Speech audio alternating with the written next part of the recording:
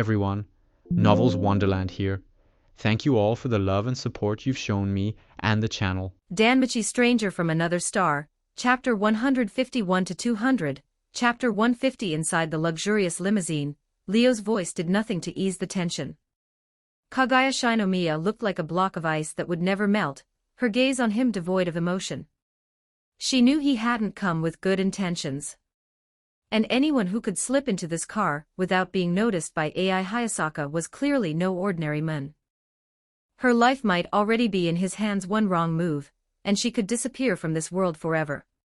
Yet she wasn't especially afraid. Because if he wanted her dead, he would have done it already. The fact that he hadn't meant he wanted something. And whatever that was, it meant she still had value to him. As long as that was true, she wasn't in immediate danger. Eligos. I've heard that surname before, Kaguya said calmly. One of the 72 pillars. Ranked 15th. A Duke-class devil family that once commanded 60 devil legions. An ancient lineage. She paused, her expression unchanged. But I also heard that the family died out. Leo merely smiled, unconcerned. Miss Shinomiya might want to keep an eye on recent developments in the underworld. If you did, you'd know that the once extinct Eligos family has been reborn. And I happen to be its surviving descendant. As he spoke, he casually flipped his hand. At some point, a steaming cup of black tea appeared in his palm, which he set down in front of her. Of course, for now I've only inherited a family that had already fallen. The Eligos family hasn't officially returned yet. But if you're interested, you can follow the Underworld's raiding games. I'll be attending as the current head of the Eligos family. Kaguya glanced at the tea but didn't reach for it. I'm not interested in devil affairs, she said flatly. And you're not here to promote yourself, are you, head Eligos? That's hard to say. Leo blinked. Maybe I came all this way to Tokyo to win the support of the Shinomiya family, the so-called heart of the nation. Then you're in the wrong place, Kaguya replied coldly. You should be talking to the main house, not me. I'm not favored. I don't have anything you want. That's where you're mistaken.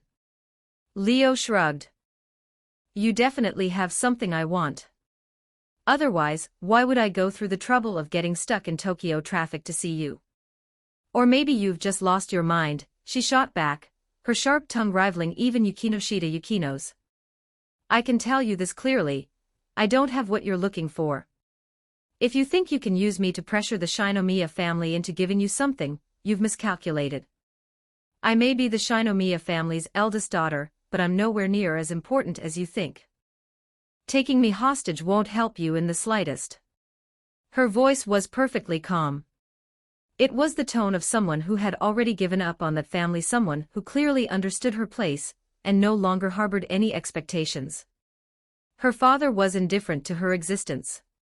Her so-called siblings didn't welcome her either. Some of them would probably be happier if she were driven out and left to fend for herself. It wasn't hard to imagine how she'd been treated all these years. So in her mind, even if Leo kidnapped her, it wouldn't accomplish anything. Her father and siblings would never sacrifice the family's interests to save her.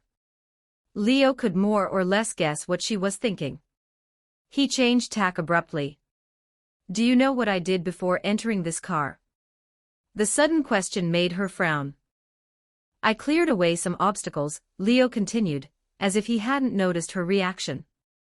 Along the route this car travels, there were 12 highly skilled exorcists lying in wait. Some were hidden in nearby buildings. Others along the roadside. A few had been tailing this car the whole time, acting as its protection. Who do you think sent them? At those words, Kaguya's arms tightened against herself, her fingers digging into her sleeves. I didn't kill them, Leo said with a smile. I just knocked them out. It wasn't easy.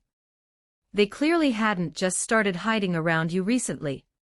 To stay concealed from your maid who has 1/4 exorcist blood for that long says a lot about their ability. An average person wouldn't be able to subdue them all while holding back. A team like that would have at least a 20% chance of successfully hunting an ultimate-class devil. And yet they were stationed near you the whole time, unnoticed by either you or your maid. So tell me, who would go to such lengths? Who cares that much about whether you live or die? Her grip tightened further, the icy mask on her face finally starting to crack. What are you trying to say? She demanded, her voice wavering for the first time. It's simple, Leo said with a narrow-eyed smile. You're far more important than you think.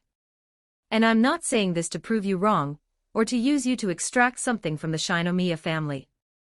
What I want isn't with them. It's with you. What is it? After a long silence, she finally asked. A stone tablet, Leo answered without hesitation. A tablet said to possess the power to foresee the future, one that records the rising and setting of the stars. Foresee the future. Kaguya frowned. I'm afraid I don't have any such. She froze mid-sentence. It was as if she'd suddenly remembered something crucial, her entire body going rigid. So you do know, Leo said lightly, having caught her reaction. After another long silence, Kaguya replied. I don't have that thing. You've come to the wrong place. That's not what your reaction just now suggested. Leo stared at her intently. I don't have it, she repeated, forcing herself to stay calm. If I really possessed a treasure like that, I wouldn't be nothing more than an unfavored eldest daughter. That argument wasn't unreasonable. Throughout history, powers like prophecy and foresight had always been mysterious, rare, and immensely powerful abilities even gods didn't necessarily possess, let alone objects. Artifacts with such powers were coveted even by gods. It wouldn't be strange for multiple factions to go to war over them. Of course, not all treasures were equal. Even prophetic artifacts varied in strength. The most powerful could draw divine intervention, the weaker ones weren't enough to tempt those lofty beings. The Tablet of Destiny fell into the former category. Otherwise, even Tiamat the Chaos Karma Dragon wouldn't be so fixated on it. If Kaguya truly possessed such an artifact, using it to change her fate wouldn't be difficult. Assuming she could use it at all. Powerful artifacts are rarely easy to use, Leo said slowly, watching her. Even if someone owns the Tablet of Destiny, they might not know how to activate it. Or they might not be able to use it at all, leaving it to gather dust. Judging from your reaction earlier, you know that such a tablet exists in your possession. You just didn't connect the dots at first, or you didn't know it had that kind of power. That's why you were so certain at the start, and why you froze afterward. But then you changed your stance and firmly denied having it. Because you realized how extraordinary its power is, and you don't want to hand it over. He paused. Is that tablet something extremely important to you? At the end of his sentence, he noticed her biting her lip. That alone gave him the answer. So it really is important to you, Leo sighed. Even if you don't know its true nature or power. That complicates things. I'd rather not walk away empty-handed. Kaguya said after regaining her composure. Are you going to take it by force? I'm a devil, not a bandit, Leo replied calmly. If I can help it, I prefer a fair trade. Which meant that if necessary, he would still take it. She didn't bother saying that out loud. It wouldn't change anything. Even setting aside whether the hidden exorcist team really existed, the fact that he could slip past Ai Hayasaka without a sound already proved they couldn't stop him. So Kaguya chose the smarter approach. Then let's hear it, she said. How do you plan to make this a fair trade? She didn't believe he could persuade her. Because that tablet really was important to her. She didn't know it was the Tablet of Destiny, nor did she know about its power. But it was the only thing her father had ever given her. As Surzex had said, the Tablet of Destiny was originally a Shinomiya family heirloom, stored in the main house. Shinomiya Gonin had studied it for a time, and even brought it to the 5 great clans for appraisal. No one could figure out how to use it. They could only tell from its material that it was extremely valuable, nothing more. After all, it had once belonged to Tiamat, and had been lent to the original Red Dragon Emperor. That emperor's defeat dated back thousands of years. The tablet had passed through countless hands since then, its true nature and method of use long forgotten. Only because the Maos had mobilized the entire underworld to investigate for Leo did its whereabouts finally come to light. Otherwise, it might have remained buried in obscurity forever. Unable to learn anything from it, Shinomiya gone and tossed it into the family collection. Later, when Kaguya wandered in by chance and unknowingly took it out, he never reclaimed it. More accurately, he simply didn't take it back. Perhaps he chose to pretend the matter didn't exist. Or perhaps he truly intended to give it to her. Kaguya didn't know. All she knew was that he hadn't taken it back. So she treated it as a gift from her father. Given how indifferent he'd always been, receiving even something like this meant a lot to her. She wasn't particularly attached to it as a treasure, but she didn't want to give it away. That was until Leo said something that shattered her composure. "I can let you see your mother," he said softly. "Or speak with her." Kaguya snapped her head up, staring at him. "Are you mocking me?" For once, anger bled into her voice. "Do I look like I'm joking?" Leo replied coolly. "Would there be any point?" "My mother." She tried to speak, furious, but he cut her off. "Your mother passed away shortly after giving birth to you," Leo said bluntly. "But don't forget I'm a devil. A devil who lives in the underworld. As long as a soul didn't go to heaven or the realm of the dead, and is still lingering in hell, I have a chance of finding it. And if I do, then you'll have your chance to speak with her." Kaguya was stunned into silence, her breathing stopping altogether. Her heart descended into complete turmoil at his words. Equals dash equals dash equals dash equals dash equals dash equals dash equals dash equals dash equals dash equals. You can read up to chapter 190 on patreon.com/NIAXD. Chapter 152, Chapter 151. 1985 words. In many people's eyes, Kaguya Shinomiya was like a chilling Japanese doll, cold, indifferent, and seemingly devoid of emotion. But Leo knew better. That ice Kaguya persona was nothing more than a hardened facade she had created to protect her true heart. Her mother had passed away not long after her birth, and her father had remained distant ever since. Deep down, Kaguya had always yearned for familial affection. That was why, even though she no longer held any expectations for the Shinomiya family, she still cherished the stone tablet she believed her father had given her. To her, it was proof of that lingering desire for family. Because of this, Leo had already made up his mind before coming to Tokyo. He would approach her through that longing for kinship and make her willingly hand over the tablet of destiny. His plan was simple in concept, if not in execution: help Kaguya find her mother's soul. Give her a chance to see her mother one last time, or, at the very least, speak with her once. That would be his bargaining chip. But even something that sounded as simple as meeting or speaking to one's deceased mother was far from easy. Once the souls of the dead entered the underworld, they didn't linger. They were sent onward to different destinations. There was a region within the underworld dedicated to managing souls, the first stop for those who died in the human world. From there, some were dispatched to the depths of hell in the lower layers of the underworld, a realm people referred to as the realm of the dead. Others were sent to limbo or purgatory, places where devout believers went after death. After cleansing their souls there, they would be permitted to enter heaven, leaving the underworld entirely. Neither of those places was somewhere you could just waltz into. The realm of the dead was the domain of the god of death. It was crawling with reapers responsible for guiding souls, and the god of the realm of the dead himself presided there. While the underworld and the realm of the dead currently maintained a tense but non-aggressive relationship, they detested one another. Any outsider who trespassed would inevitably be targeted by the reapers, or even the god himself. As for limbo and purgatory, the church collectively referred to them as the afterlife. They were said to have been defined by the God of the Bible, with the realm of the dead as a reference. In other words, they were heaven's territory. Whether devil or fallen angel, stepping foot there would immediately draw the hostility of heaven. Because of this, even though devils and fallen angels resided in the underworld and hell, the number of souls they could actually control was extremely limited. Most souls eventually went to the realm of the dead, or the afterlife.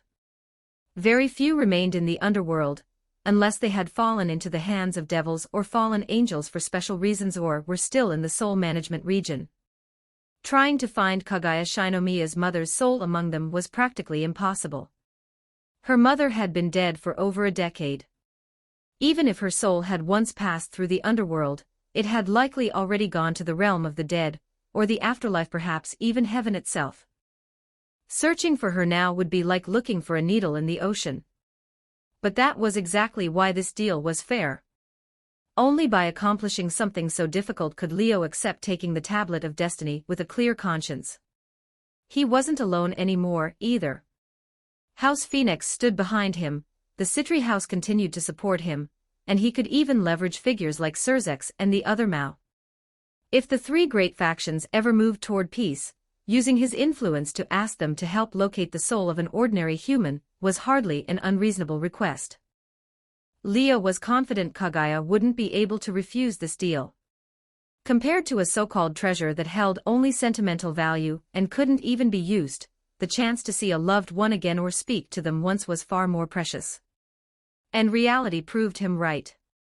"Can you really let me see my mother?" After a very, very long silence, Kaguya finally spoke.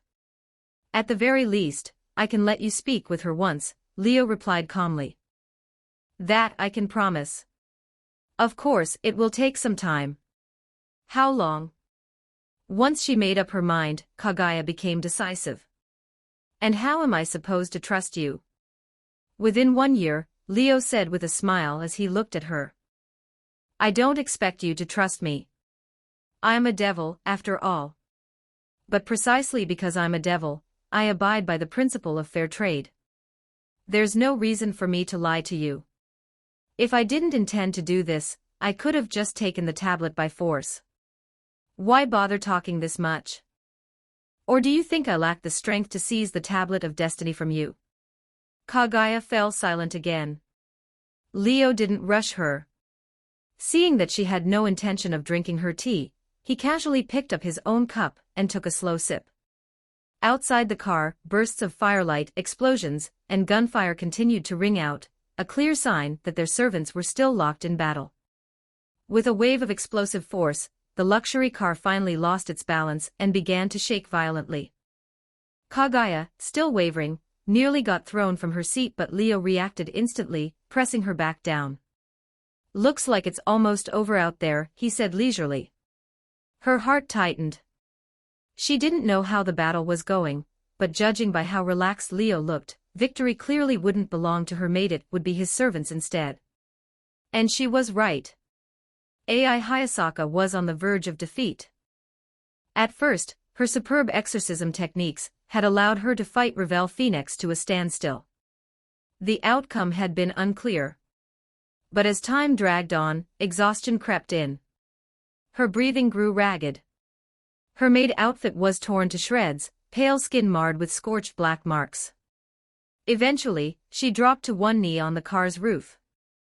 Ravel's attacks worked on Hayasaka, but Hayasaka's attacks did nothing in return. Against Ravel's immortal body, they were completely ineffective. Ravel still looked utterly unscathed. As the fight continued, Hayasaka's injuries accumulated until she could no longer hold on, while Ravel remained energetic and composed. Before long, she would surely take Hayasaka down completely. Whether Hayasaka would survive afterward was anyone's guess. With that thought, Kaguya finally made her decision. "I agree to give you the tablet." She spoke as if sighing. Leo smiled. "Then the contract is sealed." 10 minutes later, the luxury car drove into a Western-style mansion and came to a stop at the front gate. Ai Hayasaka, covered in wounds, helped Kaguya out of the car. When she saw Leo step out as well, shock filled her face. She hadn't sensed his presence at all, not when he infiltrated the car, not when he spoke with Kaguya. She had been less than a meter away, right on the roof. This man was dangerous. Extremely dangerous. She wasn't even close to being his match. "Are you okay, Hayasaka?" Kagaya asked softly, her expression shifting despite her composure. This was the first time she had ever seen Hayasaka in such a miserable state. In the past, she'd been targeted by attackers before, some even high-class devils or powerful fallen angels. But every one of them had been dealt with by Hayasaka, and none had ever inflicted injuries this severe. The realization hit her hard. Hayasaka wasn't invincible. If today's attackers hadn't come without malicious intent, if they hadn't adhered to a fair trade, both mistress and maid might have been in grave danger. "I'm fine," Hayasaka said, shaking her head. "She didn't intend to kill me." As she spoke, Hayasaka looked up at the night sky, drawing Kagaya's gaze with her. Only then did Kagaya see it, a beautiful girl descending from above, flame-like wings spread wide. "Leo-sama." Ravel landed beside him, retracting her fiery wings as she looked up at him. "Well done," Leo said, smiling as he patted her head. Compared to Hayasaka's battered state, Ravel was completely unharmed. "It was nothing," Ravel replied. She seemed unaccustomed to the intimacy, but she didn't resist. Instead, she lowered her head shyly, a faint blush coloring her cheeks. Leo chuckled. At Sundara, who was proud, strong, and brilliant, yet this easily flustered. The contrast was amusing. "So that's Ravel Phoenix's master," Hayasaka murmured, her gaze heavy with caution. "Phoenix?" Kagaya's eyes changed as well. House Phoenix ranked 37th among the 72 pillars, squarely in the middle. While the ranking wasn't particularly high, they still held the title of Marquis, only one step below Duke-ranked House Eligos. But considering the special nature of House Phoenix and the current state of House Eligos, their standing in Devil Society was likely even higher. A noble daughter from such a family had no reason to become someone else's servant. With evil pieces, she could easily have been a king piece herself. And yet, here she was serving Leo Eligos. What did that imply? Kagaya's understanding of Leo's background deepened, and with it, her confidence that he would honor his promise. A devil of such standing wouldn't stoop to deceiving an ordinary human girl. Nor would he fail to keep his word. "You should rest, Hayasaka," Kagaya said quietly. "Leave the rest to me." "No," Hayasaka refused immediately. "I have to stay by your side." Her guarded gaze toward Leo and Ravel made her stance clear. She wasn't about to leave Kagaya alone with potentially dangerous individuals. Kagaya seemed like she wanted to say something, but seeing Hayasaka's resolute expression, she stayed silent and turned toward the mansion. Hayasaka followed, leaving Leo and Ravel behind. "Still not done?" Ravel asked loudly. "It's settled," Leo replied with a nod. They waited for about 15 minutes before Kagaya and Hayasaka emerged from the mansion. Hayasaka was still covered in wounds, her clothes unchanged. In Kagaya's hands, however, was an old, battered stone tablet. "That should be what you're after," Kagaya said flatly, tossing it to Leo. He caught it and examined it. At first glance, it looked like nothing more than an ancient slab of stone. But its surface was carved with countless stars, radiating mystery. The star patterns seemed chaotic, yet carried an underlying order. As Leo focused on them, he felt as if he were being drawn into a vast cosmos, watching stars rise and fall. "So this is the Tablet of Destiny," Ravel murmured. "Seems like it," Leo replied. He couldn't sense any obvious power from it, but the strange visions alone told him it was anything but ordinary. Whether it truly was the Tablet of Destiny would have to wait until they brought it to the familiar forest and handed it to Tiamat for confirmation. If it checked out, then Tiamat's request would be complete and Leo would receive those two exceptional servants no one had ever managed to reincarnate successfully. His strength would grow once more. "You have what you wanted," Kagaya said quietly. "I hope you keep your promise." "Don't worry," Leo replied. "You'll have your answer within a year." He handed the tablet to Ravel, nodded to Kaguya, and activated a magic circle beneath his feet. In the next moment, Leo and Ravel vanished. Kaguya and Hayasaka stood there in silence for a long time. "Milady." Hayasaka hesitated, then fell quiet. Kaguya stared at the place where Leo had disappeared. In her calm heart, a faint, barely perceptible mix of hope and unease began to surface. "Mother." Her weak whisper was carried away by the night wind, fading like a quiet lament. Equals dash equals dash equals dash equals dash equals dash equals dash equals dash equals dash equals dash equals. You can read up to chapter 191 on Patreon. com/NIAXD.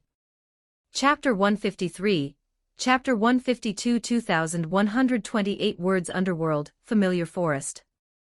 When a magic circle glowing with red light appeared at the forest's entrance, Leo and Ravel stepped out of it. Both of them came from pureblood devil families, so the familiar forest wasn't unfamiliar territory. This time, they weren't here to look for familiars either. Unlike the last time Leo had brought his servants along and carefully explored the area, they didn't bother taking it slow. They spread their devil wings and flame wings and flew straight in, heading directly for the deepest part of the forest. Flying so openly through the familiar forest was bound to draw attention from the monsters living there. But the moment Leo released the demonic power of an ultimate-class devil without any restraint, most of the creatures immediately scattered and hid, not daring to show themselves. This allowed the two of them to pass through smoothly, reaching the forest's core and arriving before a lake. This lake was even larger than the one Leo had stumbled into last time with Yukinoshita Yukino and the others, when they encountered the Hydra. Standing on the shore, it was impossible to see the opposite bank. All that stretched out before them was a horizon line merging into the night sky. Someone unfamiliar with the area might have mistaken it for the sea rather than a lake. Tiamat-sama. Leo Eligos seeks an audience. Tiamat-sama. Leo Eligos seeks an audience. As soon as he landed by the lake, Leo called out loudly. His voice echoed over the water, reverberating like a rolling echo. The very next second, a thunderous sound came from the lake. The previously calm surface was violently disturbed as a massive figure emerged from beneath the water, sending huge waves crashing outward and filling Leo and Ravel's vision. It was a giant dragon covered in sky-blue scales, like the heavens themselves. The dragon radiated an overwhelming presence. The dragon aura surging from her body was strikingly clear and terrifyingly powerful, enough to make Ravel standing behind Leo grow tense without realizing it. That's the legendary Dragon Queen, the strongest among the 5 great dragon kings, the one known as the Chaos Karma Dragon, Tiamat. Overwhelmed by that colossal body and oppressive presence, Ravel began to tremble. Nothing's going to happen. Leo patted her shoulder to reassure her, his eyes never leaving the enormous figure before them. The sky-blue dragon slowly opened her eyes, as if awakened from a nap. Her massive vertical pupils shifted, locking onto Leo. "So it's you, kid." A familiar voice came from the dragon's mouth. The next moment, the sky dragon spread her wings and flew toward the shore. As she moved, her body began to change. By the time she landed in front of Leo, the dragon was gone, replaced by a mature woman with beautiful, long sky-blue hair. "Aren't you training in your own territory right now? What brings you to my place?" Tiamat asked. Her aura was cold, but her tone toward Leo was casual and familiar, as if they had known each other for a long time. "You even know I came to the underworld to train." Leo blinked, genuinely surprised. "Ajuka told me," Tiamat replied, looking him over as if checking whether he had changed in any obvious way. "He thought you might come ask me for help with training, so he gave me a heads up and asked me to help you within my means." Leo nodded in understanding. Still, why would Amau think he might come to Tiamat for training? Was it because he assumed Leo would look for a powerful existence to spar with and improve his combat ability? That wasn't impossible. Among everyone Leo knew, aside from the Mao themselves, Tiamat was probably the strongest. If he really wanted a powerful opponent to train against, she would naturally come to mind. The one behind you should be from House Phoenix, right? Tiamat said, having noticed Ravel. That familiar scent of flames, aside from phoenixes, I don't think any other devils give off that kind of presence. Greetings, honored Dragon King, Tiamat-sama, Ravel said immediately, bowing respectfully. I am Ravel Phoenix, eldest daughter of House Phoenix. I currently serve as Leo-sama's rook piece. I look forward to your guidance. Tiamat looked surprised at first, then laughed.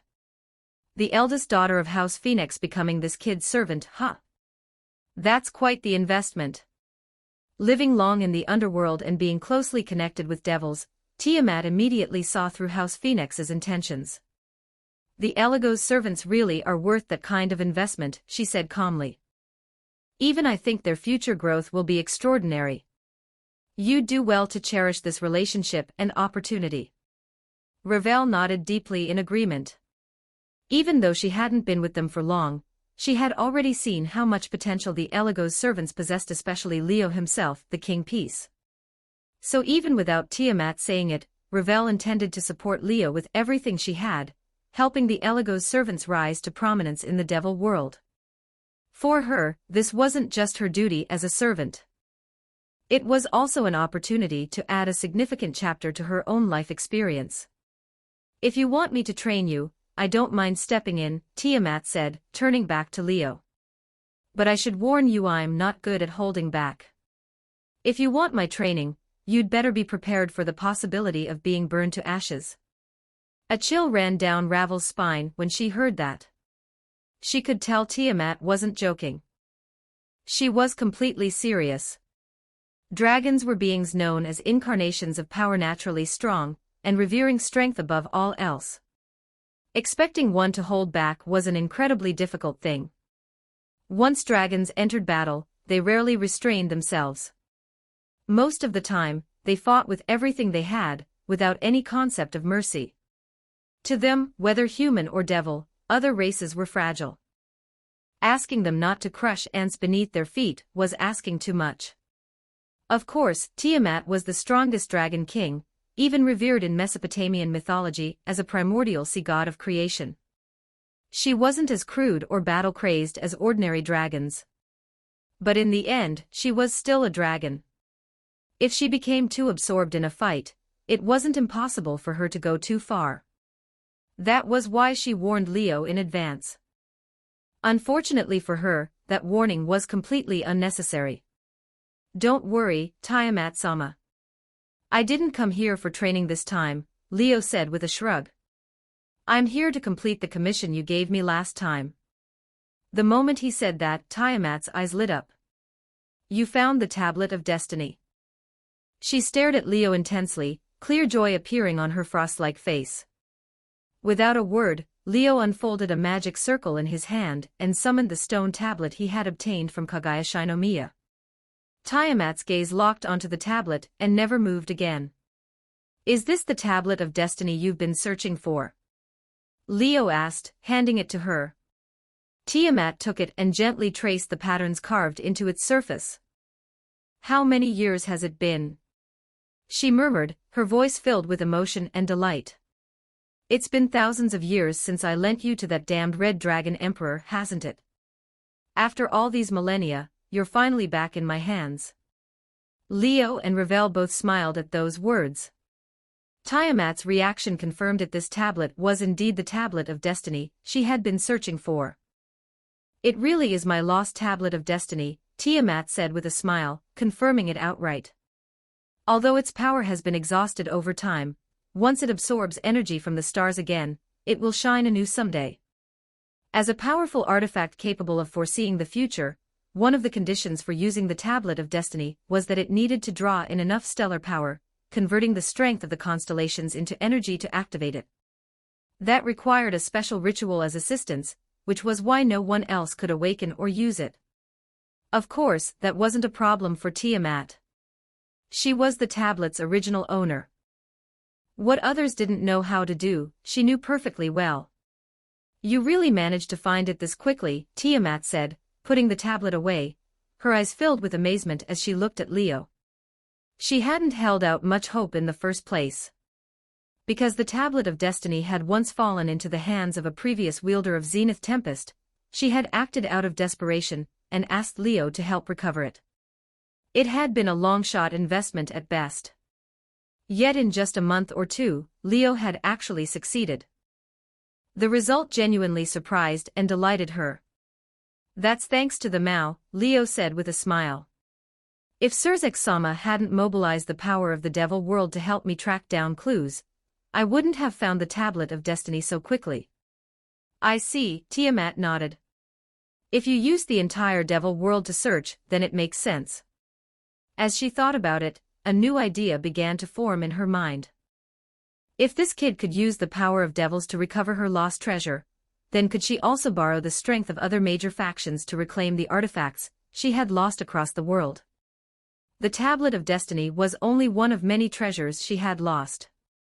Countless others were scattered across the world, with many even being stored in the vaults of various major powers. If there were a way to make those factions owe her a favor or force them to grant her a wish, would it be possible to recover those treasures as well? But how to do it would require careful planning. While these thoughts ran through her mind, Tiamat spoke to Leo. "Since you've recovered the Tablet of Destiny for me, I'll naturally honor my promise and hand over the 2 children I once saved," she said seriously. "However, I must warn you, if you can't reincarnate them as devils, you won't be allowed to take them away." Tiamat had mentioned this before. It wasn't that no one had ever tried to take those 2 in as servants, but every attempt had ended in failure. Their potential and abilities far exceeded the value of ordinary evil pieces. Either they required mutation pieces for reincarnation, or the Devil King piece himself needed overwhelming power, and had to expend multiple evil pieces to succeed. As a result, everyone who tried had failed. Tiamat didn't mind introducing the 2 girls to Leo. She would even help persuade them to willingly become his servants. But if Leo couldn't reincarnate them, she wouldn't let him take them away. Among the devils who tried before, wasn't there anyone with mutation pieces? Or anyone powerful enough to use multiple evil pieces to reincarnate them? Leo asked.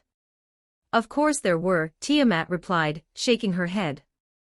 "But those 2 are a very special pair of twin sisters.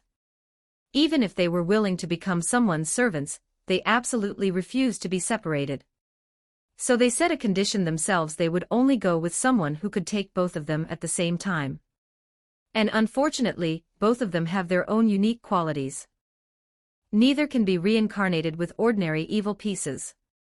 To take them away, you'd need either 2 mutation pieces, or you'd have to be a Mao-class existence or higher, capable of using multiple pieces to claim them." Hearing that, Leo immediately understood how harsh those conditions were. If only 1 mutation piece were required, it wouldn't be too difficult. Roughly 1 out of every 10 high-class devils possessed one. But high-class devils who owned 2 mutation pieces at the same time were extremely rare, possibly non-existent. At least in the original story, no one possessed more than 2. Even Rias only had a single bishop piece that was a mutation piece. Later, she used 8 pawn pieces to reincarnate the original protagonist, and only after his unique transformation did those pawn pieces gradually turn into mutation pieces. In other words, Rias was the only devil in the original story to ever possess multiple mutation pieces, and even that was something that happened later. At the beginning, she had only 1. Under those circumstances, it was no surprise no one had been able to take the twins away unless they were Mao-class or above. And how many such existences were there in the devil world? Even if there were, their servant slots were probably already nearly full. "Go ahead and take him to meet them," Tiamat said calmly. Leo nodded. A quiet sense of anticipation stirred in his chest. Equals dash equals dash equals dash equals dash equals dash equals dash equals dash equals dash equals dash equals. You can read up to chapter 191 on patreon.com/NiaXD. Chapter 154, Chapter 153, the 12044 words Underworld, Mao territory. As the name implied, this was land that belonged to the Mao. In the Devil territories, near what could be called the center, there was a region that didn't belong to any noble house, nor was it the domain of any pureblood devil family. It was designated under the Mao's name territory owned directly by the Mao. Right now, high above Mao territory, a sky-blue dragon cut through the night, flying toward a sprawling city. You settled those sisters in Luciferd? Leo asked. On the dragon's head, Leo and Ravel sat side by side, talking with the dragon beneath them. That's right, Tiamat's voice rumbled out from the sky dragon's mouth. They're not monsters like me, and they're still young. Keeping them in the forest living a monotonous life would be cruel. So I arranged for them to live in an estate in Luciferd, where they can live like ordinary people. Luciferd had once been the city where the old Mao Lucifer resided, the territory of the first-generation Mao, Lucifer. It had once been the capital of the underworld. But after the old Mao faction completely withdrew from ruling the devil world, the capital moved to Lilith. Luciferd became the former capital, no longer the center of everything.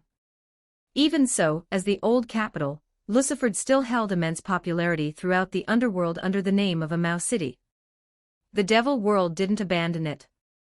They continued to develop it, and as a result, Luciferd had become a bustling metropolis second only to the new capital, Lilith. It housed numerous administrative institutions as well, drawing devils from all across the underworld. From time to time, the Mao and the upper echelons of the devil world would come here to work. Many large-scale events were also held in Luciferd, so its prosperity was in no way inferior to Lilith's. Tiamat had deep ties with the devil world. Few knew where she truly stood, but as an ally acknowledged by the current Mao Beelzebub and an underground referee for raiding games, owning an estate in the old capital of Luciferd was effortless for her.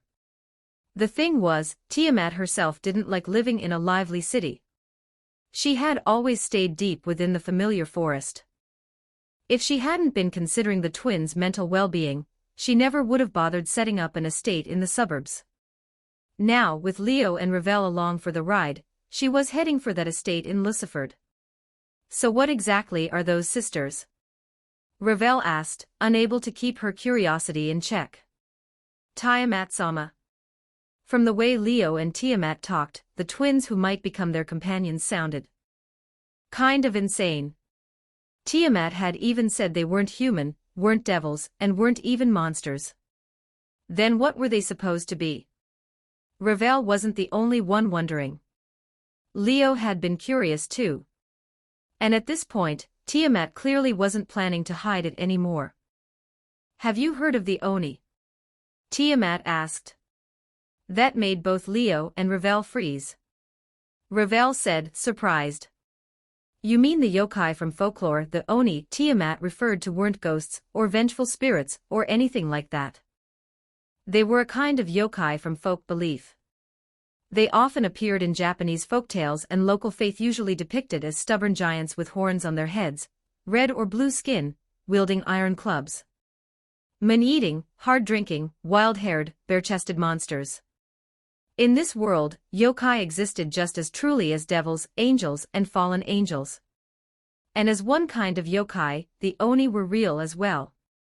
But unlike the legends, the Oni of this world weren't wild-haired, blue-faced monsters with fangs. Most of them looked humanoid beings whose appearance matched humans. They were born with terrifying physical strength. Even a 3-year-old could swing a spiked club weighing over 100 kilograms and go to war. They didn't eat people or drink themselves senseless, but most had violent temperaments.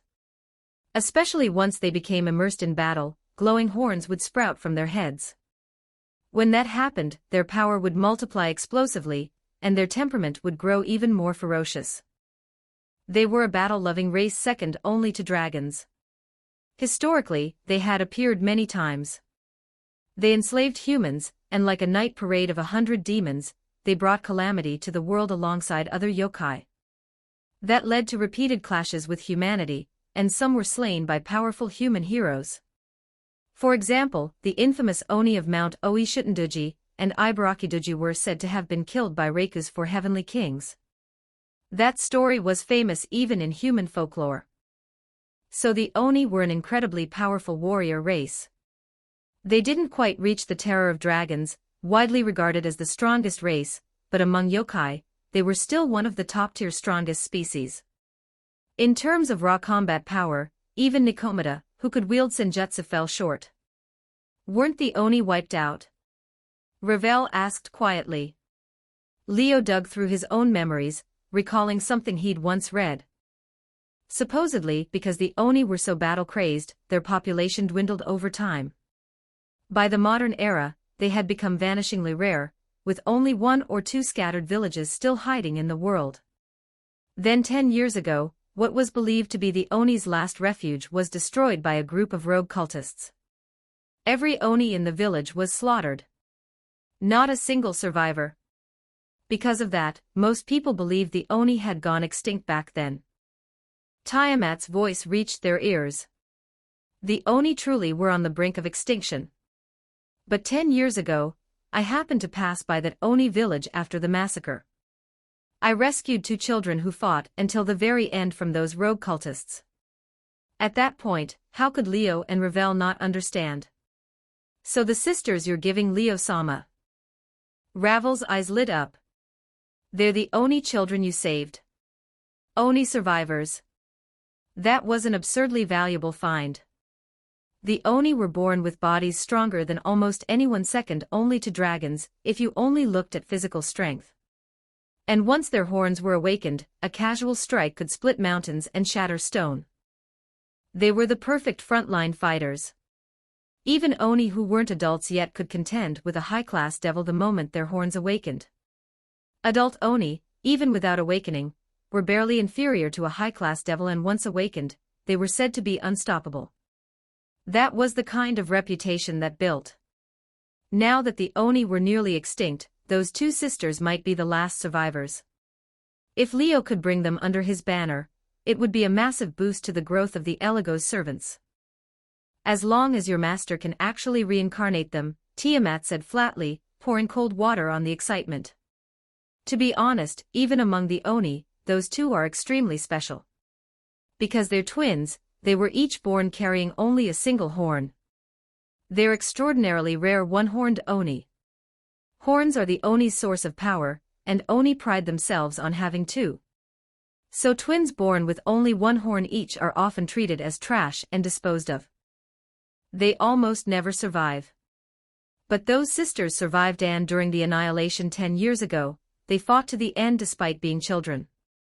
That alone was enough to show how abnormal those sisters were. And what Tiamat said next only confirmed it. The older sister is exceptionally gifted, a child prodigy that only appears once in a century, hailed as the reincarnation of the Oni god. Before she was even 10, she was already the strongest among her people, praised and expected by her parents and clan. The younger sister's talent is far inferior to her sister's. But she has a trait: once her horn awakens, she enters a complete berserk state, and her power skyrockets. In that state, even among the Oni, only her sister could stop her. The clan feared her. That's why they were called the one-horned Oni god. Either one of them carries terrifying power within. The one-horned Oni god. Just that title alone said everything about how dangerous and special they were. No wonder so many devils couldn't reincarnate them. Ravel muttered under her breath. Just hearing it like this, she could already tell how hard it would be. If it were only one, a single mutation piece would probably solve it.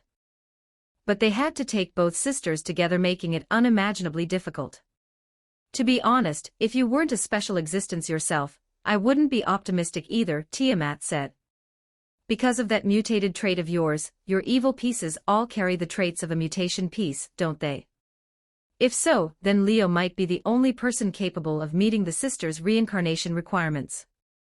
I hope you succeed, Tiamat said, her voice quieter now. That way, those sisters can finally have a place to belong. As she spoke, she began to descend. Ahead of them, a prosperous city came into view. Luciford, outskirts.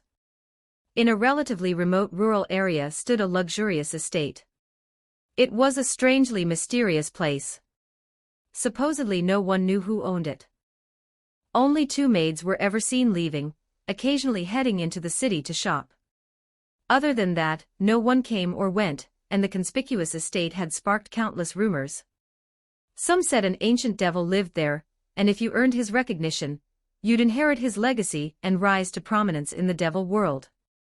Some said a hidden treasure was stored inside enough wealth to buy an entire city. Some said a terrifying monster was sealed within, and if anyone broke in recklessly, the seal might be undone and disaster would befall the underworld. Others claimed a powerful weapon slept there, and whoever obtained it could dominate the entire underworld and become a Mao. Because of those rumors, plenty of devils had tried to sneak in over the years.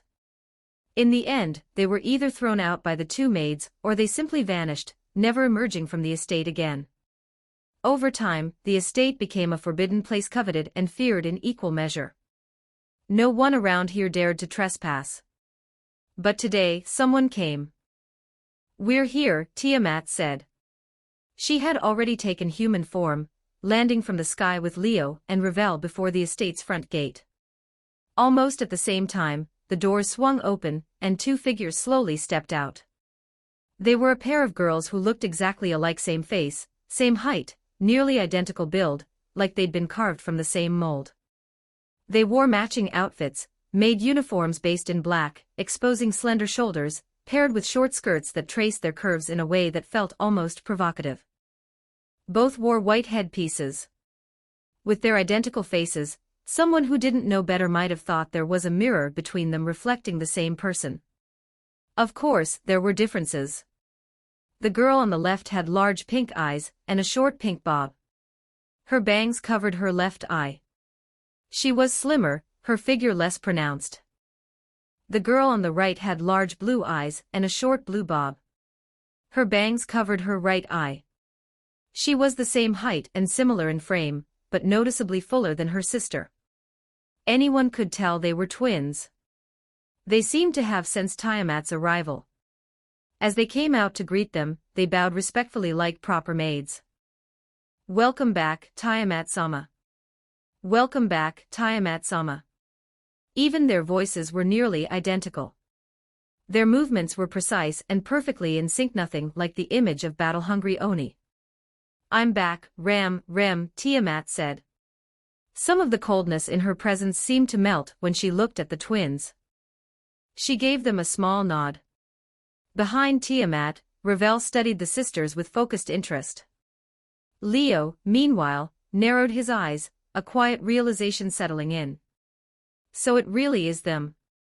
After hearing Tiamat's description, he'd already suspected these might be people he knew. And sure enough, "These are the Oni's last descendants," Tiamat said to Leo. "The one on the left is the older sister, Ram. The one on the right is the younger sister, Remington." Then her gaze sharpened. "From here on out, it's up to you. Equals dash equals dash equals dash equals dash equals dash equals dash equals dash equals dash equals dash equals." You can read up to chapter 193 on patreon.com/NIAXD. Chapter 155, Chapter 154 2034 words inside the mansion, within a vast reception hall. "Guest, please enjoy some tea. Guest, please have some sweets." Ram and Rem placed a cup of black tea and a plate of snacks in front of Leo respectively, then stepped back behind Tiamat, standing as though they were her personal maids. The two of them remained expressionless the entire time. Leo's arrival didn't seem to spark even the slightest curiosity. Their gazes lingered on him only briefly at the beginning, before they stopped paying him any attention at all. As for Ravel, she had been completely ignored from start to finish. No, ignored wasn't quite right. It wasn't that the sisters were being rude, they were simply indifferent to both Leo and Ravel.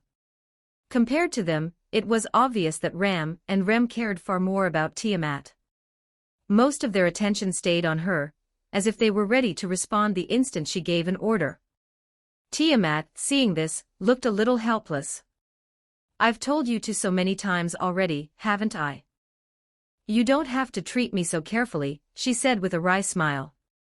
"I'm not actually making you into maids. And yet you went and changed into maid outfits anyway. I even told you to change back and you refused. Honestly." Ram and Rem looked completely used to her exasperation. Rem only wishes to repay Lady Tiamat for saving our lives, Ram said calmly. Even though we know Lady Tiamat doesn't need it, this is all we can do. Rem feels the same, Rem added softly. Whatever my sister does, Rem will do as well. Please don't mind such a small thing, Lady Tiamat. They spoke in nearly identical tones. If not for the slightly different wording, they might as well have been echoing each other. Forget it. I can't argue with you, Tiamat said, sighing. Thinking back on how many times this exact scene had already played out, she gave up entirely. Saving the two of you back then was purely a coincidence.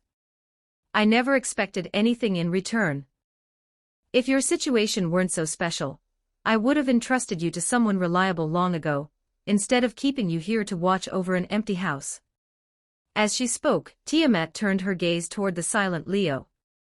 Like I told you earlier, there's an extremely dangerous power hidden inside these two, especially Remington. Once her horn is activated, her strength skyrockets instantly and she loses control. That's why I didn't dare hand them off casually. I could only keep them by my side for the time being. At those words, Rem's eyelids lowered slightly. For the first time, a hint of emotion appeared on her face. Rem remained expressionless, but it was as if she had already guessed something. Her eyes began drifting toward Leo from time to time, observing him closely. Under those circumstances, Tiamat finally revealed the sister's last secret to Leo. Honestly, I know better than anyone that keeping Ram and Rem by my side isn't a good thing for them. It's not just because my life as a dragon is completely incompatible with theirs. More importantly, their condition needs to be handled by someone capable and trustworthy if it's ever going to improve. That's why I've always been introducing high-class devils to them, hoping they could be reborn as devils. Only then did Leo and Ravel finally understand why Tiamat had been so eager to sell the sisters off. One reason was the huge difference between her lifestyle and theirs. The other was that both sisters had serious problems of their own. Rem's issue was already clear. Once she activated her horn, she would go berserk and lose control, unleashing terrifying power. Back in the Oni village, only Ram, the naturally gifted divine child, had been able to stop her. But after the Oni village was destroyed, although Tiamat managed to save both sisters, Ram had also been severely injured in that battle. Her horn, the source of her power, had been severed, drastically weakening her strength, and leaving her dependent on others to supply her with power. In that state, Ram could no longer stop Rem when she went out of control. In fact, she needed help herself just to get by. That was why Tiamat had no choice but to keep them close, constantly supplying power to Ram, while also restraining Rem whenever she lost control, and helping her return to normal. But if someone could turn them into devils, both problems would be solved, Tiamat said, laying out her plan. A devil reincarnation ritual using evil pieces can grant new life to the target even when they are on the brink of death, reviving them entirely. So if someone used evil pieces to reincarnate Ram as a devil, her horn would be restored, her full strength would return, and the issue of her needing outside support would disappear. At the same time, the trait granted by the evil pieces would strengthen Rem herself, allowing her to control her power better and reduce the chance of losing control. That was the real reason Tiamat had been trying to pass these Oni twins on to someone else. Unfortunately, reincarnating them is incredibly difficult, Tiamat said, looking at Leo with clear anticipation. Over the past 10 years I've found quite a few promising devils, but none of them succeeded. If even you fail, then I truly won't know who else could help them. It was obvious that Tiamat had very high expectations for Leo. That made Leo's gaze toward her turn a little complicated. So you already believed I could help them, he said dryly, yet you still made me find the tablet of destiny before you'd even consider handing them over. He was speechless. Wasn't this just freeloading with extra steps? I just thought highly of you. That doesn't mean I was guaranteed to give them to you, Tiamat replied with a smile. You're not a special case either. Everyone I brought here before helped me in one way or another before earning a chance. asking you to find something for me isn't exactly unfair, is it? Even though becoming devils would benefit Ram and Rem, they were still people she had saved and kept by her side for 10 whole years. Tiamat couldn't just give them away casually. At worst, she could continue taking care of them herself. Why rush to make them someone else's servants? That was why, despite searching for a suitable master for them all this time, Tiamat had never intended to give them away for free. Otherwise, she could have gone straight to Ajuka and the other Mao. With talent like theirs, was she really going to have trouble finding someone willing? Now, it all depends on whether you can actually reincarnate them, Tiamat said, turning to the sisters. That's the situation. This isn't the first time, so you don't have any objections, right? Ram and Rem exchanged a glance, then looked at Leo together. If possible, Ram would like to continue serving Lady Tiamat, and doesn't want to be handed over, Ram said honestly. But continuing to trouble Lady Tiamat like this isn't right. And this is also for Ram's sake, so. Ram has no objections. Rem feels the same, Rem said with her eyes lowered, sneaking a glance at Ram before continuing. As long as my sister can recover and we stop causing trouble for my sister and Lady Tiamat, Rem is willing to be reincarnated as a devil. After a brief pause, they continued, one after the other. But Ram will only stay together with Rem, serving the same master. But Rem wants to stay with my sister, serving the same master. If you're unable to take both Ram and Rem at the same time. If you're unable to reincarnate my sister and Rem together. Then we can only ask you to leave. They spoke the final line in unison. Their tone wasn't forceful or dramatic, just calm and detached. Precisely because of that, no one doubted they meant every word. Ram and Rem had no objections to becoming devils. As long as Tiamat introduced the candidate, they were willing to try. Their only condition was that they wouldn't be separated. Whoever came had to take them both, or they would leave empty-handed. That was exactly why every devil who had tried before had ultimately failed. Tiamat asked with a smile. Want to give it a shot? Leo didn't answer immediately. Instead, he picked up his tea, took a sip, and then stood up. Ravel's gaze followed her master. Ram and Rem also turned their eyes toward him without realizing it. Under everyone's watchful eyes, Leo looked toward the space where his evil pieces were stored. There were 10 pieces left in total, 1 queen piece, 1 knight piece, and 8 pawn pieces. At that moment, the queen piece showed no reaction. The knight piece glowed brightly. But the brightest of all were the 8 pawn pieces. As the magic circle spun into existence in Leo's palm, 2 pawn pieces flew out. Seeing this, Tiamat and Ravel aside, Ram and Rem both frowned subtly. Pawn pieces? Weren't those the cheapest evil pieces? It wasn't that Ram and Rem looked down on pawns. Although pawns were the lowest-ranked evil pieces, their trait was promotion.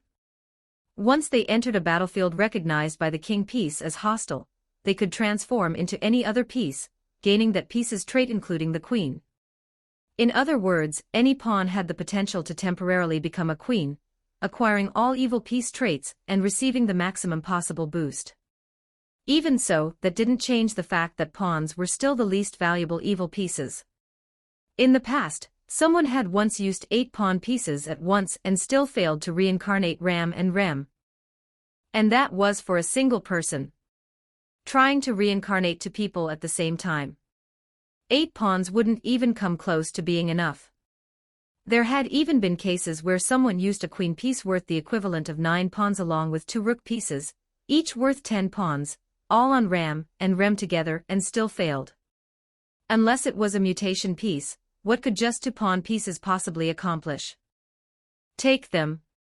Leo clearly saw their doubt but didn't explain.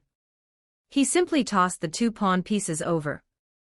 Ram and Rem caught them reflexively. After a moment of silence, they pressed the pieces against their chests. The evil pieces shattered instantly, breaking into countless particles of light that flowed into their bodies. This is, Ram and Rem's eyes flew open. They could clearly feel a surge of demonic power being born within them. Reincarnation succeeded. As that unbelievable thought crossed their minds, something even more shocking happened on Leo's side. Trait: Servant conversion is now active. Acquired basic feedback demonic power, large amount. Acquired advanced feedback sacred gear, enhanced. Acquired additional feedback race, perfect. Trait: Servant conversion is continuing. Acquired basic feedback demonic power, large amount. Acquired advanced feedback sacred gear, enhanced. Acquired additional feedback rank, 10 wings. The instant he received this information, only one thought flashed through Leo's mind. No wonder Tiamat praised their potential so highly. These were two top-tier servants. The moment that thought settled, the demonic power inside Leo exploded outward, swelling at a terrifying rate. This was a far more violent and intense enhancement than anything he had experienced before. Vast demonic power ignited around him as purple flames, the shockwave carrying tangible force as it blasted everything around him away. Leo's demonic power already boosted once before when he took Ravel as a servant and raised to the upper tier of ultimate class, smashed straight through the bottleneck this time, jumping from 8 wings to 10 wings. His devil wings unfurled behind him, slowly transforming from 8 wings into 10. At the same time, Leo's body was gradually reshaped by a mysterious force, undergoing subtle but profound changes. Deep within him, Zenith Tempest was nourished once more, receiving another enhancement after Ravel's servant conversion. Its power rose dramatically. Just like that, Leo closed his eyes and immersed himself in the transformation of his body. You can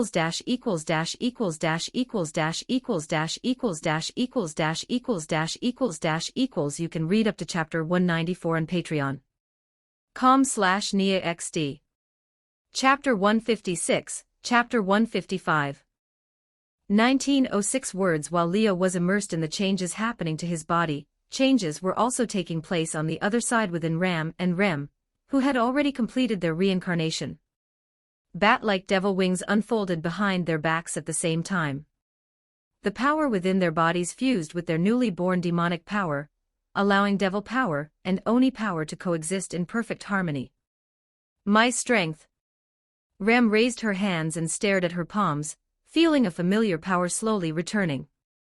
It was the strength she had lost 10 years ago. Back then, during the final battle of the Oni village, her only horn had been severed, causing her power to drain away drastically. From that moment on, she could no longer be called the strongest of the Oni. But now, under the effects of the reincarnation ritual, that power was coming back. Her horn. Ravel cried out in surprise, drawing Tiamat's gaze to Ram's forehead. There, a broken horn glowing with white light had appeared at some point. Like a lizard regrowing its tail, it was slowly regenerating. Before long, the horn was fully restored, sharp and radiant with white light. Rather than looking fearsome, it somehow appeared almost cute. It's finally back, Tiamat said, a smile spreading across her face.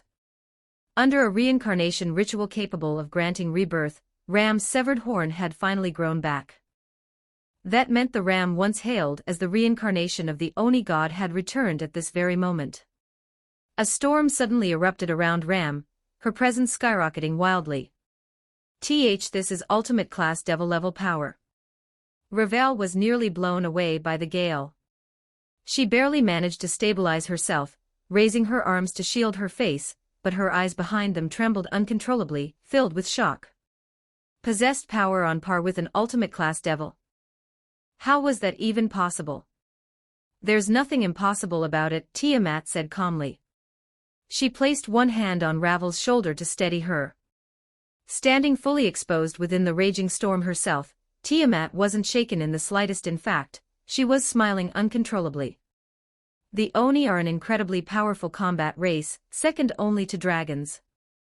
Once they reach adulthood, they already rival high-class devils. Rem was called the strongest among such a race. How could she not possess ultimate class devil level strength? That was what made Ram truly terrifying. 10 years ago, she already possessed power at this level. And back then, she hadn't even been 10 years old. Not yet 10, yet already matching an ultimate-class devil. That was even more frightening than the bloodline heirs of the Mao. In a sense, Ram can actually be considered a super devil, Tiamat continued. Just like Surzek's and Ajukashi's an existence that underwent a mutation and transcended her original race. That was why, even with only one horn, she had displayed such astonishing potential and strength. Before the age of 10, she had already reached the level of the strongest Oni, earning the title of the reincarnation of the Oni god, even being called the one-horned Oni god. That was also why reincarnating her into a devil had been so difficult. Not only did she already possess power surpassing that of a high-class devil, but having reached that level before even turning 10 meant her body clearly hid even greater potential. Without an existence surpassing Mao class, it would have been impossible to reincarnate her using anything other than a mutation piece. Even for someone beyond Mao class, successfully reincarnating her would still require multiple evil pieces.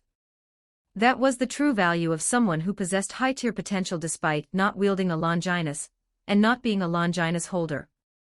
Of course, there was another such existence present.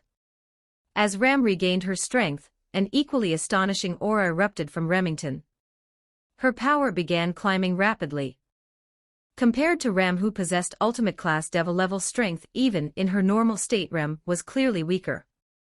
Even after reincarnation, the demonic power she released was only around mid-class devil level, nowhere near her sister. But at this moment, empowered by the evil pieces, Rem unconsciously spread her devil wings.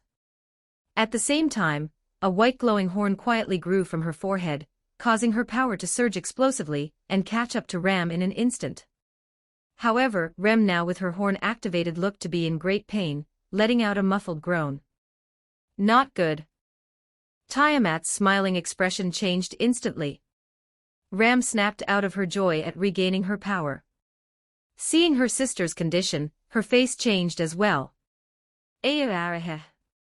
The next moment, Rem let out a shrill scream. Her blue eyes turned red, all emotion replaced by ferocity. The power radiating from her body instantly became violent and unstable, surging wildly. Before anyone could react, Rem lifted her slender leg and slammed it into the ground. A thunderous explosion rang out. Centered on Rem's foot, the ground shattered instantly. The ground collapsed. Rumble.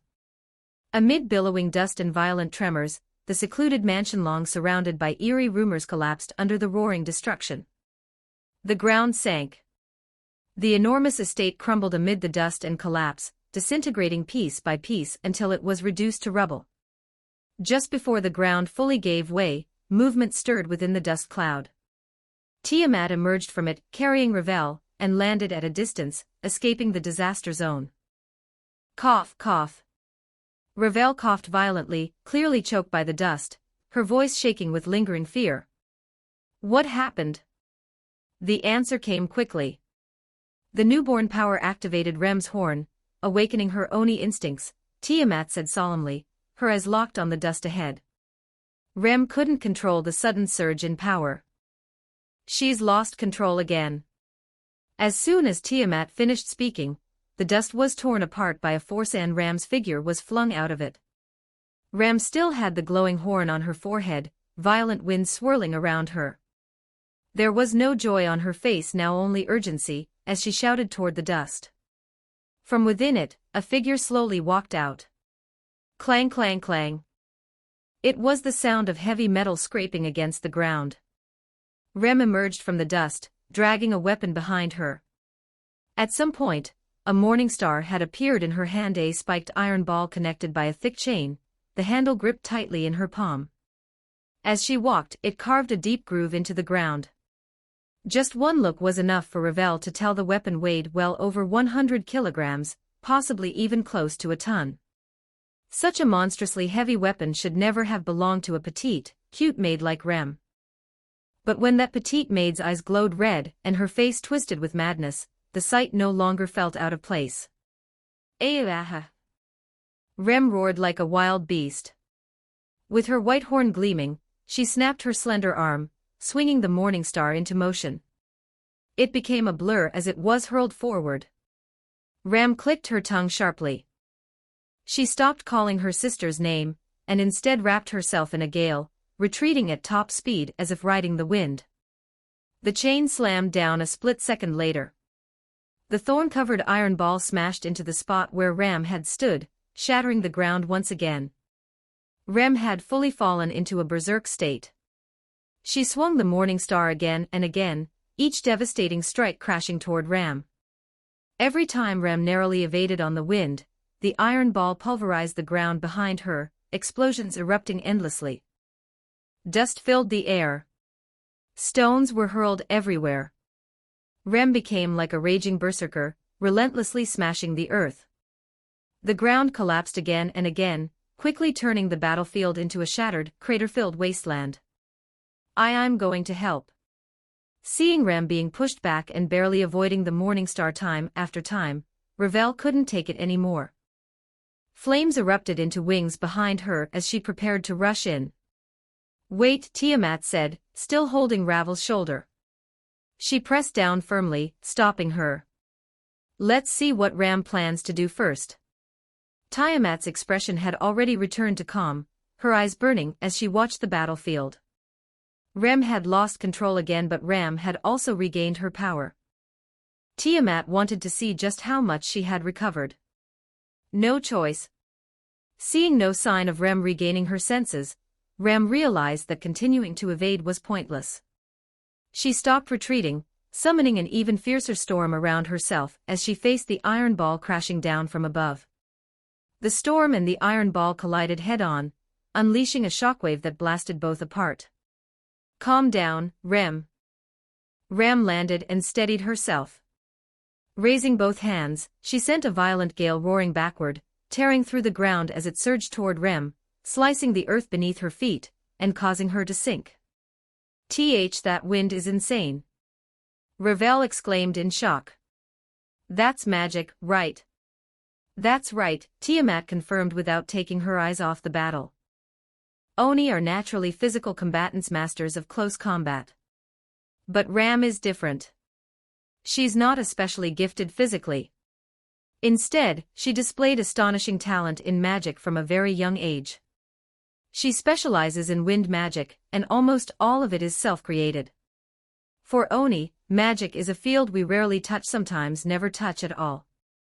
That's why the Oni village had countless magic books, most of them treated as spoils of war and abandoned in dusty storerooms, never opened.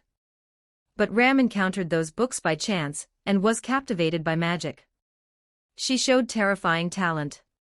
In just a few days, she mastered all the magic recorded in the Oni village's books, then went further, creating countless wind spells of her own, and becoming a powerful Oni mage. That's why Ram can be considered the Oni equivalent of a super devil, Tiamat continued. Though born an Oni, she lacked exceptional physical ability, and instead excelled at magic. It's enough to make one wonder whether she underwent a racial mutation and transcended the Oni race itself. Ram also possesses an ability called clairvoyance, a secret art only she can use.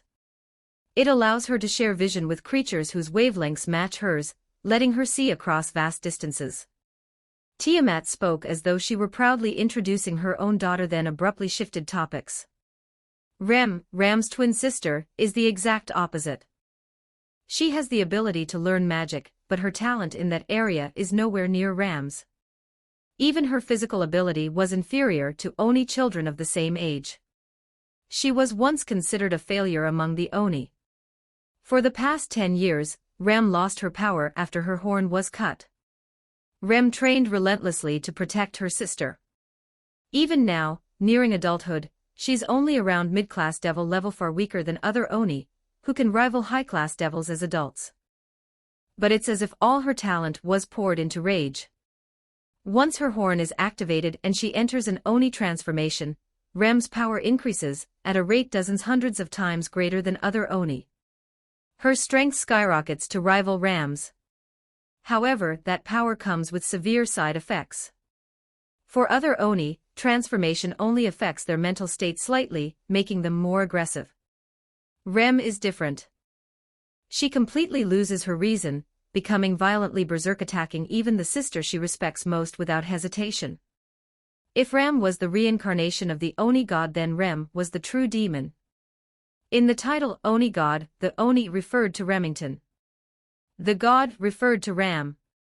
Equals dash equals dash equals dash equals dash equals dash equals dash equals dash equals dash equals dash equals. You can read up to chapter 195 on patreon.com/NiaXD.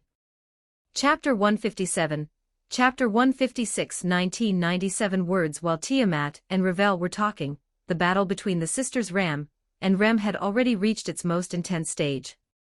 Rem, who had been buried beneath shattered stone and rubble, burst straight up from underground like an arrow loosed from a bow, shooting into the sky. The morning star in her hand swung out, the thorn-covered iron ball ripping through the air as it smashed toward Ram. It collided violently with the raging winds coiling around Ram's body, the impact turning into surging gusts that swept across the battlefield. Ram continued reinforcing the wind surrounding her, as if she were clad in armor made of compressed air. Again and again, she deflected Rem's morning star.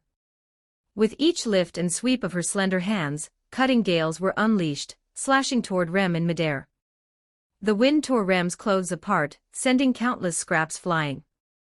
However, after entering her Oni transformation, Rem's physical strength was on a completely different level from before. The gales that could slice through the ground only managed to shred her clothing when they struck her.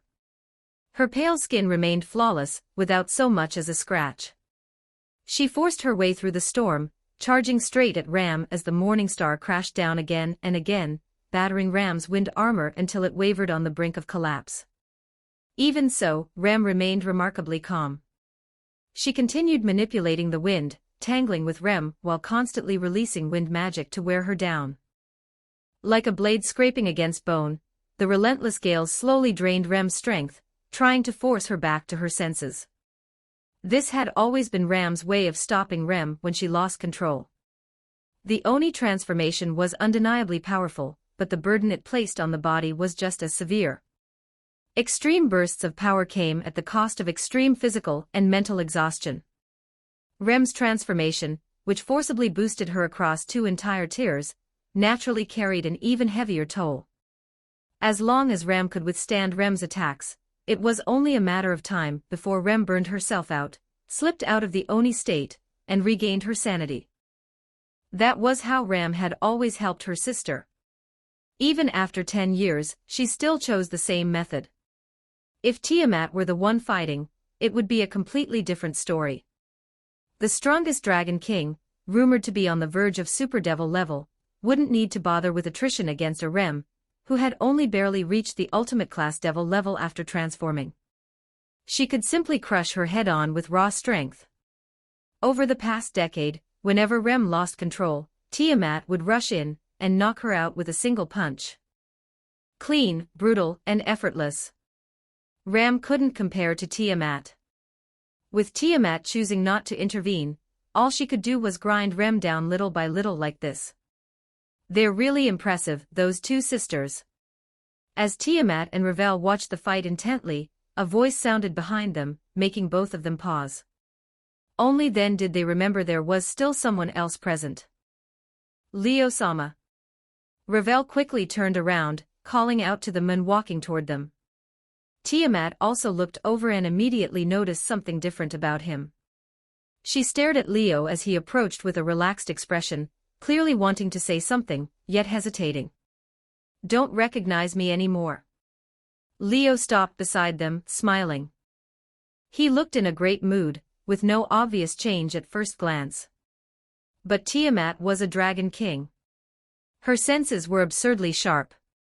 What others couldn't detect, she noticed almost instantly. Your body has changed dramatically, she said, studying him more closely. Your scent, the feeling you give off, it's completely different from before. The more she observed him, the more astonished she became. There was a natural, seamless quality to Leo now, as if he had undergone an evolution of life itself.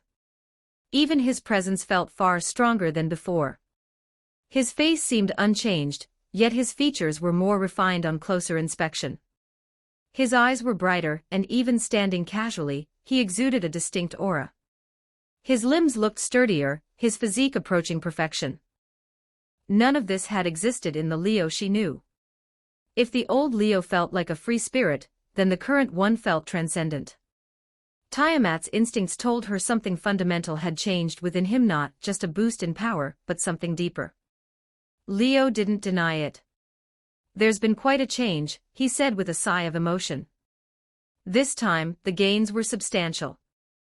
No, huge would be more accurate.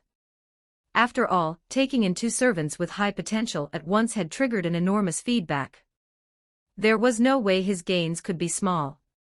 Those 2 high-potential servants pushed Leo's demonic power past the 8-wing threshold, officially reaching 10 wings. His wings increased once more, turning him into a true 10-winged devil, second only to the supreme 12-winged rank, nearly the pinnacle among devils. Now, even without using the power of Zenith Tempest, Leo in his normal state was no weaker than Laphiotrix had been after consuming Ophis Snake. If he faced that obsessive old malfaction fanatic again, he might not even need his sacred gear to defeat him. The growth in his base strength was immense. Zenith Tempest itself had been strengthened twice more, on top of the previous enhancement gained when he took in Revel.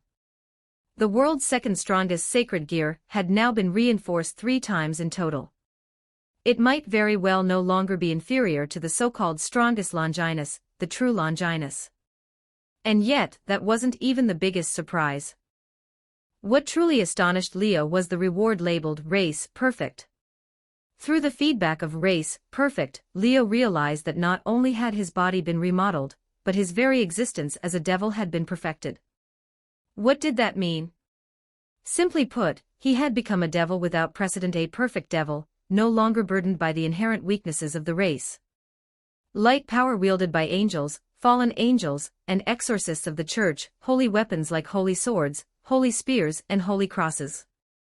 Even magic formula, items, and methods designed specifically to counter devils, none of them were his weaknesses anymore. At the same time, his devil bloodline evolved. He was no longer a half-blood pure devil weighed down by his human side. Instead, he had become a perfect devil whose bloodline could even surpass that of a Mao. His potential skyrocketed, no longer shackled by mediocre talent. Thanks to this, even his physical strength improved. While it still fell far short of his demonic power and certainly couldn't match Rem's current Morningstar rampage, it was now on par with races renowned for physical prowess. His agility improved as well, along with his reflexes and neural response, a true rebirth. With his current bodily potential, Leo could even consider pursuing close-quarters combat. Training his body would be nothing but beneficial, with rapid returns. Even his self-healing and recovery abilities improved. His vitality surged, his lifespan extended far beyond that of ordinary devils. It felt as though his entire being had been reforged, as if he had suddenly gained a body capable of anything. Warmth flowed through his limbs, filling him with indescribable comfort. With this body, if I ran into Chow Chow's true Longinus again, things would definitely turn out very differently, Leo thought, pleased. Combined with his explosive growth and strength, he now had the confidence to face Chow Chow head-on, force him to go all out and defeat him. I never expected that taking in these 2 would give me such feedback. Leo looked at Ram and Rem with unconcealed delight, deeply satisfied with the power they were displaying. Ultimate class devil strength among all his servants, that put them at the very top. Only Yukino Yukino might be able to match them, and even then, barely. And that was without the pawn piece trait being activated. The pawn piece's trait required recognition from the king piece to take effect. Only when the king deemed the battlefield hostile could the pawn's trait activate, allowing promotion. At that point, Ram and Rem would become queen pieces, gaining the traits of all evil pieces and receiving comprehensive boosts to attack, defense, speed, and demonic power. Right now, Leo hadn't acknowledged this battlefield as hostile. Which meant the sisters' current strength hadn't even been enhanced through promotion. Once promotion occurred, they would become even stronger. Just thinking about it put Leo in a better mood. It's time to end this farce. The battle between Ram and Rem was growing increasingly violent, to the point it was about to affect them as well. Leo spoke calmly. Fine, Tiamat said, having already assessed Ram's condition and fully grasped Ram's rampage. She nodded. "They're your servants now. You handle them." Her focus had already shifted from the sisters to Leo himself. She truly wanted to see just how great the changes in him were. Then seeing Tiamat step aside, Ravel was about to offer her help. Her strength was nowhere near Ram and Rem's, but her immortal body gave her the confidence to intervene, at least enough to stall them and ease her master's burden. Unfortunately, she was stopped again. "I'll handle it myself." Leo patted Ravel's shoulder and stepped forward toward Ram, and Remington 10 pitch-black bat-like wings unfurled from his back as he took to the air. 10 wings. Ravel couldn't hide her excitement. "So it really is 10 wings," even Tiamat murmured. 10 wings among devils, angels, or fallen angels, this was undeniably the mark of the highest echelon. Among devils, they were absolute elites, second only to Mao. Among angels, they stood just beneath the seraphim, absolute beings in the eyes of believers. Among fallen angels, they were high-ranking officers, surpassed only by governors or vice-governors. At a time when most new generation devils hadn't even caught up to their true rank, Leo, still on the verge of adulthood, had already reached 10 wings. That alone was enough to shake the entire devil world. And yet, what truly shook people was what came next. As Leo beat his 10 demonic wings and shot toward Ram and Rem, the air exploded outward in a shockwave. In that instant, his speed was so extreme that only Tiamat could clearly see it. Like a rocket, he broke the sound barrier, the sonic boom ringing out. The atmosphere churned violently as Leo instantly appeared between Ram and Rem, right in front of them. Ram froze, the wind she was about to release stalling reflexively in her hands. Aya. Rem, completely lost to her berserk state, didn't hesitate in the slightest. She roared in fury, swinging the morning star, as the spiked iron ball howled toward Leo with overwhelming force. From its sheer presence alone, there was no doubt it could obliterate a small mountain. Leo's response was absurdly simple. He reached out with one hand. The hum of demonic power. Purple demonic energy surged like mist around his outstretched hand. Maintaining that pose, Leo caught the incoming iron ball with a single hand. There was no deafening explosion. No terrifying impact. Before everyone's eyes, the iron ball that struck his slender palm reacted as if exposed to unbearable heat. Like molten metal, it was instantly broken down and dissolved by the smoke-like purple demonic power. Even Rem, lost in madness, slowly widened her eyes in shock.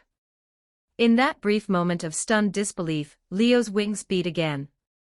His figure blurred, appearing directly in front of her. His hand, still wrapped in purple demonic power, shifted from a palm to 2 fingers and tapped her forehead. The demonic power surged forward, slamming into her brow. Rem felt as if her head had been struck by a heavy blow. Her consciousness blurred instantly. The last thing she saw before losing awareness was Leo catching her as she fell. That embrace equals dash equals dash equals dash equals dash equals dash equals dash equals dash equals dash equals dash equals. You can read up to chapter 196 on Patreon. com/NiaXD. Chapter 158, Chapter 157 1844 words. Rem had lost consciousness, but not for very long, at most, half an hour. When she finally woke up, the first person she saw wasn't a stranger, but her sister. "You're awake, Rem." Rem was sitting beneath a tree, while Rem lay on the grass with her head resting on her sister's lap. Sunlight filtered through the leaves, falling gently over the twin sisters and forming a scene so serene it looked like a painting. Rem's head was still foggy. She stared blankly up at Ram for a moment before suddenly jolting, trying to sit up only for Ram to press her back down. "Don't move. You didn't suffer any serious injuries, but the physical and mental strain from Oni transformation was too much. You need proper rest before you can recover." Rem listened to her. As she relaxed, the exhaustion and pain flooded in, leaving her limbs heavy and weak. But even after understanding what had happened, she felt no relief, only frustration. Rem lost control again, didn't she? Her voice was faint, her expression filled with guilt. The self-blame and inferiority were impossible to miss. This isn't your fault. Ram gently stroked her sister's hair. You did your best. Ram saw it. You were still desperately trying to hold yourself back even after your horn activated, weren't you? The moment the horn on her forehead activated, Rem had known things were going badly. She had forced herself to stay in control, fighting against the surging power with everything she had. That was why she had been standing there, enduring it in silence. But Rem still failed. Her voice dropped further. Compared to sister, Rem is really useless. In front of Rem had always felt inferior. They were twins, yet her sister had been gifted since childhood. At a young age, Rem had already become the strongest in the Oni village, hailed by their people as a prodigy, radiant and untouchable. Rem, by contrast, lacked the physical strength Oni were proud of. She tried learning magic like her sister, but her talent fell short, resulting in half-baked skills. Forget comparing her to Rem, even among average peers, she lagged behind. She had endured countless whispers from outsiders, branded as the Oni clan's failure. If that were all, she could have accepted it. But fate seemed cruelly ironic. She was granted Oni transformation, the one ability that could let her catch up to her sister, yet it came at the cost of losing reason and going berserk. Not only had it never helped Ram, it always ended with her sister cleaning up the mess and restoring her sanity. It was humiliating. And painful. As an Oni, she was weaker than her sister. As a mage, weaker still. Even when seeking power comparable to Ram's, she still needed Ram to save her afterward. All of it crushed Ram beneath layers of self-blame and shame, leaving her unable to lift her head in front of her sister. 10 years ago, when Ram lost her horn to save her, Rem had sworn to grow stronger to protect her sister. She trained relentlessly, using Ram as her goal. But in 10 years, no matter how hard she worked, her progress was negligible. Even now, she was only on par with a mid-class devil, nowhere near Ram's strength from a decade ago. This time, she had finally met a master capable of reincarnating her as a devil. She thought she could gain demonic power and grow stronger at last. Yet she had lost control again. All her buried guilt and inferiority erupted at once. Maybe someone as useless as Rem shouldn't have been born in this war. Before she could finish, Ram cut her off. If you keep talking, Ram will get angry. A rare trace of anger appeared on Ram's usually expressionless face, leaving Rem stunned. She respected her sister more than anyone, and understood her better than anyone. Ram was arrogant and sharp-tongued, always carrying an air of calm confidence. Yet beneath that exterior, she was soft-hearted and considerate. Unlike Rem, who was plagued by insecurity, Ram had always remained composed. Even after losing her horn and most of her power, when she was weaker than Rem, she had still carried herself with quiet confidence, strong when needed, assured when it mattered. Someone like that rarely truly got angry. But now, Ram was visibly upset. Didn't Rem promise Ram that we'd always be together? Ram stared down at her sister, her voice fierce. Or was that a lie? Oh, of course not. Rem blurted out. Rem would never lie to sister. Then don't say things like that again. The anger faded from Ram's face, her voice softening. Rem is Ram's little sister. Of course an older sister is supposed to be more capable. That's only natural. You don't need to compare yourself to me. Rem is Remington. You don't need to care about what others think. Just be yourself. Ram is an Oni. Rem is also an Oni. We're neither prodigies nor failures. Being Oni is enough. So don't ever say those things again. Understand? Rem's eyes welled up. Yes, sister. Under the shade of the tree, with only the two of them left, the time that had stood still for 10 years finally began to move again. Watching the sisters, both Tiamat and Leo smiled faintly from a distance. "It looks like they're fine now," Tiamat said with relief. "That puts my mind at ease." Leo and Ravel exchanged a glance and smiled. "Remember to say a proper goodbye later," Leo said. "I'll be taking them with me." Tiamat didn't look at him, but her tone was solemn. "I'm leaving those sisters in your care." "Relax," Leo replied calmly. "As their master, I won't let anything happen to them. That much I'm not worried about." Tiamat smiled. "You three aren't the type to stumble into danger easily." Ram had regrown her horn, restoring her strength to its peak.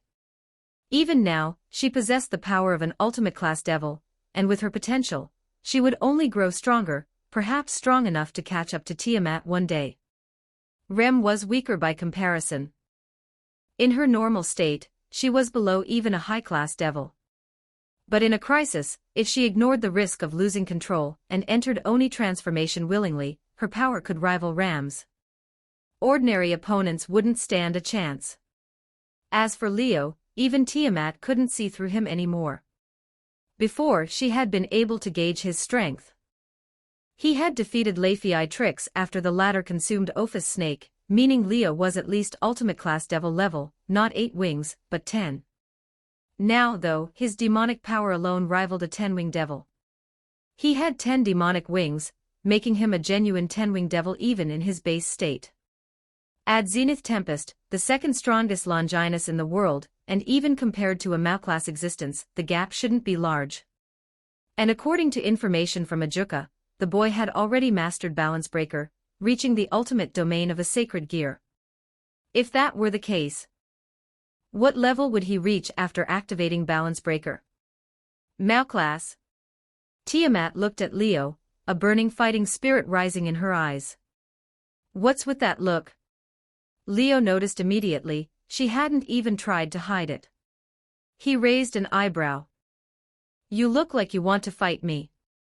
"It's not a look. I do want to fight you." Tiamat openly sized him up, feeling the changes in him more clearly than ever. "It feels like you finally have enough strength to trade blows with me. How about it? Want to try challenging me?" Dragons were naturally battle-hungry. Even Tiamat, who looked like an icy beauty, had that instinct carved deep into her bones. She had no interest in ordinary opponents. But if someone strong enough to make her serious appeared, she wouldn't hesitate to test them. At the very least, they needed to be Mao-class. The old Leo hadn't qualified. If he hadn't been the host of Zenith Tempest, with his unusual trait and potential to help recover her treasure, she wouldn't have bothered with him at all. 10-wing strength meant nothing to her. To someone suspected of being near Super Devil level, that was something she could crush with a single claw. But now it was different. The boy before her had grown enough to pique her interest, and that ignited her battle instinct. Her dragon's intuition told her that Leo, as he was now, could give her a satisfying fight. Unfortunately, Leo refused without hesitation. "You want me to fight the strongest Dragon King?" Was she kidding? He was still a young devil. His usual opponents should be devils like Rias or Sona. Why would he pick a fight with a Dragon King? Tiamat was the strongest Dragon King, at least Mao-class, possibly on the verge of Super Devil level. Even current Maleviathan and Asmodeus would have a hard time taking her down. If Tiamat truly were a Super Devil, only monsters like Surzex or Ajuka could handle her. Leo was stronger than before, sure, but why would he pick a fight with a Dragon King like that? "Are you scared?" Tiamat pressed on, dissatisfied. "Yeah," Leo replied bluntly. "I'm scared you'll get carried away and forget what holding back means. Then I'd have to fight for my life. If I die, you'd have to take those twin sisters back." He wasn't joking. Dragons were like that. Once they got into a fight, they easily lost themselves. Legendary dragons throughout history were notorious for it. They acted on impulse, rampaging wherever they pleased, destroying cities and leaving without a care. One by one, they were hunted down, giving rise to countless dragon-slaying legends. Even the famous heavenly dragons were no exception. During the great war between devils, angels, and fallen angels, they fought recklessly in the middle of everything, devastating the battlefield. In the end, they angered all three factions and were torn apart, bodies shredded, souls forged into sacred gears by the God of the Bible. Thus, the title of the heavenly dragons was passed down through their hosts. And their hosts were always the same, clashing again and again without regard for surroundings, causing untold destruction. Getting involved with dragons rarely ended well. Tiamat was the strongest dragon king beneath the heavenly dragons and still alive today only because she was relatively restrained. Relatively. She was still a dragon. Leo had no desire to fight someone who might lose control and cause massive problems. If he couldn't satisfy her, fine. But if he did and awakened her competitive spirit, that would be real trouble. And now, Leo finally had the qualifications to attract that kind of trouble. So he absolutely refused to fight her. Tiamat frowned. Seeing his resistance, she didn't push further, regretfully abandoning the idea. "Get ready, Ravel," Leo said, no longer addressing Tiamat. "It's time for us to go. Equals dash equals dash equals dash equals dash equals dash equals dash equals dash equals dash equals dash equals." You can read up to chapter 197 on Patreon. com/NIAXD. Chapter 159, Chapter 158 1787 words Eligos territory, ancient battlefield camp. A magic circle spun into existence in front of the campfire, pulsing from top to bottom. As it rotated, four figures gradually took shape along its trajectory: Leo, Ravel, Ram, and Remington. So this is Eligos territory. Ravel glanced around, curiosity flickering in her eyes. Ram and Rem also looked around, but far less carefully than Ravel. It seemed like where they went didn't really matter to them. Before long, their gazes returned to Leo instead. They stood at his sides, one left and one right, like proper maids. Their disciplined demeanor was strikingly similar to Graphia, who always followed behind Cerzex. No one would guess that such slender bodies hid such terrifying power or that they were servant devils at all. Leo had asked them before if they wanted to change clothes. Both had refused. "For 10 years, Rem and I have lived like this. We're already used to it, so please don't worry about us, Leo-sama. What my sister means is what Rem means too. When there's a fight, Rem can go to the front lines. But when there isn't, please feel free to treat Rem and my sister as maids." That was their stance. They clearly intended to make maid outfits their everyday wear and their battle gear too. "So you're really good at maid work?" Leo had asked out of curiosity. "Of course," Ram said, puffing out her chest. "Just leave everything to Remington." "Yes," Rem said, also standing tall. "Sister is amazing, but Rem will take care of everything." Just those two lines perfectly summed up the job capabilities of these so-called maids. Tiamat had even warned Leo about it. Though her strength is somewhat lacking, Rem is practically omnipotent when it comes to maid work. There's nothing she's bad at. As for Ram, she's surprisingly clumsy. All in all, the sisters were complete opposites. One had incredible talent in magic, but was hopeless with her hands. The other lacked strength, but was a domestic powerhouse. In a way, they complemented each other. Of course, while Ram could be clumsy and occasionally wore an arrogantly smug expression, her mind was sharp. She was well-read, knew many secrets, and was said to understand the languages and scripts of many races, a genuine prodigy. Rem, on the other hand, looked calm and steady, but she was a bit slow upstairs. In other words, she could be stubborn to a fault. Still, once she decided on something, she would see it through to the end, an admirable trait in its own way. These two each have their own strengths, and both have limitless potential. Whether you can use them well depends entirely on you as their master. After leaving those meaningful words behind, Tiamat returned to the familiar forest, leaving Leo to head back to Eligos territory with his 3 new servants. It's still early. Your senpai are probably already asleep, Leo said after checking the time. Why don't you find a nearby tent and rest for tonight? I'll introduce everyone properly tomorrow. Ram and Rem had no objections and nodded casually. Ravel didn't mind either. She had already met Yukino and the others. Tomorrow's introductions didn't really involve her. Having gotten to know each other a bit, the three chatted lightly as they left together to pick out a tent.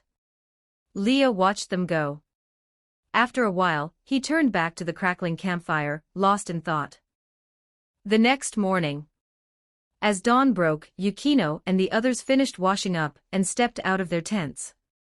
They were already dressed in workout clothes, chatting as they stretched, preparing for their usual morning basic training. Yo, you're up already. Leo appeared right on cue, waving at the four girls as he greeted them. They froze for a moment, then expressions of surprise and delight spread across their faces. You're back, President. Yuki Asuna was the first to speak, her voice brimming with joy. Welcome back, Senpai. Mahiru's expression visibly softened the moment she saw him, as if she'd found her pillar of support. When did you get back? Yukino asked in surprise. While Leo had been gone, Yukino, the only one among the Eligo's servants skilled in detection, had taken on watch duty. Even while sleeping, she maintained a steady output of magic detection to patrol the area. Yet she hadn't sensed Leo's return at all. My barrier didn't react either, Yutaha added, equally surprised. She had set up defensive barriers around the camp in case of intruders. Even if someone broke through, it should have alerted her, but she'd noticed nothing. I came back last night, Leo said, answering their questions. I didn't want to disturb your rest, so I deliberately blocked detection and barriers. Leo knew Yukino's magic detection inside and out it was one of the Eligo's family's specialties. Blocking it was trivial for him. As for Yutaha's barrier, he had simply brute-forced his way through it with overwhelming demonic power. With demonic power equivalent to a 10-winged devil, ignoring a barrier laid by a sacred gear user that could only stop a high-class devil was effortless. The gap between those levels was a chasm. And since Leo fully understood how his servants' sacred gears worked, all it took was spending enough demonic power to jump directly inside using a magic circle without alerting Yutaha at all. Of course, that was only possible because Leo had already set fixed magic circle coordinates within the camp. Without them, slipping past unnoticed would have been impossible. Nothing happened while I was gone, right? Leo asked after explaining. Of course not, Yukino said, shaking her head. You were only gone for a day and a night. What could happen? We just trained as usual, Yutaha said, brushing her hair back as she glanced at him. With you gone, the morning basics were easier, but nighttime combat training was a lot more dangerous. The pressure's completely different without someone watching over us. That's true, Asuna said with a bright smile. We're used to this kind of training now. Even if you're not here, President, we won't slack off. Where's Ravel? Mahiru looked around. She came back with you, right? Among the Eligo's servants, Mahiru was always the youngest. Leo and Yutaha were 18, third-year students.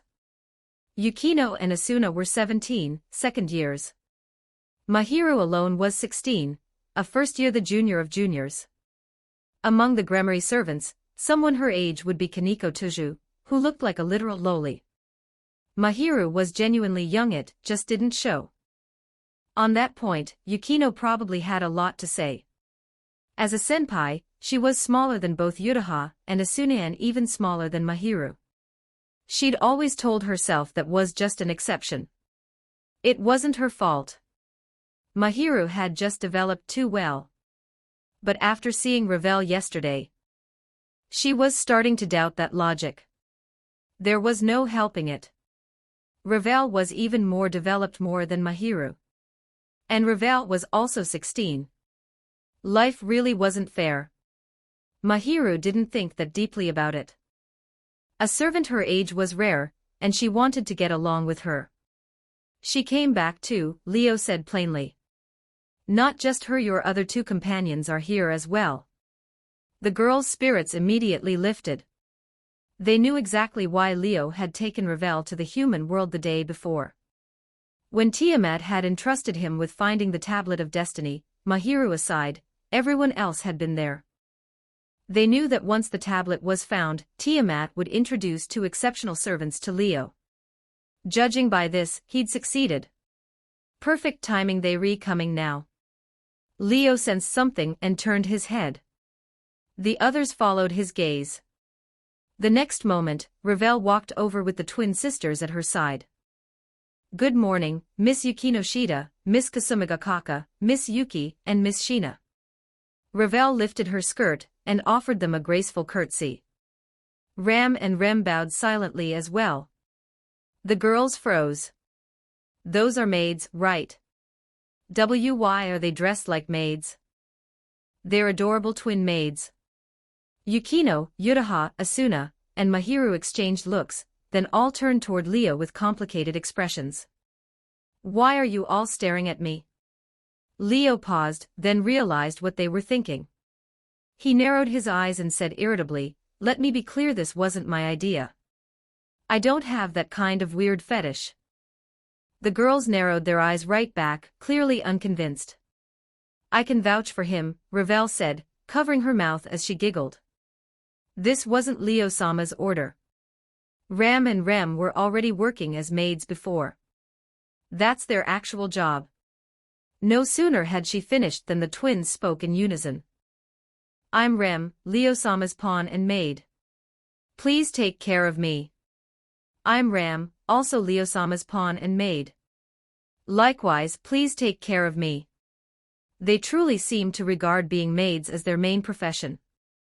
Even after joining Leo, they had no intention of changing.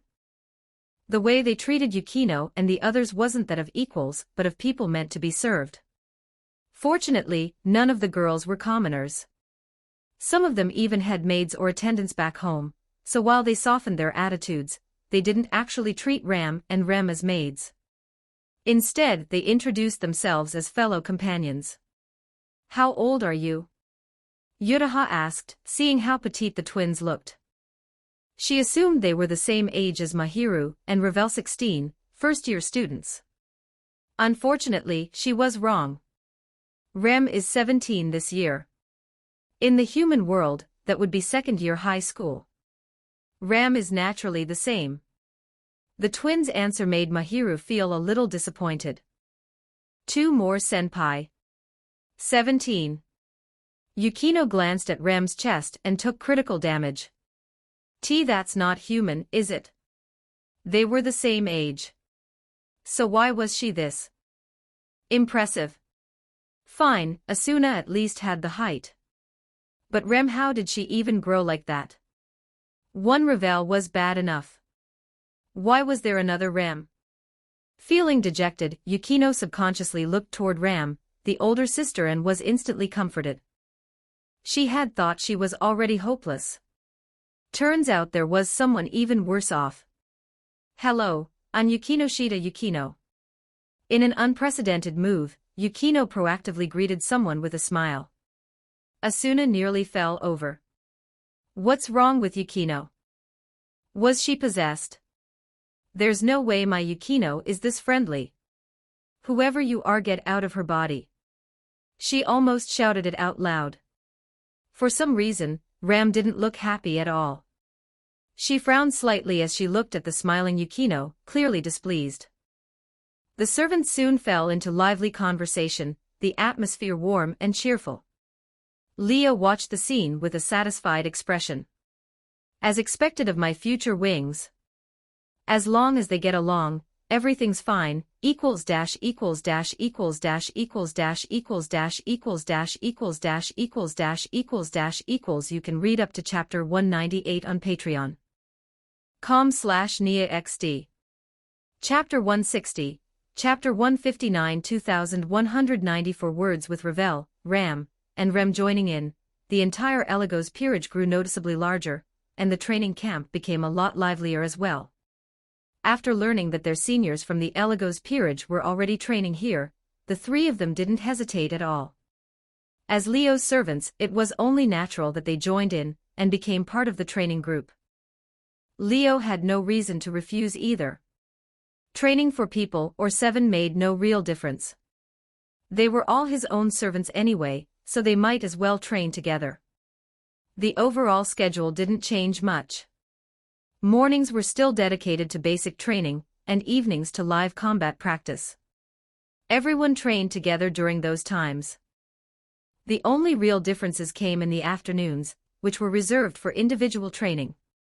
Ravel needed to fully familiarize herself with the enhancements brought by her rook trait, mastering her strengthened abilities, while further raising the temperature of her phoenix flames. That kind of training would allow her to grow rapidly in a short time. With that in mind, Leo sent her to a volcano within the ancient battlefield, where she could focus on her training. Ram, on the other hand, had a full 10-year gap. After her horn was severed at the age of 7, she'd stopped training entirely. Her strength had recovered by now, but the discomfort and unfamiliarity caused by that long hiatus hadn't completely faded. Leo suggested that she start over from scratch, relearning how to wield her power properly before doing anything else. As for Rem, her training direction was even simpler. She needed to find a way to maintain her rationality while in her Oni transformation, and control herself to avoid losing it. That was the only path of improvement available to her. There was no helping it. After a period of basic training and combat practice, Leo realized that Rem's growth rate was painfully slow.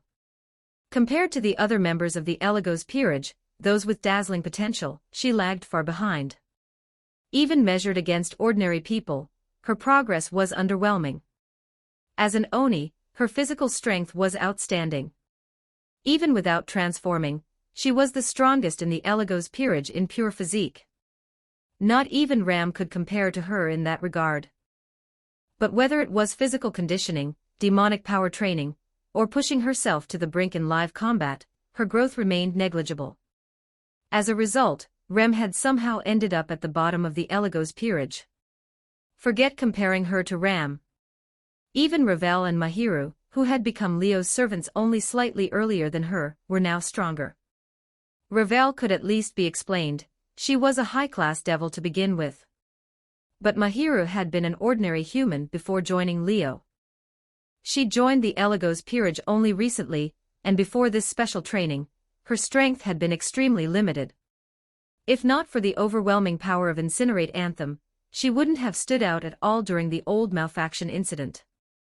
She might not have even matched a mid-class devil.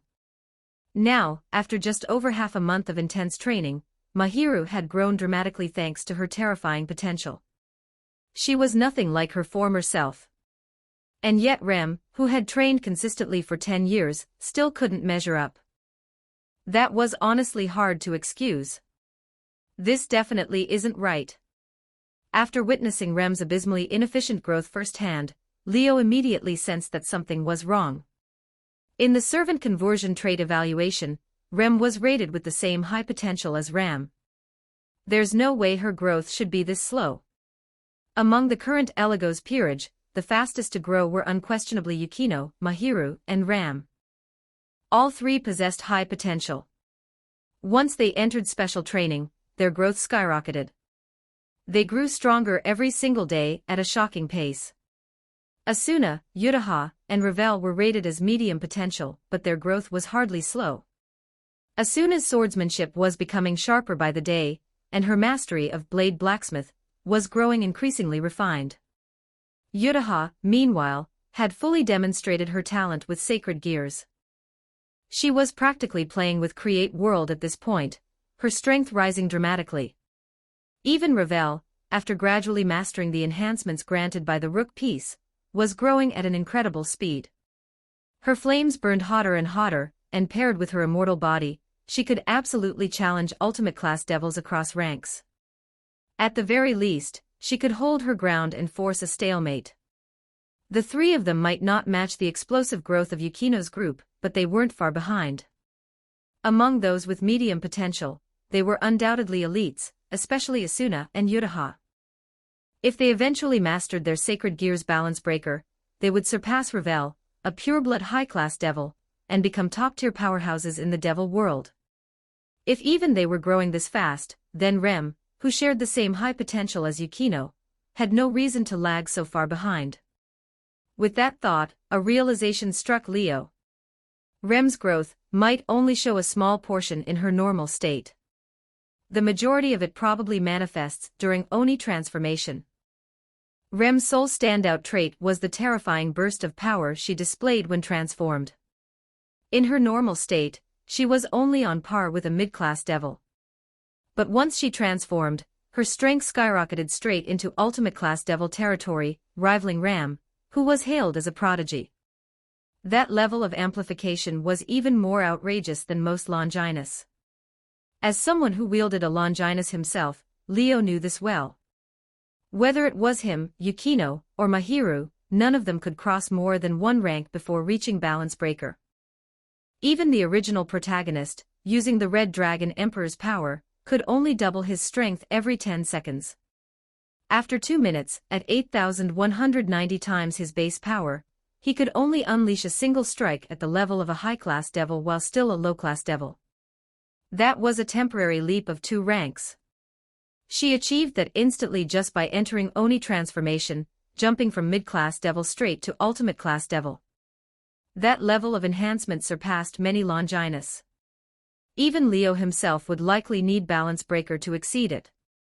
Perhaps that was precisely why Rem had been rated as high potential in servant conversion, on par with Ram. In other words, Rem's high potential was almost entirely concentrated in her Oni transformation.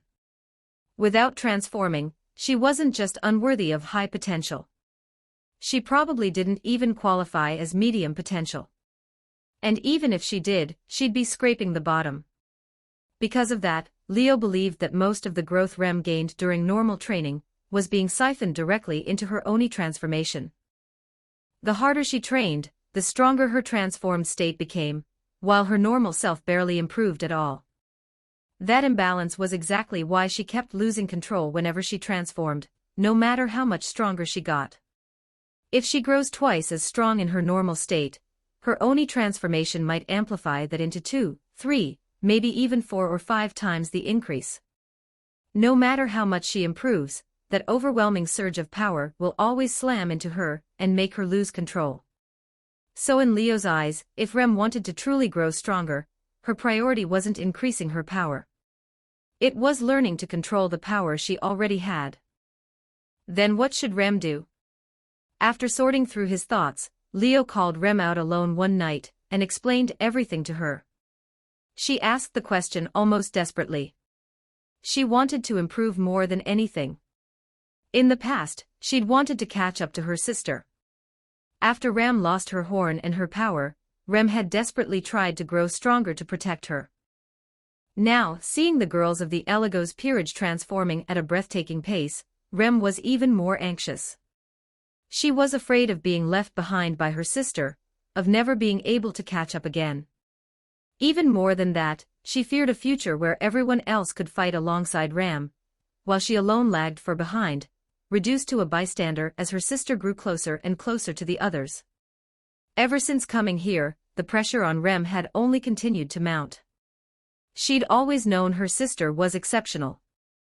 But she never imagined that the others in the Eligos peerage would be just as outstanding, some nearly on par with Ram herself. And yet, no matter how hard she tried, Rem alone couldn't keep up. It was suffocating. Leo had noticed Rem's increasing agitation. That was why he'd called her out alone in the first place. There's one thing I can say for sure, Leo began calmly. Tiamat's original idea was wrong. He didn't waste time on theatrics as he analyzed the situation for Remington. Her plan was sound in theory, having the two of you reincarnate as devils. One of you would use the reincarnation ritual to restore a severed horn, while the other would strengthen herself to better control her power. The first part worked. The second didn't. She probably didn't anticipate that the stronger you became, the stronger your Oni transformation would grow as well. The result was that you lost control immediately after reincarnation, instead of reducing the risk. I'm guessing that the demonic power you gained after reincarnation wasn't very high. At least 90% of it was probably absorbed by your horn. It only fully erupts once you transform. Leo's analysis was immediately confirmed by Rem. Rem really didn't gain much demonic power. Feeling the faint flow of energy within her body, Rem bit her lip.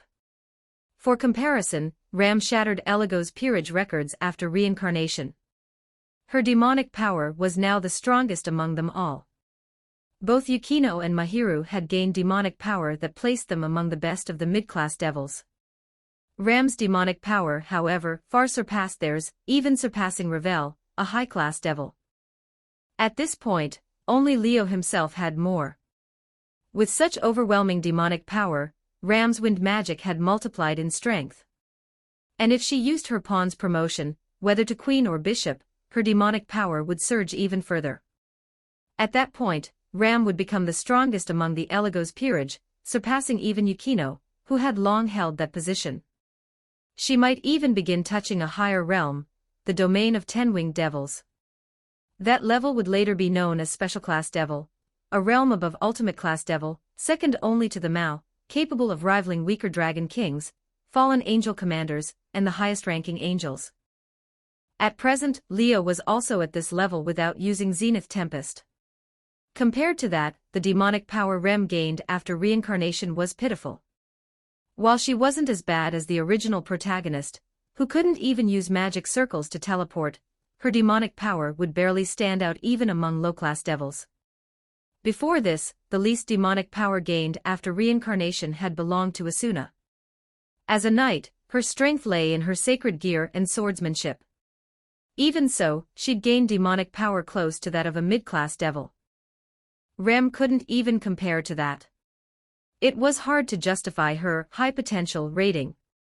Logically speaking, as an Oni, a race with naturally powerful bodies, Rem should have possessed decent talent in demonic power as well, especially since she could learn magic like Ram. Even if she couldn't match Ram, she shouldn't have been this weak. The only explanation was that this portion of demonic power was also being siphoned into her Oni transformation, only fully unleashed when her horn was activated. Right now, your top priority isn't getting stronger, Leo said after a moment of thought. It's learning to control your Oni transformation.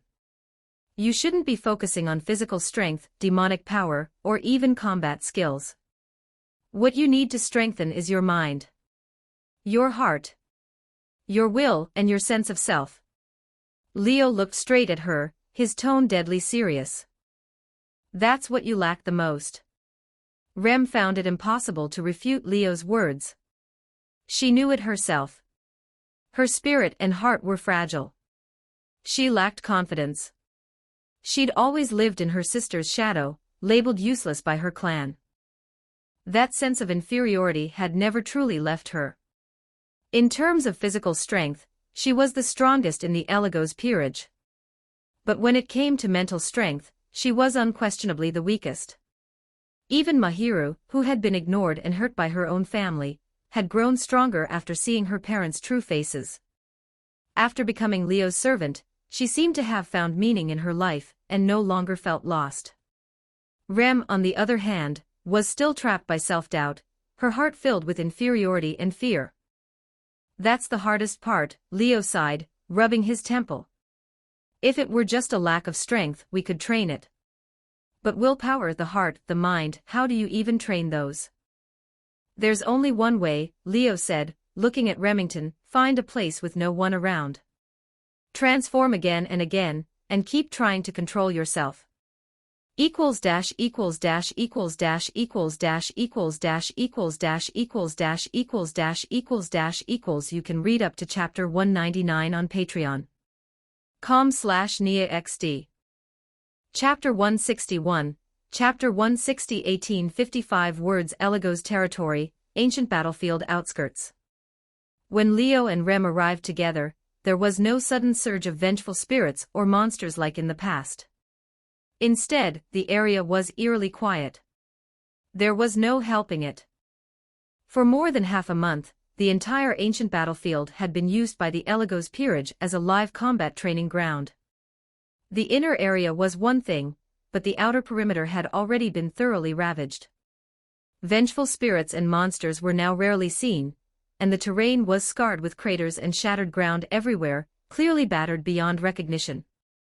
The two stood facing each other. Leo looked relaxed. Rem, on the other hand, was visibly tense. "All right, let's begin." He rested one hand on his hip, completely at ease, looking nothing like someone about to face a berserk Oni head-on. "I'll be watching right here. There's no one around, so even if you lose control, it won't affect anyone. Don't hold back." He deliberately reassured her, and Rem did loosen up a little, though the unease in her eyes hadn't fully faded. "Are we really doing this here?" she asked hesitantly. "Actively entering Oni form?" she asked again and again, unable to make up her mind. For someone who frequently lost control and went berserk, the idea of choosing to enter Oni form was terrifying. Years of experience had left her deeply afraid of that state, bordering on trauma, and she'd never dared to deliberately awaken her horn. "You're not worried about hurting me, are you?" Leo said with a chuckle. "There's no need. Even if it were just you, or even if Rem came to help, the two of you probably still couldn't do much to me. Whether you could even force me to go all out is questionable." In the past, Leo wouldn't have dared to say something like that. Before fully claiming Revel, he hadn't even completed the balance breaker state of Zenith Tempest. At full power, he'd only been on par with a 10-winged devil.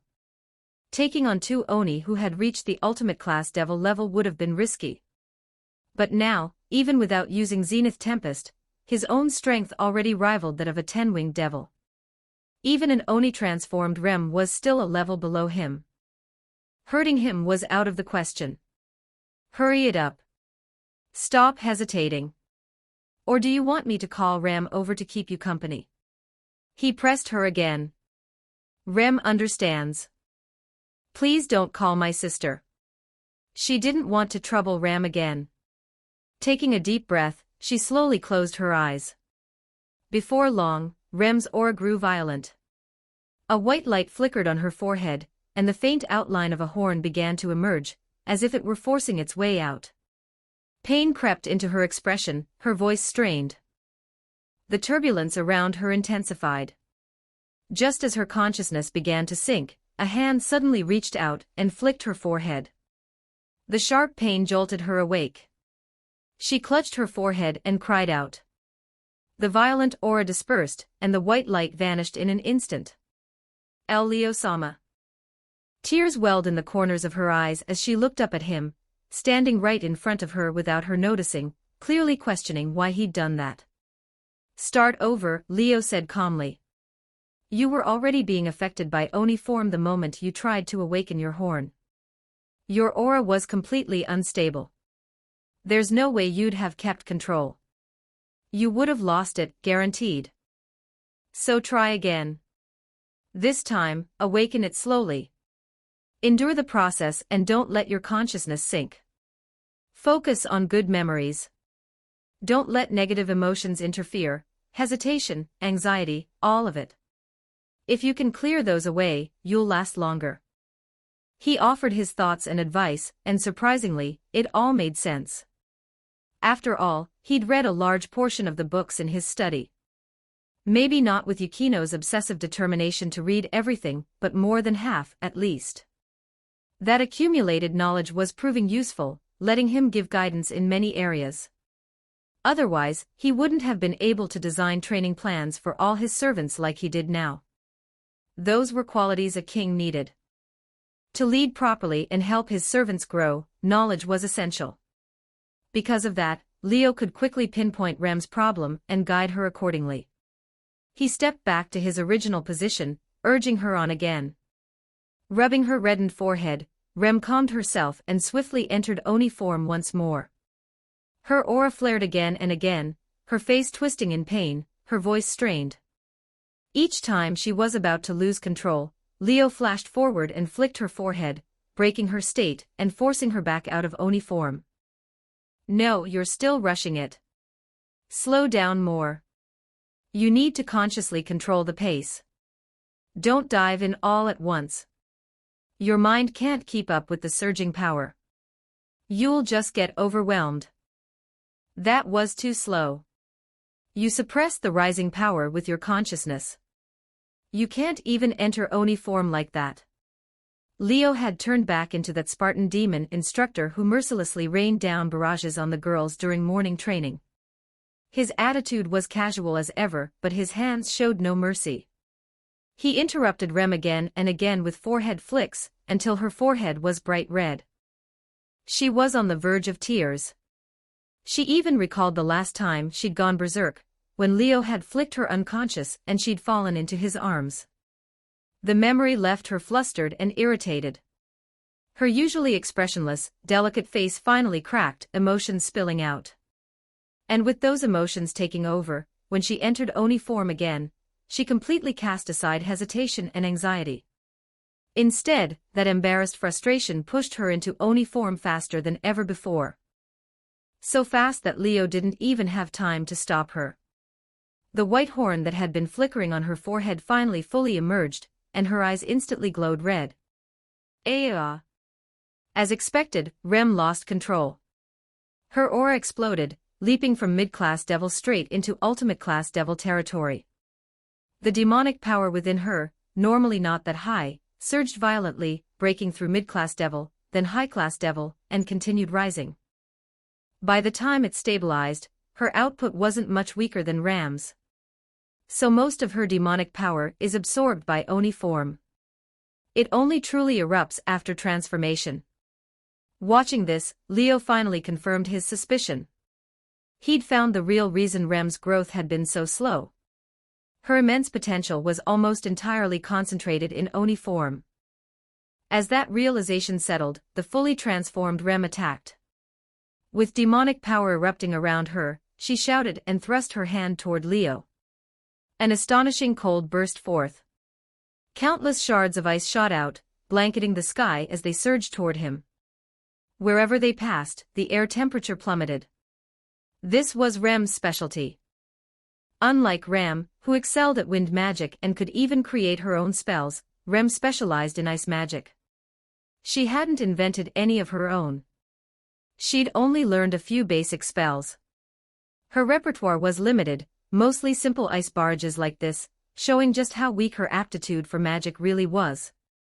But backed by ultimate-class devil-level demonic power, even such straightforward spells became terrifying. Thousands upon thousands of ice shards filled the sky, impossible to dodge. Facing the torrential rain of ice, Leo didn't bother evading. He met it head-on. Purple demonic power burst from his body, instantly overwhelming Rem's aura. One magic circle after another appeared around him. The ice slammed into the expanding magic circles, colliding again and again with deafening noise.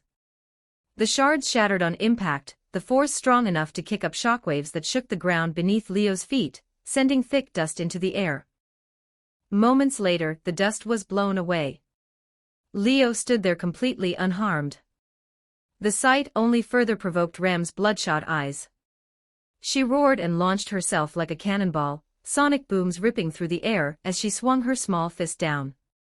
The ground exploded under the punch, collapsing into a massive crater as debris flew everywhere. Leo had already taken to the air, 10 devil wings spread wide behind him.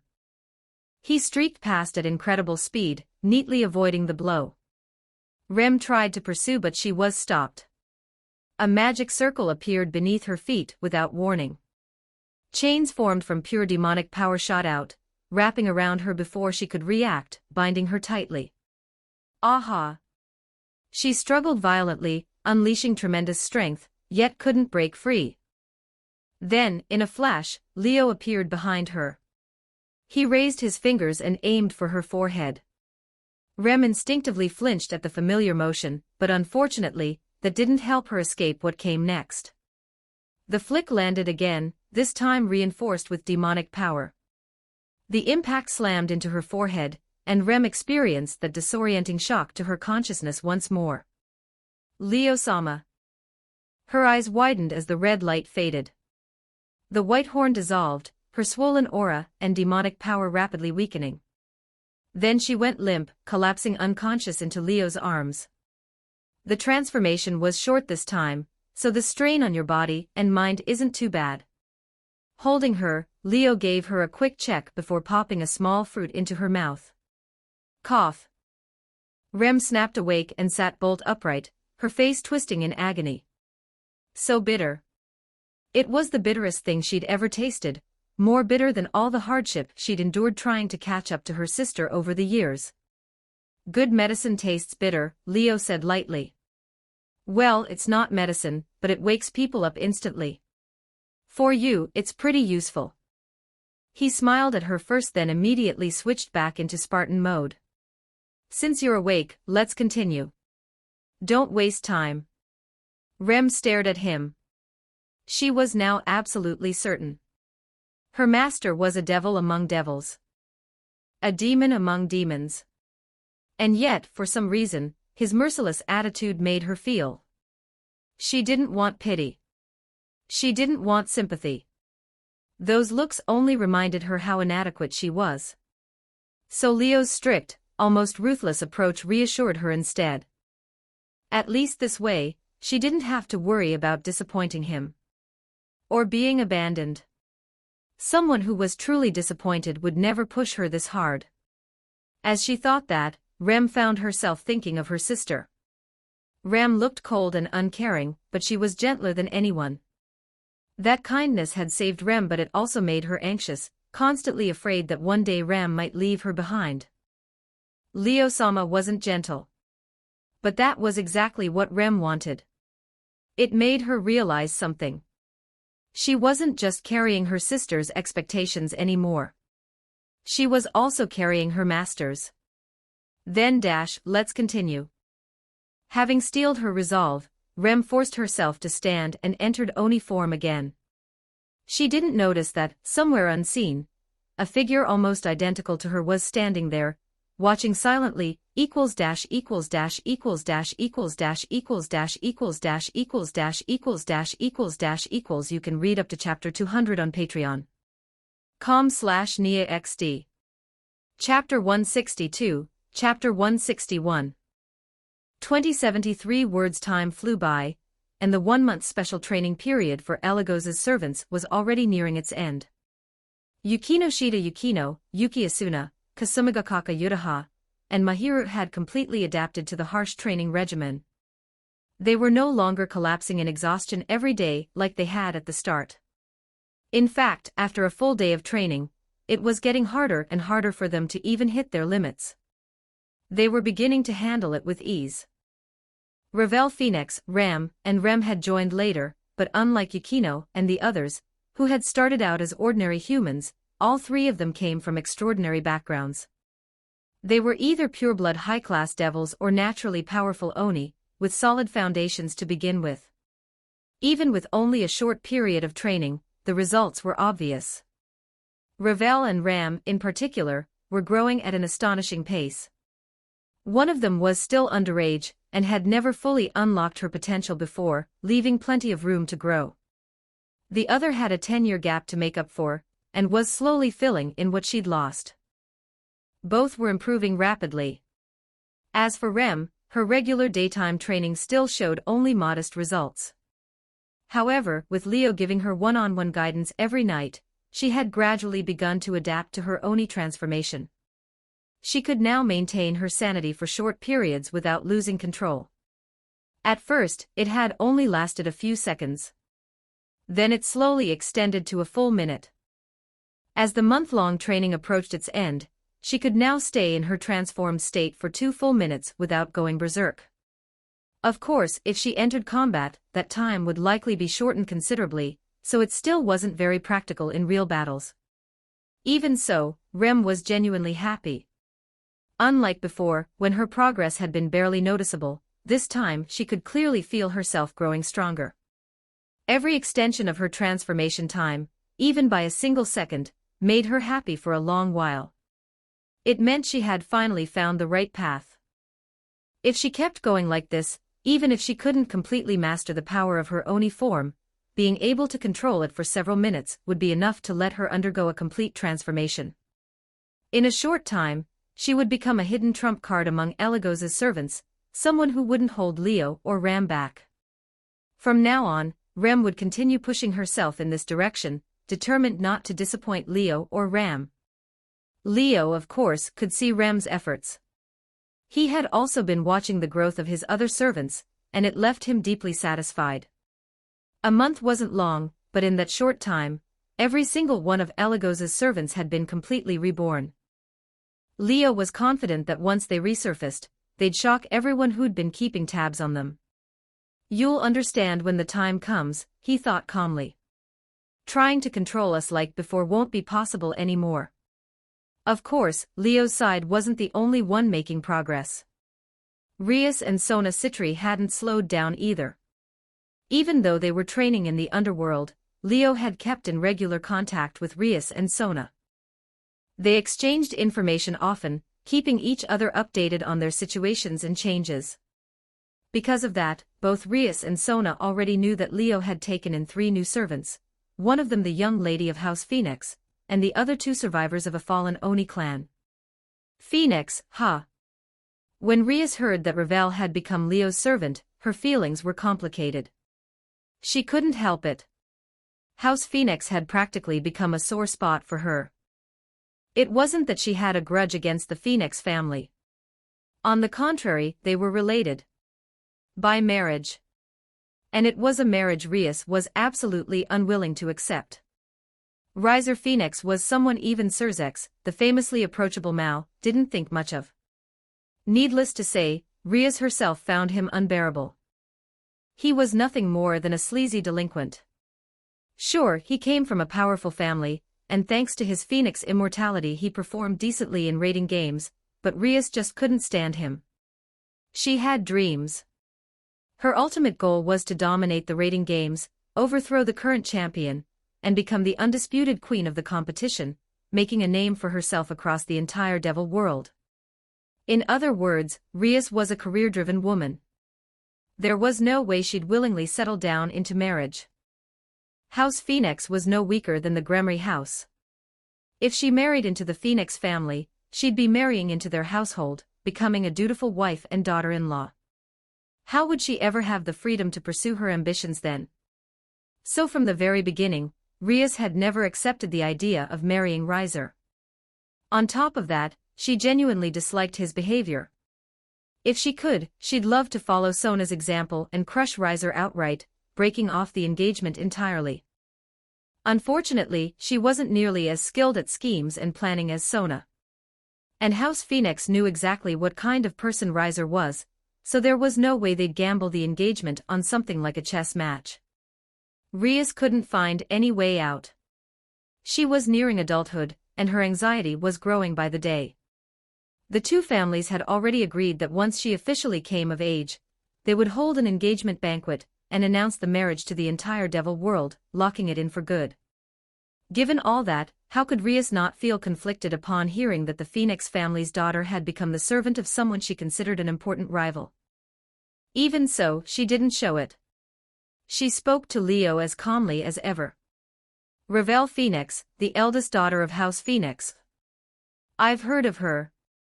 They say she's sharp and talented, someone who might one day rival her brothers."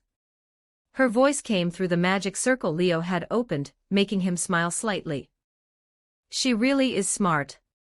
She has a few small flaws, sure, but when it comes to intelligence and strategy, she might not be much worse than Sona." Rias was genuinely surprised. "You rate her that highly?" As Sona's childhood friend and closest companion, no one understood her abilities better than Rias. Rias was confident that Sona couldn't match her in raw power, but when it came to tactics and planning, Rias admitted that even 2 of her couldn't beat Sona. Sona had already solved a major life problem through sheer strategy, while Rias was still stuck in the mud. So hearing Leo say that Ravel's strategic ability was comparable to Sona's was shocking. "She's my strategist," Leo said with a hint of pride. "If it made sense, I'd have loved to give her the queen piece. And she's no slouch in combat either. Even relying purely on her Phoenix immortality, she can hold off an ultimate-class devil. Brains and brawn." No wonder Leo felt like bragging a little. For House Phoenix to hand over such an excellent daughter to you as a servant, they really must think highly of you, Rias said quietly. She believed Leo wasn't exaggerating, so she fell silent for a moment before speaking again. They don't compare to your family, Leo replied bluntly. Yours is willing to send their only daughter, the heir to the household, to someone else's family to be a wife and raise children. How could House Phoenix compete with that? That left Rias completely speechless. Enough about that, Leo said, sensing her complicated emotions and smoothly changing the subject. I heard from Sona that you've taken in 2 new servants recently. Is that right? He was genuinely interested. After all, if he remembered correctly, among Rias's new servants was someone who could change the course of the world. You heard from Sona already. Rias smiled, pushing down her earlier feelings. Clearly, this topic put her in a much better mood. Yeah, Leo said with a relaxed smile. I heard one of them is a Longinus holder, and you used all 8 pawn pieces to reincarnate him successfully. Sona had mentioned it just yesterday when she contacted him. She'd originally been checking on Leo, and casually informed him that the sacred gear wielder she'd been keeping an eye on had become her servant. At the same time, she mentioned that Rias hadn't been idle either. Not only had Rias recruited more servants than Sona, they were all sacred gear users. One of them, like Yukino and Mahiru, was a Longinus holder, someone Rias had only managed to reincarnate after using all 8 pawn pieces. The boosted gear, Red Dragon Emperor's Gauntlet. It houses the soul of one of the 2 heavenly dragons, the Red Dragon Emperor. Its ability doubles the host's power every 10 seconds, and allows that power to be transferred to allies or weapons. It ranks 5th among the 13 Longinus. Leo recited it calmly, smiling as if it were nothing new. This is a sacred gear ranked just below the 4 top-tier Longinus. It's said to possess limitless power. Its ranking is even higher than Yukino's Absolute Demise and Mahiru's Incinerate Anthem. Recruiting someone like that must have caused quite a stir among the Devil World's upper ranks, right? If he didn't already know how the future unfolded, even he would have been shocked. Rias having a Longinus holder under her command was no small matter. One of the 2 heavenly dragons becoming a devil. Even Heaven and Grigori must have been startled, Leo added. But Rias simply laughed softly. That's thanks to you. You told me to keep an eye on the people at Kuo Academy, and that's how I found him. She smiled wryly. At first, I thought he was just a twice critical user. I couldn't understand why someone like that would need 8 pawn pieces to reincarnate. Then I realized it was actually the boosted gear. I was completely stunned. Twice critical was an extremely common sacred gear that temporarily doubled its user's strength. It was considered a lower-tier substitute for the boosted gear. If that had been the case, a single pawn piece would have been enough. But the boosted gear was different. Ranked in the top 5 among Longinus, Rias had only managed to reincarnate him with 8 pawn pieces, because he was still just an ordinary high school student. Otherwise, she'd have needed a mutation piece. Thinking about her new servant made Rias sigh. He's just like you said, a total pervert. She recalled his reputation at Kuo Academy. He was infamous as one of the 3 great perverts of Kuo. He'd enrolled there because it used to be an all-girls school with lots of female students. Despite being massively unpopular with girls because of it, he still did whatever he wanted, constantly pulling perverted stunts. His dream was to build a harem.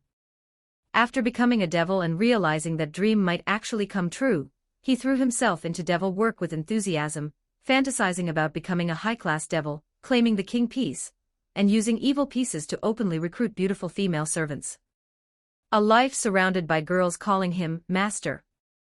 That was his ultimate fantasy. He didn't take advantage of you, did he? Leo teased, knowing exactly what kind of guy he was. Rias burst out laughing, barely holding it in. He wouldn't dare. Forget about us, he doesn't even dare try anything with the regular girls at school anymore. She explained why. After Leo's earlier warning, Sona had taken it seriously.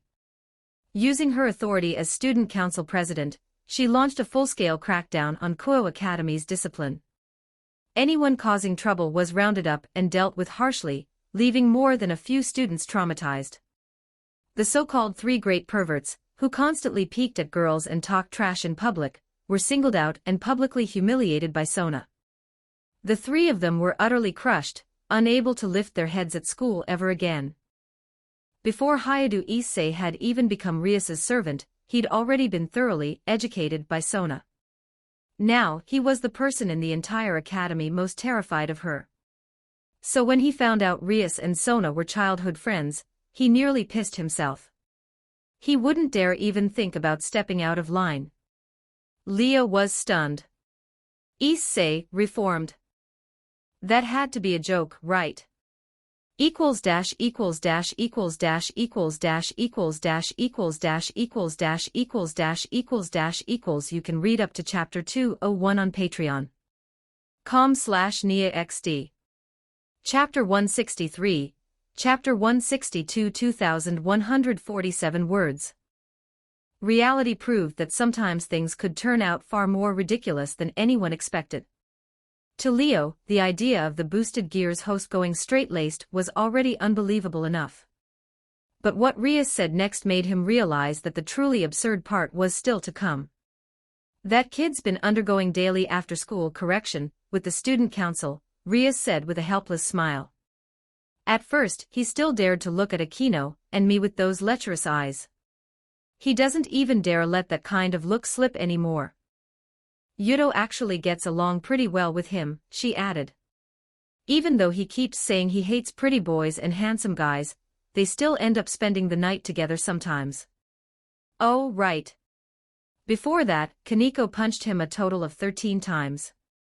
The kind where he gets sent flying and smashes straight through a wall every time. Just talking about it made Rias laugh. Unlike Rias and Aquino, who both treated him like a foolish little brother, Kaneko Taju absolutely despised anything perverted. Leo's earlier warning hadn't just been taken to heart by Sona. Kaneko had heard it too, and after Issei Hayadu joined the Gremory house, she kept her guard up the entire time. The moment Issei showed even a hint of a lewd expression toward the two older girls, Kaneko's fist would fly, sending him crashing into a wall. Despite her small frame, Kaneko was a close combat rook piece, and a true monster of strength. The kind who could casually lift a massive boulder taller than two people. Her punches were no joke. After taking 13 of them, Issei was genuinely terrified now. Sounds like things have been pretty lively for you lately, Leo said at last, breaking into a wry smile after being left speechless for a while. It wasn't his intention, but he really hadn't expected that a single reminder from him would lead the original protagonist to such a miserable fate. Leo didn't actually harbor any ill will toward Issei. If anything, he admired him a little. Sure, the guy was a full-on pervert, but what man wasn't? Issei was constantly mocked as the embodiment of lust and looked down on by almost every girl. Yet from another angle, his unwavering honesty toward his own desires was oddly admirable. He was just an utterly ordinary high schooler. Even after obtaining the Longinus known as the boosted gear, people still looked down on him. His natural talent was abysmal. After reincarnating as a devil, he couldn't even perform basic magic circle jumps. His demonic power was pitifully low, to the point where he was labeled the weakest Red Dragon Emperor in history. And yet, despite all that, he stayed true to himself. Through sheer grit and relentless physical training, he kept surpassing his own limits again and again, eventually reaching heights no one could have imagined and earning the recognition of countless opponents along the way. That was no small feat. Anyone would have to respect it. At first, Leo hadn't thought much of the pervert either. That changed during the raiding game against the Bale House, when Issei fought like a real man, trading blow after blow, pushing past his limits for the sake of his convictions, and finally bringing down the Lion King himself. That moment had genuinely moved him. After that arc, Leo's view of Issei changed. It wasn't exactly going from hater to fan, but he definitely stopped hating him. That was why he'd warned Rias to keep an eye on the Red Dragon Emperor with limitless potential. first, Rias truly needed a servant like that to help her escape her predicament. Leo kind of wanted to fight the Red Dragon Emperor himself. Sooner or later, he and Rias would both debut as part of the new generation of devils. When that time came, they'd take part in debut battles and clash with the most outstanding geniuses from the major families. The Eligos house servants and the Gremory house servants would inevitably meet in that debut battle, facing each other in a rating game. He wanted to face that miracle-making Red Dragon Emperor head-on, fair and square, on that stage. That sounded like it would be fun. The thought alone made the corner of Leo's mouth lift unconsciously.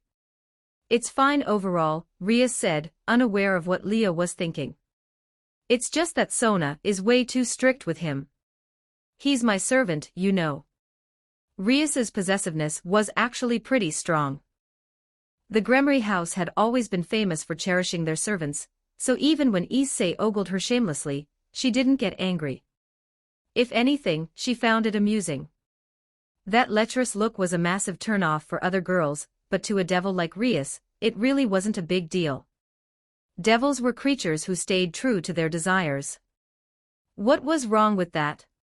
Leo himself lived by the same principle, didn't he? He never hid his intention to build a harem. He had never once considered recruiting male servants. Everyone under him was a beautiful girl. Anyone with eyes could tell what he was after. And yet, who actually cared? Powerful devils had that privilege. Devils who followed their desires were only natural. Even figures like Cerzex, Lady Phoenix, and Tiamat didn't mind at all. Some of them even helped him recruit servants proactively. That alone said everything. Even Sona Citri had never shown any issue with it, calmly accepting that all of Leo's servants were girls. To her, it was completely normal. Leo himself had never doubted that what he was doing was right. Lately, he'd even started doing exactly what Yukino and the others had suspected before, boldly walking into the hot springs and bathing together with them. At first, Yukino and the others had reacted strongly. But so what? Just as they'd realized, Leo already considered them his possessions.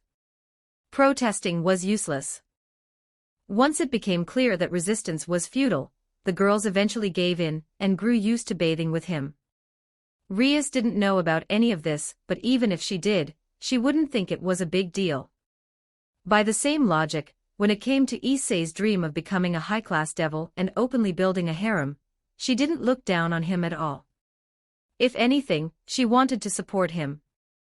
As long as Issei worked hard and kept improving, and eventually became a high-class devil, she'd have no problem letting him leave her faction and stand on his own, receiving his own evil pieces in the devil world and recruiting the beautiful servants he liked.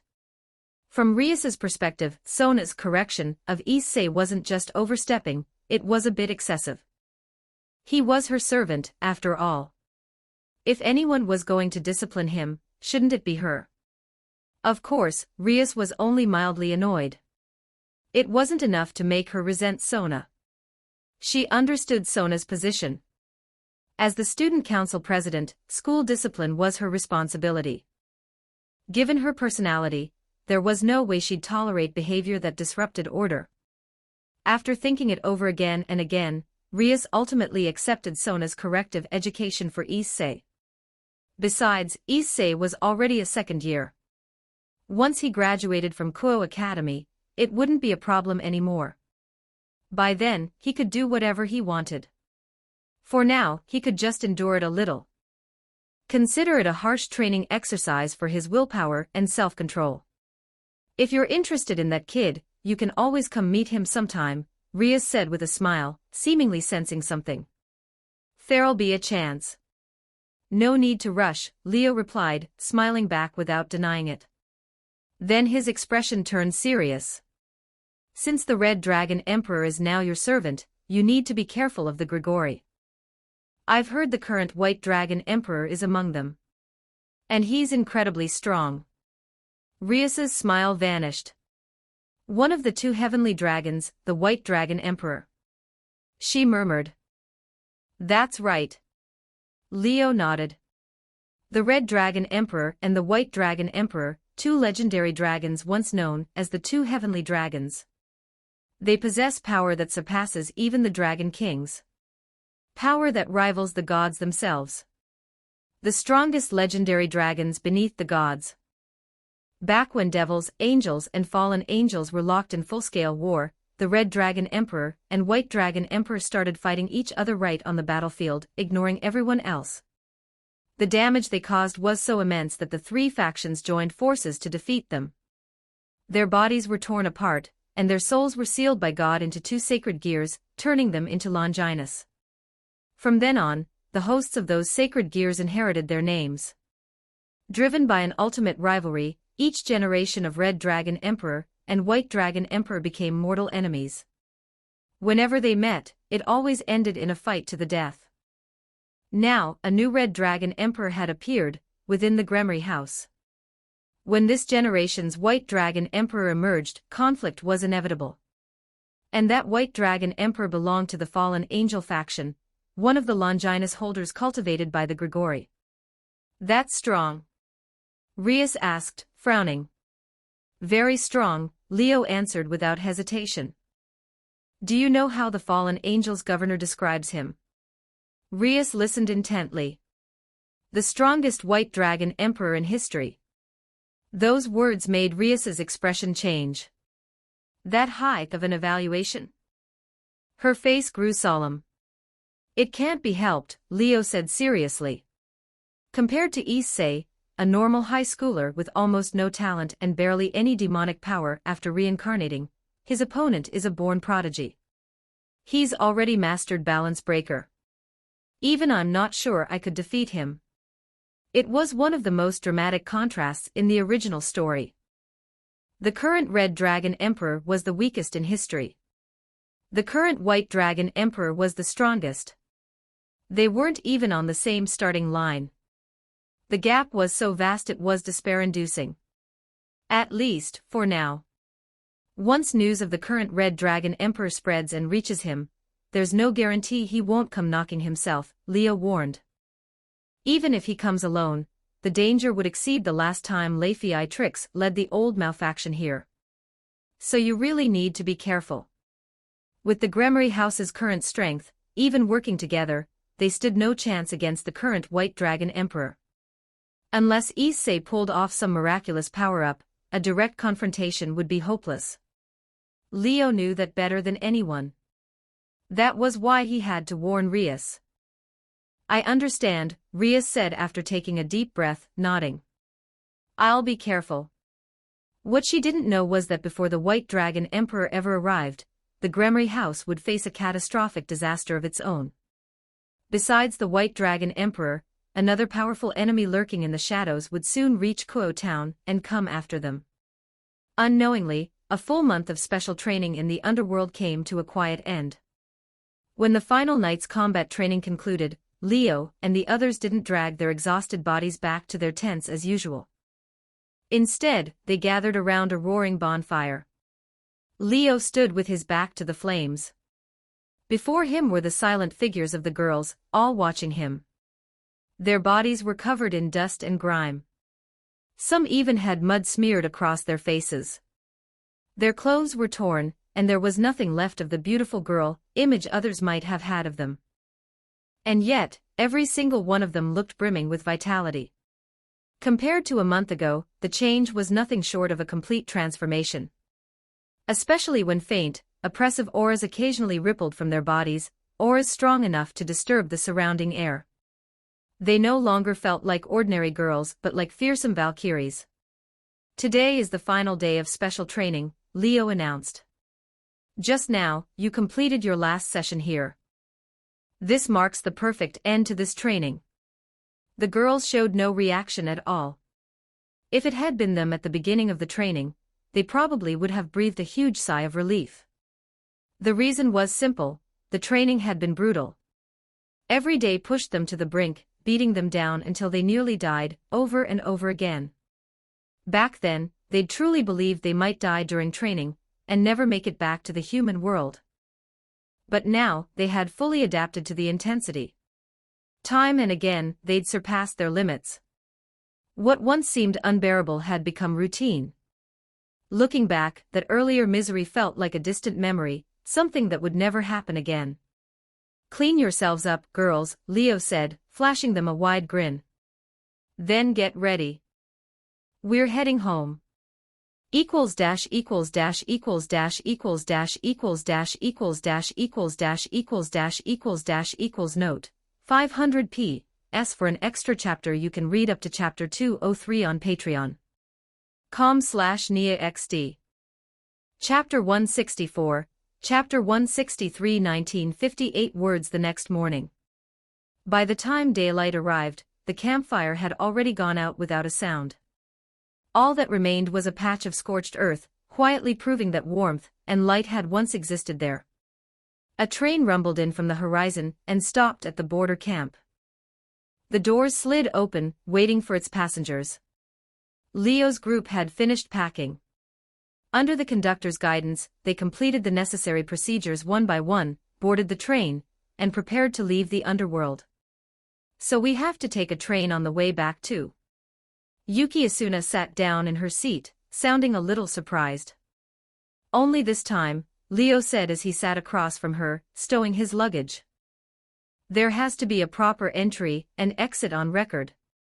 Once this trip is fully logged, it'll be much easier next time. You'll be able to apply to jump here directly using a magic circle." "That's good to hear." Mahiru sat beside Asuna and spoke softly. "If there's such a convenient way to travel, spending time on a train really does feel inefficient. I kind of like it this way." Kasumigakaka Yutaha folded her arms as she sat next to Leo. "Jumping straight here with a magic circle is convenient, sure, but it just feels like you've arrived somewhere unfamiliar. You don't really get the sense that you've crossed into another world. Being able to enter the underworld while still alive already feels unreal enough," Yukino said calmly from Leo's other side. "Either way, at least we're finally going back." Finally going back. Even though they had only been in the underworld for a month, Yukino, Kasumigakaka Yutaha, Yuki Asuna, and Mahiru all deeply missed life at the manor. They had already come to see it as home. During the month-long special training, they had stayed in the camp the whole time, hardly a comfortable experience. So it was no surprise that they couldn't wait to return. "I wonder what Leo-sama's manor is actually like." While Yukino and the others chatted among themselves, conversation was also happening on the other side of the train. Ravel, Ram and Rem were seated together, looking out the window as they talked. "You used to live in the human world, right?"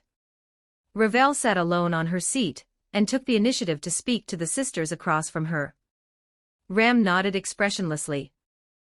"The Oni village where Rem and I lived was in a remote part of the human world. No towns nearby, just mountains and forests. But that was 10 years ago," Rem continued, her voice dimming as if she'd remembered something painful.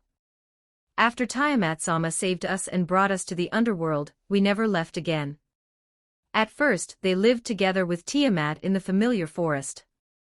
Later, Tiamat decided that keeping the sisters away from civilization for too long wouldn't be good for their mental health. That was why she bought a residence for them in Luciford and had them live there instead. They had left the human world at 7 years old. Now, returning after 10 long years, they were both 17. So what do you plan to do after you go back?" Leo had overheard them and turned around. "Do you want to visit the Oni village?" To his surprise, both Ram and Rem shook their heads without hesitation. "The Oni are already extinct. The village was burned to the ground that night."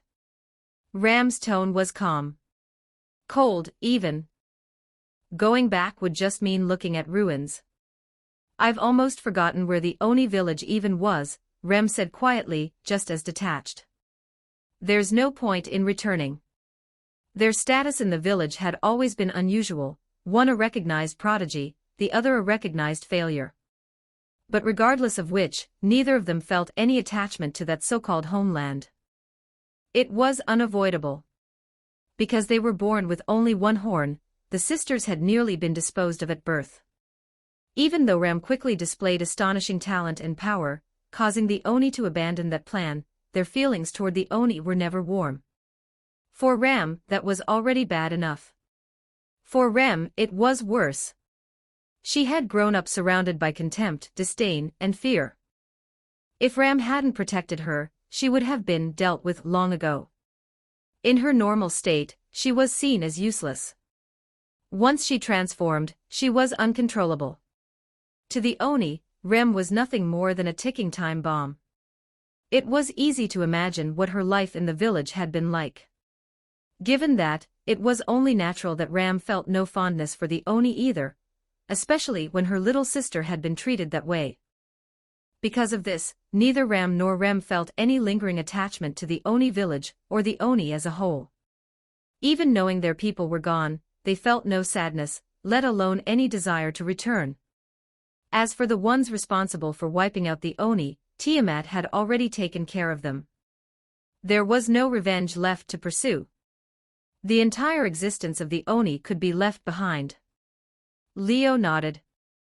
Then how about trying a human school? If Ravel, Ram, and Rem were interested, Leo didn't mind pulling a few strings to get them transferred into Sobuhai. If they transferred to Sobuhai, things would get lively really fast, Yutaha remarked with a hint of amusement. Whether it was Ravel or the twin sisters, all three were strikingly beautiful, each in their own way. If they transferred in, the so-called 5 unattainable flowers would probably turn into 8. In fact, from certain perspectives, these 3 might become even more popular than the current 5. Ravel and Rem had angelic faces and devilish figures. Rem lacked the curves, but she was Rem's twin, and that alone pushed her appeal through the roof. If a certain perverted blonde loser saw you, you'd probably end up as the new heroines in her next work that very night. Thinking of that person, Yutaha's expression turned subtly complicated. A human school. Ravel looked tempted but hesitant. If you come, you can transfer into our class and sit next to me, Mahiru said with a smile. Ravel and Mahiru were the same age. If Ravel transferred to Sobuhai, she would naturally be a first year. Yukinoshita Yukino and Yuki Asuna, meanwhile, looked toward Ram and Rem. They were in the international class. Normally, transfer students without prestigious backgrounds wouldn't be able to enter that class even if they joined as second years. But that was only under normal circumstances. With Leo's connections spread throughout Chiba, getting Ram and Rem into the international class would be trivial if he wanted to. If that happened, the twins would become classmates with Yukino and Asuna. Unfortunately, Ram and Rem didn't seem particularly interested in human schools. We are Leo-sama's servants, and we serve as his maids, Ram stated plainly. Compared to going to school, Rem and my sister would rather fulfill our duties at the manor. That was their answer. That's fine. Leo thought for a moment, then nodded. School is just school anyway. Yutaha and I are already third years. We'll graduate next year. If you don't want to go, then don't. Ravel, you can think about it carefully. If you're interested, just tell me later. What worried Leo more was whether they would even be able to live normal school lives going forward. Their identities were already exposed. Multiple factions, including the hero faction, were watching them closely. On top of that, the world order was bound to change drastically. The hidden world was heading toward an unprecedented period of reform and turmoil. If that happened, Leo doubted they'd even have the chance to attend school properly anymore. If so, there was no reason to force Ram and Rem into Sobuhai. By the way, Yukino looked at Leo and Yutaha. Have you decided what you'll do after graduation? University. Or taking time off to work? Everyone's gaze immediately shifted to the two of them. I plan to continue on to university, Yutaha answered without hesitation. My life plan is to attend university while continuing to write. Even now, she had no intention of giving up writing. Love Metronome might be headed for cancellation, but her passion hadn't faded.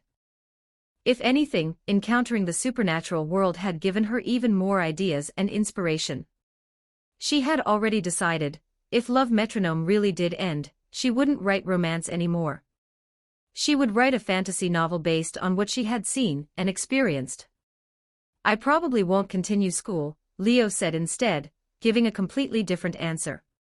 This year, I'll officially debut as a new generation devil. I want to focus all my energy on the raiding game, aim for strong results, restore the Eligos family, and redevelop our territory. In other words, after graduating high school, Leo would most likely return to the underworld and shift his focus there.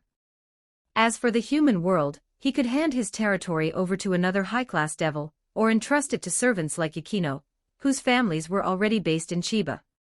If, after his graduation, one of his subordinates advanced to high-class devil and wanted independence, he wouldn't oppose letting her inherit what he'd built and manage Chiba's devil affairs. That said, it wouldn't be easy. Although Yukino and the others had grown tremendously in strength, according to underworld records, they were still firmly low-class devils. Devil society enforced its hierarchy with extreme strictness. Promotion required not just power but accomplishments. Strong performances in the raiding game. Personal moments of brilliance that demonstrated potential. Contributions through achievements or successful devil business operations. All of these factors influenced how the higher-ups evaluated a devil. Only when they deemed someone qualified would a promotion notice be issued.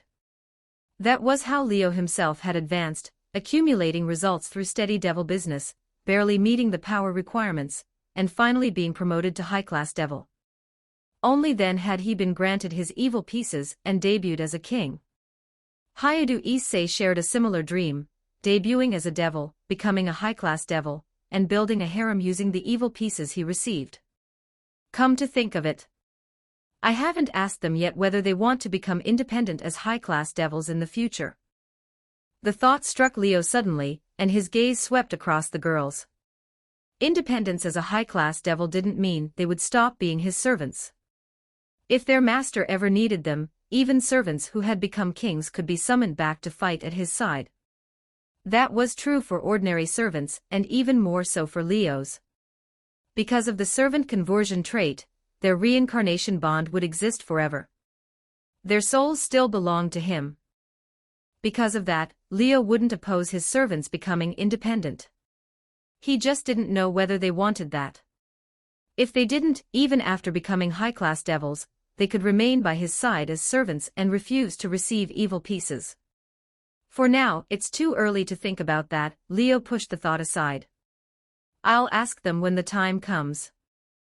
Although his servants far surpassed ordinary low-class devils in both potential and strength, aside from Ravel, every single one of them was still officially low-class. Independence was something to consider after they reached mid-class devil. What mattered now was life after returning to the human world. There'll probably be a lot of reactions to our return, Leo murmured, thinking of all the eyes watching him. The train began to move, heading toward the hollow opening in the sky ahead. Equals dash equals dash equals dash equals dash equals dash equals dash equals dash equals dash equals dash equals. You can read up to chapter 204 on Patreon. com/NIAXD. Chapter 165, Chapter 164 1778 words Leo's estate, basement. Before Leo and his group left the human world, this place saw constant use every single day. But after they departed for the underworld, it was completely abandoned. For a full month, no one set foot here, and the magic circle in the basement faded into dull obscurity. Today, however, the magic circle lit up once more, bursting forth with a dazzling crimson glow. Within that red light, the figures of Leo and the others slowly emerged, returning once again to the estate. We're back. Finally back. There's no place like home. Even the air feels different. Yukino and the others spoke one after another, their expressions visibly relaxing.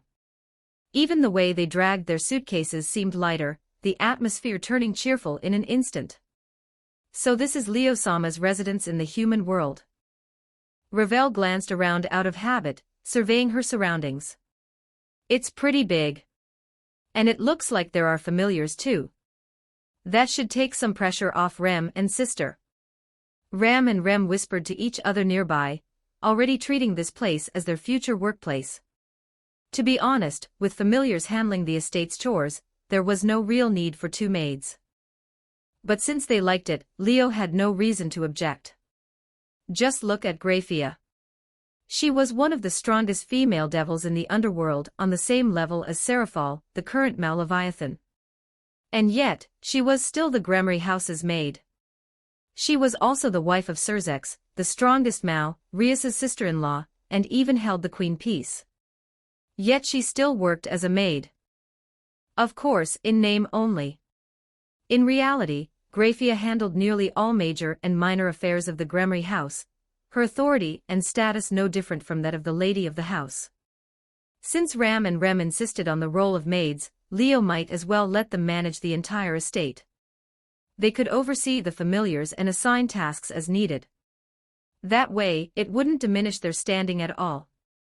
While Leo was thinking this over, a figure suddenly rushed into the basement. "Yo, you're back." The bright, carefree voice reached them before the person did, drawing everyone's attention to the entrance. "Musashi-sensei." Asuna called out happily. The newcomer was none other than Miyamoto Musashi. "You stayed behind."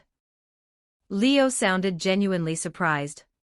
He had assumed that after they left for special training in the underworld, Musashi would return there as well. That was on Seraphal-sama's and Surzex-sama's orders, Musashi said, immediately understanding his surprise. "They said that although you went to the underworld to train, the old Mao faction, and that Hero faction wouldn't know about it. So there was a chance they might send people here, or even attack this estate." Considering that possibility, Surzex-sama and Seraphal-sama decided to turn the tables. They stationed people here to lie in wait, and even had some disguise themselves as you, to lure the enemy out. If we could capture someone, we might be able to squeeze out useful information.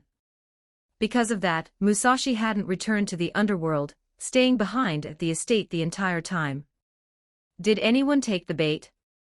Yukino asked immediately, making everyone tense as they looked at Musashi. "Someone did, but not the old Mao faction or the Hero faction," Musashi said with a helpless shrug. "Their intelligence network seems pretty solid. They probably already knew you weren't here, so there was no movement from them this past month. Instead, the church, the fallen angels, and even people from other mythologies sent a few scouts. Mostly small fry. They were probably just testing our reaction, or trying to gauge your situation. None of them were worth much. Even if we caught them, there was nothing useful to extract." In other words, Musashi had gained nothing this past month. Yuraha clicked her tongue softly, disappointed. "I was hoping we'd catch a big fish." "Even if we didn't, it's fine," Musashi said calmly. "This was just a casual move by the Maos. If we gained something, great. If not, no big deal." Surzex-sama and Seraphal-sama probably didn't expect much either. "I heard they're making moves elsewhere. As long as something happens somewhere, it's not a loss." With that, Musashi dropped the topic. Her sharp gaze swept over the group, her eyes narrowing.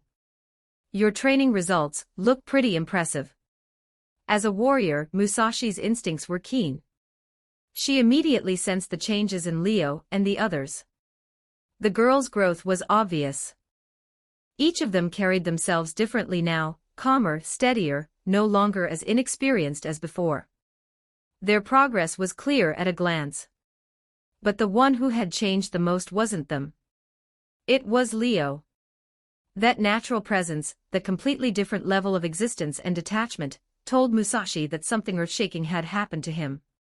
The change stirred her warrior's blood. When she first stepped into the basement, she'd nearly drawn her blade on instinct. Not because she sensed danger, but because she sensed a life form above her own. The urge to challenge something stronger was ingrained in her very being. To challenge stronger opponents, to temper oneself in desperate situations, to grow without end. This was the essence of a true warrior. So even though Musashi looked as calm and casual as ever, she'd been holding herself back the entire time. Her hand unconsciously rested on her sword hilt, temptation flaring again and again before she forced it down. Leo noticed it too.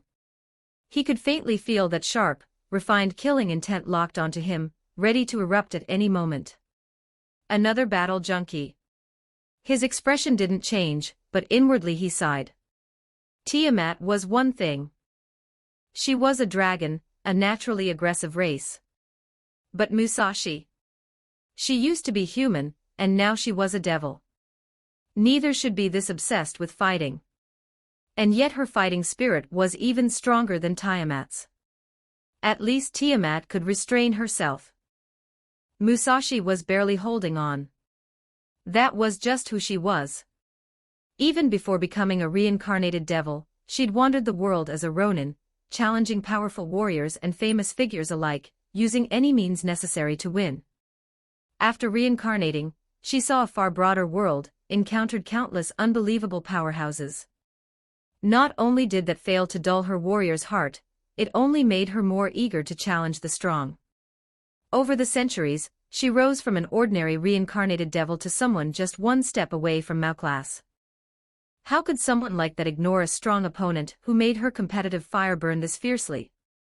Especially when Leo had once been far weaker than her, yet now had transformed into someone who made her feel genuine pressure. Finally, Musashi couldn't hold back anymore. "It's still early," she said, eyes blazing as she looked at Leo. "Why don't I test how much you've grown, Leo-sama?" Seeing this, Ravel, Ram, and Rem all changed expressions and instinctively stepped forward, only to be stopped by Yukino and the others. "It's fine. They used to spar all the time," Mahiru said gently. "Musashi-sensei's just feeling inspired," Asuna added with a wry smile. "This isn't the first time," Yutaha said indifferently. "I'm curious too," Yukino said calmly. "I want to know how strong our master is now, compared to a Mao's servant." The three exchanged glances, then fell silent. Leo relaxed as well. Just like they said, this wasn't their first match. There was no reason to be nervous. They'd sparred plenty of times before. And he'd never won once. Now that he finally had the power, wasn't it time to get even? His fighting spirit ignited. "Then let's do it." No more words were needed. Leo tossed his luggage to Ravel and stepped forward. Musashi laughed brightly, darting to stand opposite him. Her hand closed firmly around her sword hilt, her fighting spirit exploding outward without restraint. "Let's move back," Yukino said immediately, leading the others farther away. "Is she that strong?" Rem asked softly, seeing how serious everyone looked. She didn't know Musashi, and she couldn't tell how powerful the swordswoman was. In her eyes, Leo's strength was unquestionable. He could easily defeat her even after she went berserk, something even her beloved sister couldn't do. Unless the opponent was a dragon king like Tiamat, there was no way her master would lose. Or so she thought, until Ram spoke. "That swordswoman is probably stronger than me." Rem froze. "Stronger than you, sister."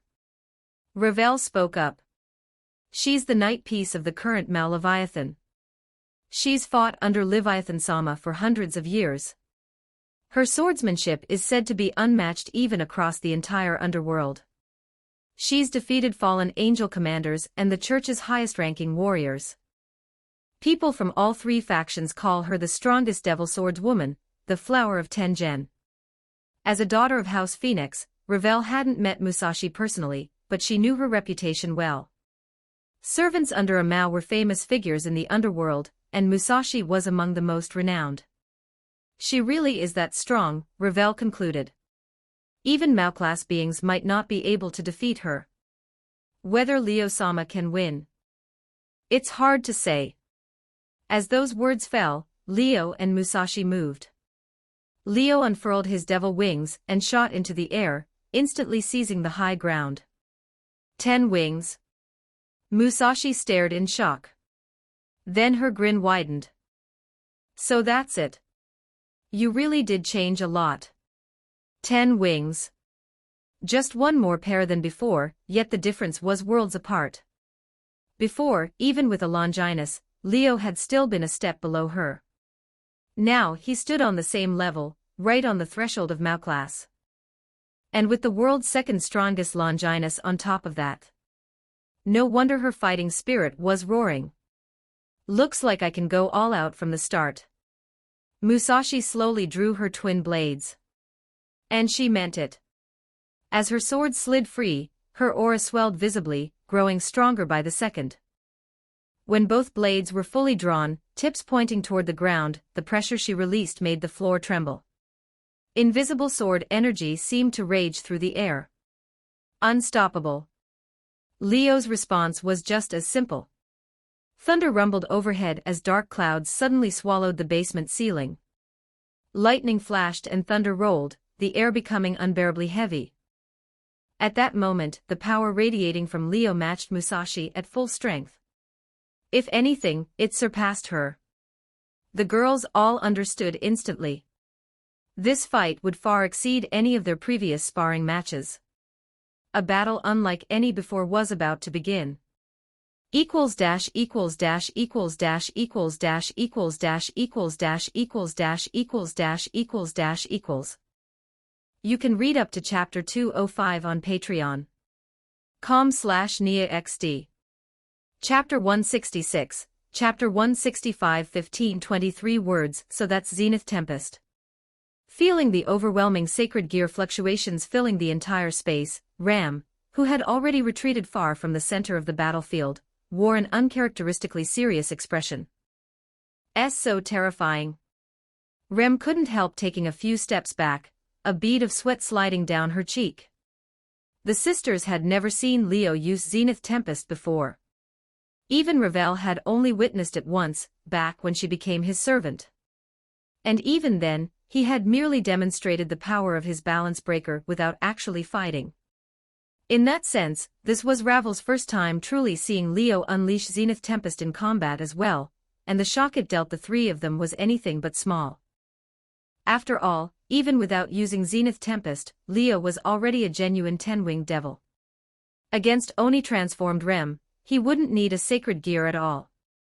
One finger would be more than enough to put her down. That alone was already terrifying. And now, facing Miyamoto Musashi, the strongest devil swordswoman, Leo had unleashed Zenith Tempest without the slightest hesitation. Seeing him finally reveal his full power left Ravel, and the others deeply shaken. Only Yukino and the rest immediately noticed something different. Is it just me? Yutaha said hesitantly. Doesn't his Zenith Tempest feel completely different from before? Yukino, Asuna, and Mahiru exchanged glances. It wasn't her imagination. They had sensed the change as well. One of Zenith Tempest's abilities was dominion over the weather. Every time Leo used it, the sky would react first, dark clouds gathering, thunder and lightning raging as the power of the sacred gear took hold. Using that altered weather, Leo's control over natural forces became far more potent. Whether pinpoint strikes or wide-area attacks, everything flowed with the climate itself, achieving an effect far greater than the sum of its parts. But before, Leo could only dominate the sky. He couldn't completely rewrite the weather. Now Yukino and the others could clearly feel it. Not just the artificial sky above them, but the entire space itself had changed. The climate had become violent, heavy, and oppressive. This is... If they could sense it, there was no way Musashi couldn't. Her expression shifted. The air currents had become erratic, the temperature dropping without warning. Heat drained rapidly from her body. Her breath turned white, and her breathing grew labored.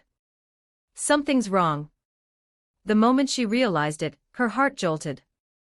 She raised her blade, ready to strike. Don't even think about it. Leo had been watching her the entire time. The instant she noticed, he stopped holding back and triggered a power he'd been suppressing all along. Crack, crack, crack. The sound made teeth ache. Musashi stared in disbelief as frost rapidly spread across her body. Ice formed visibly over her limbs, thick layers freezing her in place. Seeing this, how could she not understand? The climate of the entire space had already been completely seized by Leo. He had quietly lowered the atmospheric temperature, steadily draining her stamina while laying a trap, freezing her body without her even realizing it, nearly costing her everything in a single careless moment. Without hesitation, Musashi unleashed her sword pressure. Behind her, a massive neo-manifestation rose and stood firm. Evil, be cut. With a sharp cry, the Neo swung its blade, a single strike blasting away the frost and ice binding her. You almost got me. Rolling her shoulders, Musashi charged forward, the Neo looming behind her, rushing straight at Leo as he hovered in the air. Didn't you teach me that? Leo shot back. All's fair in war. As he spoke, he thrust both hands forward, releasing 2 bolts of lightning that tore through the air toward her. Musashi raised her blade to cut them down as usual, intending to shatter the attack head-on. But Leo had learned his lesson. He wasn't about to let her have her way again. Under his control, the lightning suddenly curved at the instant her blade came down. Like twin lightning serpents, they slipped past the edge of her strike and slammed directly into her stunned body. The bolts hit squarely, sending her flying. Before she could recover, Leo extended his hands again, this time releasing not lightning but fire. The flames twisted and coiled together midair, rapidly expanding into a sea of fire that surged toward her. Electric arcs still crawled across Musashi's body, every movement agonizing. But her sheer will carried her through. Ignoring the pain, she raised her blade and slashed downward. A strike capable of subduing time and space itself cleaved through the incoming firestorm, splitting it cleanly apart in a spectacular display. But instead of dispersing, the divided flames warped, rapidly compressing, then exploded right in front of her. A catastrophic blast erupted like a solar flare, engulfing the entire underground chamber. The girls who had retreated far away screamed as the shockwave and heat blasted toward them, sending them stumbling. This is way too dangerous. Yuraha shouted, instantly deploying barrier after barrier around them, layering multiple defenses to protect everyone. Outside the barrier, the situation was far worse. The temperature spiked violently, the air itself warping and distorting. The floor smoked under the heat, and the barrier enclosing the chamber was forced into visibility, straining to block the raging flames. Amid the inferno, only Leo remained untouched, floating high above, flames parting around him as he hovered like a god looking down from the heavens. Musashi knelt on one knee beneath the Neo's protection, sword pressure roaring like a storm as she forced back the flames, yet blood spilled from her lips. Her clothes were torn, her skin scorched black in places. It was obvious she hadn't fully endured that attack. Even so, it was still shocking. She survived that. A Mao's servant is ridiculous. Leo muttered. And which one of us is ridiculous? Musashi said with a wry smile as she struggled to stand, pain racking her body. It's only been a month and you've grown this strong. That is what's absurd. Just 1 month ago, no matter how hard Leo fought, he had always lost to her. Even wielding Zenith Tempest, the world's second strongest Longinus, he couldn't escape being overwhelmed by her blade, forced to surrender again and again. And now he was suppressing her outright. The change was unbelievable. Do you really think I only trained in the underworld for a month? Leo said calmly, looking down at her battered form. Don't forget, my greatest gain wasn't the training. It was 3 exceptional servants. A young lady from House Phoenix, and 2 Oni orphans, one with top-tier mid-level potential, the other 2 rivaling Longinus holders themselves. After servant conversion and the feedback from their traits, Leo was no longer comparable to who he had been a month ago. A 10-winged devil with purer blood than even a Mao. A devil approaching perfection. Zenith Tempest itself had undergone multiple enhancements. How could he still be the same sheltered noble Musashi once suppressed so easily? Perhaps there was still a gap between him and someone standing just a step below Mao class. And Musashi's blade, capable of cutting even time and space, was still terrifying. But Zenith Tempest, now rivaling even the holy spear, was enough to overturn the balance completely. The difference in strength had reversed. Now the stronger one was Leo. And the battle that followed proved it. As if to cement his victory, Leo showed no mercy, launching an all-out assault. He didn't move from the sky, but every gesture shook the world. Torrential lightning. Seas of flame. Devastating winds. Absolute ice. Crushing earth. Raging floods. Disasters on the scale of nature itself crashed down upon Musashi, leaving her like a fragile boat in a storm, barely holding on, moments from capsizing. She had faced such power before, once able to cut through it all with ease. But not now. Leo's mastery over Zenith Tempest had reached a profound level. Weather, elements, everything that looked like divine wrath was, in truth, wielded effortlessly at his command. Her godlike swordsmanship had nowhere left to shine. He focused on one rule: avoid her blade. Both himself and every attack he released did the same. Lightning curved.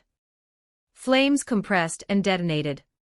Storms broke into cutting winds. Ice became unseen freezing air. Even earth shattered into flying debris, and water transformed into countless liquid spears. Impossible to defend against. This is really bad. Musashi was gasping, covered in wounds. Blood streamed down her forehead, staining half her face and forcing one eye shut. Leo raised one hand. Lightning and flame coiled together in his palm, making the air scream. The attack shot forth, blazing and thunderous, illuminating everything. Musashi's single open eye burned with fierce resolve. If I can't hit you, then I'll cut everything. The Neo behind her stood tall. One blade, three bows, break infinity, reach zero. The sword rose, sword pressure exploding. The blade fell. And the world itself was cut apart, equals dash equals dash equals dash equals dash equals dash equals dash equals dash equals dash equals dash equals. You can read up to chapter 206 on Patreon. com/NeaXD. Chapter 167, Chapter 166. 1757 words. The moment Musashi's Neo avatar behind her released that terrifying sword pressure, and brought her blade down, plunging the entire space into absolute silence and darkness, the same word flashed through everyone's mind, including Leo's. In that instant, it felt like the world itself slipped out of alignment. One side slid upward, the other downward, and a horrible, tearing sound like a dying scream rang in everyone's ears. Their hearts nearly stopped. This woman is completely insane. Even Leo, who'd thought he had victory in the bag, couldn't help but curse. Musashi had used this slash before, but back then, she'd held back. She had to. Otherwise, that strike, one capable of suppressing space and time, would truly split the world apart, shattering this entire pocket of space. That wasn't something you could shrug off. Space could repair itself, sure, but it took time. At its core, Musashi's sword was an attack that reduced everything to zero. It turned existence into nothingness, reality into void. It was the pinnacle of swordsmanship. If she went all out, even if space eventually healed, it wouldn't be a simple matter. If she held back, fine. But if she didn't, then at the very least, this underground chamber would be erased completely. When that happened, Leo, Yukino, everyone present, even Musashi herself, would be dragged into the dimensional gap by the collapse of space. That place was the boundary between worlds, between the human world and the underworld, the human world and the heaven and the underworld. A realm of absolute nothingness. Only things exiled from all worlds existed there, things that didn't belong anywhere. Fragments of broken subspaces, discarded existences, all of it drifted there. Once you were cast into the dimensional gap, coming back was incredibly difficult, even for a Mao-class being. As far as anyone knew, only one existence could move freely through that place. And only because it never entered the world themselves, and caused no real harm, had the major factions chosen to look the other way. No blacklist, no ranking, nothing. But if that thing ever appeared in the world, It would be unquestionably the strongest existence alive. Even the chief gods and god-kings of every mythology would fear it. Getting tossed into a dimensional gap where that existed? No thanks. Leo absolutely did not want that. Unfortunately, Musashi was already seeing red. To win, the swordswoman clearly wasn't thinking about consequences anymore. Calling it unscrupulous didn't even begin to cover it. I should never have accepted this fight. Leo sighed inwardly. Strangely enough, he didn't feel much regret. He'd taken this battle because he wanted to beat her at least once. If that was the case, then whatever consequences followed were his responsibility. Right now, there was only one thing he could do. As everyone stared in horror at Musashi slicing the world apart, the underground space on the verge of collapse, an overwhelming aura of pure white erupted from Leo's body. It was vast and pristine, like untamed nature itself, limitless like the sky. The moment it appeared, the very flow of the world was forcibly altered. Demonic power surged violently through Leo. Behind him, his 10 devil wings began to split and unfold. 10 became 12. Zenith Tempest, Balance Breaker. In that instant, Leo's foundation leapt across an entire tier. From a future special-class devil with 10 wings, he became a true 12-winged existence on par with the Mao class. He spread his arms. A massive bubble formed out of thin air, instantly expanding outward and enveloping the entire underground space. Get back. Leo unleashed terrifying power, compressing the space within the bubble. The bubble began to shrink.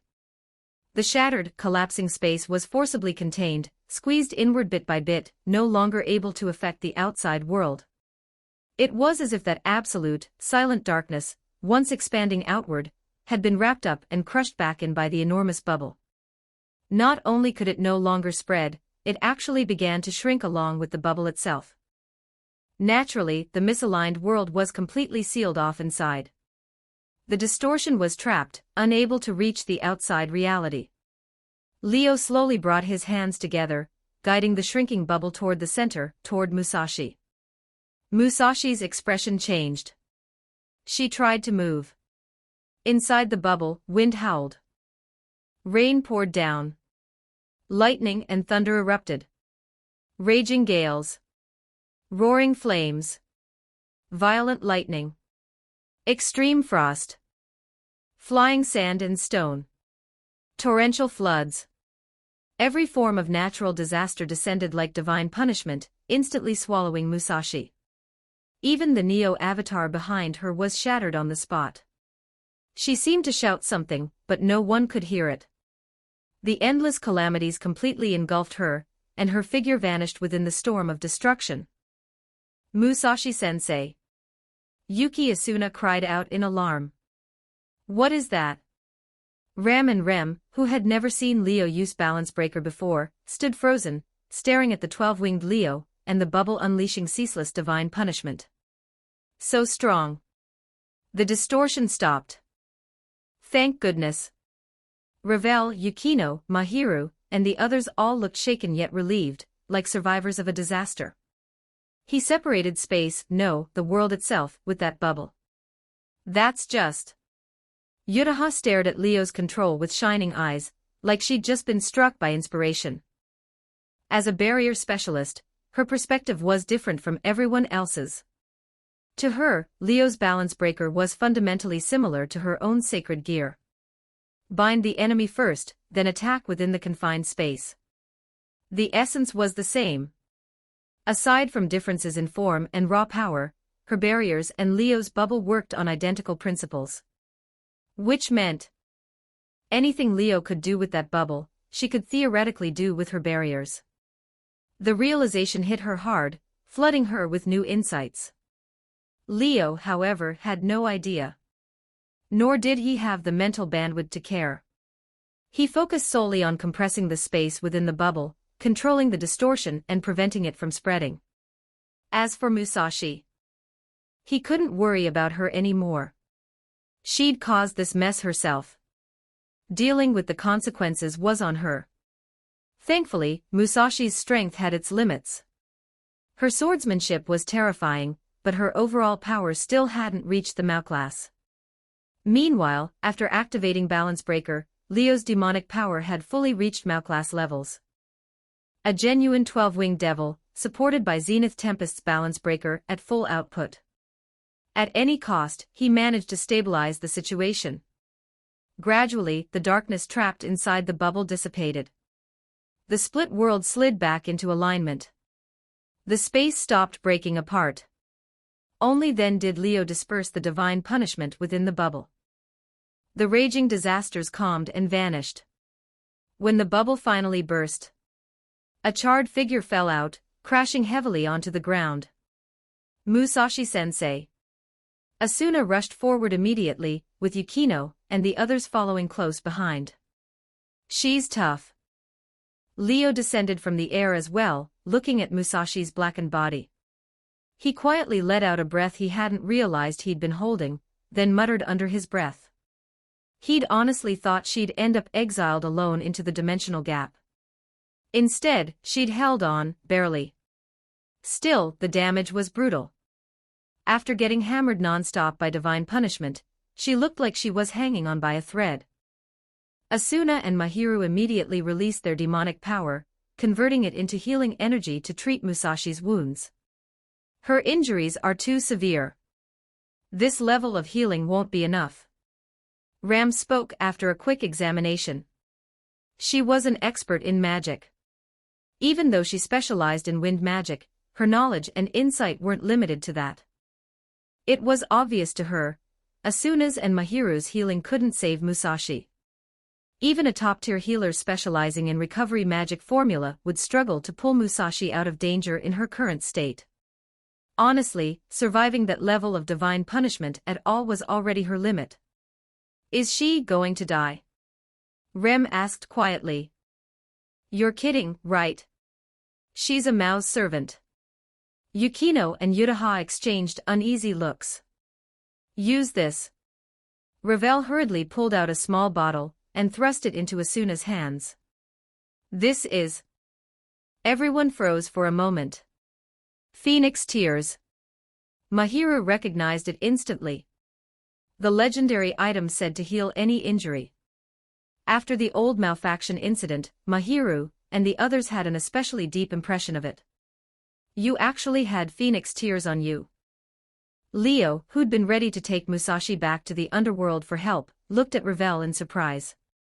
It's my personal stash, Ravel said softly. They're extremely difficult to make, so I only carry one bottle. Creating Phoenix Tears required a special ritual, and a pureblood devil of House Phoenix had to drip their tears into a specially prepared vessel.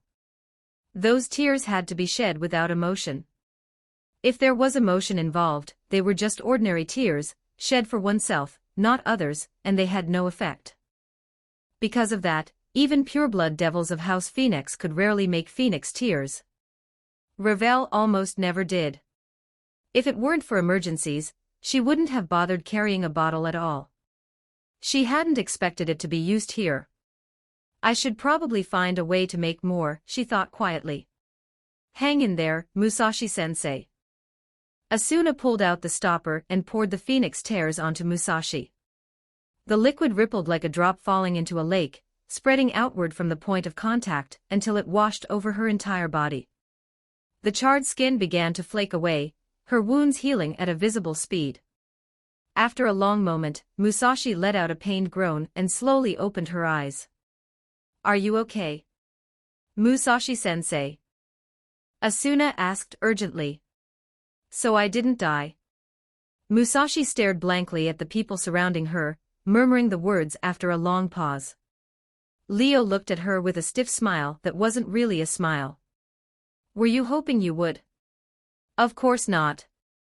Realizing what she'd almost caused, Musashi shrank back, laughing awkwardly. Hey, surviving this is pretty great, right? Guess I got lucky, everyone's veins practically popped. Lucky my ass. Do you have any idea we almost died because of you? And she's still smiling. Just because you're a Mao's servant doesn't mean you can go that far. The group tore into her without mercy, and Musashi curled into a tight ball under the verbal onslaught. Leo shook his head with a wry smile, turned around, and walked away, deciding not to get involved. Equals dash equals dash equals dash equals dash equals dash equals dash equals dash equals dash equals dash equals. You can read up to chapter 206 on Patreon. com/NIAXD. Chapter 168. Chapter 167 2091 words. A month wasn't nearly enough to leave any obvious changes in the manor. At least, not Leo's manor. Even though Leo had taken his servants and left, the familiars remaining behind continued maintaining the estate as usual. So when Leo and the others returned, everything looked exactly the same as when they'd left. Nothing had changed. Musashi had indeed brought people from the underworld and set up an ambush here. Over the course of the month, they'd tried to make contact with the forces that had been keeping an eye on Leo and his group. Through magic detection, Leo had sensed quite a few figures lurking around the manor's perimeter, as if they'd been watching the place the entire time. However, none of them had actually entered the manor. They were clearly trying to avoid leaving traces that someone sharp-eyed might notice. What a waste. It didn't help much at all. Leo shook his head. If he could sense their presence, then others likely could too. There was no helping it. The underworld couldn't afford to station too many powerful figures here. Forget malevolent beings, even ultimate-class devils held extremely high status in the underworld. Unless there was a special reason, having them guard a group of rookie devils who hadn't even fully stepped onto the stage yet would be nothing but a waste of resources and manpower. Those assigned to guard this place were mostly servant devils. Even Musashi fell into that category. High-ranking devils wouldn't sit around waiting for prey like this. Their time simply wasn't that cheap. At best, the group stationed here would be made up of high-class devils. The only one who might reach ultimate-class devil level strength was Musashi herself. A group like that naturally couldn't escape Leo's magic detection, and avoiding scrutiny from truly powerful, malicious observers would be even harder. In the end, we still have to rely on ourselves. The sense of urgency weighing on Leo had already eased quite a bit. This trip to the underworld had been incredibly fruitful, both for him and for all of his servants. Now they finally had the basic ability to deal with various dangers. Because of that, Leo no longer felt the same constant pressure he had before. Oh, right. I should contact Rias and Sona as well. The thought suddenly crossed his mind. He'd already agreed with Rias and Sona that he'd let them know once he returned, so they could exchange information. It's still early. They should be at school already, right? Leo glanced at the sky outside, then unfolded a communication magic circle in his palm, and tried contacting Sona. After waiting for quite a while, there was still no response. He tried contacting Rias next, but she didn't respond either. Whatever. I'll try again tonight. Leo didn't find it suspicious. Both Sona and Rias took their identities as students very seriously. They cherished their time studying in the human world, and were deeply attached to Kuo Academy. During school hours, unless it was an emergency, they wouldn't casually accept communications from others. This wasn't the first time Leo had run into this, so he didn't think much of it. But when evening came and he still couldn't reach either Rias or Sona, no matter how many times he tried, he finally realized something was wrong. Don't tell me something happened. Leo frowned, then quickly headed down to the basement and stepped into the magic circle there. The magic circle began to glow red, preparing to carry Leo through a spatial jump toward Kuo Academy. But before the red light could reach its brightest point, the magic circle gradually stopped functioning, the glow dimming until it faded away. Leo's expression finally darkened. He knew exactly what this meant. It meant that this jump had either been interfered with by an unknown factor, or the destination itself had been sealed off. Something had happened at Kuo Academy. Tokyo, Kanagawa Prefecture. Kuo Town. As night fell, an intensely crimson magic circle appeared abruptly outside Kuo Town, and several figures emerged from it without a sound. With magic circle jumps, can we only arrive outside the town at most? Leo and his servants descended upon Kuo town, every one of them wearing a grim expression. Especially Leo, Yukino, and Ram. The moment they laid eyes on Kuo town under the night sky, their faces grew heavy. What's going on? Yukino's expression changed sharply. Doesn't it feel like the flow of power throughout the entire town is twisted? Aside from Leo, she was the only one who had learned magic detection, so she immediately noticed something was wrong with Kuo town. Nearby, Ram closed her eyes and lifted her head, as if sensing something. The wind magic she specialized in was closely tied to the atmosphere itself. On top of that, she possessed a secret technique known as clairvoyance, which allowed her to share wavelengths and vision with other beings, letting her see things thousands of miles away. Even without formally learning magic detection, her investigative abilities were anything but weak. If anything, they surpassed Yukino's. More importantly, unlike Yukino, Ram was a magic user. And so she quickly discovered the reason for Kuo town's abnormal state. A ridiculously powerful destruction magic formula has been carved beneath this town. Once it's activated, the entire place will be wiped out in an instant. Her words made everyone's expressions change.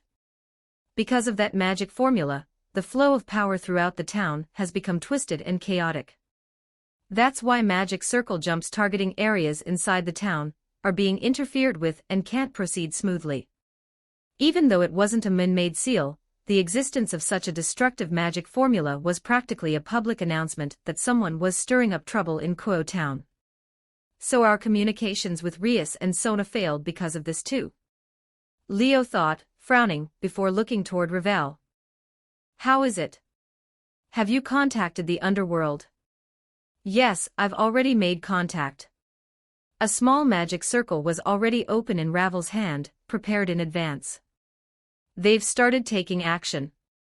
But considering that even we, who are already in the human world, can only teleport to the outskirts of the town, it'll probably take quite some time for the underworld's people to get here.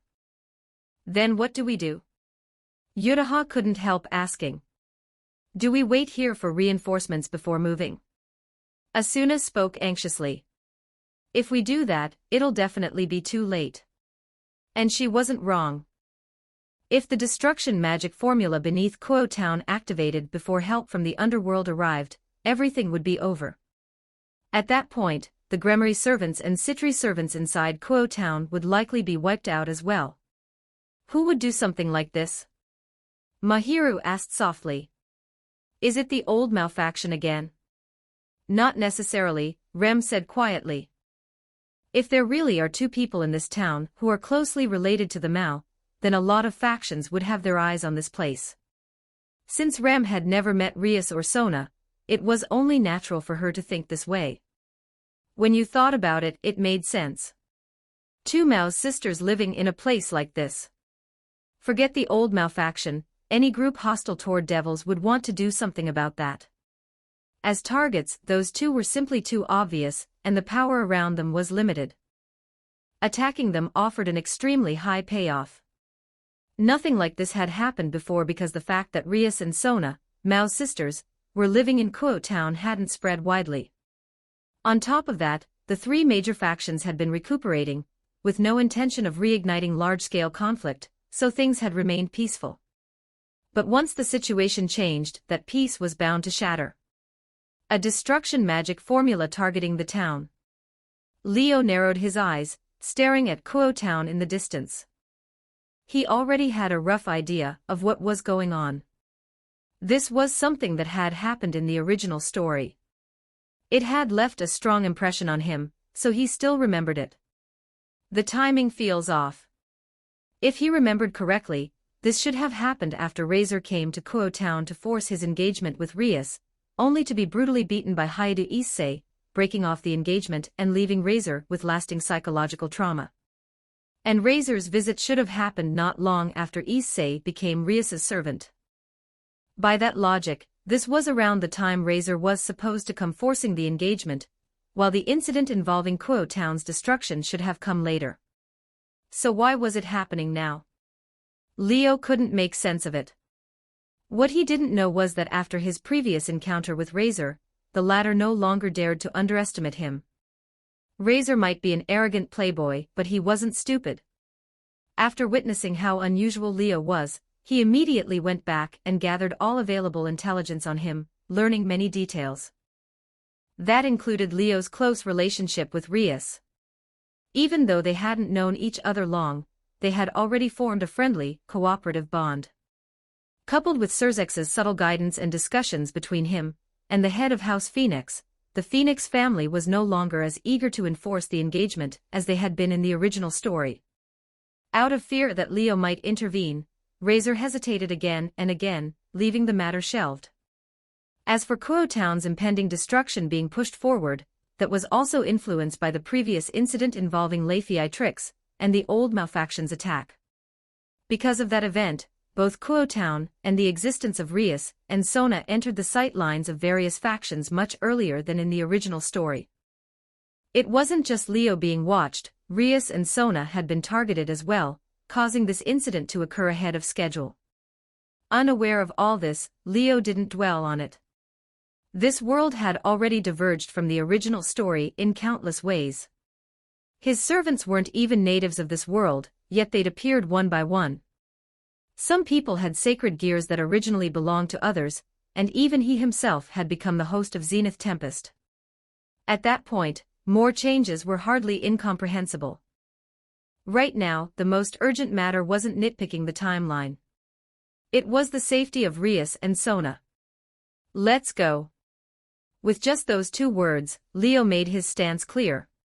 5 pairs of bat-like devil wings unfurled from his back as he flew toward Kuo Town. Whoosh! Whoosh! Whoosh! Whoosh! Yukino and the others immediately spread their own wings and followed without hesitation, streaking through the night toward Kuo Town.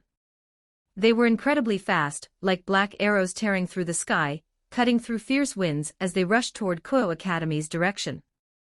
Suddenly, Greawa! A vicious roar rang out.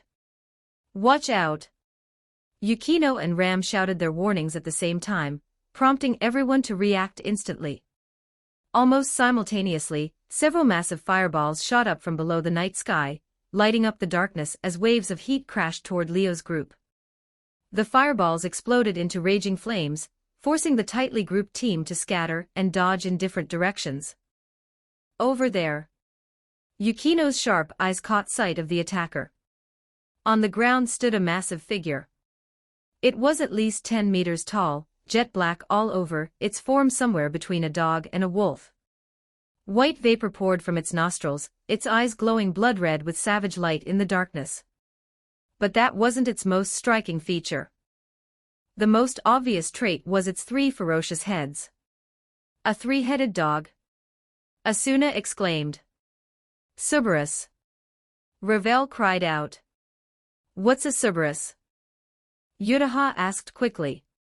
It's the hellhound that guards the gates of hell. A devil beast that originally dwelled around the underworld's gates to hell, Rem explained. Why would a hellish creature appear here? Mahiru asked, voicing the question no one could answer. This is getting troublesome. Ram, who had been gathering information using clairvoyance, glanced underground and spoke those words. Everyone soon understood why. Around the black 3-headed hound, more Cerberus began to appear. And most notably, at the very front stood an 8-headed beast. Though its body was only a few times larger than the others, it radiated a terrifying aura that made even Yukino and the rest tense up. The Cerberus King.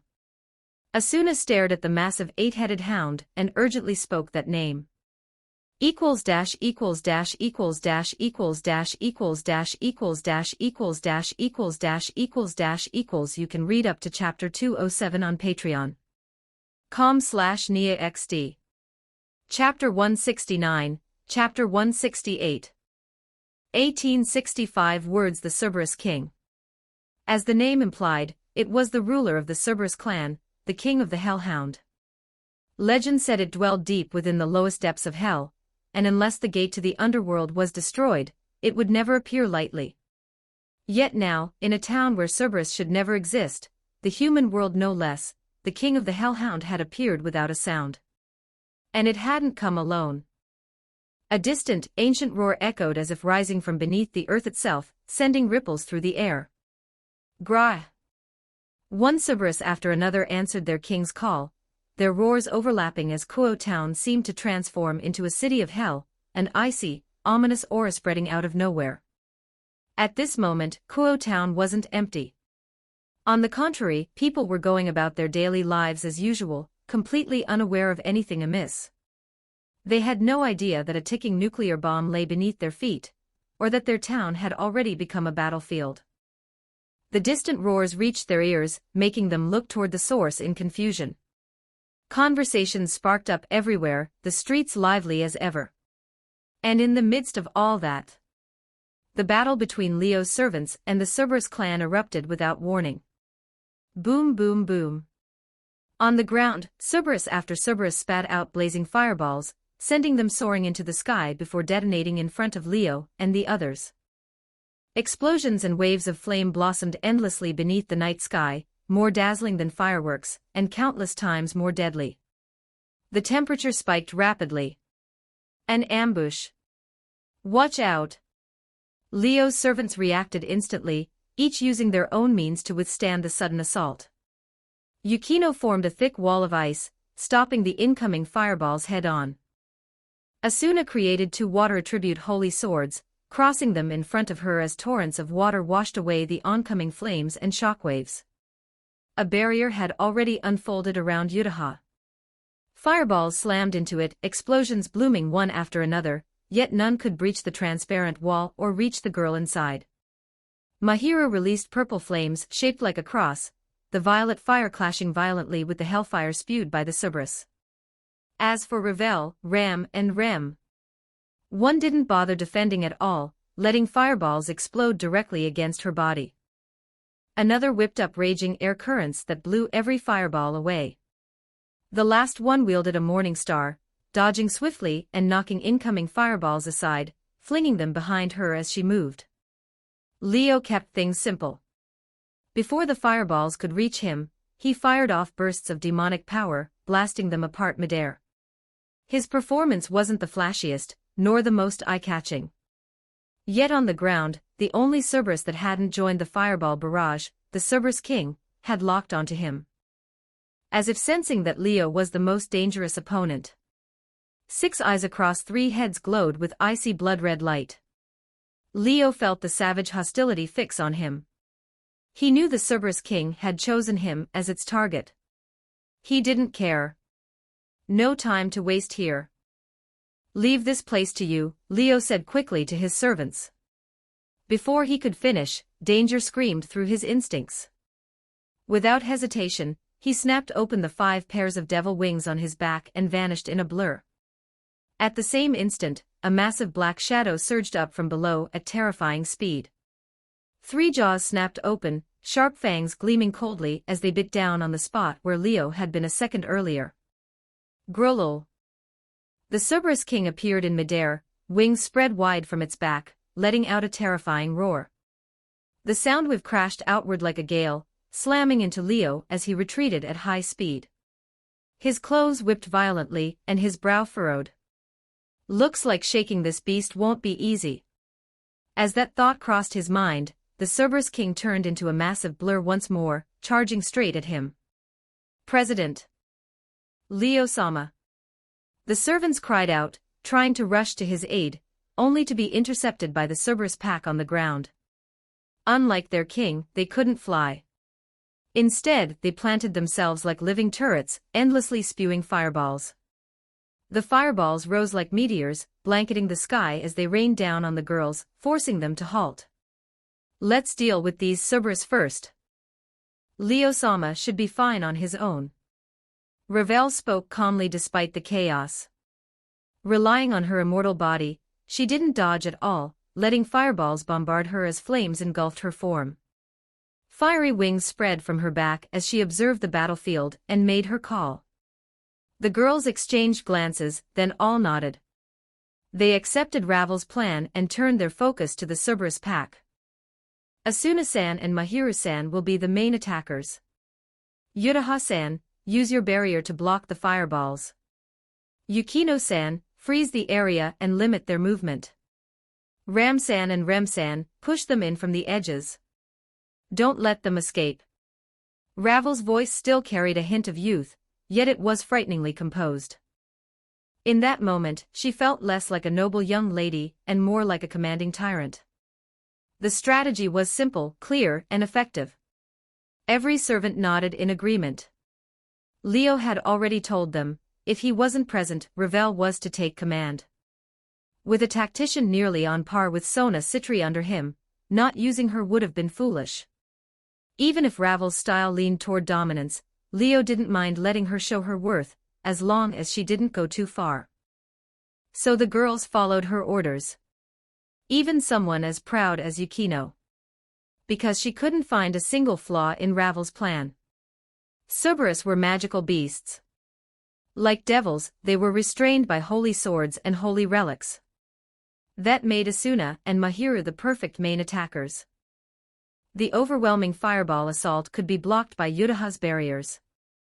Yukino's freezing aura might not be as lethal as a holy sword or holy relic, but for fire-based hellhounds, it was something they instinctively feared.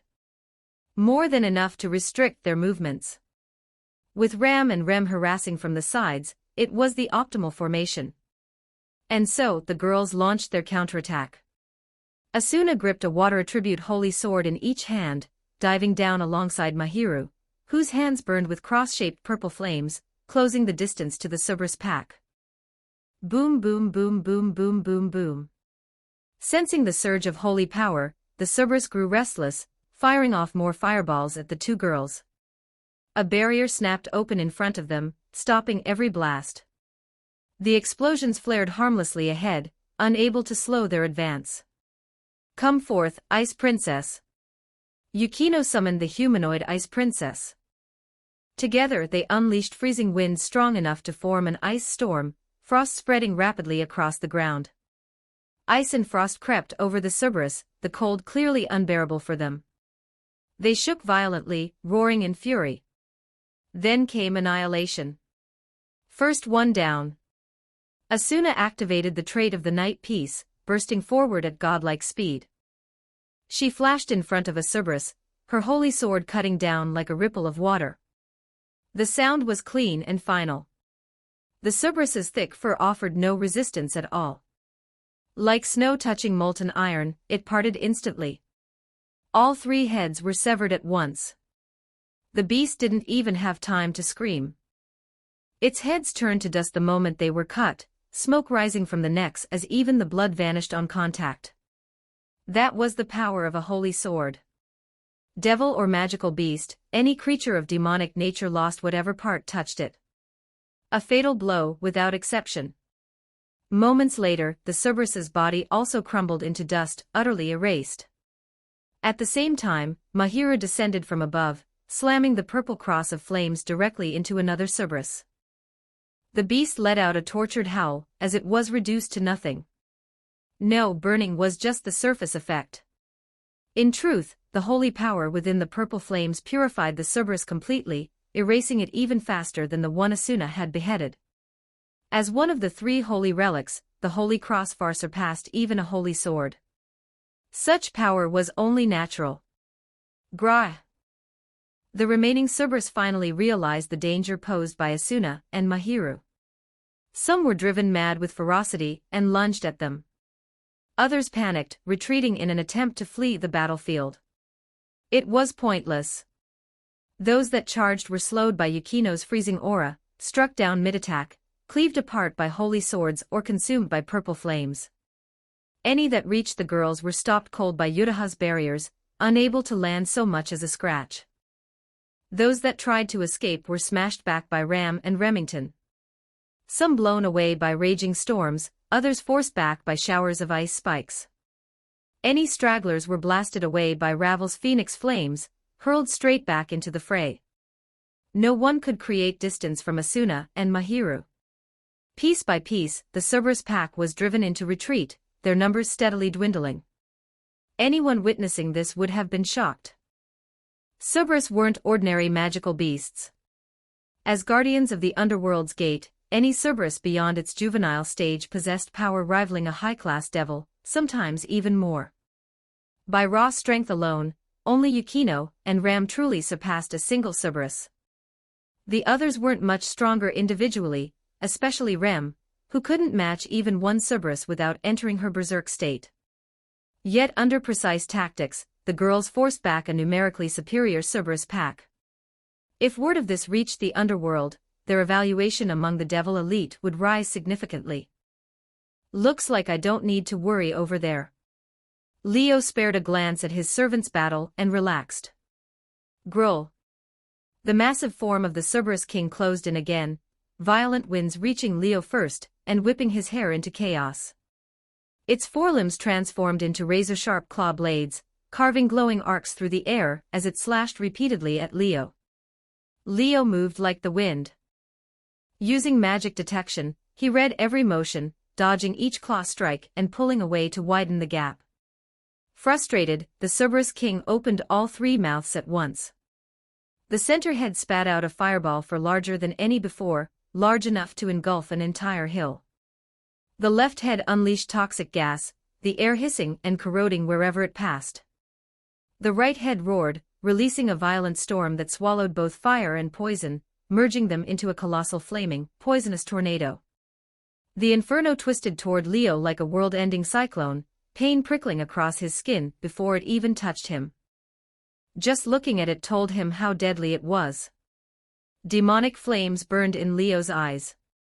I can't fall behind either. Purple demonic energy surged into his body, awakening the sacred gear slumbering within. White pulses of power rippled outward, making the sky thunder. White flames engulfed Leo as he charged straight into the flaming poison tornado. Boom! Moments later, a deafening explosion shook Kuo town. Its echo lingered, refusing to fade. Equals dash equals dash equals dash equals dash equals dash equals dash equals dash equals dash equals dash equals. You can read up to chapter 208 on Patreon. com/NIAXD. Chapter 170, Chapter 169, 1,800 words impressive. There was no denying it. As the king of the Hellhound Cerberus clan, the Cerberus king's strength was the real deal.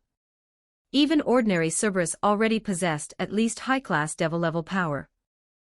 As their king, he naturally stood far above that. After the earlier exchange, Leo had already gotten a solid red on his opponent. Ultimate class devil level. And not just barely. 10 wings worth. Calling him an ultimate class devil almost felt inaccurate. He was closer to a special grade monster. That was why, without using his sacred gear, even Leo could only fight him to a standstill. But once the sacred gear came into play, that was a completely different story. With an earth-shaking roar, the flaming poisonous tornado was blown apart by a terrifying thunderstorm. Immediately after, a figure wreathed in blazing white aura slammed straight into the Cerberus king behind it. It was like a meteor striking the planet. The resulting shockwave exploded outward. Ruhar. The once dominant Cerberus king was sent flying, as if he'd been hit by a falling star, his massive body smashing into a mountain, and making the entire peak quake violently. Boulders and rubble collapsed downward, completely burying his enormous form. Eyes blazing with furious savagery, the Cerberus king tried to launch himself toward Leo's position. But before he could move, Leo had already closed the distance. Bolts of lightning fired from Leo's body like laser cannons, slamming into the Cerberus king one after another. Blood sprayed everywhere as the beast howled in pain and rolled away. Before he could even stand up, the blood-soaked Cerberus king lifted his 3 heads and unleashed fireballs, a storm, and poisonous gas once more. This time, however, the attacks didn't merge into a flaming poison tornado. They came separately, one after another, roaring toward Leo with overwhelming force. Leo raised a hand in response, releasing fire, wind, and freezing air to meet them head-on. Fireballs collided and detonated, sending towering flames and heat waves skyward, igniting the entire mountain. Storms crashed into each other, giving rise to hurricane-force winds that tore trees from the ground and hurled rocks through the air.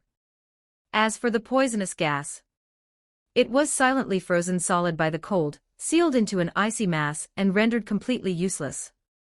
Then Leo lifted his other hand. A flood and a massive lightning strike followed in quick succession. Just as the Cerberus King tried to struggle to his feet, he was swallowed by rushing water and washed straight down the mountain, trapped in a violent whirlpool below. The lightning struck next, spreading through the water and turning the vortex into a sea of electricity. The Cerberus King's agonized howls echoed non-stop, the pain in his voice impossible to hide. Leo hovered high above, 5 pairs of devil wings spread wide, mercilessly crushing the Cerberus King below. Roar! Covered in wounds, the Cerberus King finally snapped. With a furious roar, he forced his way out of the lightning pool and sprinted toward a pitch-black door that suddenly opened in the sky. That is, the underworld gate. Leo raised an eyebrow. The Cerberus King could open a gate to the underworld from the human world. Was that the reason he'd appeared here in the first place? Had someone lured him over? Or brought him out of the underworld directly? Either way, it was obvious now. He'd been beaten badly enough to lose his nerve, and was trying to run. Since you're already here, don't think about leaving. Leo activated the power of Zenith Tempest, channeling the sacred gear's energy into the earth. The ground came alive, heaving violently. Sand, soil, and stone tore free, forming one earthen dragon after another. Roaring as they went, they kicked up clouds of debris and charged toward the Cerberus King. Just as he was about to dive into the underworld gate, the earth dragons caught him from all sides, coiling around his body like massive constrictors. Roar! Panicked and enraged, the Cerberus King thrashed wildly. His 3 heads spewed fire, wind, and poison, blasting the earth dragons apart into sand and rubble. But under Leo's control, the debris immediately reformed into new dragons. Along with those rushing in from behind, they swarmed over his body, wrapping tighter and tighter. No matter how he struggled, he couldn't break free and escape through the gate. Leo left behind a trail of afterimages as he instantly appeared in front of the underworld gate, blocking the Cerberus King's final escape route. Still trying to run.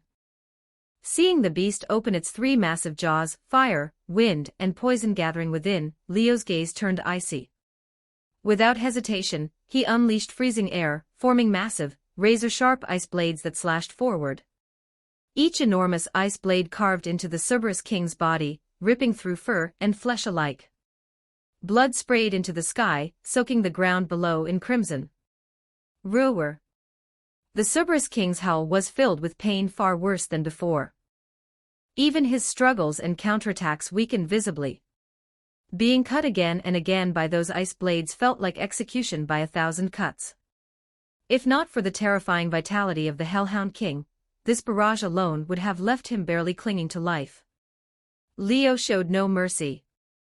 Seeing the resistance falter, he rushed in and drove a fist into the Cerberus King's back.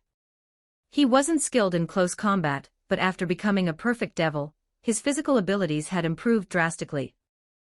With massive demonic power poured into the blow, and striking the Cerberus King's weakest point. The result was devastating. The giant body was sent crashing down, slamming hard into the earth. The ground shook again as thick dust clouds rose, rubble flying everywhere, many stones stained with blood. Damn, that felt good. No wonder so many people like fighting up close. One solid punch and everything just clears up. Leo exhaled deeply in midair, a wide grin spreading across his face. When the dust settled, the Cerberus King's massive body was revealed once more. He couldn't get up. The enormous form lay in a blood-soaked crater. 2 of the 3 heads were unconscious, tongues lolling out, leaving only the middle one whimpering weakly. Leo descended and landed in front of him. So, he said calmly, what should I do with you?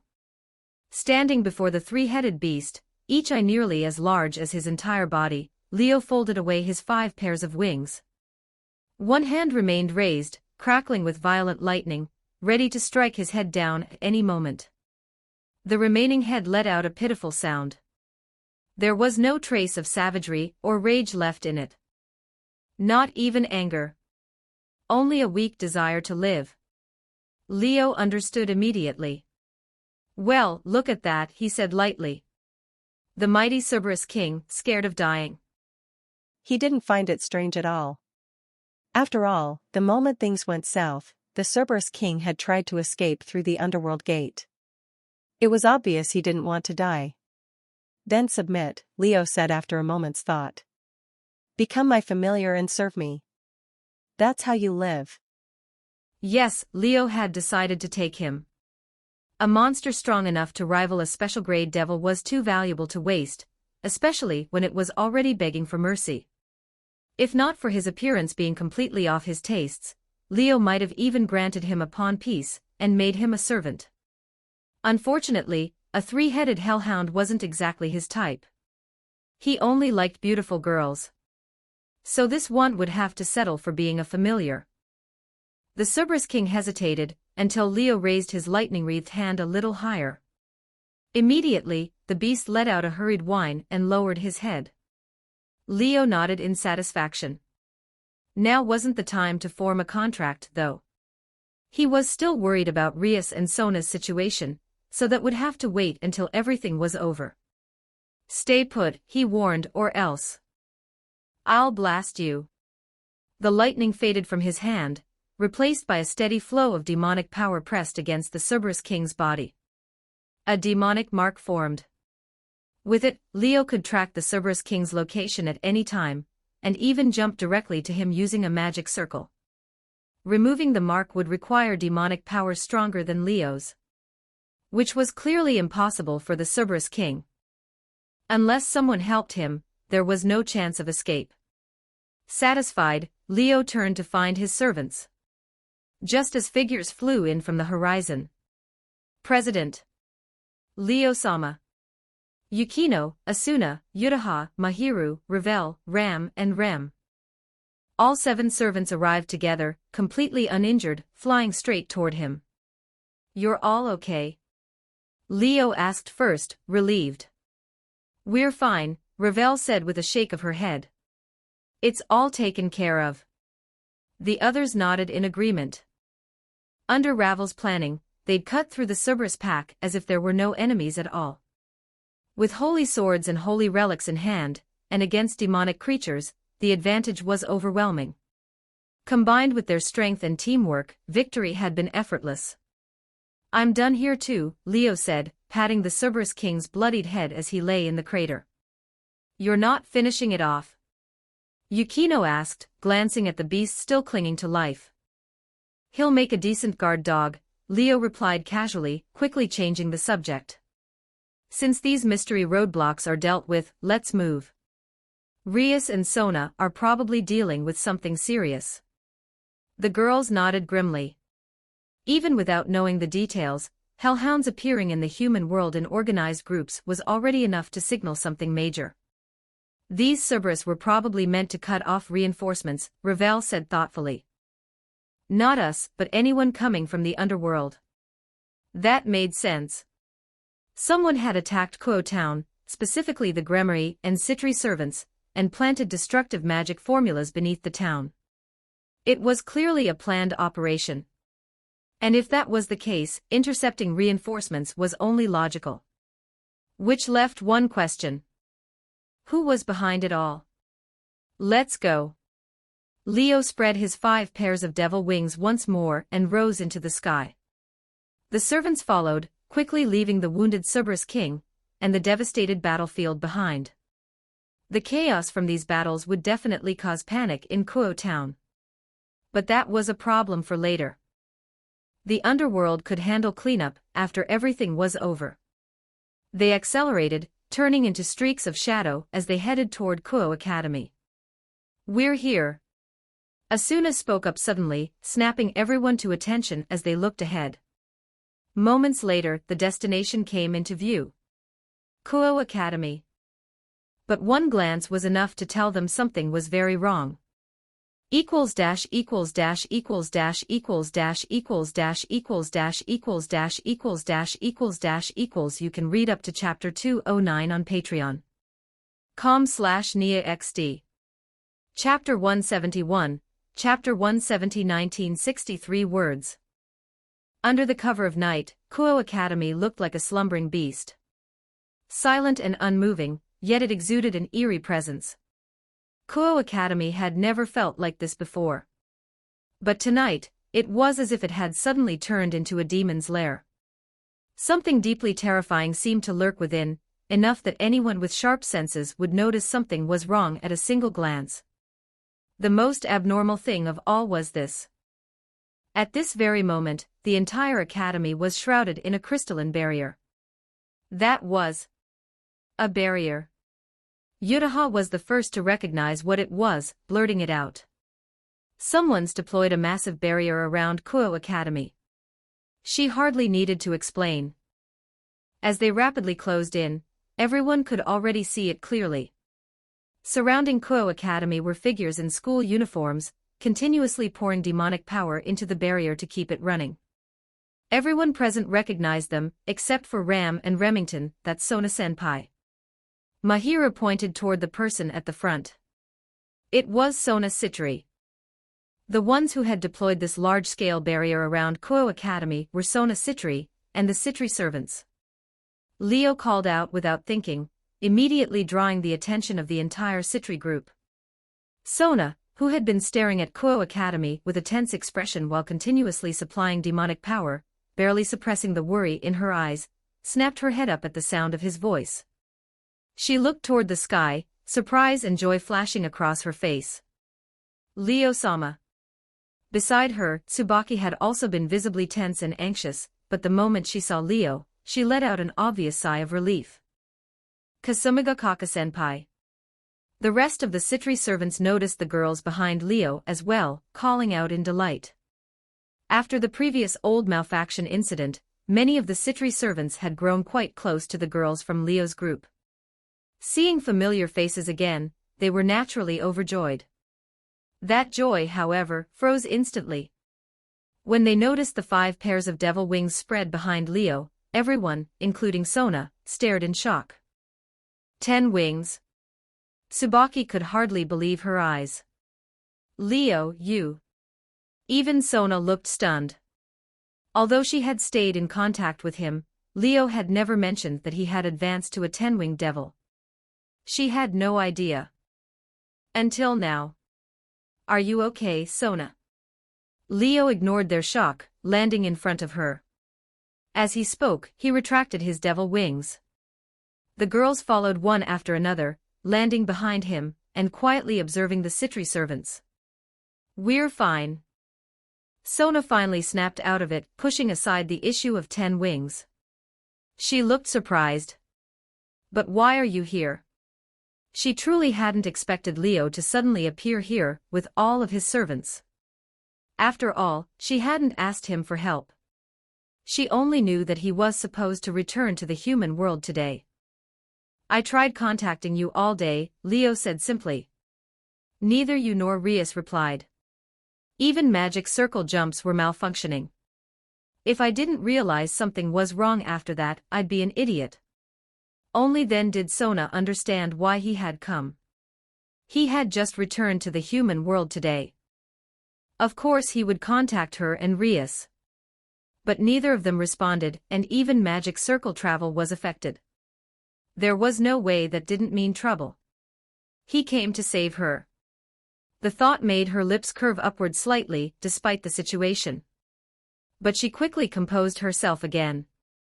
We didn't expect something like this either. By the time we realized what was happening, it was already too late. The mastermind behind this incident hadn't tried to seal off Kuo town. On the contrary, they wanted the news to spread, to lure them out here. However, the destructive magic formula buried beneath Kuo town was continuously gathering power, disrupting the flow of energy throughout the area. By the time Sona and the others realized something was wrong, even though they could still send out calls for help, incoming communications, and magic circle jumps from the outside were heavily affected and couldn't function properly. Left with no choice, they could only act on their own, casting spells to stall for time, and waiting for the underworld to send reinforcements. Who did this, Sona-sama? Ravel asked, unable to hold back. Was it the old Mao faction again? Yukino, Asuna, Yutaha, and Mahiru, all of whom had experienced the last incident, instantly tensed. It wasn't the old Mao faction. Sona shook her head. The one behind this is a fallen angel. More specifically, a fallen angel officer. The moment she said that name, everyone except Leo changed expression. Kokabile. Asuna exclaimed. Wait, do you mean the Kokabile I'm thinking of? Even if they weren't as widely read as Yukino, they had all learned the essential basics. And anyone with even a cursory understanding of mythology would recognize that name. Kokabile was a fallen angel recorded in biblical texts. One of the earliest fallen angels. One of the 6 great officers of the fallen angels. A being who had survived since ancient times, participated in the mythological war between the 3 factions, and even fought Mao and Seraphim head-on. He was currently a member of Grigori. According to legend, Kokabile fell because he secretly passed on sacred heavenly knowledge to others. During the war between the 3 factions, he had always fought on the front lines. To the new generation of devils, he was unquestionably a figure that existed only in legend. Compared to him, everyone in the old Mao faction were mere juniors, even the descendants of the original Mao, and Leifei Trix, who had only appeared after the Devil Civil War. Aside from the Governor Azazel and Vice-Governor Shimhazai, Kokabile, and the other 5 officers stood at the very top of Grigori and the Fallen Angel faction. In both status and strength. Someone of that level, so famous that even reincarnated devils newly exposed to the supernatural world recognized his name. Even Hayadu Issei, whose head was usually full of nothing but girls, had read about him. Once you became a reincarnated devil, you were expected to at least remember the names of the 4 Mao, the 4 Seraphim, and the fallen angel officers. They were the highest echelon of the 3 factions, the strongest and most renowned figures. All of them were recorded in mythological texts. Unless someone was truly ignorant, it was impossible not to know them. That was why, when Sona spoke his name, no explanation was needed. Leo's group was left completely stunned. I know this is hard to believe, but it's the truth, Sona said heavily. Kokabile, one of the fallen angels' officers, attacked Kuo Town and planted a destructive magic formula beneath it. His targets are me and Rias. As for his goal.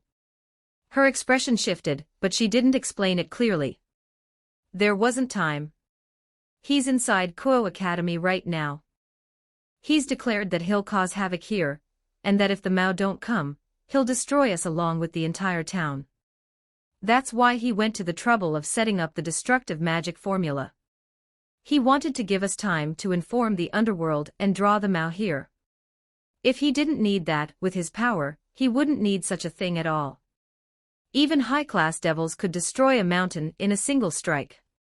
Someone like Kokabile didn't need elaborate preparations to destroy Kuo Town. A Mao-class being could erase a small country if they went all out. Wiping out a local city was trivial. As one of the 6 great fallen angel officers, a 10-winged fallen angel who had clashed with Mao directly, Kokabile certainly didn't need a destructive magic formula to annihilate Kuo Town. If he acted personally, it wouldn't even take half an hour. The fact that he deliberately set up such a spell made his true intention obvious. He wasn't trying to destroy Kuo Town. He was threatening Rias and Sona, forcing the Mao behind them to intervene. To stop him from running wild in Kuo Town, I had my servants deploy a large-scale barrier around Kuo Academy, Sona continued. We're doing everything we can to contain the damage within the academy. Rias took her servants and went to confront Kokabile. I don't know how things are going now. The worry in her voice was impossible to hide. Everyone felt a chill run through them. That was one of the 6 great fallen angel officers, a legendary figure who had survived since ancient times and faced Mao directly. Against someone like that, even prominent figures from the devil world might not be confident of victory. Rias was indeed the pride of the Gremory house, born with the power of destruction trait just like her brother, but she was still only a high-class devil. The gap between her and Kokobile was like the difference between heaven and earth. Even with servants supporting her, she might manage against an ordinary ultimate-class devil at best. Facing someone who dared confront Mao directly was nothing short of suicidal. Okay, Leo said decisively. He shifted his gaze from Sona to Kuo Academy, enclosed by the barrier. Asuna, Yutaha, Ram, Remington. You four stay here.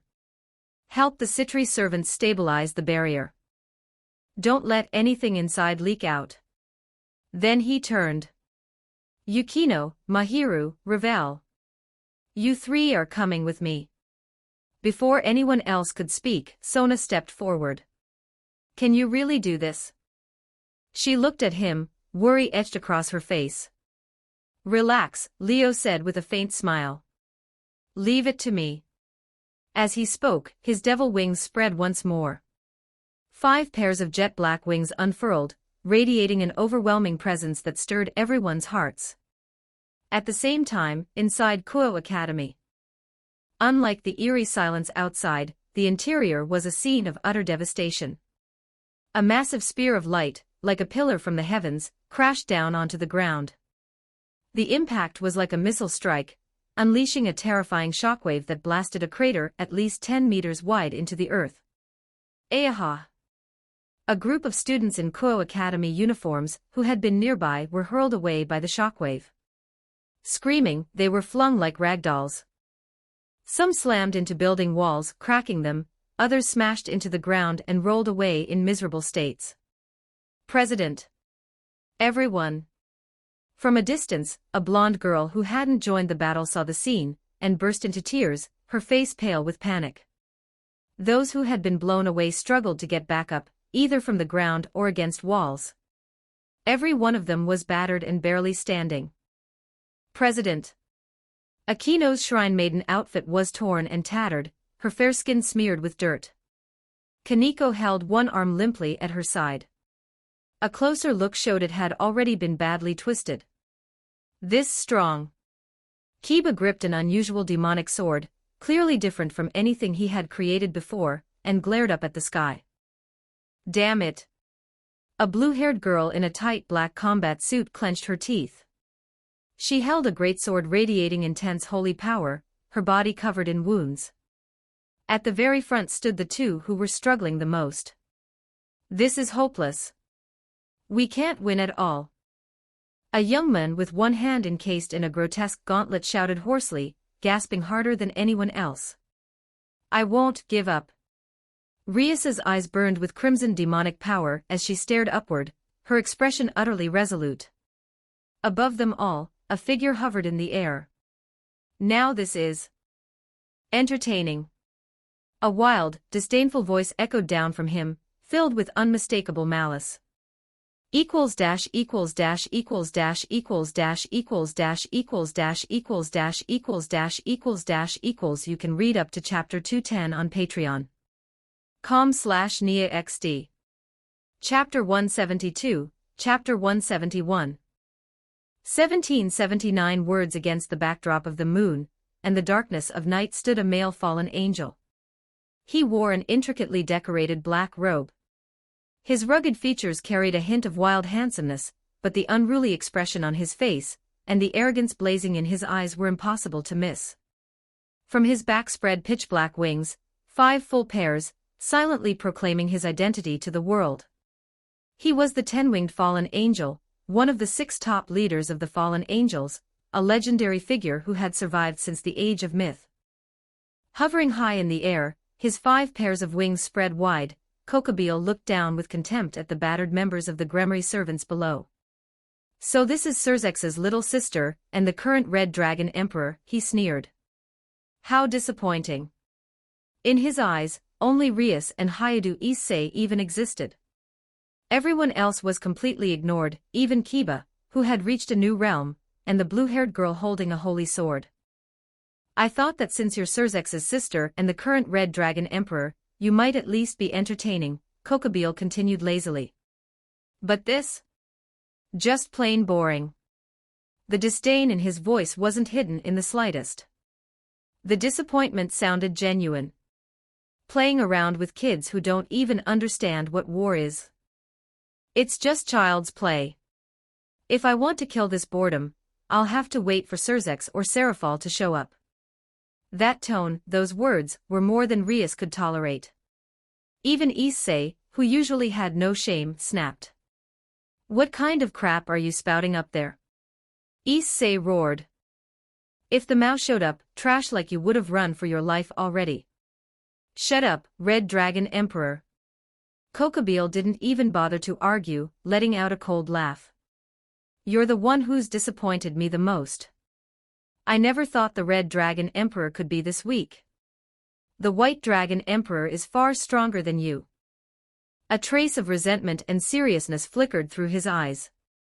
As a leader of the fallen angels, and a high-ranking member of Grigori, Kokobeel knew far more about sacred gear users than most. He had always despised those so-called sacred gears, and he was deeply dissatisfied with Azazel and Shemhazai devoting themselves to researching them instead of expanding fallen angel power.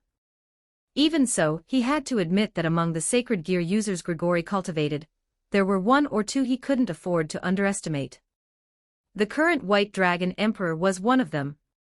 Even Kokobeel couldn't confidently say he could defeat that man. That was why, before coming to Kuo Town, he had held at least some expectation and caution toward Hayadu Issei as the current Red Dragon Emperor. Who would have thought he'd turn out to be such a fraud? Forget comparing him to the White Dragon Emperor. Even the ordinary sacred gear users Kokobeel looked down on were stronger than this. If not for the sheer power of the Longinus known as the boosted gear, capable of doubling its user's strength every 10 seconds and transferring that power to others, Kokobeel wouldn't have spared Issei a second glance. Your only use here is boosting Surzex's sister, and the others so they can barely pose a threat to me, he said mockingly. At least then, you might provide some entertainment. Otherwise, I'd have erased you already. His mocking laughter made Issei's blood boil. Kokobeel. Rias stopped Issei before he could charge again, glaring up at the fallen angel. Do you really want to start a full-scale war between the three factions? A fallen angel leader personally attacking the sister of a Mao.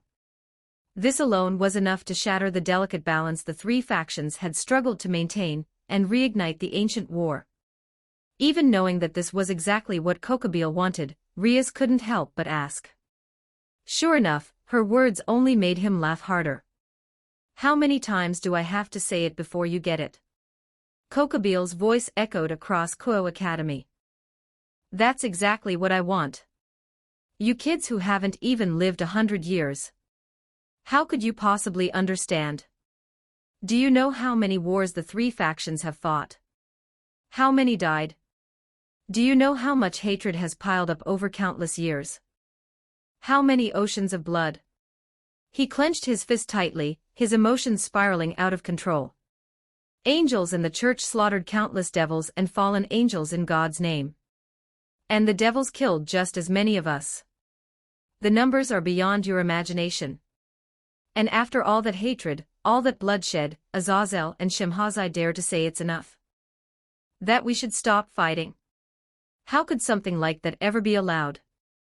His 5 pairs of wings spread wide, blotting out the sky like a curtain of filth and darkness. I can't stand it. After fighting for tens of thousands of years, they just decide to stop. Do those bastards even know how many times I've bled? How many brushes with death I've survived? I dream of wiping out angels and devils alike, of erasing every race except fallen angels so this world is finally clean. These years of ceasefire have been unbearable. Boring beyond endurance. So I'll start the war again. If I crush Surzex's sister to death, crush Serafal's sister too, and drag the Mao into battle, then even if Azazel and Shemhazai want to avoid it, they'll have no choice but to fight. And once devils and fallen angels went to war, how could heaven and the church stay silent? Even if they wanted to, Kokobeel would never allow it. That was why he hadn't come alone. He had allied with heretics within the church, had them steal a treasured holy sword, and lured its pursuers to Kuo town to drag them into this chaos. The blue-haired girl wielding the holy sword was the church's warrior sent to recover it. With that, all three factions stood on the same battlefield. No one could escape. God is dead. The Mao of old are dead. Compared to the age of myth, the three factions are weaker now, but even so, this war cannot stop. It must not stop. Until a victor is decided, I won't allow any of you to grow complacent again. Kokobeel's voice turned fanatical. Damn war maniac. Issei muttered, clicking his tongue. Even Akino, Kiba, and Kaneko wore looks of disgust. The blue-haired girl closed her eyes, trying to pray, only to realize she no longer had anyone to pray to. Just as Kokobeel said, in the ancient war not only did the original for Great Mao fall, even God himself had died. The being recorded in the Bible as the Almighty Creator had long since perished. And this time, there would be no resurrection. Normally, as long as faith remained, a god could revive no matter how many times they fell. But some deaths were absolute. Gods slain by ultimate god-killing weapons often couldn't revive, or only with extreme difficulty. Those devoured or sealed by a far stronger deity could never return unless impossibly harsh conditions were met. The God of the Bible died after completely exhausting his power, weakened beyond recovery, losing even the ability to resurrect, falling into eternal slumber. The girl could no longer pray. Because of that, her fighting spirit had begun to crumble. For a moment, she had even thought it might be easier to die here. In contrast, another swordsman erupted with fierce resolve. We won't let you succeed, Kokobeel. Kiba stood his ground, gripping his sword with all his strength and pointing it straight at the fallen angel. The blade in his hand was nothing like before. It radiated both the curse and malice of a demon sword, and the holy aura of a holy sword.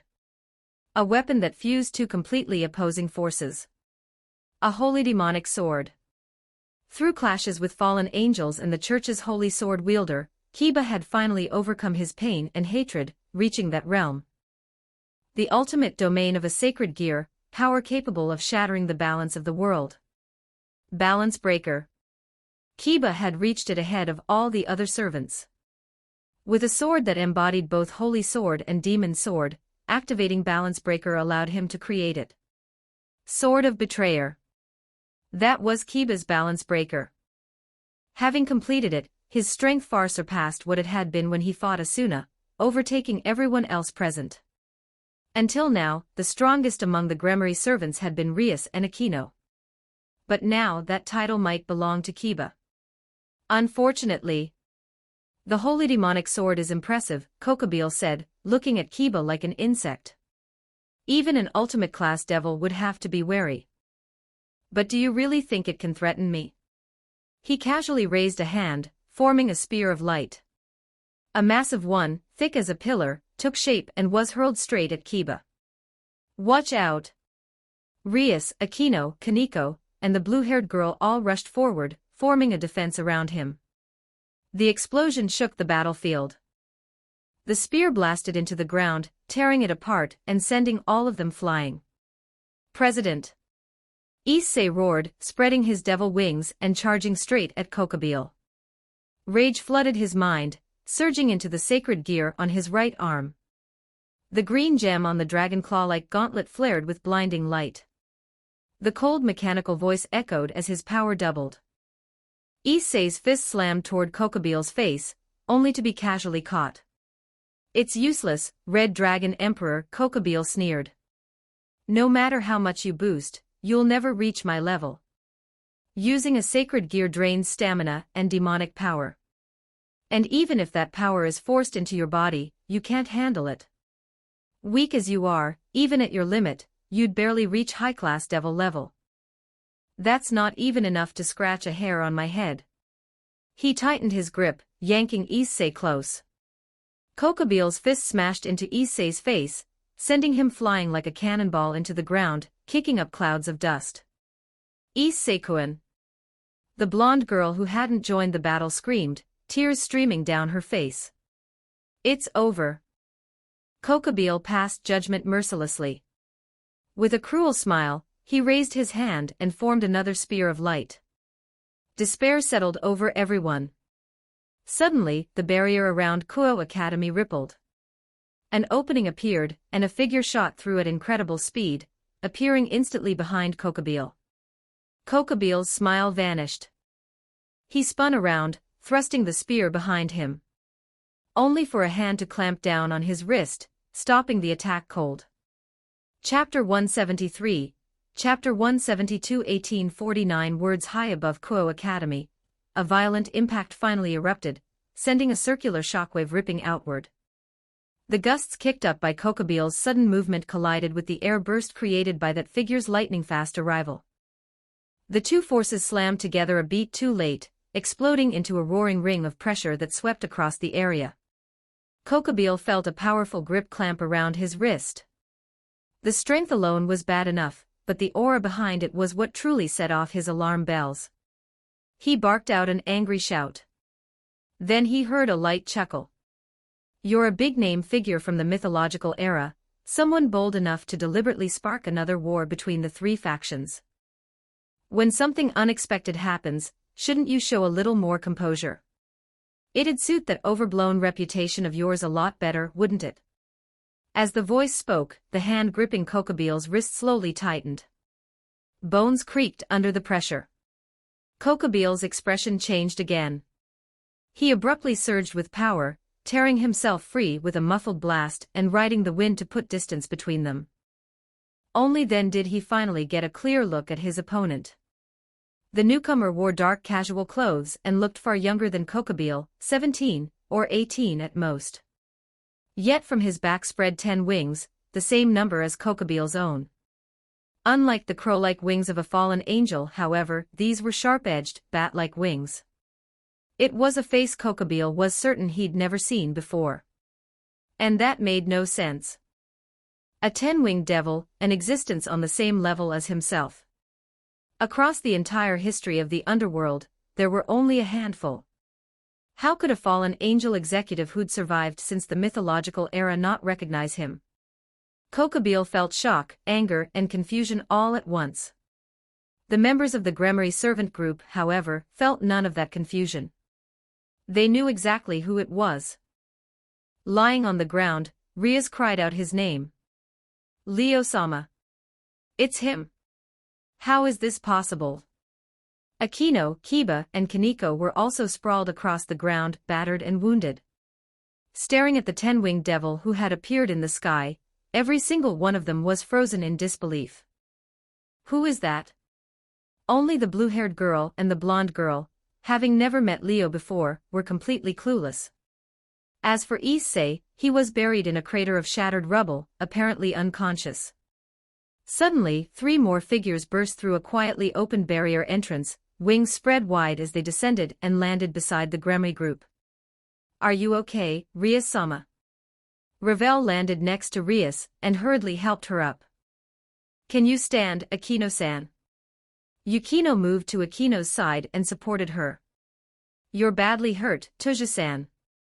Mahira's face paled when she saw Kaneko covered in blood. She immediately released her demonic power, pressing a softly glowing green hand against Kaneko's body. I can help too. Seeing this, the blonde girl who hadn't joined the fight rushed over to Rias. She raised both hands, a brilliant green light flaring to life, far brighter than Mahira's. Under Mahira's startled gaze, she began healing Rias. What are you all doing here?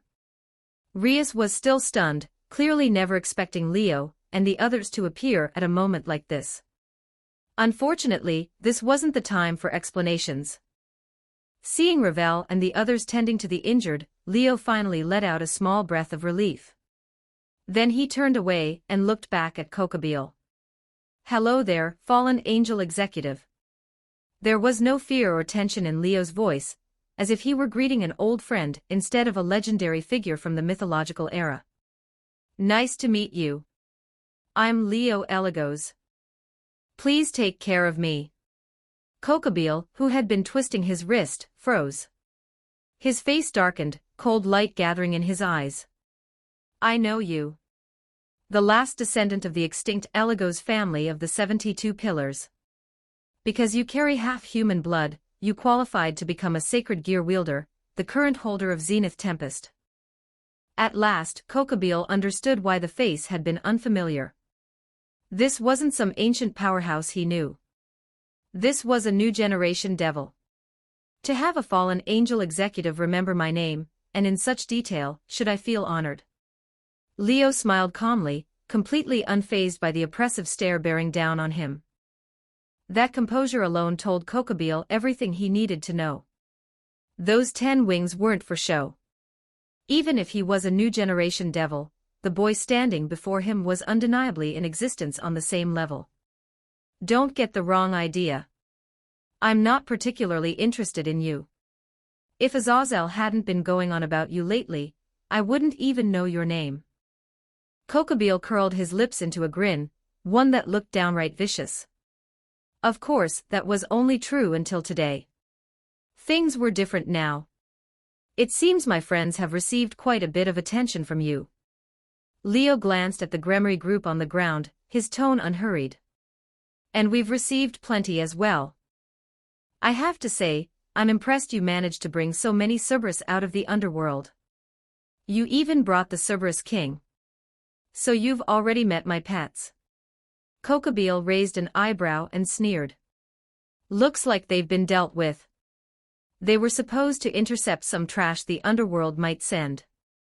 To think they couldn't even stop a bunch of new generation devils. His target was a Mao, not insignificant nobodies. That was why he'd released the Cerberus pack in Kuo Town, to weed out fools who didn't know their place. Well, if even the Cerberus King couldn't stop you, then the world's second strongest Longinus really does live up to its reputation. Kokobeel spread his arms, smiling. If it's you, maybe you can help me kill some of this boredom. So you're bored, huh? Leo nodded in understanding, then smiled.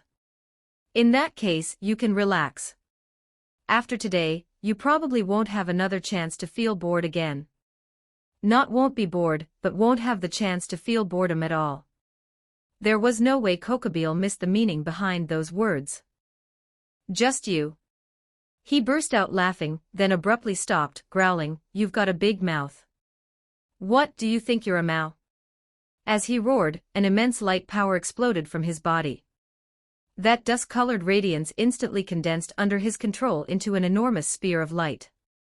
Kokobeel grabbed it and hurled it at Leo with all his might. That spear. Supporting Aquino, Yukino's pupils shrank. The only fallen angel she'd ever seen before was Varden, the one who had killed her. He'd also formed a spear of light back then, but compared to Kokobeel's, Varden's looked like a toothpick. Which was only natural. Varden had been a mere 2-winged lower fallen angel. Compared to a 10-winged fallen angel executive like Kokobeel, the gap was absurd. With a difference of at least 4 ranks, comparing Kokobeel and Varden was an insult to Kokobeel. Calling it fireflies versus the moon would have been generous. The spear Kokobeel formed was like a pillar from the heavens, over 10 meters long and 3 or 4 meters wide. Even several adults together would struggle to wrap their arms around it. When it was thrown, the atmosphere shrieked. Shockwaves rippled outward from the tip, one after another, its presence utterly terrifying. No one doubted that if struck by it, not just a person, but even a mountain would be erased in an instant. If Kokobeel had used that spear against the Gremory group earlier, they wouldn't have stood a chance. Kuo Academy itself would have been completely destroyed. And light was poison to devils. With a spear of that scale, even a Mao-class devil would think twice. Yet facing a weapon capable of erasing any devil below Mao-class, Leo didn't dodge. Under countless horrified gazes, he simply reached out and raised his hand toward it. The moment the spear's tip touched Leo's palm, a piercing hum rang out. It was as if the weapon had slammed into an indestructible barrier.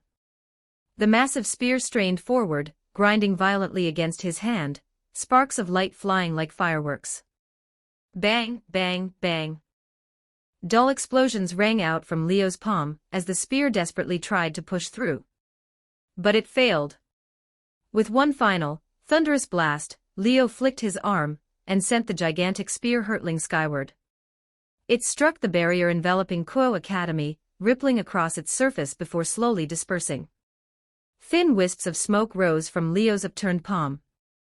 Aside from that sound, the entire battlefield fell silent. A deathly silence. That's impossible. Kokobile finally roared in disbelief. Rias and the others were completely stunned. Even Yukino and the rest stared in shock, eyes slowly widening. A light spear thrown with full force by a 10-winged fallen angel executive. Caught and thrown away with one hand.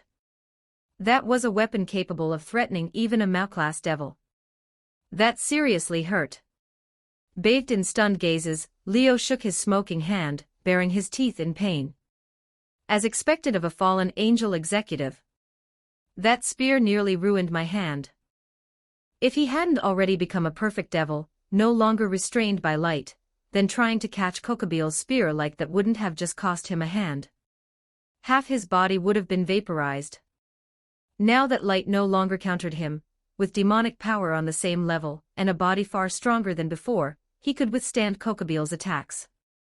Even if it was dangerous. Impossible. How could something this ridiculous exist? Kokobile couldn't accept what he was seeing. It felt absurd, utterly insane. Feel like you're dreaming? Leo didn't care how Kokobile felt. He lowered his smoking hand and smiled again.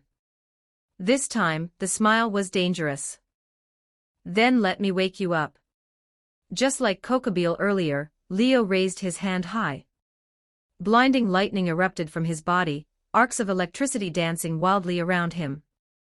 One by one, they converged into his palm, forming a massive spear of lightning before everyone's eyes. Aside from being forged of lightning and glowing with an azure light, it was identical to the spear Kokobile had created. Just as massive. Just as overwhelming. Under Kokobile's sharply constricting pupils, Leo hurled it. The lightning spear screamed through the air, shockwaves rippling outward from its tip just like before. Rhea! Kokobile roared, gritting his teeth as he thrust out his hand, just like Leo had, and tried to catch it head-on. Unfortunately for Kokobile, he wasn't him. Boom! The lightning spear slammed into Kokobile and detonated, unleashing a world-shaking explosion. Countless bolts of lightning rampaged through the sky, branching wildly as they illuminated the night. On the ground, people cried out, their voices swallowed by the thunderous roar. Blinding light stole their vision, forcing them to raise their arms and shield their faces. Kuo Academy was bathed in searing brilliance. As if the night itself had turned into day. Equals dash equals dash equals dash equals dash equals dash equals dash equals dash equals dash equals dash equals. You can read up to chapter 212 on Patreon. com/NIAXD. Chapter 174, Chapter 173 1740 words. As endless arcs of lightning surged in and out of Kuo Academy, the barrier enveloping the campus shuddered as if it had taken a direct hit. The tremor traveled through every devil maintaining the barrier. The demonic power they were pouring into it rebounded violently, draining their color and nearly severing their connection altogether. What on earth is happening in there? Sona and the others could only grit their teeth and endure. Even Asuna, Yutaha, Ram, and Rem wore grim expressions, worry flickering in their eyes. They hadn't entered Kuo Academy, but the barrier's reaction alone told them how fierce the fighting inside must be. And it wasn't just this time. Not long ago, a massive spear of light had shot straight into the sky and slammed into the barrier above the school. The impact back then had nearly shattered it, leaving everyone present badly shaken. If Leo hadn't left Asuna and the other three here, especially Yutaha, who possessed the strongest barrier-type sacred gear, and Ram, whose strength rivaled an ultimate-class devil, working together with the Citri servants to maintain the barrier, it would have collapsed the moment that spear of light rose into the sky. It certainly wouldn't have held until now.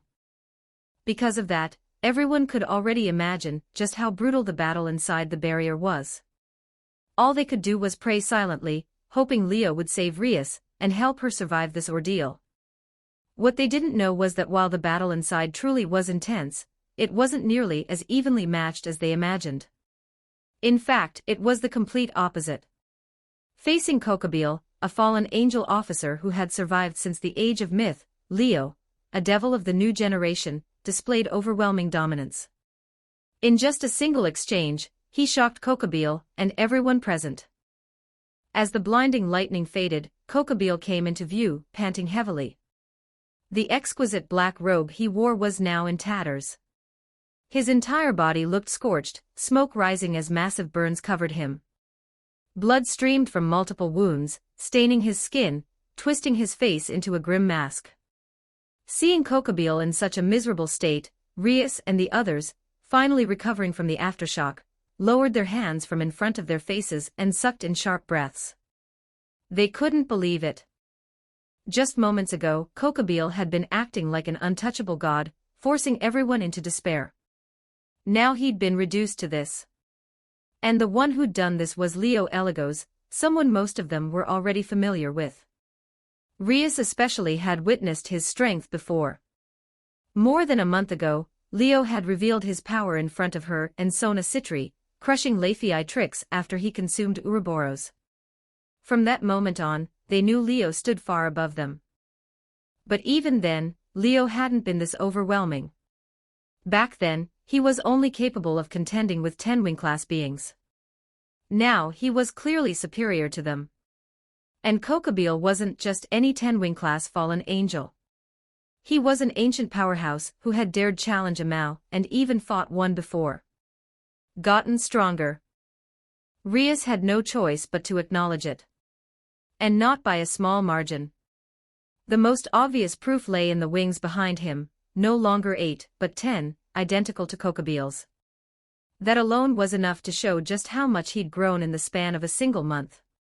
Shock, disbelief, and awe spread through everyone on the ground.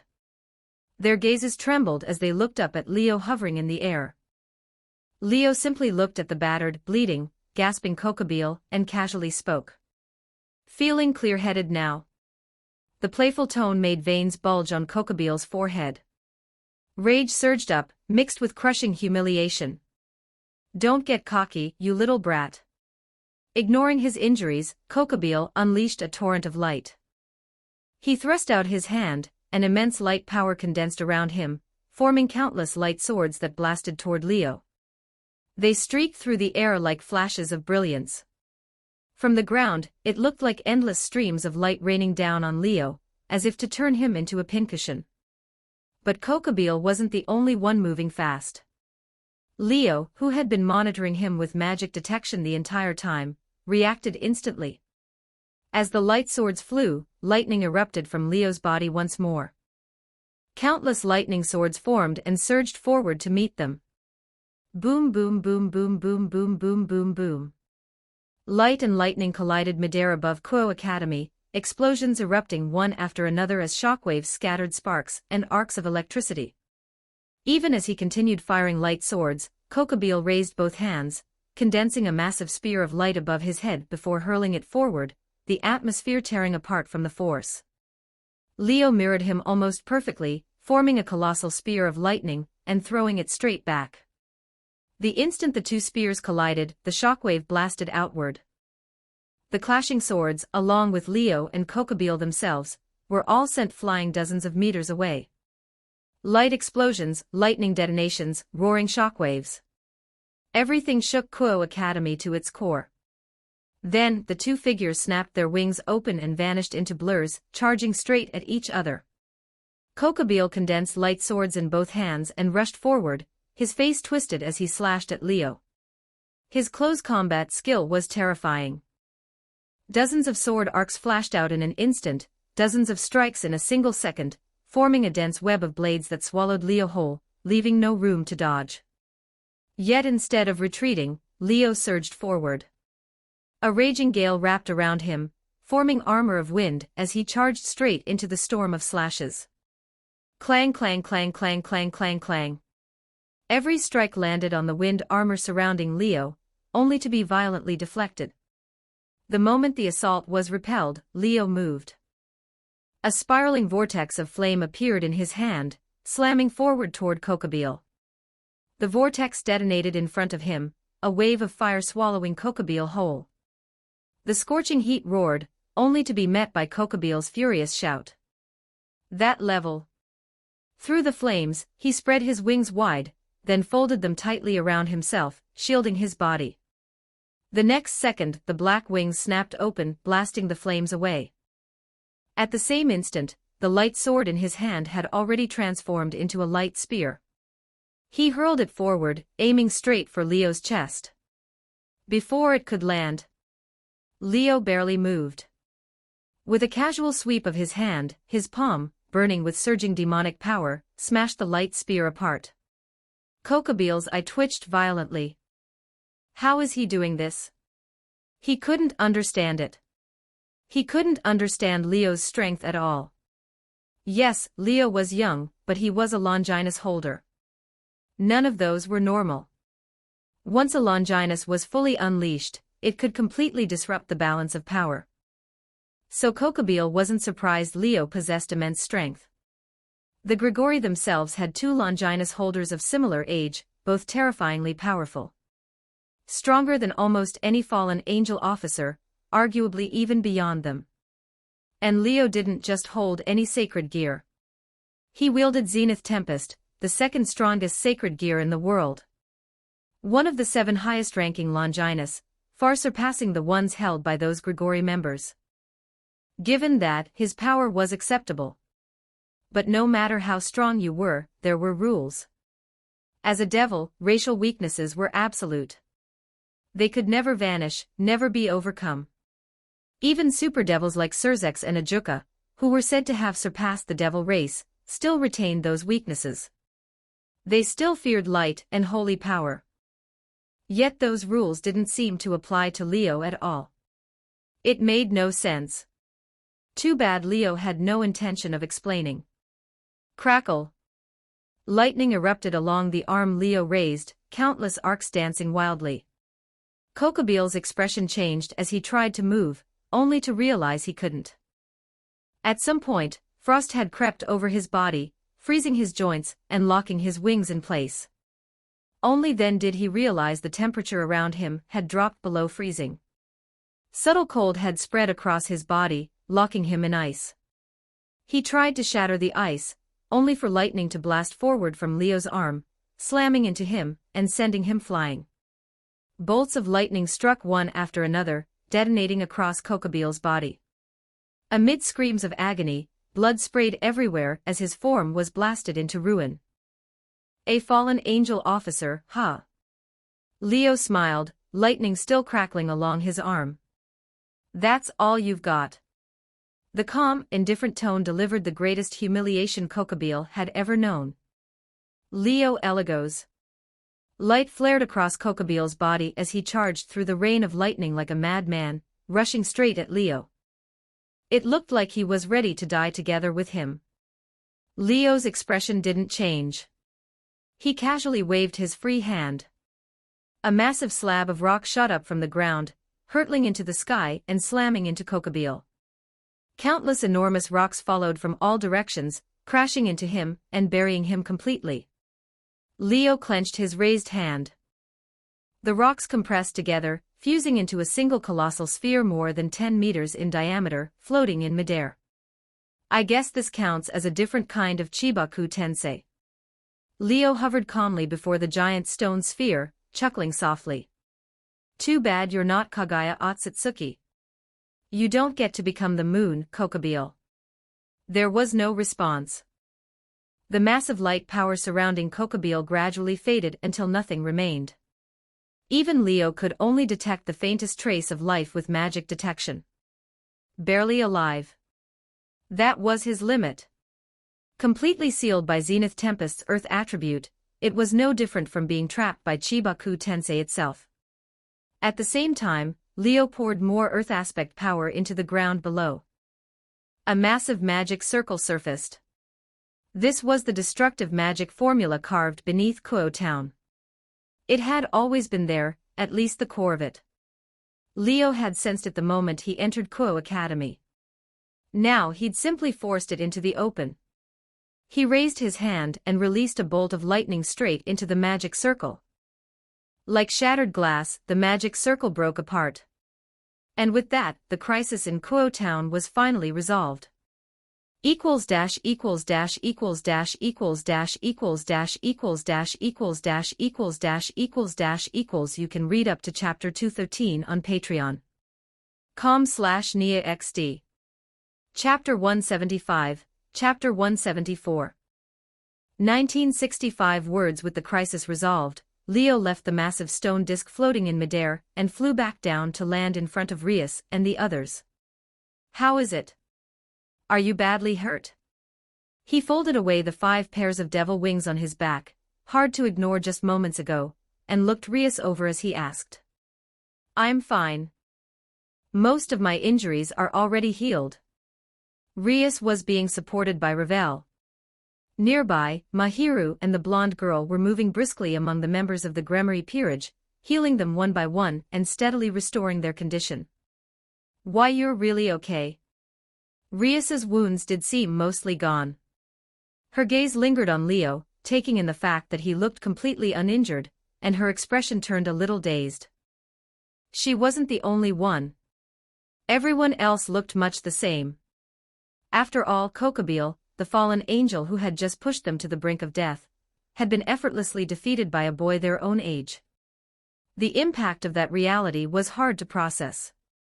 Rias and the others were still struggling to wrap their heads around it. Leo, on the other hand, looked as relaxed as if he'd just dealt with an ordinary opponent. Do I look like I'm hurt? He pointed up at the massive stone disc in the sky. If anyone's in trouble, it's that guy. That only made their expressions more complicated. I knew you'd grown a lot stronger after that special training, Rias said with a wry smile. But I never imagined it would be to this extent. It's unbelievable. She had kept in close contact with Leo the whole time. Because of Surzex, she had also been paying close attention to everything he did in the underworld. And since Leo never bothered hiding it, Rias already knew that this trip hadn't just strengthened the members of Leo's peerage, Leo himself had gained the most. Ravel, Ram, and Rem were the new servants he had taken in. One was a pure-blooded high-class devil from House Phoenix, and the other 2 were Oni orphans, naturally powerful from birth. Bringing 3 such exceptional people into his peerage was an enormous gain for someone with the servant conversion trait. Because of that, Rias had been mentally prepared for Leo to come back stronger than before.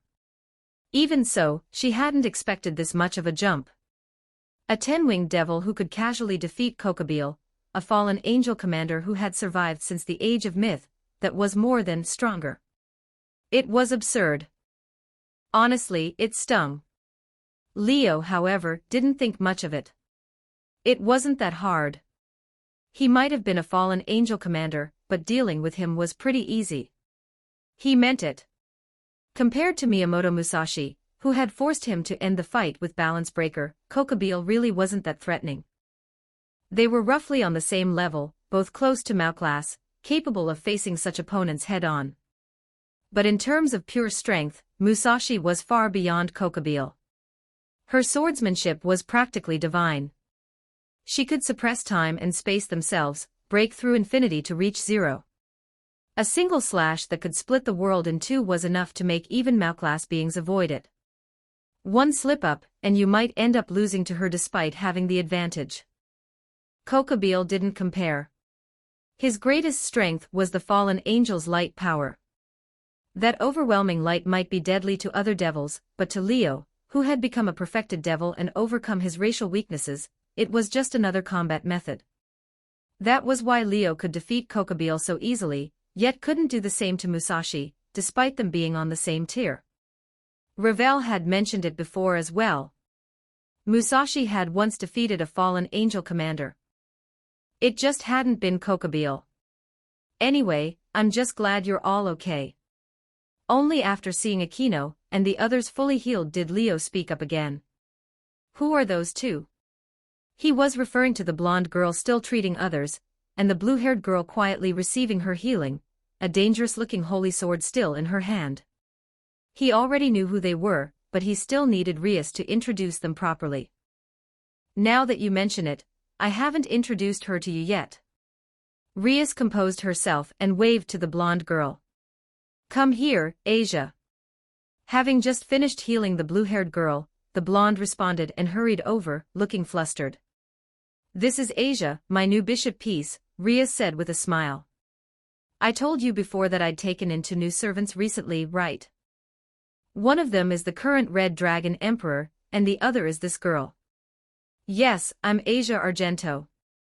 The blonde girl bowed nervously, hands clasped in front of her. Please take care of me. Leo naturally knew who she was. She was one of the original heroines, a former saint of the church, born with the power to heal others. She had once been praised by everyone around her, but after healing a severely injured devil, she was branded a heretic and cast out by the church, left with nowhere to go.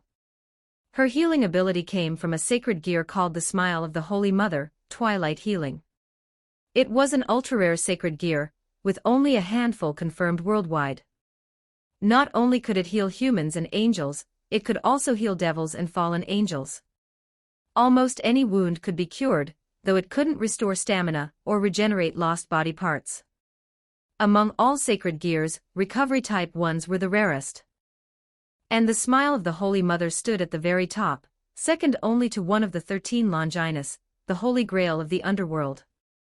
In terms of value, it even surpassed sacred gears like Blade Blacksmith, Sword Birth, and others of similar caliber. Because of this ultra-rare sacred gear, the blonde girl had once been targeted by those with ill intent. After a series of ordeals, she eventually joined the Gremory peerage alongside Issei, and became Rias's bishop. But now, with Issei having been noticed early by Rias and Sona Citri thanks to Leo's warning, and taken in before those events ever happened, Asia no longer seemed to have joined because of him. Rias didn't explain the details and Leo didn't ask. He wasn't particularly concerned with how it happened.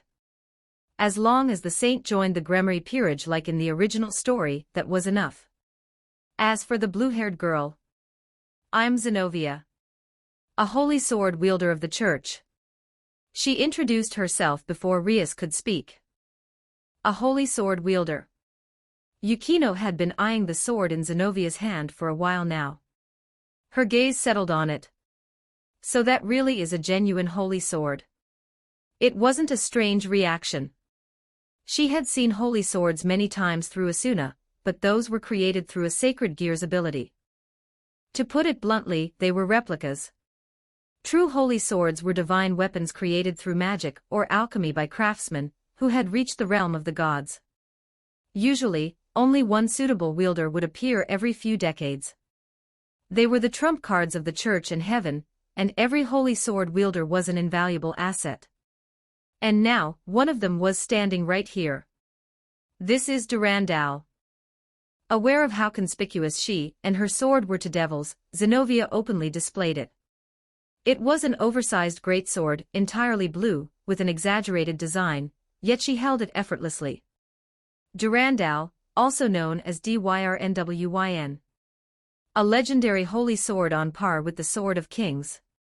It's said to be the sharpest among holy swords, capable of shattering anything it touches. A blade that can cut through anything, even the Bale House's power of destruction. Yukino calmly revealed the sword's true nature, then glanced at Rias. She was simply reciting what she'd read in books, without adding any personal opinion. Rias didn't deny it, which confirmed the accuracy. To be honest, the sacred aura radiating from the sword was the strongest Yukino had ever felt, far beyond any holy sword Asuna had created. The only thing she had ever seen with greater holy power was. She subtly glanced at Mahiru, who was running with Kiba toward the unconscious Issei. The violet flames released by her incinerate anthem carried holy power beyond even Durandal. Of course, in Leo's eyes, it was different. To him, neither incinerate anthem nor Durandal compared to Cao Cao's holy spear. That was the true pinnacle among holy relics and sacred weapons. In terms of holy power, nothing else came close. I was sent by the church to pursue Kokabeel, and retrieve the holy swords he stole, Zenobia said simply. Then she looked up at the massive stone disk in the sky, pressed her lips together, and added, but judging from the situation, it seems everything I did was completely beyond my ability. She looked dispirited, her shoulders slumped. That wasn't how she normally was. Rias and the others remembered clearly how arrogant Zenobia had been when she first arrived in Kuo town. Bold enough to threaten them outright, warning them not to lay a finger on the holy swords Kokobile held. But in the battle against Kokobile, she'd suffered a far greater blow than Rias herself. Not because she lost. Zenobia knew her limits. Even as a rare holy sword wielder, she wasn't strong enough to stand alone against a commander. What truly shattered her was the revelation that God was dead. Kokobile had dropped that bombshell in the middle of the fight. Until then, the truth had been strictly sealed off. Neither heaven nor the church's upper ranks had let anyone below them know. Learning that truth left Zenobia completely deflated. And she wasn't the only one. Asia, who also came from the church, had been deeply shaken as well. For those who lived by faith in God, the news of his death was devastating enough to strip their lives of meaning. Compared to that, nearly dying at Kokobile's hands felt insignificant. You're Leo Eligos, right? Zenobia forced herself to straighten up and addressed him. I know who you are. Leo raised a brow. Even a holy sword wielder from the church knows a nobody little devil like me. Before, you weren't worth paying attention to. But once it became known that you wield Zenith Tempest, not just the church, heaven itself began watching you closely, Zenobia said frankly. I've heard that even Lord Michael is observing you from the shadows. If I didn't know about you, that would be strange. At that, everyone tensed. Michael, one of heaven's four great seraphim, the angelic leader with 12 golden wings, revered as the voice of God. With God gone, he was effectively heaven's highest authority, a figure whose status rivaled the Governor-General of the fallen angels and the strongest Mao among devils, Lucifer. Being watched by someone like that wasn't necessarily a good thing. How flattering. Leo didn't seem bothered in the slightest. Plenty of people were watching him already. The fallen angels' Governor-General was paying attention, and even the leader of the hero faction had personally sought him out. At this point, he was used to it. Unless someone told him that the three strongest beings in the world were all watching him at once, nothing else would really surprise him. So he changed the subject. For now, let's figure out what to do with him. He pointed up at the massive stone disk in the sky. The others nodded silently. I'll call Sona and the others in first. Rhea spread a magic circle across her palm, and began contacting the outside world, equals dash equals dash equals dash equals dash equals dash equals dash equals dash equals dash equals dash equals. You can read up to chapter 214 on patreon.com/NiaXD. Chapter 176, Chapter 175.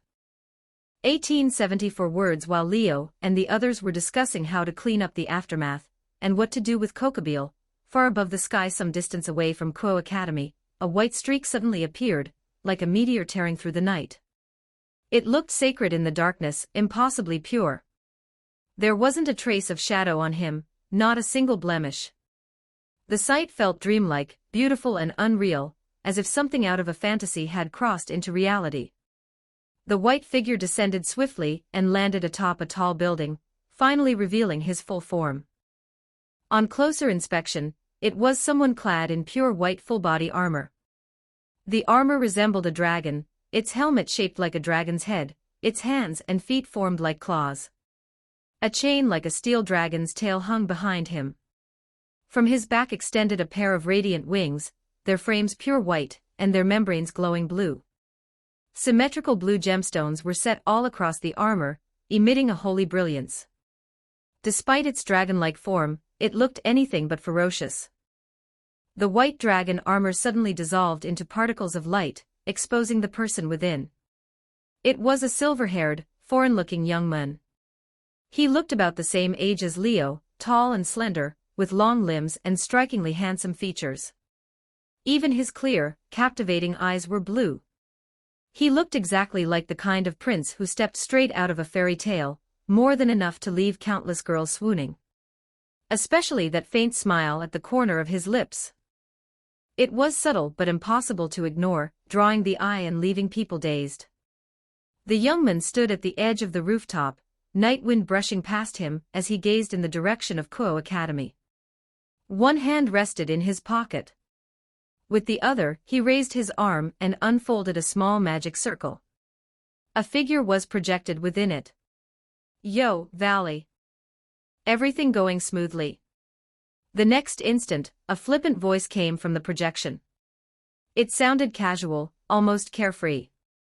But anyone who truly knew its owner would instantly feel an overwhelming pressure. Because the one speaking held a status and authority beyond imagination. "Are you busy, Azazel?"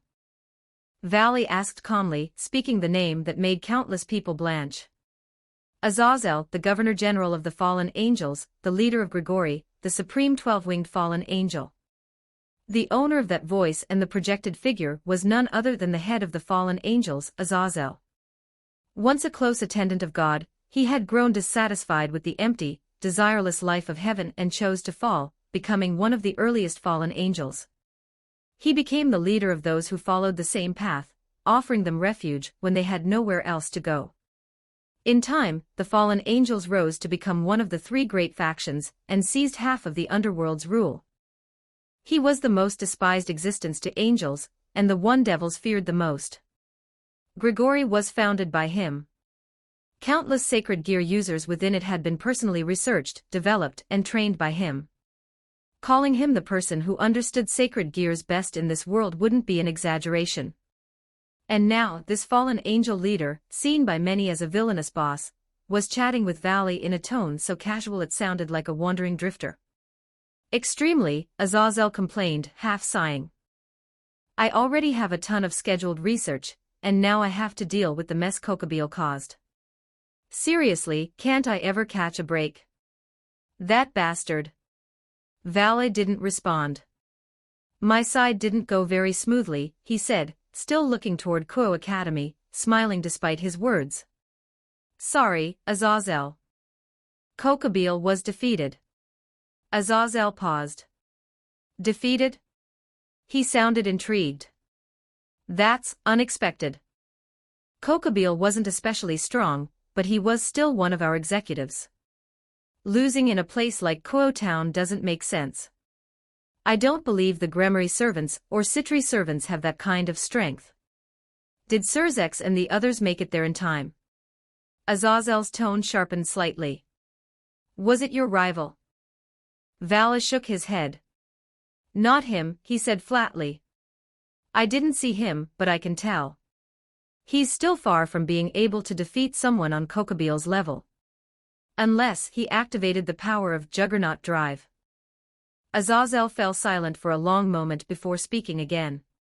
"That's the least likely scenario," he said firmly. "He's still unimaginably far from reaching Juggernaut Drive. Even entering it through loss of control would require a special trigger. If his opponent were you, that might be possible.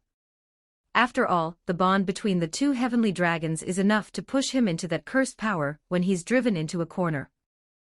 As the person who understood sacred gears best, Azazel was certain of this.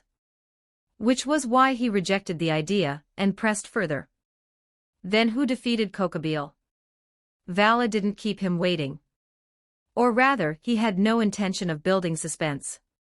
"It was the one you've been paying attention to lately," Vala said, sounding genuinely pleased. "He's gotten stronger again. Kokobeel wasn't even a match for him. He was defeated with ease." Azazel raised an eyebrow. "Leo Eligos?" He laughed. "If it was him, that makes sense." His voice carried a hint of genuine delight. "Before this, it would have been difficult for him," Azazel continued. "When he fought Laphi-Trix, he was only an 8-winged devil. Even with the power of Zenith Tempest, he barely managed to defeat Laphi-Trix in his enhanced state. Back then, he already had the strength to stand on the same stage as Kokobeel, but there was no way he could have beaten him so easily. That's true, Valley agreed. At the time, the only noteworthy thing about him was being the host of Zenith Tempest. But now, it's different. He has 10 wings now. And his control over Zenith Tempest has improved by several levels. I didn't see him use Balance Breaker, but the way he handled his sacred gear. It's impossible that he hasn't reached that domain. Azazel sounded surprised. 10 wings already, he said. I thought he defeated Kokobeel using Balance Breaker. So Kokobeel couldn't even force it out of him. Looks like Leo Eligos's data needs an update. At the same time, Azazel understood why Vala had contacted him. Kokobeel was defeated by that Eligos kid, and is now in the devil's hands. That complicates things. The moment Azazel learned of Kokobeel's plan to ignite a 3-faction war, he sent Valley out to retrieve him. He didn't want war, and he didn't want Kokobeel to fall into someone else's hands and become leverage against the fallen angels. He believed that with Vala's strength, bringing Kokobeel back would be easy. Unfortunately, things didn't go as planned. I wanted to ask if you want me to take him back by force, Vala said, still staring toward Kuo Academy, as if he could see someone there.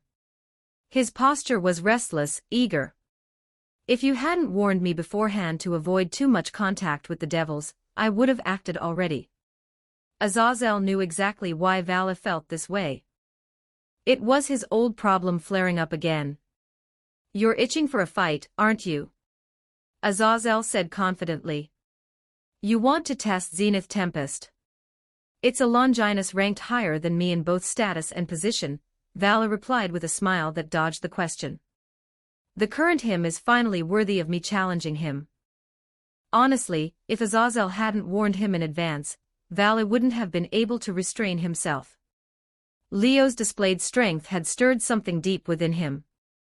His blood, his instincts, the dragon inside him were all screaming the same thing. That man was a worthy opponent. And that was exactly what he'd always been searching for. Azazel understood this better than anyone. No one in the world knew what kind of existence Valley was better than he did. That was why he had warned him before sending him out, to avoid contact with the devils. After all, the Red Dragon Emperor was there. Vala's destined nemesis. If he lost control and acted, things would spiral out of hand fast. Yet ironically, it wasn't this generation's Red Dragon Emperor that triggered him, but the current host of Zenith Tempest. That might be even worse. If you attacked the Red Dragon Emperor, we could at least explain it as the ancient feud between the two heavenly dragons, Azazel said with a headache. But if you go after the Eligos kid, the devil side would absolutely explode. So please, Valley, reel in that battle lust for now. I really don't want to clean up another mess. The smile faded from Vala's face, replaced by disappointment he couldn't quite hide.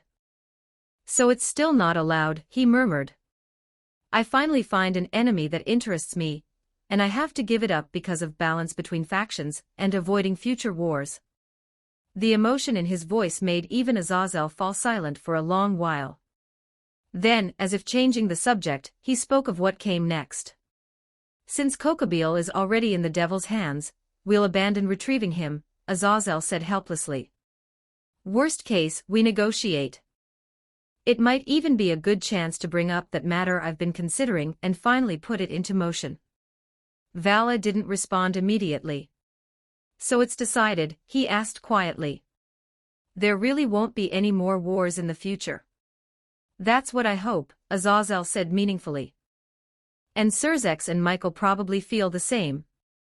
For you that must be disappointing, right? Yeah, Valley admitted, almost to himself. I often wonder why I was born in this era. Everyone's trying to avoid war, preaching peace. Even with God dead, the world didn't descend into chaos. There are still so many strong people in this world. Why can't I fight them freely? I want to defeat them. Azazel had heard these words countless times. Which was why he felt that the dragon child he had personally raised might already be cornered. Valley was reaching his limit. Still, he spoke. Those who pursue battle alone, usually don't live very long. Azazel said it slowly. Doesn't matter, Vala replied without hesitation. I've never cared about longevity. Just like you, Azazel said wryly. But even if you defeat every strong opponent, what then? There'll be no one left worth fighting. That was his implication. Vala's answer came just as quickly. Then I'll die. A world with no strong enemies. That would be unbearably boring. And he had no interest in such a world. Come back soon, my white dragon emperor. Azazel sighed, rubbing his temple. I may have to make a trip myself afterward. With that, he ended the call. Only then did Vala finally look away from Kuo Academy and down at the dimmed magic circle in his hand. After a long silence, he murmured, Sorry, Azazel. I'm not interested in the world you're trying to create either. So he would leave. After all, standing alongside those who were about to become enemies of the entire world sounded far more interesting. Equals dash equals dash equals dash equals dash equals dash equals dash equals dash equals dash equals dash equals. You can read up to chapter 215 on Patreon. com/NIAXD. Chapter 177, Chapter 176 1942 words. Just as Vala made up his mind to leave, he sensed something and halted mid-step. A smile curled at the corner of his mouth as he spoke. So you've already noticed me, huh? The moment the words left his lips, a voice answered from behind him. Well, magic detection is one of the things my Eligos family excels at. When someone as bright as a star suddenly shows up above Kuo Academy, it'd be pretty hard not to notice. At the rooftop entrance behind Valley, a boy about his age leaned casually against the door, arms crossed, smiling as he replied. If Valley was a beautiful man with the gentle glow of the moon, then this guy was like the sun. Bright, open, and full of energy. It was Leo. I thought you'd just barge in and snatch Kokobile away. Leo watched Vala's back as he spoke. He'd been on guard the whole time.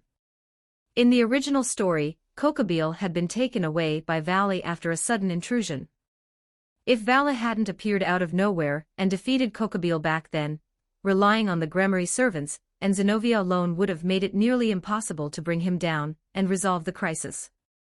Of course, that was without counting the protagonist going all out.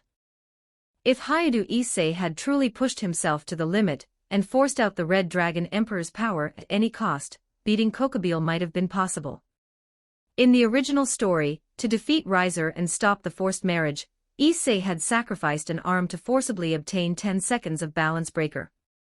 That method was something only a sacred gear housing a monster's soul could pull off. By striking a deal with the soul of the Red Dragon Emperor sealed within the boosted gear, Issei had traded one arm for 10 seconds of balance breaker, gaining the power needed to defeat Riser. So if Issei had really been driven into a corner, and decided to take Kokobile down no matter the cost, sacrificing most of his body could probably have bought him enough power to do it. And if things got even worse, if he completely lost control, he might have tapped into even deeper layers of the boosted gear, unleashing terrifying strength. But if it came to that, it wouldn't just be Kokobile.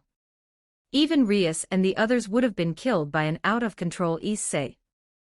Which was why, in the original timeline, Vala's intervention truly saved the entire Gremory peerage. This time, since Leo himself had stepped into the incident Kokobile caused, there was no way he could ignore the possibility of Vala showing up.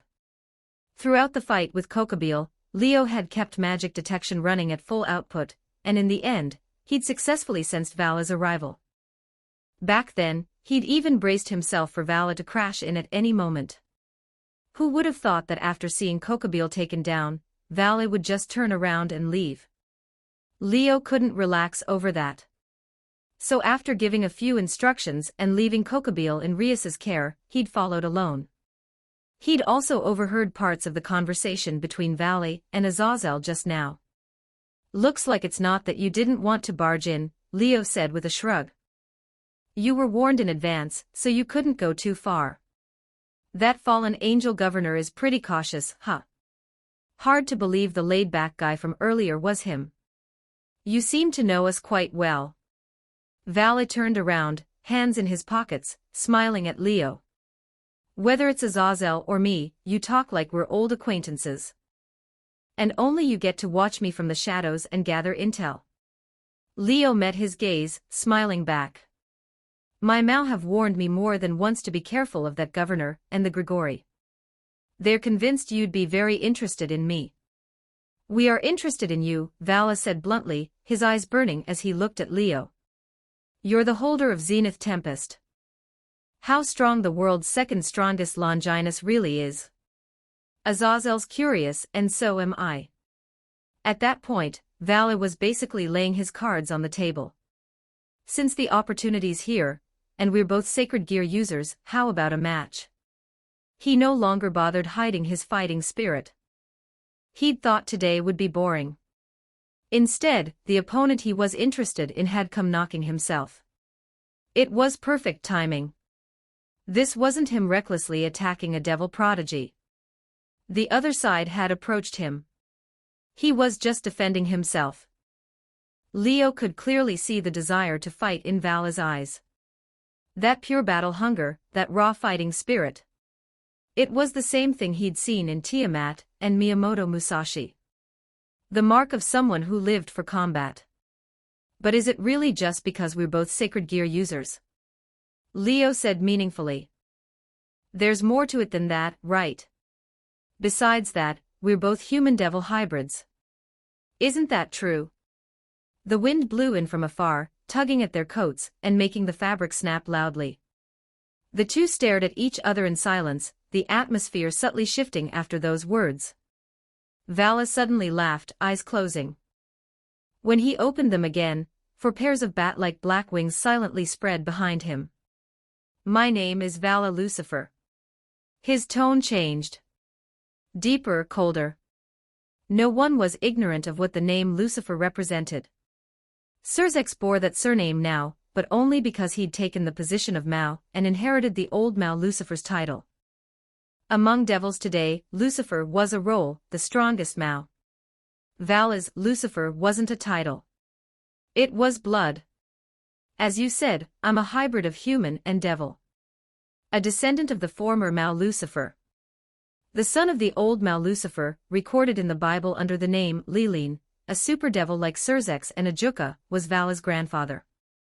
Because of his human blood, Vala had suffered sustained, systematic abuse in childhood at his grandfather's hands. It was that which led to Azazel's intervention, his rescue, and his eventual joining of the Grigori as a sacred gear user. The 4 pairs of devil wings behind him perfectly showcased what true bloodline advantage meant. While pureblood devils of the same generation, like Rias and Sona Citri, were still high-class devils with only a single pair of wings, Valley already had 4. Even without being a sacred gear user, he would have stood among the most exceptional of the new generation. Leo unconsciously spread his own 5 pairs of devil wings, rising into the sky alongside Valley. Even though we're both hybrids, you seem even more ridiculous than me in your base state, Vala said, staring at Leo's wings without the slightest frustration, only admiration.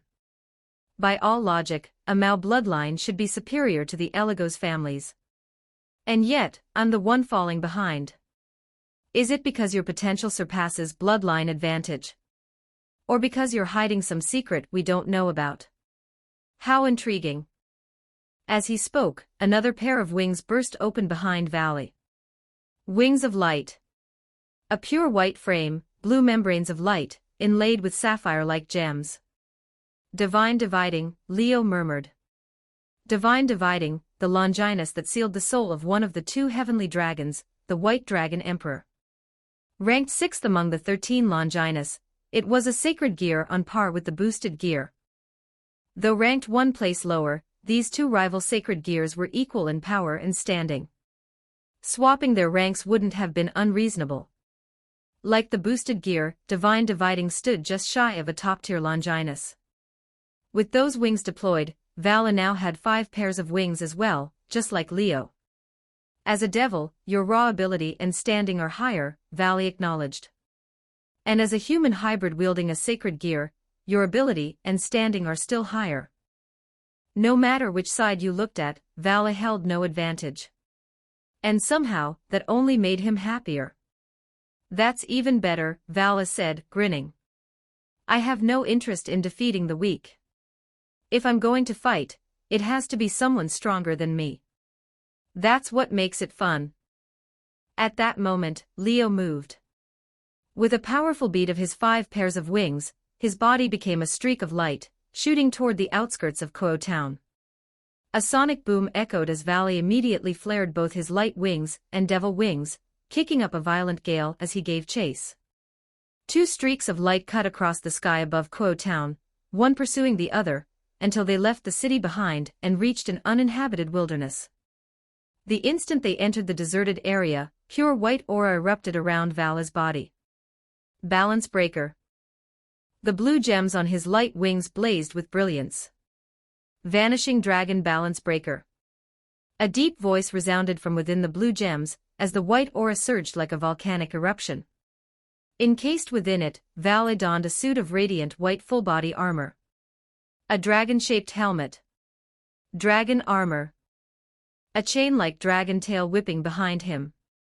Blue gems across his body flashed in sequence, sacred and immaculate. This was the balance breaker of Divine Dividing. Divine Dividing Scale Male. Going straight to balance breaker. Leo stopped mid-flight, staring at the armored dragon figure and letting out a wry smile. When the opponent is you, anything less wouldn't even qualify as a proper fight. Vala's voice rang out from within the helmet, filled with excitement and battle lust. Let me see what you've got. As he spoke, he raised his gauntlet hand and released his demonic power. Amplified by draconic might, it condensed into a brilliant, star-like blast that he hurled toward Leo. Mid-flight, the blast suddenly shattered, splitting into countless smaller shots that rained down in a dense barrage. From that single exchange, Leo knew it. Vala's attacks right now were on an entirely different level compared to Kokobil's light sword barrage earlier. Holding back here would be suicide. Without hesitation, Leo unleashed the power of Zenith Tempest, roaring flames surging up before him. From within the fire, countless flaming shots streaked out like meteors, colliding head-on with the incoming blasts. Bang bang bang bang bang bang bang bang bang. Explosions erupted one after another. Fireballs and demonic blasts collided endlessly in midair, detonating and blossoming into flashes of light that illuminated the dark wilderness. As if competing, both of them continued firing without pause, the projectiles colliding non-stop and triggering an unbroken chain of violent explosions. Their output kept climbing, demonic power pouring out as if it were limitless. The fireballs and blasts grew larger and larger. At first, each was only palm-sized. But over time, they swelled, eventually becoming massive, meter-tall spheres. Each collision produced increasingly terrifying explosions. The resulting shockwaves surged like a Category 5 storm, sweeping across the wilderness and tearing trees and rocks from nearby mountains. Now this is fun. Vala was completely exhilarated. At some point, his body became a white meteor, trailing a long arc of light as he blasted through layers of explosive shockwaves at incredible speed, charging straight at Leo. Leo didn't hesitate either. His wings flared and he shot backward. Divine Dividing's ability was the exact opposite of the boosted gear. The boosted gear doubled its wielder's power every 10 seconds and could transfer that power to others. Divine Dividing halved the opponent's power every 10 seconds and absorbed that stolen power for its own use. And in Balance Breaker, that ability could be used without the 10-second cooldown. So Leo had to keep his distance from Valley. Equals dash equals dash equals dash equals dash equals dash equals dash equals dash equals dash equals dash equals. You can read up to chapter 216 on Patreon. com/NIAXD.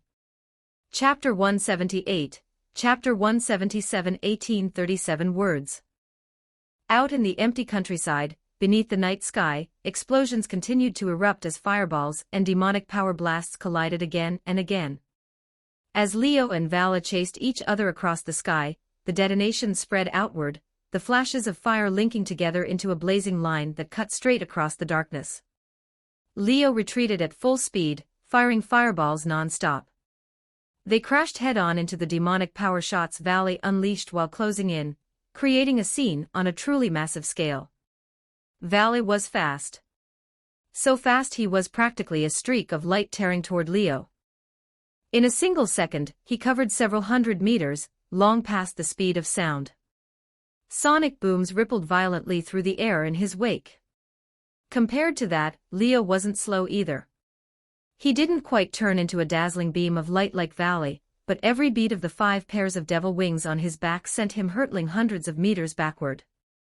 His figure dragged after images through the sky, keeping Vala from ever quite catching him. "Are you planning to just keep running?" Valley taunted. He punched apart a fireball that came blasting through the barrage of demonic power shots, his body punching straight through the scattering sparks as he continued the pursuit. "You seriously think I'm going to stand there and trade punches with you?" Leo replied calmly. "Don't be stupid. I'm just an ordinary devil, not some muscle-brained dragon who fights up close." As he spoke, Leo suddenly stopped firing fireballs. Instead, he raised a hand and pointed toward the sky. A low rumble rolled overhead.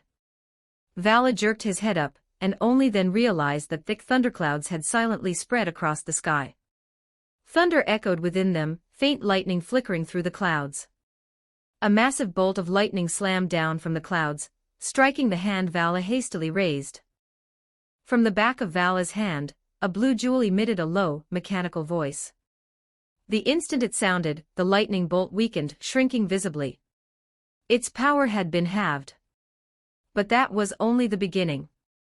With each voice command, the lightning's power was cut in half again and again, until all that remained was a tiny electric arc. Vala crushed it between his fingers. Normally, the halving ability of Divine Dividing could only be used once every 10 seconds.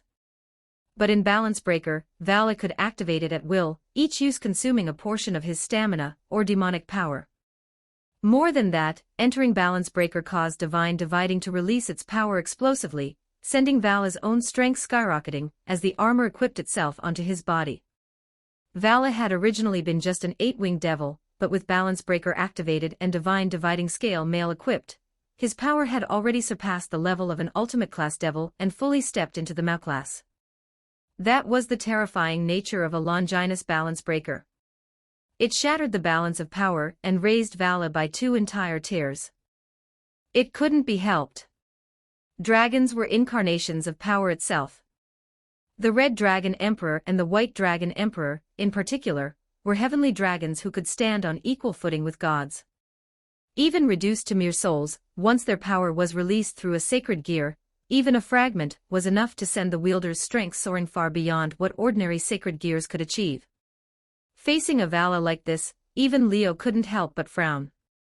If that's how it is. He stopped calling down lightning and pointed his other hand toward the ground. A deep rumble answered. In an instant, the earth swelled and buckled. Countless chunks of rock and soil blasted upward like mortar shells, screaming toward Valley in midair. Energy attacks get halved, but what about physical ones? Leo stared straight at Valley, who was now locked in by the barrage. Vala didn't disappoint him. Half dimension. Vala spread the light wings on his back wide. Dragon-like waves rippled outward from them, spreading through the air like expanding rings. Where those ripples passed, the flying rocks and soil seemed to be crushed by an invisible force. Space itself compressed along with them. Their volume was halved. Then halved again. And again. What had once been massive boulders were reduced to grains of sand. A gust of wind scattered them before they could even touch Valley. This was an alternate application of Divine Dividing, having not power but volume. Within a certain range, it could reduce the size of anything, trees, rocks, even buildings. Vala raised his hand toward Leo, and the dragon waves surged forward. Leo's eyes sharpened. He instantly flashed out of the affected area. The moment he did, a small mountain behind where he'd been was engulfed by the waves, visibly shrinking again and again until only pebble-sized rubble remained. It was enough to make one's skin crawl. That ability is seriously unfair, Leo muttered. And yet, even that power still doesn't match your Zenith Tempest, does it? Vala said, lowering his hand. His voice echoed distortedly from within the helmet. Leo shrugged. What are you trying to say? I'm saying it's about time you stopped holding back, Vala replied slowly.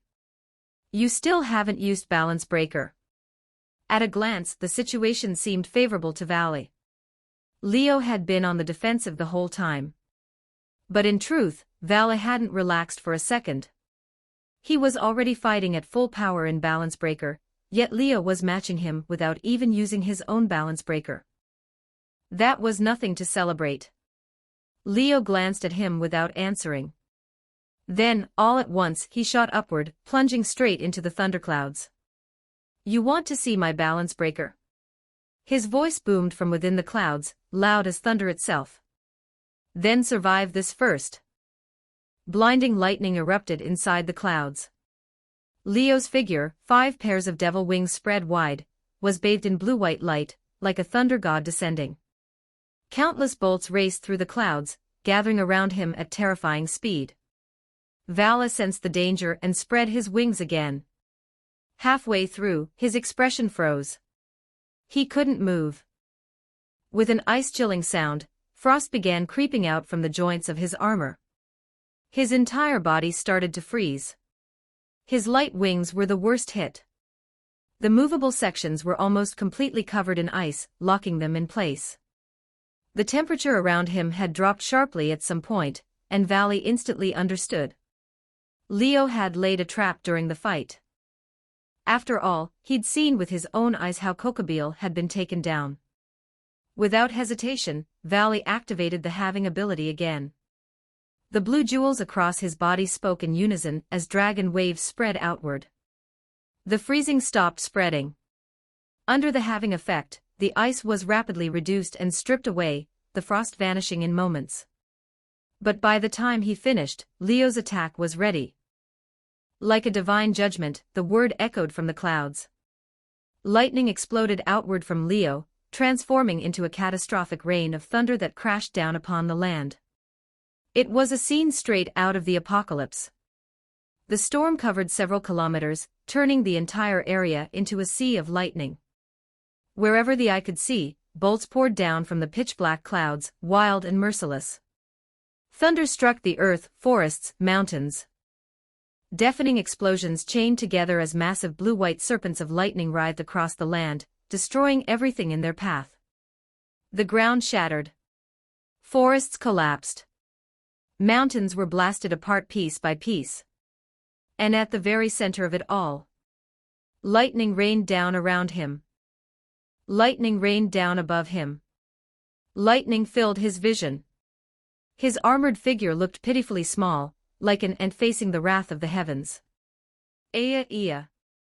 With no other choice, Vala raised both arms and roared, taking the lightning head-on while desperately activating his ability again and again.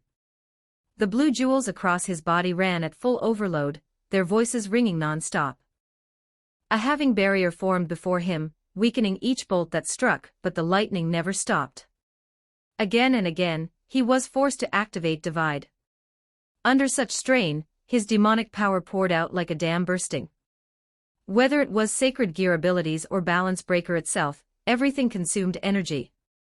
Maintaining Balance Breaker alone was an enormous drain, so much so that most sacred gear users wouldn't dare activate it lightly even if they reached that level. Vala could afford to. He was a descendant of the former Mao Lucifer, bearing half of a Mao's bloodline. From birth, he possessed staggering demonic power.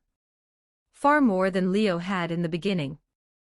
When Leo had first started, his demonic power was only at the level of a mid-class devil. Vala, on the other hand, was born with high-class devil-tier power and quickly surpassed even that. With Mao blood flowing through his veins, his talent was obvious. Even the outrageous consumption of a Longinus posed no issue. His innate reserves could handle it. After reaching Balance Breaker, he could maintain it for an entire month without using any abilities. So lavish was his demonic power that he even used the armored Balance Breaker form for long-distance travel. By comparison, Hayao Issei in the original story could only maintain Balance Breaker for half an hour when he first reached it. Half an hour versus a month. The difference was obvious at a glance. Of course, that was without using abilities. The more he used them, the faster the time shrank. And right now, with Vala pushing his sacred gear to the limit, even his vast demonic power wouldn't last forever. Sooner or later, he would collapse, maybe even fail to maintain Balance Breaker at all. Right then, Vala's helmet shattered. A bolt of lightning slipped through the halving barrier and struck his head directly. More and more lightning pierced through, slamming into his body and tearing apart his armor. Each bolt had been halved multiple times. Otherwise, it wouldn't have just damaged his armor. Vala clenched his teeth, about to act. A soft sound came from behind him. Vala froze. A figure with 5 pairs of devil wings appeared silently at his back. A hand pressed firmly between his shoulder blades. "In a fight," Leo said with a narrowed smile, "you really should watch your back, kid." Flames ignited in the palm pressed against Vala's back. A deafening explosion erupted at the heart of the lightning storm. Fire burst outward without warning, intertwining with the thunder in a surreal dance of flame and lightning. Leo was blasted backward, shooting up into the sky. Vala's body, smoking, fell from the air, plummeting straight toward the ground below. Equals dash equals dash equals dash equals dash equals dash equals dash equals dash equals dash equals dash equals. You can read up to chapter 217 on Patreon. com/NIAXD. Chapter 179, Chapter 178 1859 words. The ground, already torn to shreds, shuddered as Vala crashed into it. A dull impact echoed out and a pillar of dust surged skyward. Only then did the constant thunder rolling through the skies finally fade. The explosions hanging in midair died down as well, and the world slowly returned to silence. Leo descended from the sky at an unhurried pace. Just before touching down, he pulled in the 5 pairs of devil wings on his back and landed steadily on the ground. From within the dust cloud came the sound of coughing. A mouthful of blood spilled out with it, splattering across the earth. "You're incredible." Vala's laughter followed. He staggered to his feet inside the crater as the dust thinned. Smoke still rose from his body. The once pristine white, dragon-shaped armor was reduced to scattered fragments embedded across him, and even the light wings behind his back had dimmed. "You actually shattered my balance breaker head-on. So this is the power of the world's second strongest sacred gear, huh?" Vala wiped the blood from the corner of his mouth. There was no anger in his eyes as he looked at Leo. Only delight. Leo's display of strength had clearly satisfied the battle junkie.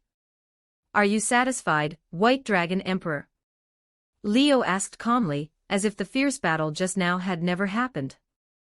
A faint smile tugged at his lips. "If not, I could go grab the Red Dragon Emperor and have him play with you too." "That guy?" Vala snorted, recalling what he had seen upon arriving at Kuo Academy. "I'm not interested in him right now." By the time Vala arrived, Hayao Issei had already been knocked unconscious by Kokobile. So even though he knew Issei was his destined rival, Vala couldn't help but feel disappointed. Not a shred of fighting spirit rose within him. In his eyes, someone who couldn't even defeat a fallen angel like Kokobile wasn't qualified to be called his rival. Right now, he had zero interest in Hayao Issei. Leo, on the other hand, was becoming more fascinating by the second. "I'm only interested in the strong," Vala said plainly. "And you qualify?" Leo had only one thought in response.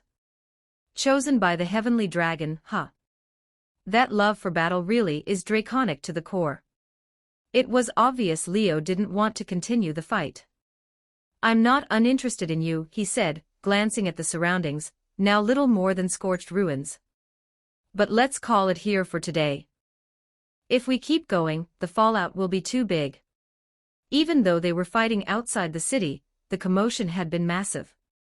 Leo was confident that every major faction had already noticed and was rushing over. He had no intention of putting on a show for a bunch of lurking spectators. That was why he was ready to stop.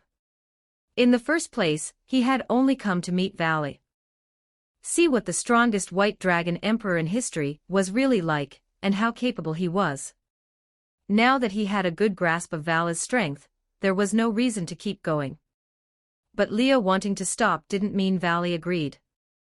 I haven't even seen your balance breaker yet. How could this possibly end here? The fire in Valley's eyes didn't fade. It burned even hotter, more intense than before.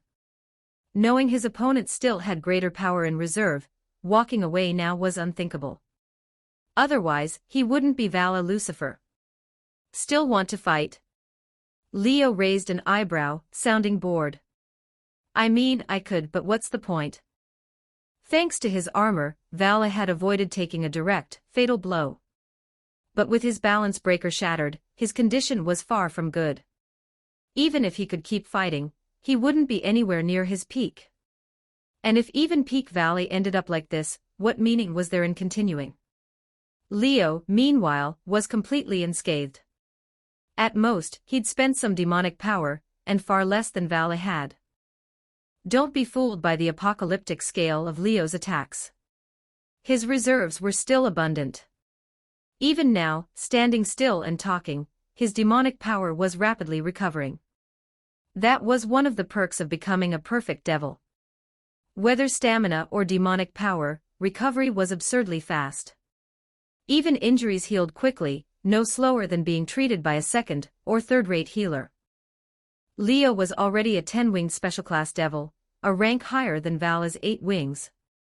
That alone meant his demonic power far surpassed Vala's. In this state, Leo could freely unleash Zenith Tempest without suffering serious drain, at least before activating Balance Breaker. Valley, on the other hand, had gone straight into Balance Breaker from the start, and then poured out massive amounts of power using the abilities of Divine Dividing. His consumption was unquestionably far greater. One side uninjured, stamina and power still plentiful. The other wounded, power depleted, stamina strained. There was no reason to keep fighting. Vala knew that too. But still, I have a stronger power I haven't used yet. Those words made Leo's heart lurch. Others might not understand what Vala meant, but Leo, who knew the original story, understood perfectly. Normally, the ultimate state of a sacred gear was Balance Breaker. Beyond that, there was nothing. However, an extremely small number of sacred gears could release power beyond even that. These were gears like the Boosted Gear and the Divine Dividing, forged by sealing the power or soul of a powerful being within them. Because their cores were the souls of those beings, removing the seals allowed that power to be drawn out without limit, reproducing the creature's full strength through the wielder. This ability to forcibly and temporarily release the sealed power was unique to such sacred gears. It was called Juggernaut Drive. If the sealed being was a magical beast, it was Beast of Supremacy. If it was a dragon, then it was Juggernaut Drive, also known as the Dragon of Supremacy. The former depended on how powerful the sealed beast had been in life.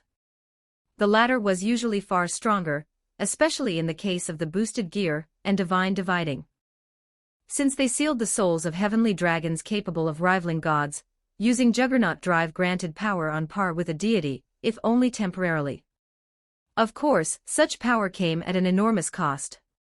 The stronger the released power, the greater the risk. It placed a crushing burden on the user, drastically shortened their lifespan, and could cause complete loss of reason, resulting in catastrophic rampage until everything, including the user themselves, was pushed to the brink of destruction. When Hayadu Issei was said to potentially access deeper power upon losing control, that was exactly what it referred to. Juggernaut Drive. As the host of the Divine Dividing, Vala could naturally use it as well. And unlike Issei, he could burn through his immense innate demonic power to use it for several minutes without losing control. There's a risk of losing my lifespan, Vala said, madness creeping into his eyes. But you're worth paying that price. Behind him, the dim light wings suddenly blazed to life. The blue gems embedded within them erupted with blinding brilliance. Leo felt it instinctively. A chill crawling up his spine without warning. Something dangerous was about to emerge. A voice rang out from within the divine dividing. Leo's eyes narrowed. That voice. The White Dragon Emperor. Not Valley, but the heavenly dragon sealed within the sacred gear itself. The dragon soul that had once rampaged across the battlefield of the ancient war, forcing the three factions to unite and destroy it, before the God of the Bible captured its soul and forged it into a sacred gear. Stop this. In your current state, you can't control Juggernaut Drive. The warning snapped Leo to attention. Normally, Vala could suppress Juggernaut Drive for several minutes with his vast demonic power. But now he was injured, his reserves heavily drained. Entering that state now would almost certainly lead to complete loss of control. I can handle it, Albion. Vala's gaze never left Leo as he replied. The strongest enemy I seek is right in front of me, and he hasn't even gone all out.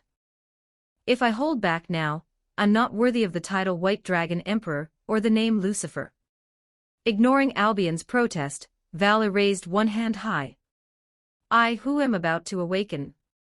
He began to chant. An ominous incantation. A curse meant to break the seal. Burn to nothing. Burn to nothing. It was as if something filled with hatred was answering the chant, its resentful whispers flooding the air. The dread in Leo's chest grew heavier by the second. So you're serious? Leo clicked his tongue, his expression turning grave.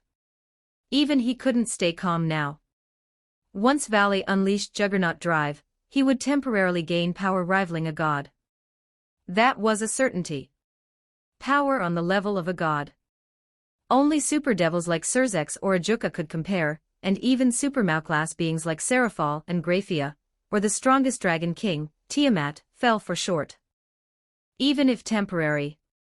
Even if unstable. Even if cursed. It was power Leo absolutely could not face head-on in his current state. If he didn't take this seriously, the outcome would be disastrous. No choice. Leo drew in a deep breath and released all of his demonic power. Pure white aura exploded from his body, whipping up a storm. It was different from Vala's white aura. If Vala's was like a brilliant star, Leo's was like the blazing sun. The former was holy and immaculate. The latter was vast and natural. As this terrifying aura, far more fearsome than Vala's balance breaker, erupted, the sixth pair of devil wings slowly manifested behind Leo. Vala's pupils shrank. Then he laughed, even more delighted than before. Balance breaker. Leo spoke the words. I am the heavenly dragon who has stolen the principles of domination from God. Vala continued his own ominous chant. The power surging from both of them made the earth tremble. Space suddenly warped around them. A figure appeared beside him and grabbed his shoulder. Surzex Sama. Leo froze mid-release, staring in shock. The newcomer was Surzex. Another figure appeared beside Valley, seizing his arm. A man who didn't look particularly upright or young. His features were exotic, foreign-looking. He wore an ornate robe no less splendid than Surzex's, his handsome face carrying a carefree, roguish charm. He radiated the same playboy vibe as Riser, but without the sleazy delinquent edge. Instead, there was a dangerous, bad boy allure. Vala stopped, surprised. Leo immediately turned to look at the man, eyes gleaming. Azazel, the Governor-General of the Fallen Angels. A 12-winged fallen angel. The leader of one of the three great factions. The man most obsessed with sacred gears. The one who understood them best. The greatest researcher. The sharpest mind in the original story. At last he had appeared. Right in front of Leo. Equals dash equals dash equals dash equals dash equals dash equals dash equals dash equals dash equals dash equals. You can read up to chapter 218 on Patreon. com/NiaXD.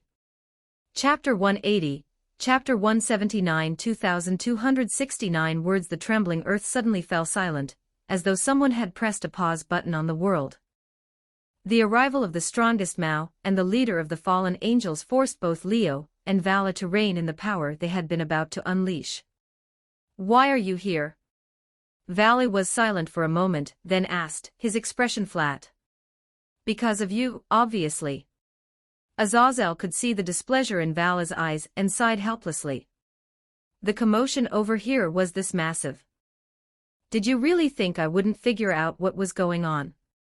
Because of Kokobel, the area around Kuo town had already become a focal point of attention for every major faction. Under those circumstances, a battle of this magnitude suddenly erupting on the outskirts of Kuo was impossible to ignore. Azazel, in particular, knew full well that Vala was in the area. He also knew that with Vala's personality, there was every chance he would be at the center of whatever had just happened. So he had rushed over from the underworld without a second thought. It was fortunate that there was nothing in the vicinity to interfere with magic circle transportation, or he never would have arrived this quickly.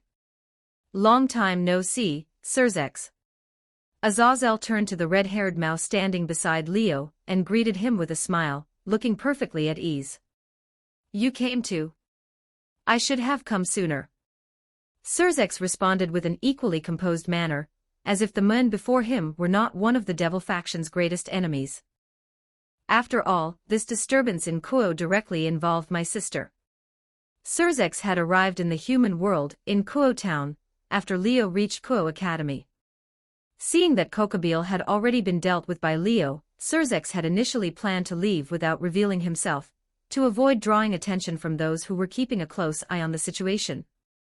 What he hadn't expected was that before he could leave, Leo and Vala had started fighting, escalating into this fierce battle. This was a clash between two beings with Mao-class combat power. If things went wrong, the consequences could be catastrophic. So Surzex had stayed hidden, ready to intervene at any moment. He certainly hadn't anticipated that Azazel would also come to the human world, and that they would both step in at the same time. "Vala Lucifer, is it?" Surzex clearly already knew Vala's identity. His gaze as he looked at the young man was complicated. "You actually recruited a descendant of the original Mao's bloodline into the Grigori, and one who also happens to be this generation's White Dragon Emperor. Azazel, what exactly are you trying to do?" Honestly, learning of Vala's identity had unsettled even Surzex. After all, he was currently using the name Lucifer as his own surname. Strictly speaking, one could say he had usurped the throne of this young man's ancestor. He bore no animosity toward the Mao bloodline. If anything, he had always felt regret, feeling that perhaps they should never have gone down the path of civil war. If they had been more cautious back then, more patient, could they have avoided the slaughter? Could they have found a way to coexist? This was a thought Surzex had always harbored, a reflection of his compassionate nature. He had always believed that what they did back then was not entirely right. They shouldn't have driven the old Mao faction out so thoroughly, but should have sought a path of coexistence. Then today's conflicts would never have come to pass. Of course, anyone who heard this would call him naive. Because while he wanted coexistence, the other side did not. The old Mao faction was, by and large, a group steeped in past glory. They believed all devils should naturally bow before them and could never let go of old grudges, insisting on waging war against the angels and fallen angels to the bitter end, even if it meant extinction. That was something the reformist faction could never accept. Given the circumstances of that era, if they hadn't stood up to resist the old Mao faction, the devil race might truly have fought itself into oblivion. They had no choice but to wage that civil war. This was also why the old Mao faction could never forgive the reformists. In their eyes, these were the people who stole their thrones, betrayed them, and brought them humiliation. An irreconcilable contradiction. Surzex was not ignorant of this, yet he still naively believed they should have tried harder to seek change. But none of that was relevant to the situation at hand. Vala was indeed a descendant of the original Mao's bloodline, but he clearly had no ties to the old Mao faction. Instead, he was deeply entangled with the fallen angels, serving as a member of the Grigori. The critical point was that Vale was a half-blood, born of the original Mao's lineage and a human. He had inherited not only the power of Lucifer but also the power of the White Dragon Emperor. Either one of those powers alone would be enough to propel someone toward the pinnacle of strength. Yet Vale possessed both. It was simply inconceivable. The descendant of the original Mao Lucifer had become the current White Dragon Emperor. It sounded like a joke. And for such a supremely gifted existence to have been recruited by the Grigori. Surzex couldn't help but read into it. Would you believe me if I said it was all fate? Azazel spread his hands and grinned flippantly. With that look on his face, no one who saw it would choose to believe him. Only Leo knew that Azazel genuinely had no grand scheme. In many people's eyes, the Governor-General of the Fallen Angels was no different from a final boss villain. Everyone assumed he was always plotting something in the shadows. In reality, Azazel was a remarkably simple-minded researcher whose only true passion was studying sacred gears. He didn't even care much about his position as Governor-General. If he could, he'd happily resign. But others didn't buy it. They only assumed Azazel was preparing to cause trouble, and said things like this to throw people off. Leo felt that Azazel's own attitude was the main reason this happened. When you always act so flippant and shady, and look like the textbook template of a villain, and then refuse to give serious answers, of course no one's going to trust you. If Leo hadn't known the Governor-General's true nature from the original story, even he wouldn't have believed the man with that carefree, devil-may-care demeanor. Fate, you say? Surzex looked at Vale for a long moment. Then fate is truly cruel. His heart was heavy. For this generation's White Dragon Emperor to be this exceptional, this terrifyingly talented, how was Hayato Issei supposed to compete? As the current Red Dragon Emperor, Issei still hadn't even figured out the full capabilities of his own sacred gear, let alone mastered it to the point of approaching balance breaker. That was still impossibly far away for him. Right now, Issei would struggle even against a mid-class devil. Unless he risked destroying his body, or lost control, and awakened the power of Juggernaut Drive, he was the weakest person in the Gremry peerage besides Asia. Vale, on the other hand, was already an 8-winged ultimate-class devil who could use balance breaker at will. He even seemed capable of activating Juggernaut Drive on his own. The gap was simply enormous. If the Red Dragon Emperor and White Dragon Emperor were to have their fated showdown now, Issei would have only one outcome: annihilation in less than a second. One could barely hold his own against a mid-class devil. The other could briefly wield power rivaling a god. There were at least 5 or 6 tiers between them, enough for Vale to crush Issei with a single finger. And yet, one was a descendant of Lucifer while the other was a servant of his own little sister. Both were devils.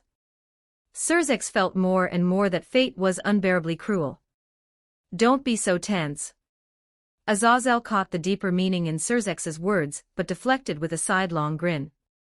Your side gained a supremely gifted existence of your own, didn't you? Azazel's gaze shifted to Leo, his eyes brimming with unmistakable interest. You must be Leo Eligos, the host of this generation's Zenith Tempest, right? Azazel clicked his tongue in wonder. Another human devil half-blood, another Longinus wielder, and another inheritor of an outstanding devil bloodline. I originally thought having one Valley was astonishing enough. Turns out there's another one walking around in this world. In terms of devil bloodline, Valley was a descendant of the original Mao, while Leo was a descendant of a pure-blooded devil house among the 72 pillars. While not quite on Valley's level, that still put him far above ordinary human-born sacred gear wielders like Issei. In terms of sacred gears, both Leo and Valley wielded Longinus. But Leo's Zenith Tempest was one of the 4 supreme Longinus, ranked second among them. Valley's Divine Dividing, while equally formidable, ultimately stood a tier below in status. One had the superior bloodline. The other had the superior sacred gear. Weighed against each other, Leo was by no means inferior to Valley. If anything, he was subtly the more impressive of the two. The proof was right before their eyes. Despite having the lesser bloodline, Leo's rank as a devil was higher than Vala's, a descendant of a Mao, no less. His mastery of his sacred gear also exceeded Azazel's expectations. To have defeated Vala's balance breaker without even using his own, forcing Vala to resort to the extremely dangerous Juggernaut drive. If word of that got back, the entire Grigori would be losing sleep. Your Zenith Tempest seems to be even stronger and more unusual than what's recorded in the Grigori's files. Azazel looked at Leo as though he were gazing at a treasure and grinned. How about considering coming over to my side? When it comes to understanding and researching sacred gears, if the Grigori claims second place, no one in this world would dare claim first. This much, Leo already knew. That was precisely why he had considered reaching out to this Governor-General before, hoping to receive guidance and help reaching Balance Breaker. But now, he no longer needed that. I'll pass. I'd rather not end up on your operating table getting dissected. Leo tossed out the line casually. Azazel looked like he wanted to say more, but Surzex cut him off. Are you going to explain what happened here, Azazel? Surzex's gaze turned sharp. What Kokobeel did cannot simply be swept under the rug. He didn't particularly want to pursue the matter. After all, he had no desire to spark another war. But endless appeasement would only make things worse, and this incident had directly involved his sister. Even someone as mild-tempered as Surzex was not prepared to let this go quietly. Everything worked out in the end, didn't it? Azazel still seemed intent on deflecting, scratching his head. Besides, whether it was stealing the church's treasured holy swords or making a move against your sister, all of that was Kokobeel acting alone. Myself included, none of the other fallen angel cadres knew anything about it. Surely that counts as innocent by reason of ignorance. Do you really think that argument would convince us? Surzex frowned, his tone stern. Plotting to dismantle the balance of power among the three factions, attempting to reignite the war. You expect a simple claim of ignorance to make that disappear. If that level of naivety were possible, it wouldn't be Surzex. It would be Azazel. That's exactly why I sent the White Dragon Emperor to clean up the mess our own people started. Doesn't that demonstrate our stance clearly enough? Azazel said, sounding a bit annoyed by the hassle. What's more, Kokobeel is already in your hands. However you want to deal with him is entirely up to you. You're willing to let us handle Kokobeel's punishment. Surzex was genuinely surprised. Is that just your personal position, or does it represent all the fallen angel leadership, including the other cadres? Kokobeel was, at the end of the day, a fallen angel cadre, a colleague and even a friend of Azazel and the others. Even if he had committed a crime, handing his punishment over to a rival faction would only make the rank and file feel humiliated and disillusioned with their leaders. Surzex had expected Azazel to push for Kokobeel's extradition. He hadn't expected him to simply give up the right to handle the matter. Relax, I'll convince the others. Azazel knew what Surzex was thinking and smiled, unconcerned. If a dispute, or worse, a conflict, breaks out over something like custody rights, then Kokobeel's scheme might actually succeed. To prevent that outcome, Azazel would do his best to bring the others around. If you still don't trust me, why not invite Michael as well, and hold a three-way summit? Azazel shrugged. A representative of the angels, a representative of the devils, and us fallen angels. It's about time the three of us sat down and had a proper talk. At those words, Surzex fell silent. Leo, too, murmured quietly in his heart. A three-way summit, so it's finally happening. This meeting, the one that would reshape the world's future balance and direction, had arrived on schedule after all. In the end, Surzex nodded. Very well. Let's sit down and have a proper discussion. Chapter 181, Chapter 180, post 2047 words. Surzex and Azazel confirmed the time and place of the talks on the spot, then parted ways. One was a Mao, the other the Governor-General of the Fallen Angels. They were representatives of the Devil faction and the Fallen Angel faction respectively. Once the two of them had agreed, all that remained was to notify the others. As for the angels, Azazel would handle contacting them. He was confident they would agree to attend. For one thing, Kokabeel had dragged the church into this mess from the start, so Azazel owed both the church and the heavenly side an explanation. For another, now that the devils and fallen angels were already preparing to sit down and talk, there was no way the angels would stay put once they learned of it. So the angels were guaranteed to be present at this meeting. While Serzex and Azazel discussed the talks, Leo and Vala remained silent the entire time. They simply looked at each other, eyes flickering, neither saying a word. It was impossible to tell what they were thinking. The two who should have been the center of attention had completely become side characters. But neither of them brought it up again. Even the fighting spirit that had burned in Vala's eyes gradually faded. They both knew that with Serzex and Azazel present, this fight was never going to continue. Since that was the case, whatever was between the two of them no longer mattered. There was no need to say anything more. Just like that, with both Leo and Vala choosing silence, they parted without a word. Vala followed behind Azazel quietly, still saying nothing, which left Azazel feeling a little helpless. "Are you dissatisfied with me, Vala?" Azazel spoke bluntly, voicing what was on Vala's mind. He had always treated Vala this way. Vala had joined Grigori when he was young. In many ways, Azazel had personally raised and trained him. When his grandfather did nothing but abuse him, and his father was utterly useless, it was Azazel who rescued Vala and brought him into Grigori, nurturing him step by step to where he was now. In a sense, Azazel was more of a father to him than anyone else. Because of that, Azazel understood this son-like existence better than anyone. "You think I shouldn't have stopped you? That I should have let you keep fighting?" Azazel said it without even turning his head, causing Vala to fall silent for a long while. After a moment, Vala spoke calmly. "I know what you're thinking. You think that in my current condition, activating Juggernaut Drive would be nothing but suicide, so you rushed out to stop me without hesitation." Just as Azazel understood Vala, Vala understood Azazel. But clearly, not well enough.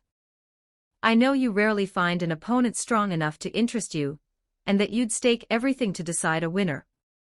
But in your current state, do you really think activating Juggernaut Drive would let you defeat Leo Eligos?" Azazel's voice was quiet. "At your peak, you could only rely on sheer demonic power to maintain Juggernaut Drive for a few minutes. In your current condition, how long do you think you could use that power once you activate it?" That made Vala slow his steps. "In your present state, you probably couldn't even maintain Juggernaut Drive for 30 seconds, Azazel said mercilessly. "Even if we ignore the risks of losing control or shortening your lifespan, do you really think 30 seconds would be enough to defeat him?" His meaning was obvious. Risking everything to chase victory was already questionable, but risking everything and still failing to win was an even bigger problem. "The reason I stopped you is simple. If you'd pay such a heavy price and still fail to secure victory, then isn't it better not to fight at all?" Azazel's earnest words made Vala frown deeply. "So you think I would lose?" Vala looked straight at him. Azazel stopped, turned around, and met Vala's gaze. "If I said yes, would you think I was underestimating you?" He answered with a question, but it was as good as an answer. Of course, Vala didn't think Azazel was belittling him. No one understood his strength better than the men standing before him. After all, Azazel had personally trained him. Whether it was how to use his sacred gear, how to reach Balance Breaker, or how to temporarily maintain Juggernaut Drive for several minutes through massive demonic power, it was all researched by this man and taught to him. Because of that, even if Vala didn't like what he was hearing, he had to take it seriously. Is Leo Eligos really that strong? That was Vala's only question. Even he, who could wield power rivaling the gods, might lose. Did Leo truly possess that kind of ability? In terms of raw power level, he's definitely inferior to you, Azazel said decisively. He hadn't fully grasped Leo's true depth yet, but based on the performance of Zenith Tempest, the world's second strongest sacred gear, the foremost researcher on sacred gears could still make some analysis and educated guesses. In Azazel's view, Leo hadn't reached God-tier power yet. But then again, neither had Valley. Your juggernaut drive still has many flaws. Leaving aside its dangers and cost, with your current capabilities, it's actually very difficult for you to perfectly control God-tier power. Even if you possess God-tier strength, your imperfect control during battle causes massive waste. Your output never truly reaches that level. On top of that, there's a time limit, and your condition itself isn't ideal. In my opinion, even if you activated Juggernaut Drive, there would still be many ways to deal with you in that state. You don't need God-tier power. As long as you exceed Mao class, there's a chance to defeat you, so long as you don't fight head-on.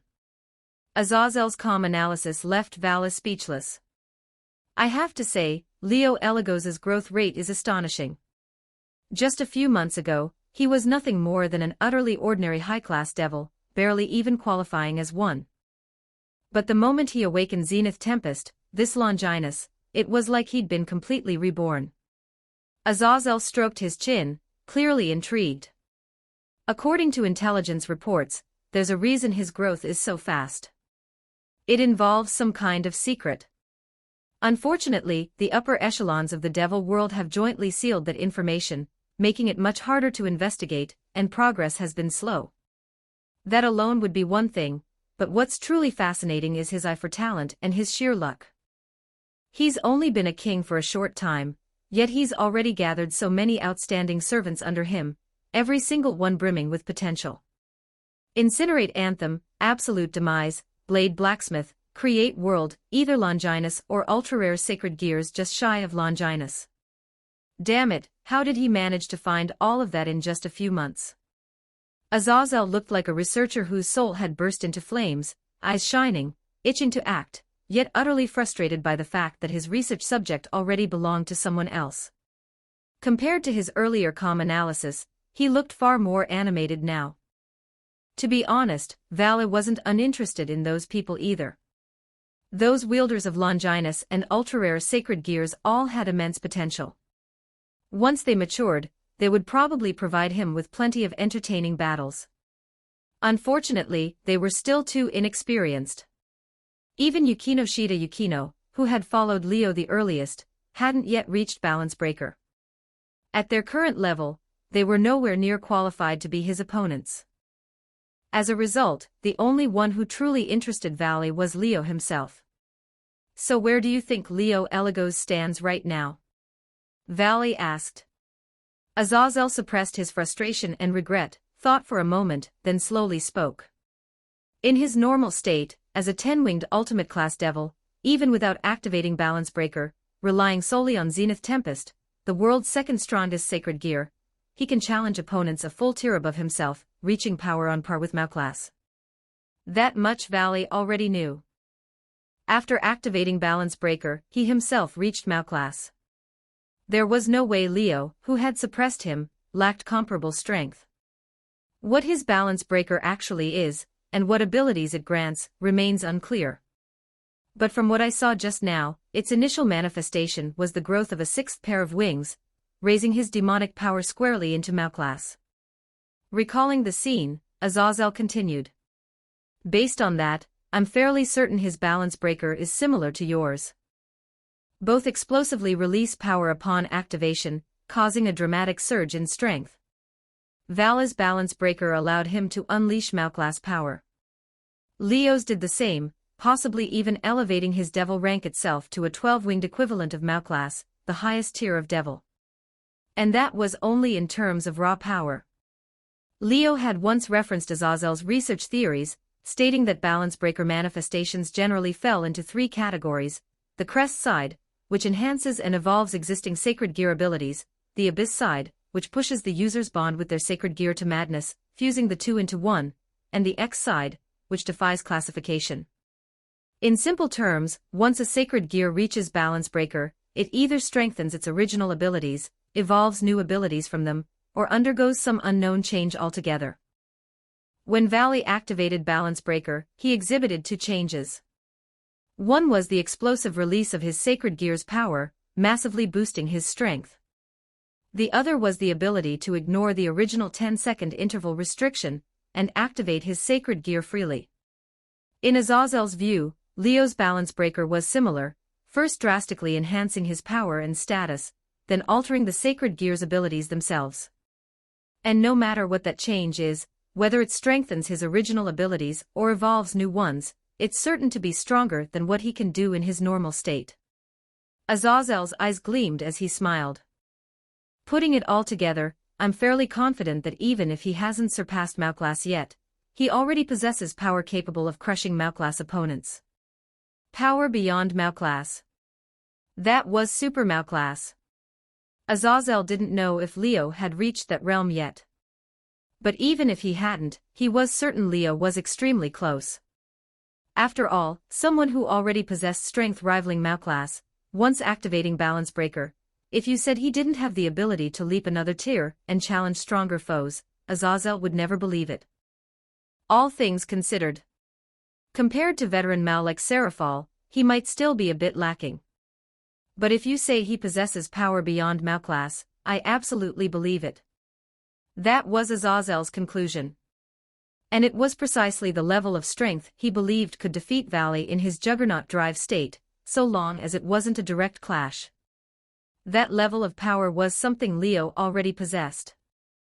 Given that, how could Valley, in his current poor condition, possibly win? Valley fell completely silent. Don't worry. You still have a future, Azazel said, patting his shoulder. As long as you keep growing, I believe you won't lose to him. But for now, if you fought at full power, the one with worse odds would ultimately be you. So for the time being, it's better not to fight him.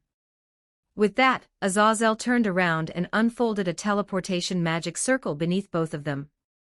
Bathed in the light of the magic circle, Vala's eyes gradually hardened with resolve. You won't know unless you try. Sorry, Azazel. Next time, you won't be able to stop me. Vala didn't know that while they were discussing Leo, Leo was also talking about him. What do you think of the White Dragon Emperor? On the road back to Kuo Town, Surzex chose not to teleport right away, instead asking Leo this question as they walked. You already have your own answer, don't you, Surzex-sama? Leo shook his head. Without a doubt, Vala Lucifer is an extraordinarily gifted individual. He's strong. At the very least, at this stage, aside from the four Mao, there's probably no one in the devil world who can be his match. That was Leo's evaluation of Valley. Equals dash equals dash equals dash equals dash equals dash equals dash equals dash equals dash equals dash equals. You can read up to chapter 220 on patreon.com/NIAXD. Chapter 182, Chapter 181 2253 words. To be fair, Valley really was incredibly strong. His natural conditions were simply absurd. As a human-devil hybrid, his human bloodline granted him a Longinus, making him the current White Dragon Emperor. That alone was already an outrageous advantage. And yet, his devil bloodline was just as extraordinary, directly inherited from a former Mao. When the two were combined, the benefits were obvious to anyone with eyes. Longinus weapons were powerful, sure, but for ordinary people, actually wielding them properly was extremely difficult. Take Yukino, for example. At her peak, she had once temporarily suppressed Sharon Holy Grail, displaying strength on the level of a high-class devil. And how long had it been since she reincarnated as a devil back then? At most, just over a month. In a little more than a month, Yukino went from an ordinary human to someone capable of unleashing high-class devil-level power. That wasn't just because of her outstanding talent, or because her demonic power after reincarnation rivaled that of a pureblood devil, it was also because of the Longinus' absolute demise. Longinus weapons existed to shatter the balance of power. They were artifacts that could allow ordinary humans to grow strong enough to rival gods and Mao. That was why Yukino could unleash such overwhelming strength. And yet, what was the result? She still nearly lost to Sharon. At the time, she was simply too inexperienced. Her demonic power was only at a mid-class devil level, and her physical stamina was even worse. She couldn't sustain the massive consumption demanded by a Longinus, ran out of steam midway through the fight, and was nearly caught in a trap Sharon had laid, almost getting purified on the spot. This problem wasn't unique to Yukino. Every Longinus wielder faced the same issue. Shina Mahiru, during the old Malfaction's invasion, had relied on the power of Incinerate Anthem to fight her way through countless obstacles. In the end, didn't she collapse in one of the later rooms due to exhaustion, failing to reach the Master's chamber? Even Hayadu Issei, after reincarnating, he was considered weak even among low-class devils. So despite possessing the Longinus boosted gear, which could theoretically increase power infinitely, once he pushed himself to the point of unleashing an attack comparable to a high-class devil, he hit a hard limit. After that single blow, he was completely drained and unable to continue fighting. That alone said everything. In short, Longinus weapons were undeniably powerful, but using them came at an enormous cost. One had to train hard enough to withstand their consumption and activate their abilities freely before even having a chance to truly shine. But those rules simply didn't apply to Valley. Because he possessed half the bloodline of a Mao, his innate demonic power was overwhelming. Not only could he freely use the abilities of Divine Dividing, he could even maintain Balance Breaker for an entire month straight. As for something as unreasonable as the Juggernaut Drive, he could forcibly wield it for several minutes purely through sheer demonic power. That was beyond ridiculous.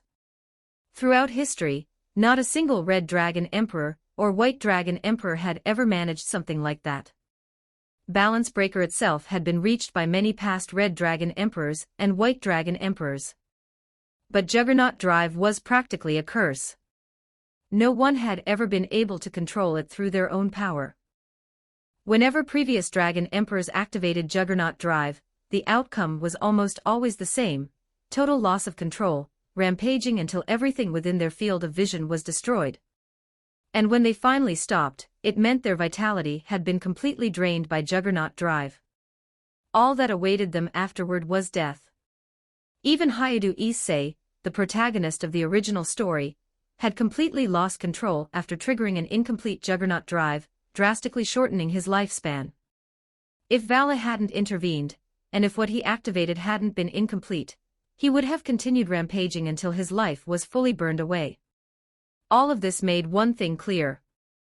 Valley, who could forcibly use Juggernaut Drive for several minutes through sheer demonic power alone, was an existence that defied all common sense. That was why he was the strongest White Dragon Emperor in history. No exceptions. With his current strength, even without Juggernaut Drive, just using Balance Breaker already put him firmly at Mao-class combat power. And how many Mao-class fighters were there in the entire underworld? Setting aside the four great Mao, whose strength surpassed Mao-class, as well as special existences like Graphia, among the publicly known forces of the Devil world, only a handful of devils possessed Mao-class strength. For example, a few of the top-ranked participants in the raiding game. Or some ancient relics among the 72 Pillars families who had survived to the present day. Other than them, there were no more. But even if those devils possessed Mao-class power equal to Vala's, could they really defeat him? Don't forget, Vala was the host of Divine Dividing. Once he was given the chance to activate his ability, the consequences were almost unimaginable. Every 10 seconds an opponent's power could be halved once. And if he was in Balance Breaker, he could activate that ability at will. Theoretically speaking, the moment someone was touched by Vala, they would be reduced to nothing. Even Leo didn't dare to let Vala get close enough to use his ability on him. If that was the case for Leo, others would only be more cautious, more constrained. So in Leo's view, Vala was already terrifyingly strong even without using Juggernaut Drive. If he added that on top, then in the entire underworld, only the four great Mao could stand against him. Anyone else would simply be unreliable. That was the sheer weight of White Dragon Emperor plus Lucifer. So even you think the same way? Sirzex looked conflicted. He was extremely wary of Valley. After all, Vala's natural advantages were absurd, and he also shared an inextricable connection with Surzek's own house. As a descendant of Lucifer, would he harbor hostility toward the current Mao who had seized the name of Lucifer? That was still unknown. And as the current White Dragon Emperor, he was also a sworn enemy of the servants under Surzek's sister. It could be said that Vala's very existence was a threat, at least to Surzek's and Rias. If Surzek's weren't so kind-hearted, and if another, more suspicious Mao were in his place, they might already be restless enough to think, this child is terrifying. He cannot be allowed to live. Do you think Azazel had some ulterior motive when he brought that person into the Grigori? Surzek's real concern lay with the fallen angel governor. There was no helping it. Just as mentioned before, in the eyes of many, Azazel was practically a villainous final boss. Every move he made seemed like it could be hiding some kind of scheme, making it impossible not to stay on guard. Vala's identity was sensitive, his strength immense, his potential limitless. Such an existence falling into the hands of a villainous final boss naturally made people uneasy. I don't think he has any strange intentions, Leo said, seeing Surzek starting to overthink things. It was my first time meeting that fallen angel governor too, but the feeling he gave me, well, he does seem suspicious, very much like a schemer. Still, from what many people say, he's actually far more obsessed with researching sacred gears, and he sees himself more as a researcher. Besides, he was willing to sit down and talk with us. That alone suggests he doesn't want things to spiral out of control, right? Whether that's genuine or just an act, having an opportunity where the three factions can truly sit down and talk calmly is rare. If we really don't want another war, then we should seize it, make our stance clear, and let others hear our voice. Surzek froze for a moment, then visibly relaxed. You're right. I was worrying too much, he said with a smile. Things may not be as bad as we imagined. Opportunities like this are rare. We shouldn't give them up just because we're overly suspicious. Thank you for reminding me, Leo. Faced with Surzek's gentle words, Leo simply shook his head.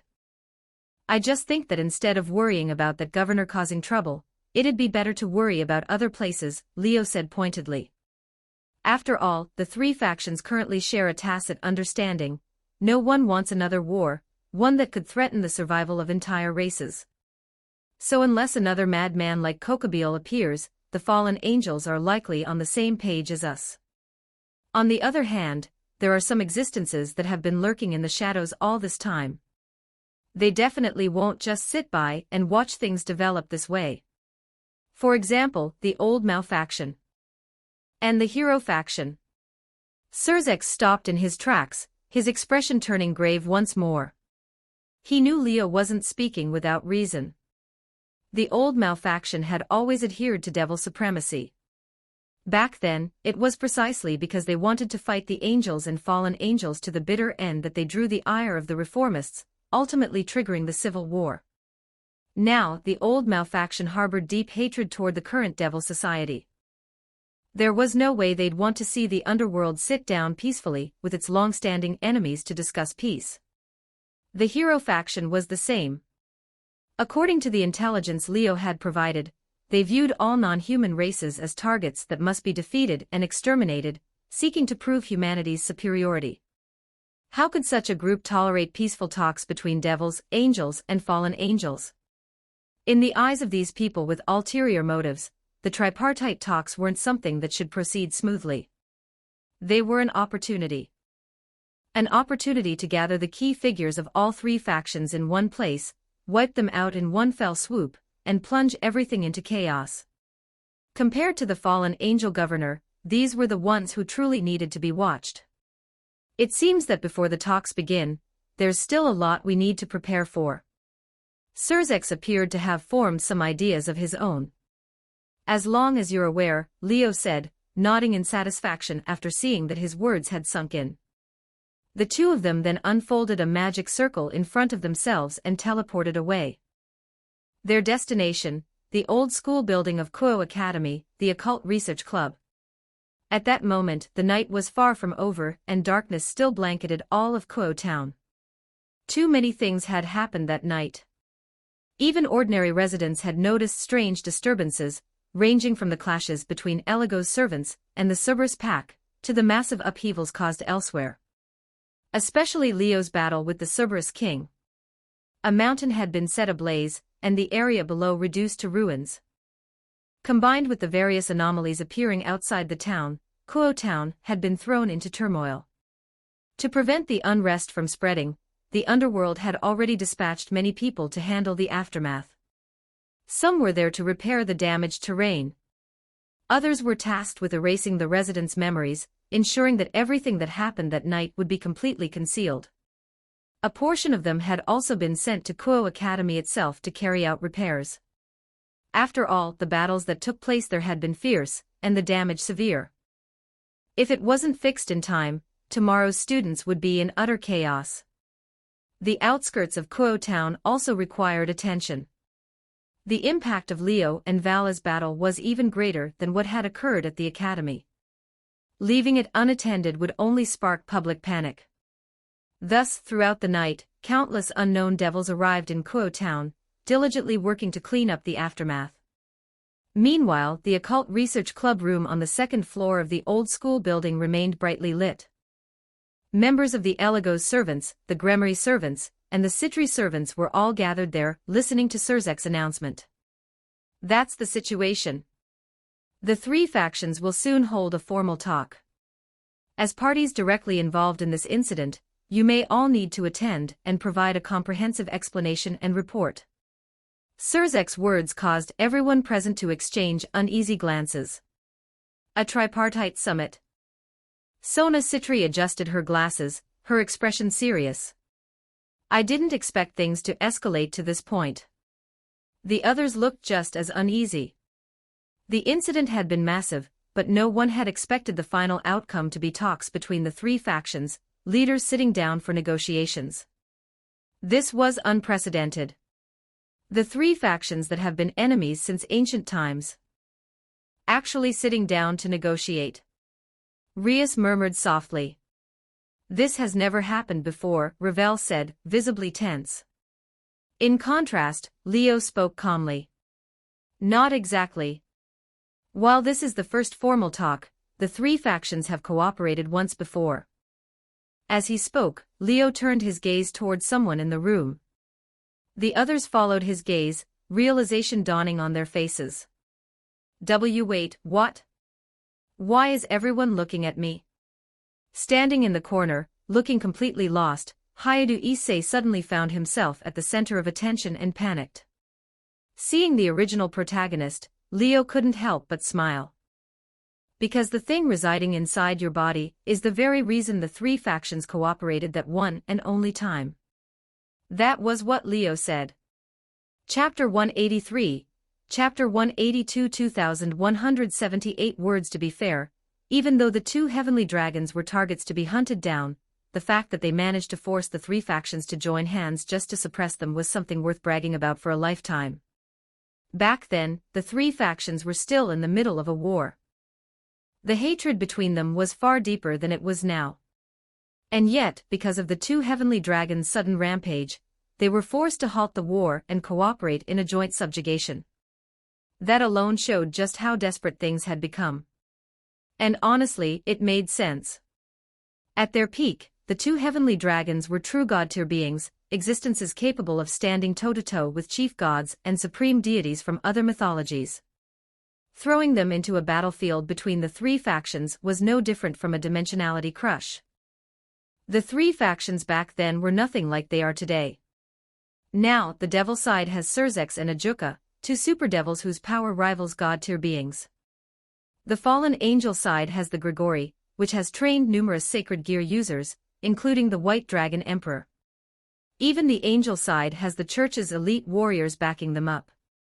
Despite facing a crisis of racial survival, their overall combat power is anything but lacking. But in the mythological era, things were very different.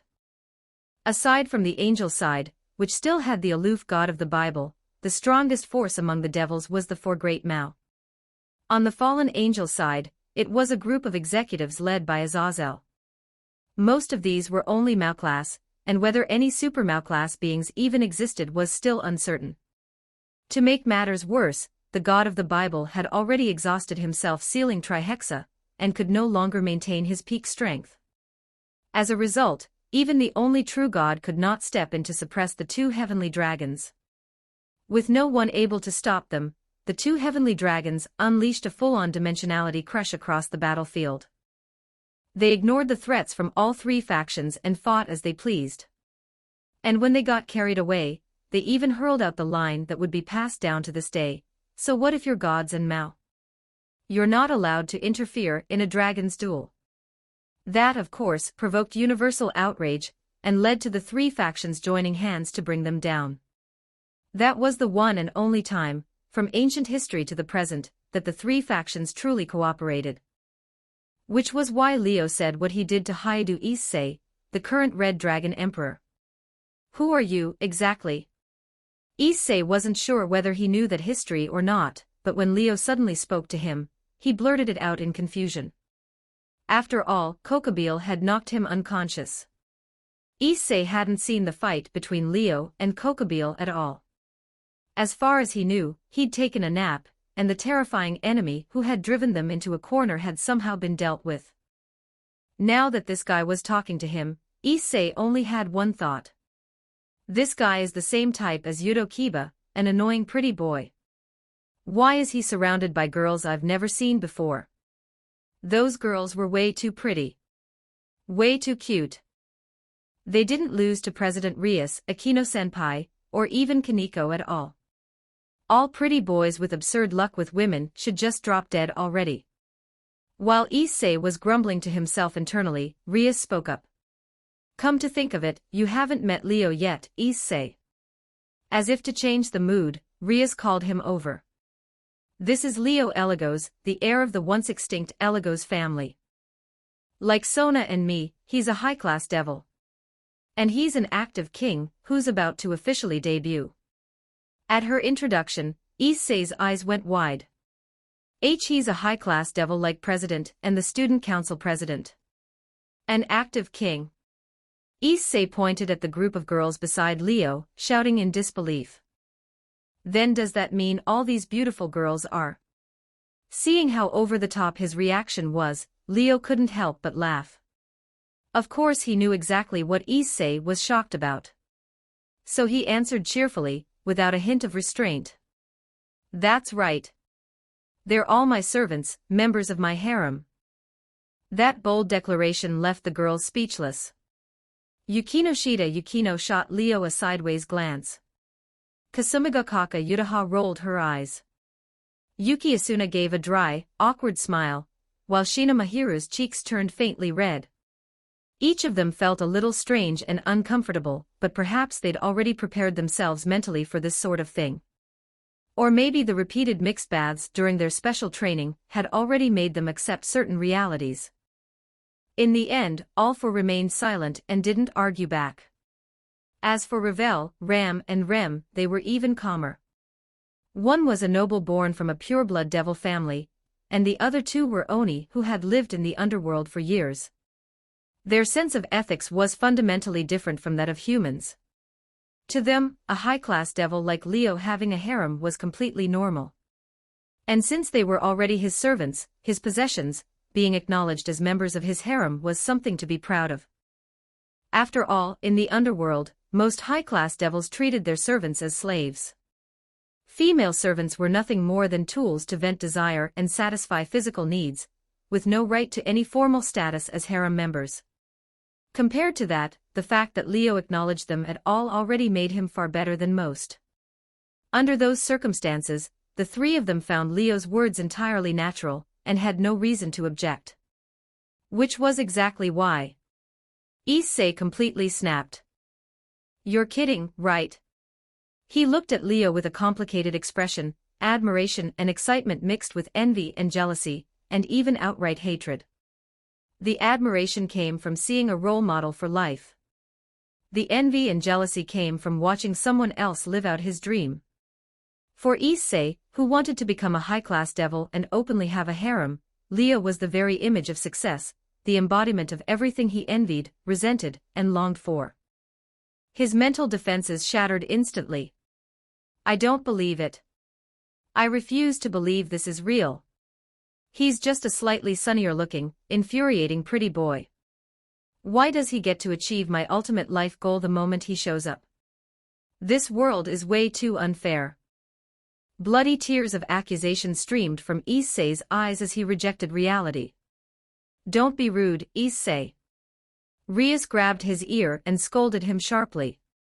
It seems I need to teach you not just about shamelessness, but also about manners and hierarchy.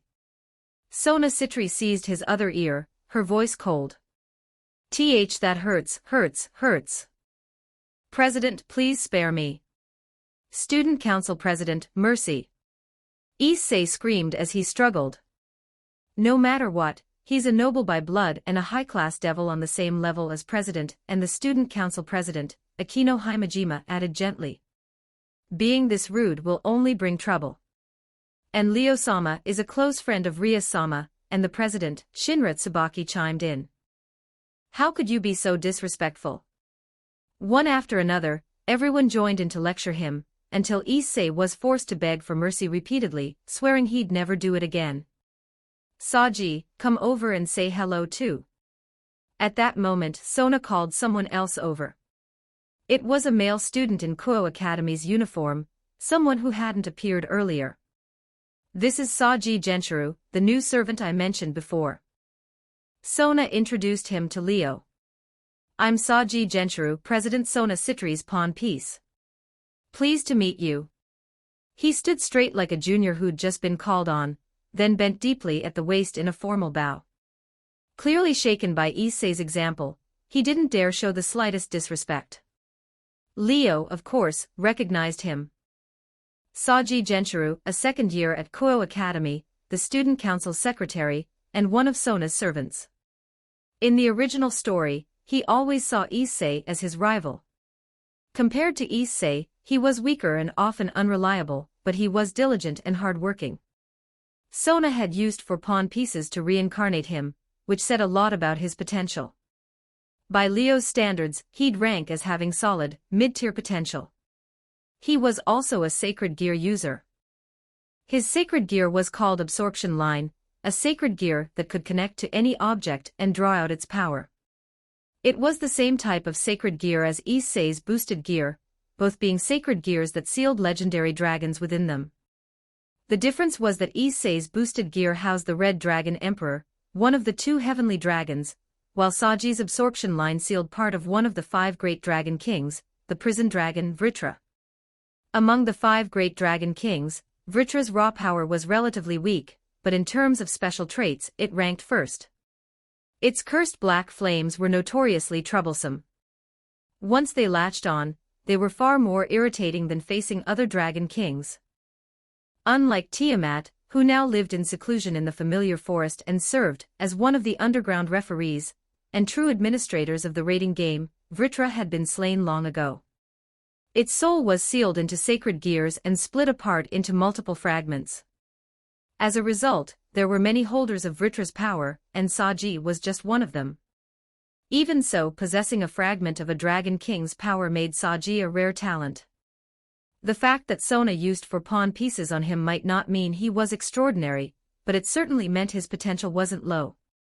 If he ever gathered all of Vritra's sacred gears, became its sole host, and awakened its soul, his potential wouldn't be inferior to rare sacred gear users like Yuki Asuna, Kasumigakaka Yutaha, or Yudo Kiba. For the Citri peerage, which valued versatility over raw power, Saji's addition was a strong and meaningful boost. No need to be so stiff. Leo smiled at him. I'm very close with your master, so you don't need to treat me like some noble. Just think of me as a senpai. Saji immediately looked to Sona for confirmation. Do as Leo says, Sona replied calmly. He's not an outsider. To a certain extent, there's no need to be overly formal. That single remark made several people exchange glances. Rias narrowed her eyes.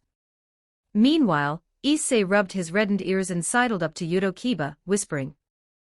That damn pretty boy. I mean, that senpai, his relationship with the president is really that close. Yuto nodded without hesitation. The president and Leo senpai are indeed very close. They've known each other for a long time. I've heard they often have tea together and chat privately, practically in daily contact. He lowered his voice further. President Rios once told us that the Citri family thinks very highly of Leo senpai, and intends to arrange an engagement between them. If nothing unexpected happens, he'll likely become the president's fiancé and partner in the future. Issei's eyes flew open, and he was just about to shout when Yuto clamped a hand over his mouth. Don't make a scene, Yuto said helplessly. You'll just get scolded again. MMMPH. Issei nodded frantically, signaling Yuto to let go. Inside, he couldn't help muttering, now I don't even know whether I should be more jealous or more impressed. Sona Citri was a rare beauty in her own right. At Kuo Academy, her popularity was second only to Rios and Aquino. If not for her cold, strict personality and her somewhat lacking figure, she might have even surpassed Aquino. Many students at Kuo admired Sona. If this news ever got out, Leo would become the target of universal envy and jealousy. Issei felt the same. He was insanely jealous of someone who could openly and naturally have a harem, and even be engaged to an icy beauty like the student council president. But after being strictly disciplined by Sona for so long, Issei no longer felt romantic attraction toward her, only fear and respect. So toward the man who could conquer the student council president, all he could do was sigh in admiration. Damn it, when will I, a man of passion, ever reach such heights? I want a beautiful fiancé too. I want a whole harem of cute girls. If that ever happened, I wouldn't need to hold back anymore. I could do this and then that. As he drifted deeper into fantasy, Issei's expression turned downright lewd. Then another thought struck him. Don't tell me he's already done this, and that with those beautiful servants. Looking at the group of girls following quietly behind Leo, each one so beautiful it was unreal, Issei's envy, jealousy, and hatred spiked several levels higher. Damn you, blessed normie. Just explode already. Equals dash equals dash equals dash equals dash equals dash equals dash equals dash equals dash equals dash equals. You can read up to chapter 222 on patreon.com/NIAXD. Chapter 184, Chapter 183 2113 words. While everyone was getting noisy, the current Mao, Surzex, remained seated behind his desk, watching quietly. He didn't say a word. Not only did he show no intention of scolding them, he even wore a gentle smile. Youth really is nice. The murmur slipped out before he could stop himself, and that was what finally made everyone remember where they were, standing before the Mao's seat. Sorry, big brother. We got carried away. Rios was the first to apologize, taking responsibility for everyone. Don't say that. Compared to an atmosphere that's too stiff, I much prefer seeing you full of energy like this. Surzex had always been that tolerant. Forget blaming them, he genuinely enjoyed seeing the younger generation of devils getting along like this. It made him feel that the future of the devil world wasn't something that only people like him had to shoulder forever. Of course, the Mao didn't mind holding up the sky for the younger devils. But more than that, they wanted to see their successors gradually replace them, and become the true pillars of the devil world. This wasn't just Surzek's personal belief. It was the shared outlook of all the current Mao. You could say that none of the four reigning Mao were hungry for power. Every one of them was more than willing to be replaced, and even happier to see the devil world grow stronger and better. That was something the old Mao faction could never achieve. All they ever cared about was their own status, glory, and power. Never anyone else. What I needed to say is basically done, Surzex continued, getting straight to the point. The three-way talks are unavoidable. As the main parties involved in this incident, you'll all need to attend when the time comes. The specific agenda and location still need to be discussed with the other two sides. On top of that, there are security concerns and external policies to consider. Realistically, it will still be a while before the talks actually begin. This wasn't a small matter. A three-way meeting like this was unprecedented. There were far too many issues to consider, and without extensive coordination and complicated procedures, nothing could be finalized. That was why Surzex had only come to give them a rough heads-up, so they could start preparing.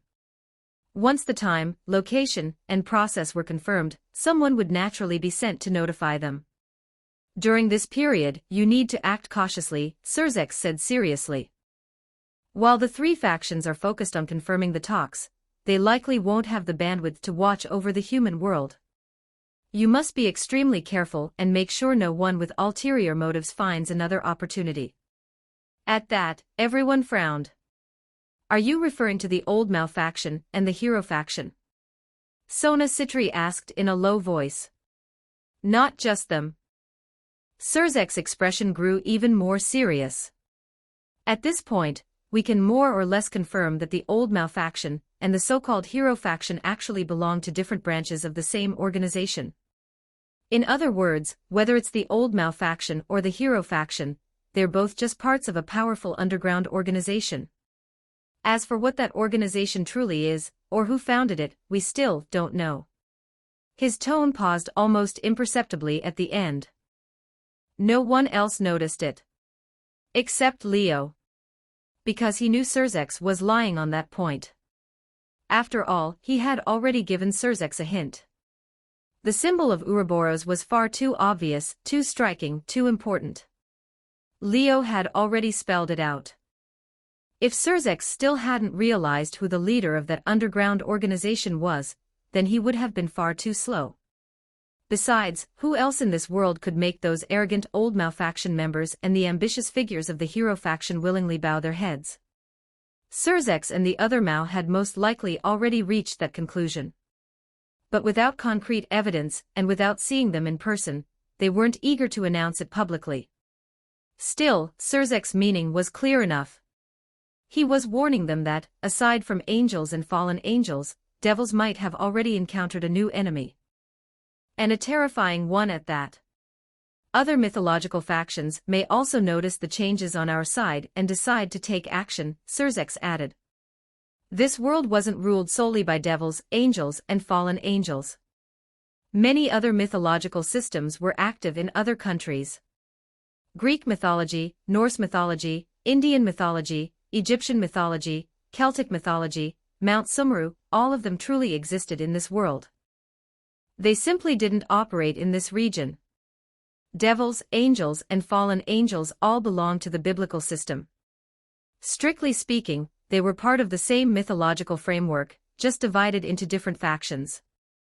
Now that the three factions within the biblical system were preparing to sit down and talk, such a development, one that could reshape the future balance, was bound to draw attention from other mythological forces. If any of them believed it was more beneficial for the biblical factions to keep fighting internally, it wouldn't be impossible for them to interfere. That meant the group they needed to guard against wasn't limited to the mysterious organization alone. It also included other mythological factions. Of course, the chances of those factions getting involved weren't particularly high. After all, their gods were still alive and more than one of them. Unlike the biblical system, where the biblical god had been the sole god. Once he died, and if he couldn't be revived, the entire system lost its god-level combat power. If not for the emergence of two super-devil-level existences, and the fact that the biblical god had seemingly foreseen his own death, and created the sacred gear system, leaving behind numerous Longinus and powerful sacred gears capable of rivaling gods and Mao, the entire system might have already been wiped out. And even if other mythological factions did target the biblical system, they usually aimed at the three major factions themselves. They weren't like the Old Mao faction, the Hero faction, or Kokabeel, who all set their sights on young devils like Leo, Rias, and Sona. Bullying the younger generation was something only ruthless terrorist organizations would do. Those famous mythological factions likely wouldn't stoop that low. But better safe than sorry. What if they really did take an interest in Leo and the others? Just among the people present, there were already 4 Longinus. That alone was unbelievable. Even the Grigori, an organization dedicated to researching and cultivating sacred gear users, only had 2 Longinus holders internally. Yet in this tiny occult research club room, there were 4. If that information got out, there was no guarantee some faction wouldn't suddenly become interested and come looking for trouble. Because of that, Surzex wasn't just here to warn them. He also had arrangements to make. I, Serafal, and Ajuka will each send a portion of our servants to the human world to support you, Surzex announced. Additionally, we'll create a special pocket dimension. Only the 3 of you and your servants will be able to enter it. This space will directly connect to the magic circles you've set up, eliminating all interference. No matter when or where you are, you'll be able to teleport into it freely and support each other. This pocket dimension would serve not only as a shelter, but also as a transit hub. If they encountered an enemy they couldn't overcome, Leo and the others could retreat there at any time. If someone else was attacked, those who weren't involved could also use the space to quickly reach the battlefield. No more situations like this time, where certain circumstances prevented direct magic circle jumps into Kuo Town or Kuo Academy. Surzex had even prepared communication tools for them. These are specially made devices. Once activated, they'll immediately send out an alarm. You won't run into situations where you can't contact each other. He handed several oddly shaped devices to Leo, Rias, and Sona. If a device is destroyed, the alarm will be transmitted directly to the underworld. In an emergency, you can destroy it yourselves, and the underworld will immediately dispatch troops to support you. Surzex had thought of everything. Clearly, the string of unexpected attacks over the past few months had made him wary. Leifei Trix, Chow Chow, Kokabeel. In just over a month, Leo and the others had faced 3 different factions and powerful enemies. If anything else went wrong, there would be no point in holding the 3-way talks at all. After making all these preparations, Surzex added one final remark. This is also a good opportunity. The 3 of you can train together. That pocket dimension was prepared specifically as a training ground for you. At that, Rias and Sona both perked up. Training? Rias glanced at Leo. That sounds perfect to me. We really do need to organize group training, Sona agreed. Otherwise, the next time danger comes, we might not be lucky enough to survive it. They didn't yet know how effective the special training of Leo's servants truly was, but Leo's growth was something they had witnessed firsthand. In just a month, he had become this much stronger, strong enough to easily deal with fallen angel executives. To say that hadn't stimulated them at all would be a lie. Leo's servants had also grown increasingly powerful. Not only had Yukino Yukino and the others undergone a clear change in presence and aura, 3 new combatants had joined them as well. Rias and Sona had a good grasp of how strong those 3 were.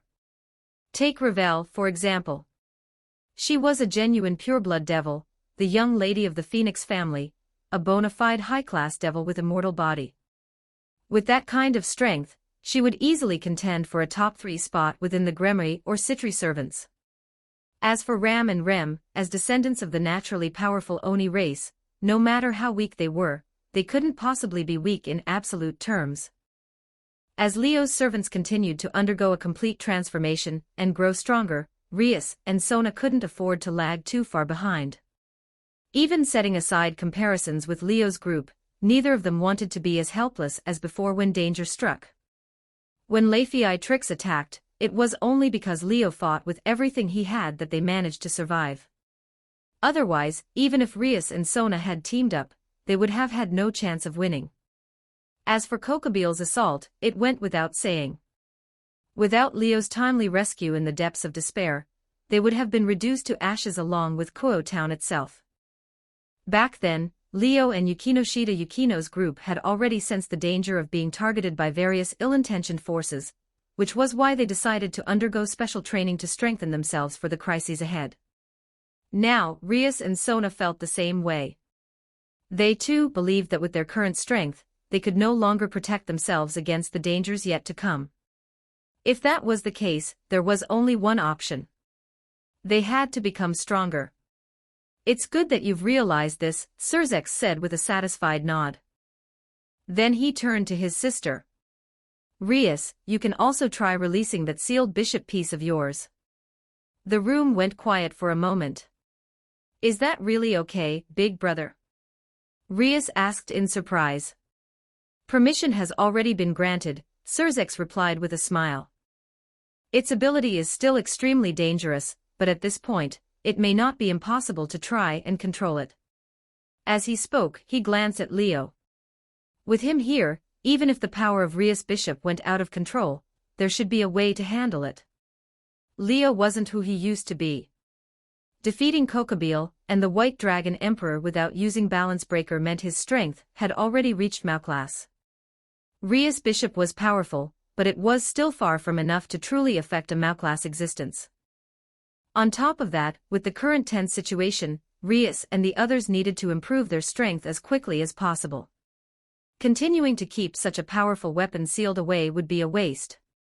It would be better to take this opportunity and let Rias fully master the potential of her bishop.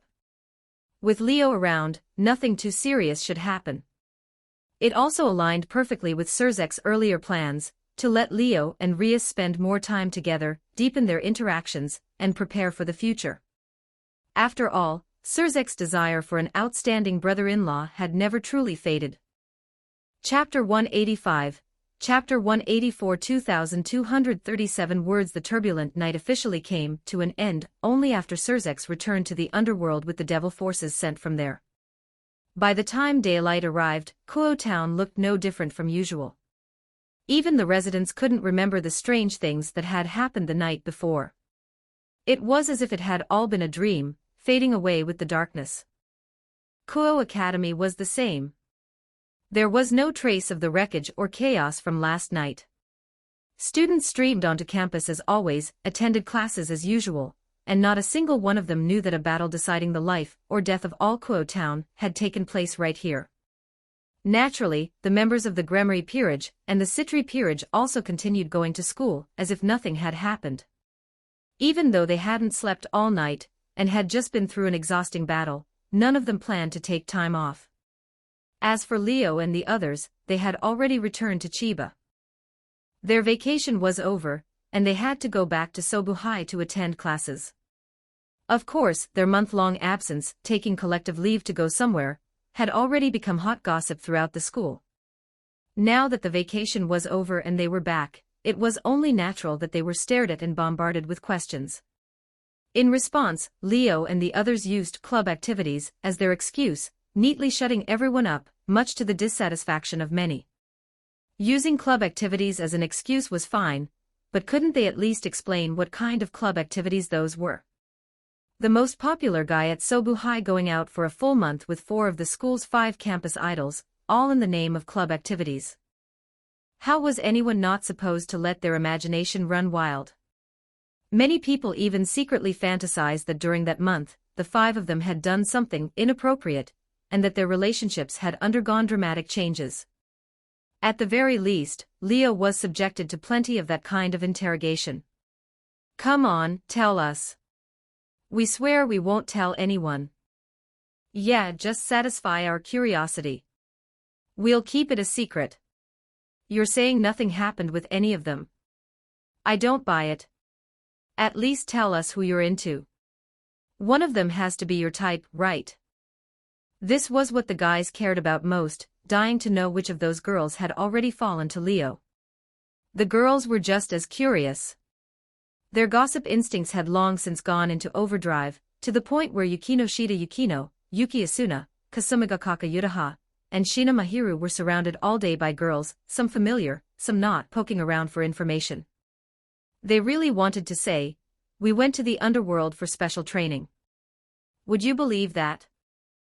Getting bombarded by demonic power blasts from a heartless master in the morning, then chased around by all kinds of monsters on the battlefield at night. Can you even imagine a club activity like that? Being so exhausted you can't even move a finger, running into life and death situations over and over again, how would there be time for relationship progress? Our strength did improve a lot, but if we told you that, would you even understand? The girls complained endlessly in their hearts. Over the past month, the only truly breakthrough development between them and Leo was that they could bathe together, soaking in hot springs and even bathing together. If that ever got out, the entire Sobu High would explode. None of the students there would ever imagine that while they were guessing which girl Leo had crossed the line with, the truth was that all four of them had already seen him completely bare more than once. If that came out, Leo himself would probably explode. He'd be exploded by the jealous, resentful glares of the guys. That definitely wasn't something that could be said out loud, so all they could do was brush it off. In the entire school, only one person knew the truth behind the Department of Mystical Affairs club activities. That person was Arari. Your lives are really getting more and more intense. After hearing the truth from Kasumigakaka Yutaha, Arari couldn't help but mutter that training in the underworld was something that was supposed to exist only in hot-blooded battle manga. Why was it appearing so matter-of-factly in real life? If there had at least been some shoujo manga-style developments, it wouldn't have felt Southwest wildly out of place with this school's vibe. You're saying mixed bathing is a shoujo manga trope? Give me a break. Japan has its own cultural context. Mixed bathing might make people's imaginations run wild, but it's not exactly unrealistic. For campus idols bathing together with one guy, though, that was a bit too much. Good thing I didn't become that guy's servant. Arari felt relieved, and at the same time, couldn't help but drift into fantasy. One guy and four girls in a mixed bath. Just hearing it sounded inspiring. Looks like I've got new material ideas. This woman is beyond saving. One look at Arari's lewd expression, and Kasumigakaka Yutaha knew exactly what she was thinking. You really don't plan on turning her into a servant? In the Department of Mystical Affairs clubroom, Kasumigakaka Yutaha asked Leo that question directly. If you've got any intention at all, hurry up and make a move. Put that woman in her place so she doesn't have time to keep fantasizing. Let it go. I've already passed the stage where I was desperate for talent. Leo shook his head as he sipped the black tea Shina Mahiru had prepared for him. He had never intended to force anything, and now he had even less reason to. Back when he was weak and constantly anxious about the future, he had gone all out with planning and recruiting new servants. But after Ravel, Ram, and Rem joined, he had gained a basic level of self-preservation. He no longer needed to live with that same sense of urgency. Now that the three-faction summit was about to begin, the world situation was going to accelerate like a runaway train onto tracks that could derail at any moment, triggering one major incident after another. Under those circumstances, recruiting ordinary people who would need to be trained from scratch would likely mean they'd be swallowed whole by the coming chaos before they could even grow, bones and all. Because of that, Leo no longer planned to recruit servants from ordinary backgrounds. From now on, his requirements for new servants wouldn't just be high potential, they'd need a certain level of strength as well. Considering the major events ahead, at the very least, they would need to be at the level of a high-class devil to qualify. Otherwise, they'd likely end up as cannon fodder. If they weren't at that level, then they'd need something extremely special, like Rem's unique aptitude. Otherwise, they really might end up as meaningless casualties, unable to even make a ripple before being crushed by the tide of history. Leo had already discussed these thoughts with Surzex and Ravel, and both had promised to keep a special eye out for suitable talent. The Mao, led by Surzex, were already extremely satisfied, and even pleasantly surprised by Leo's growth. Because of that, they were more than willing to support his requests, hoping to cultivate another top-tier combat force for the Devil race. Ravel, in particular, took this responsibility very seriously. The development of the Eligo's peerage was now her own business. Naturally, she wanted Leo to become stronger, and she wanted her family's investment to pay off. She had already relayed Leo's requirements back to the House Phoenix, and had her family handle it. Well then, it looks like that blonde loser really doesn't have the fortune to enter this world. Kasumigakaka Yutaha shrugged and muttered. She had seen it coming. That blonde loser wasn't uninterested in the supernatural world. She was just deeply conflicted about becoming someone else's servant. Or rather, she simply couldn't accept it. Watching her hesitation, Yutaha felt both contempt and a vague urge to help her out. Unfortunately, a loser was still a loser. Having missed the period when Leo was most desperate for talent, Aerie had also missed her best chance. If she wanted to step into the supernatural world in the future, it wouldn't be nearly so easy. Why don't you recruit her as a servant someday? Leo suddenly said that to Kasumigakaka Yutaha. Recruit her as a servant. Yutaha froze. Yukino Shida Yukino, Yuki Asuna, and Shina Mahiru were just as stunned. Ravel, Ram, and Rem weren't present. They weren't students at Sobu High. Ravel was still considering whether to attend school in the human world, while Ram had no interest at all and only wanted to manage the estate. All three were currently at the manor. Seeing the four girls standing there in a daze, Leo smiled. Hayadu Issei wants to become a high-class devil and openly build a harem. Don't you want something like that too? He wasn't suggesting the girls build harems. He meant becoming high-class devils, becoming kings. As long as you become high-class devils, you'll be qualified to receive evil pieces and become kings. If you're interested, you can try in the future. Now they understood. So you're saying that after I become a high-class devil, I can go recruit that blonde loser as my own servant? Kasumigakaka Yutaha was starting to get it. That's exactly it. Leo spread his hands. The premise is that you actually want to be independent. Not every high-class devil wanted to become a king. Take Ravel, for example. As a pure-blooded devil and the daughter of the House Phoenix, she already met the conditions to become a king. She just didn't have that intention yet. She felt she still needed to learn more and prepare further. Once she decided she wanted to become a king, she could apply to the underworld at any time, officially register as a king, and receive evil pieces.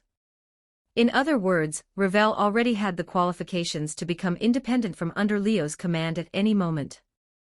That was also why the House Phoenix was willing to entrust their precious daughter to him as a servant. If things ever became unpleasant in the Eligos peerage, Ravel could always leave and stand on her own. Even if she had to return as a rook piece when Leo needed her, the restrictions wouldn't be much worse than those of an ordinary servant. That was under normal circumstances. Although Leo had revealed the existence of his servant conversion trait, he hadn't revealed everything. At the very least, the underworld had no idea that anyone reincarnated through Leo's servant conversion would have their soul branded with his mark, becoming his possession. Feeling dissatisfied in the Eligos peerage. That was impossible. With even their souls conquered, the servant girls would only grow more accepting of Leo, more attached to him. Once the House Phoenix sent their daughter over, she was truly his. They wouldn't be able to take her back even if they wanted to. That was why Leo didn't mind his servants becoming independent and turning into kings. Independent or not, they would still be his servants. Becoming a king. Kasumigakaka Yutaha really was tempted. And not just her. Yukino Shida Yukino had ideas of her own as well. Becoming a king, recruiting servants, leading a team into raiding games, making a name for myself in the devil world, that doesn't sound bad. She thought quietly. She was someone who genuinely wanted to change things. Even after accepting Leo as her master, that didn't mean she was content with the status quo. After becoming Leo's servant and turning into a devil, she had founded the service club at school, trying to change the world by changing others, and proving to her family that her chosen path wasn't wrong. So then, debuting in the devil world as a king, steadily climbing in status through raiding games, gaining the power to change the world. Wasn't that a more realistic, more clearly defined path? With that thought, Yukino Shida Yukino quietly made up her mind. But right now, we're still the lowest low-class devils. Kasumigakaka Yutaha was more realistic and more rational. She poured cold water on the idea immediately. How long have you even been devils? Leo shot her a look, annoyed. Even I spent a full 15 years going from a low-class devil to a high-class devil. You've all been devils for less than half a year. Being the lowest low-class devils is completely normal. That was the truth. In the underworld, there were countless devils who spent their entire lives as low-class or mid-class devils. Becoming a high-class devil meant being granted a noble title, becoming part of the aristocracy. That was something only a minority could ever achieve. For most devils, high class was nothing more than an unattainable dream.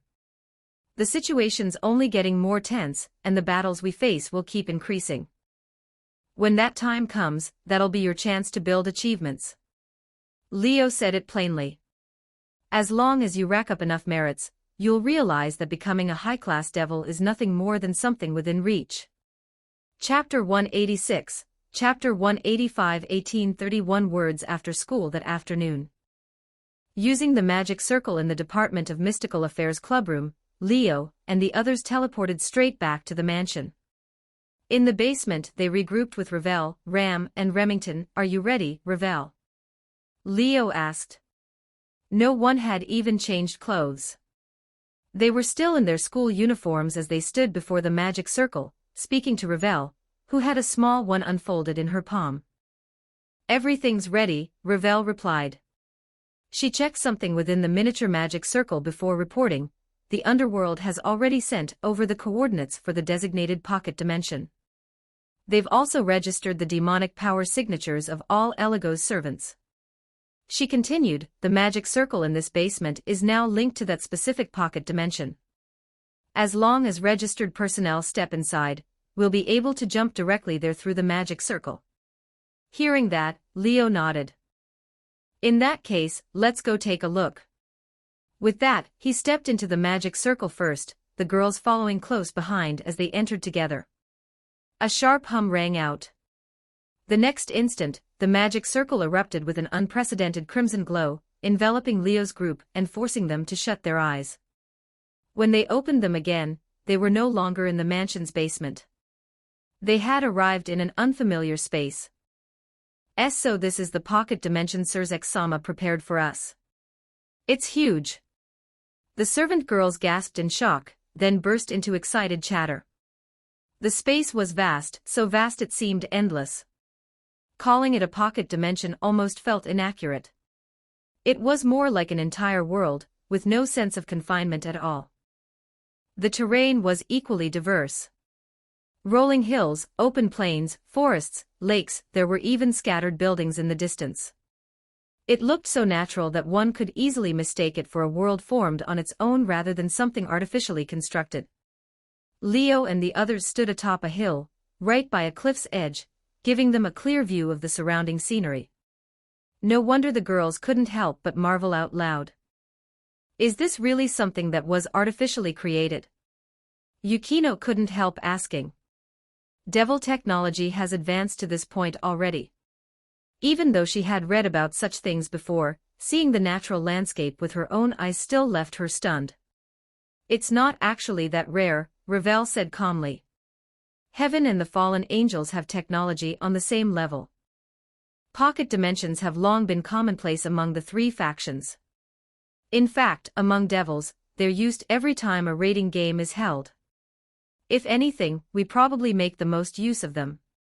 Raiding games in the devil world were usually held inside pocket dimensions, and the setting changed every time. Sometimes it was an endless wasteland. Other times, a dense urban cityscape. Occasionally, they even recreated famous locations from the human world. In the original events, the battle over Rias' engagement with Riser took place in a pocket dimension that recreated Kuo Academy. Rias and Sona's debut match was held in one that replicated a shopping mall in Kuo town. That alone showed just how extensively devils used pocket dimensions, and how mature the technology had become. Of course, Ravel added, constructing something this large and this complex is still a lot of work. Surzek-sama clearly put considerable effort into this place. But instead of a response from Eligo's servants, what followed was a familiar, soft chuckle. If my brother knew his efforts hadn't gone to waste, I'm sure he'd be delighted. The speaker was none other than Surzek's younger sister, Rias. Behind Leo and the others, two magic circles spun open at the same time atop the hill, and two groups emerged from them. They were the Gremory servants and the Citri servants. "So you're here too," Leo said, greeting Rias and Sona Citri. "Yeah, we came to take a look," Rias replied as she approached with her servants, smiling. "Didn't expect you to beat us to it." "We just arrived ourselves," Leo shrugged.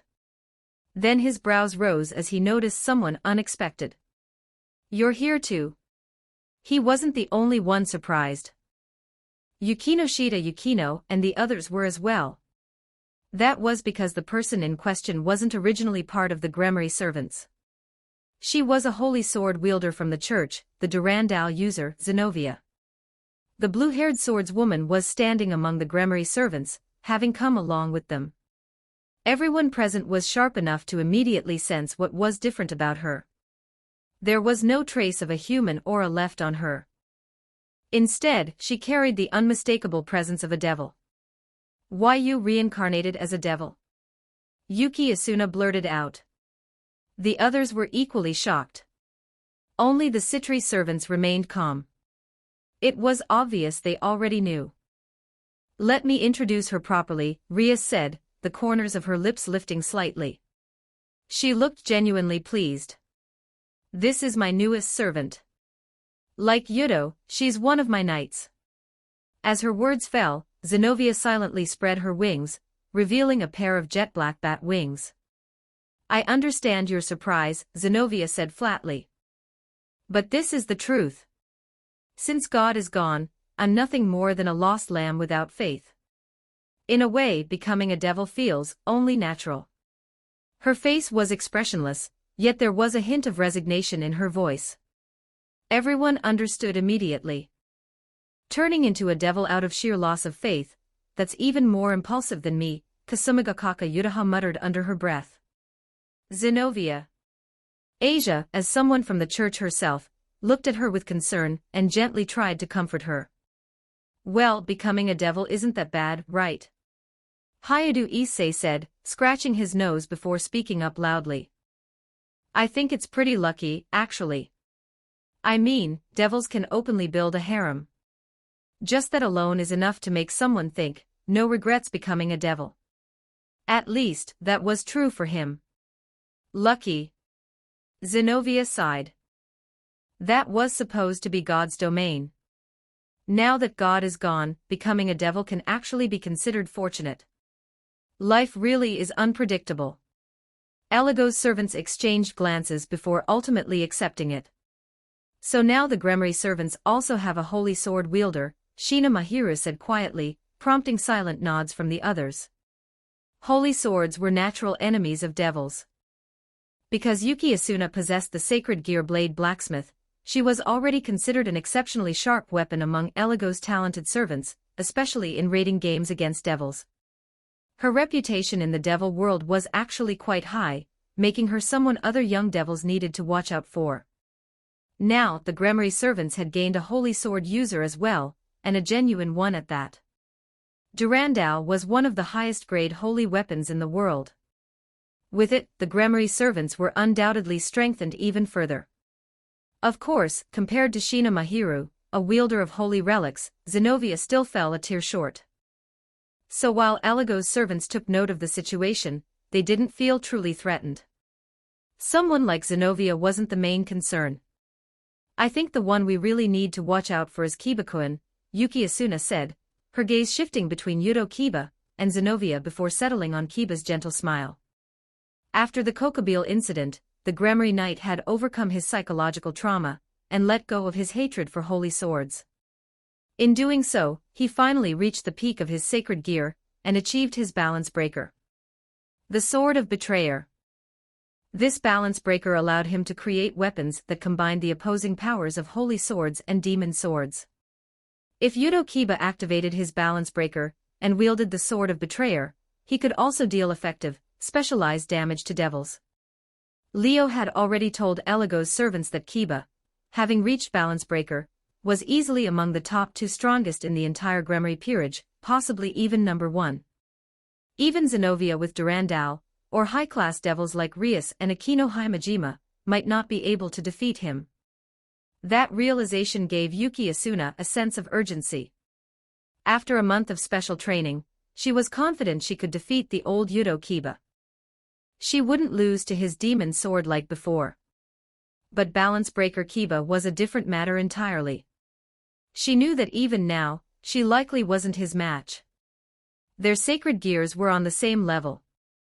At best, Asuna only had a slight edge because holy swords counter devils, but Kiba's swordsmanship, combat experience, and physical abilities more than made up for it. Now that he could also create holy swords through his sword of betrayer, even that advantage was gone. If she wanted to surpass him, there was only one way. She had to reach Balance Breaker herself. Looks like I need to push myself even harder, Yuki Asuna sighed, then straightened up, her eyes burning with determination. She wasn't the type to give up easily anymore. Leo, meanwhile, had no idea his servants were already used to grinding themselves this hard. He wasn't particularly focused on either Zenobia or Yudo Kiba. After all, he was already a perfect devil. Devil's inherent weaknesses no longer applied to him. To him, holy swords were nothing more than weapons with special properties. Neither Zenobia nor Kiba posed much of a threat. Even Balance Breaker Kiba hadn't reached the level of an ultimate class devil, let alone Mao class. At his current level, that kind of strength might as well be non-existent. Rather than them, Leo was more curious about one of Rias' other servants. Didn't Surzek-sama say your bishop could be unsealed now? He asked. Why didn't you bring him along? I'm not ready yet, Rias replied simply. That child is far too introverted and shy. Forget bringing him somewhere unfamiliar like this, just getting him out of his room is already difficult. She looked genuinely troubled. Her other bishop had great ability and potential, but his personality was a serious issue. Getting him to go outside at all was a challenge, let alone bringing him to a pocket dimension. For the time being, he won't be coming, Rias said with a wry smile. Once I've done enough counseling, I'll introduce him to you. Leo chuckled. Fair enough. Just another problem child. It's not like I don't have those at home. Yukino and the others shot him a look, saying nothing. Ignoring them, Leo clapped his hands to draw everyone's attention. Since we're all here, how about a few practice matches? Surzex had said this place wasn't just a shelter. It was also a training ground. With the servants of 3 high-class devils gathered here, sparring with each other seemed like a great opportunity. As expected, this is a rare chance. With conditions like this, we should make the most of it. Rias and Sona Citri exchanged glances, then smiled in unison. Let's have a friendly exchange. Equals dash equals dash equals dash equals dash equals dash equals dash equals dash equals dash equals dash equals. You can read up to chapter 225 on Patreon. com/NIAXD. Chapter 187, Chapter 186 2079 words this time. It wasn't just the Eligos servants and the Gremory servants sparring with each other. The Citri servants would be joining in as well, instead of being sidelined as spectators like last time. Since this was purely for sparring and exchange, there were no rules about order or priority. Teams would be formed freely. If you wanted to fight someone, you just went up and invited them. There was plenty of time. This definitely wasn't going to be a one-match and done affair for everyone today. Some people might fight several times, maybe even 10 or 20 bouts in total.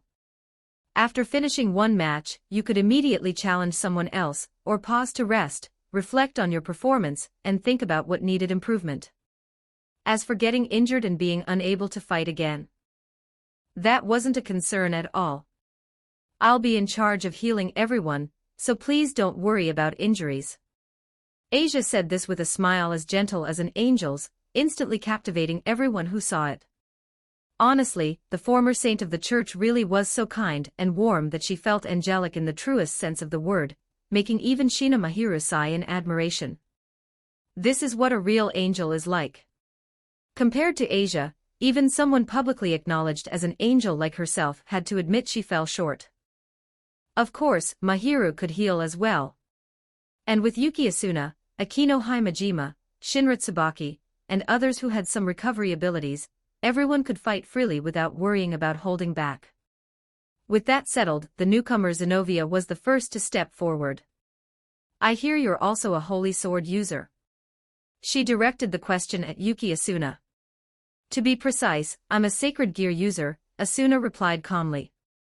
It's just that my sacred gear is related to holy swords. She had no intention of labeling herself strictly as a holy sword wielder. Then let's exchange techniques as fellow holy sword users, Zenovia said seriously. President Rias has told us more than once that every member of the Eligos servants is exceptional. I want to test myself against you, as a fellow swordsman. All right. Seeing Zenovia's earnestness, Asuna smiled gently. It would be an honor to cross blades with the wielder of Durandao. The two of them headed down the hill together to find a place to fight. Then I'll challenge Yudokuin, Yukino said as she stepped forward, inviting Kiba. Facing a sacred gear user who's mastered balance breaker should be very enlightening. Among the Eligos servants, Yukino had been the first to join, and had followed Leo the longest. Now that Leo had already reached the realm of balance breaker, she felt that, as his earliest follower, she should strive toward that level as well. At the very least, she couldn't let herself be overtaken by others. That was why she chose to challenge Kiba, someone Leo held in high regard, to see his sword of betrayer for herself. I'd be happy to fight a Longinus holder, Kiba replied readily. Back when the Eligos servants and the Gremory servants had clashed as full teams, Yukino's performance had been outstanding. Even though she wasn't the Eligos queen, she had fought evenly with the Gremory queen. At the time, Kiba had already thought she was incredibly strong, stronger than himself. And that was when she had only been Leo's servant for a few months, without undergoing especially harsh training. After special training, she was clearly even stronger now. She might have already surpassed the Gremory servant's former number 2, Queen Akino. Because of that, Kiba also wanted to fight her, to test his own strength and reclaim some pride for the Gremory servants. At the same time, Kaneko seemed eager to make up for her previous loss, and actually challenged Kasamigakaka Yutaha. Is it a rook showdown again? Tsubasa Yura stepped up, full of energy. Then count me in too. The three of them had once fought side by side during the old malfaction incident. Back then, they'd survived thanks to Yutaha's barrier. After sharing that experience, their relationship had improved quite a bit. As another rook, Tsubasa didn't want to be left behind. Similarly, Raya Kusaka and Momo Hanakai, two Citri bishops, challenged Shina Mahiru together, teaming up against her alone. There was no helping it. Mahiru was a Longinus holder, the host of the Holy Cross, one of the 3 holy relics. A casual strike from her could deal fatal damage to a high-class devil. Even the highest-ranking devils wouldn't necessarily dare to take that violet-flamed cross head-on. If Raya and Momo didn't team up, they had no confidence they could even last 3 exchanges against her. Mahiru didn't refuse. She smiled and nodded in agreement. The remaining people quickly formed their own matches as well. Ravel wanted guidance from Shinra Tsubaki, who was both a queen and a friend of her master, so the two decided to spar. Rem was reminded by Leo not to use her Oni transformation in this setting, so she teamed up with Tomo Meguri and Ruruko Nimura, who were close to her in strength, rotating through matches. As for Ram, she had been standing there the whole time with no intention of fighting anyone, until Akino set her sights on her. I've heard a bit about the divine child of the Oni clan, Akino said with a cheerful smile, her eyes unusually serious. I'd like to see what you can do. It was clear she wanted to push her own limits. She'd chosen someone whose presence was understated, yet who was actually the strongest person there besides Leo. Just how strong was Ram? Aside from the Eligos servants, probably no one truly knew. But Akino had heard rumors of the one-horned Oni god. Given her own extraordinary background, and the fact that Ram had risen to prominence 10 years ago, during Akino's most turbulent period. That was why she'd taken interest. Ram had originally planned to throw out a few sharp remarks, but seeing the smile on Akino's face paired with such seriousness, she nodded instead. With that, only Hayadu Issei and Saji Genshiro were left without partners. The two seemed to realize what was coming. They looked at each other, then immediately frowned. "Why do I have to fight you, Saji?" Issei practically cracked. He wanted to team up with a cute girl too. "That's my line, you idiot." Saji snapped, veins bulging on his forehead. He was the student council secretary, law-abiding and proper. And now he was being paired with one of Koyo Academy's infamous perverts. If anything, he should be the one protesting. Besides, he'd been unhappy with Issei for a long time. His own sacred gear was only formed from part of a dragon king's power, while Issei's was one of the two heavenly dragons. The fact that a rule-breaking pervert outranked him, and constantly monopolized the president's time for corrections, made it impossible for Saji to look at him kindly. He really didn't want to believe that the Red Dragon Emperor was a guy whose brain was full of nothing but boobs. And to top it off, the heavenly dragon ranked above a dragon king. That part hurt the most. They glared at each other until the irritation boiled over. "Let's settle this, Saji. Prepare to die, Hayadu." Oh. Without any warning, both summoned their sacred gears and charged straight at each other, startling Rias and Sona Citri, who had been talking with Leo. "What are those two doing?" Rias muttered. "Ignore them," Sona replied flatly. Black lines fell over both of their foreheads as they sighed and rubbed their temples, then turned to Leo, who was watching with amusement. Just moments ago, both of them had been inviting Leo to spar. That's right. Rias and Sona intended to challenge Leo. "Are you sure?" Leo asked, not refusing, just confirming. It wasn't that he looked down on them. The gap in strength between them was simply too large. Even without using a sacred gear, Leo was a genuine 10-winged devil. Rias and Sona were only high-class devils, 2 full levels below him. That kind of gap was like a natural barrier. Even if Leo held back, it wouldn't be a great experience. Originally, he'd thought they would team up against him, which might have been interesting. But Rias refused. "I want to try on my own first." Her eyes were filled with determination as she looked at him. She already had an unfinished match with Leo. And having always regarded him as a rival, it only made sense for her to challenge him here. She knew full well how far behind she was. After all, she'd seen Kokobeel's fate with her own eyes.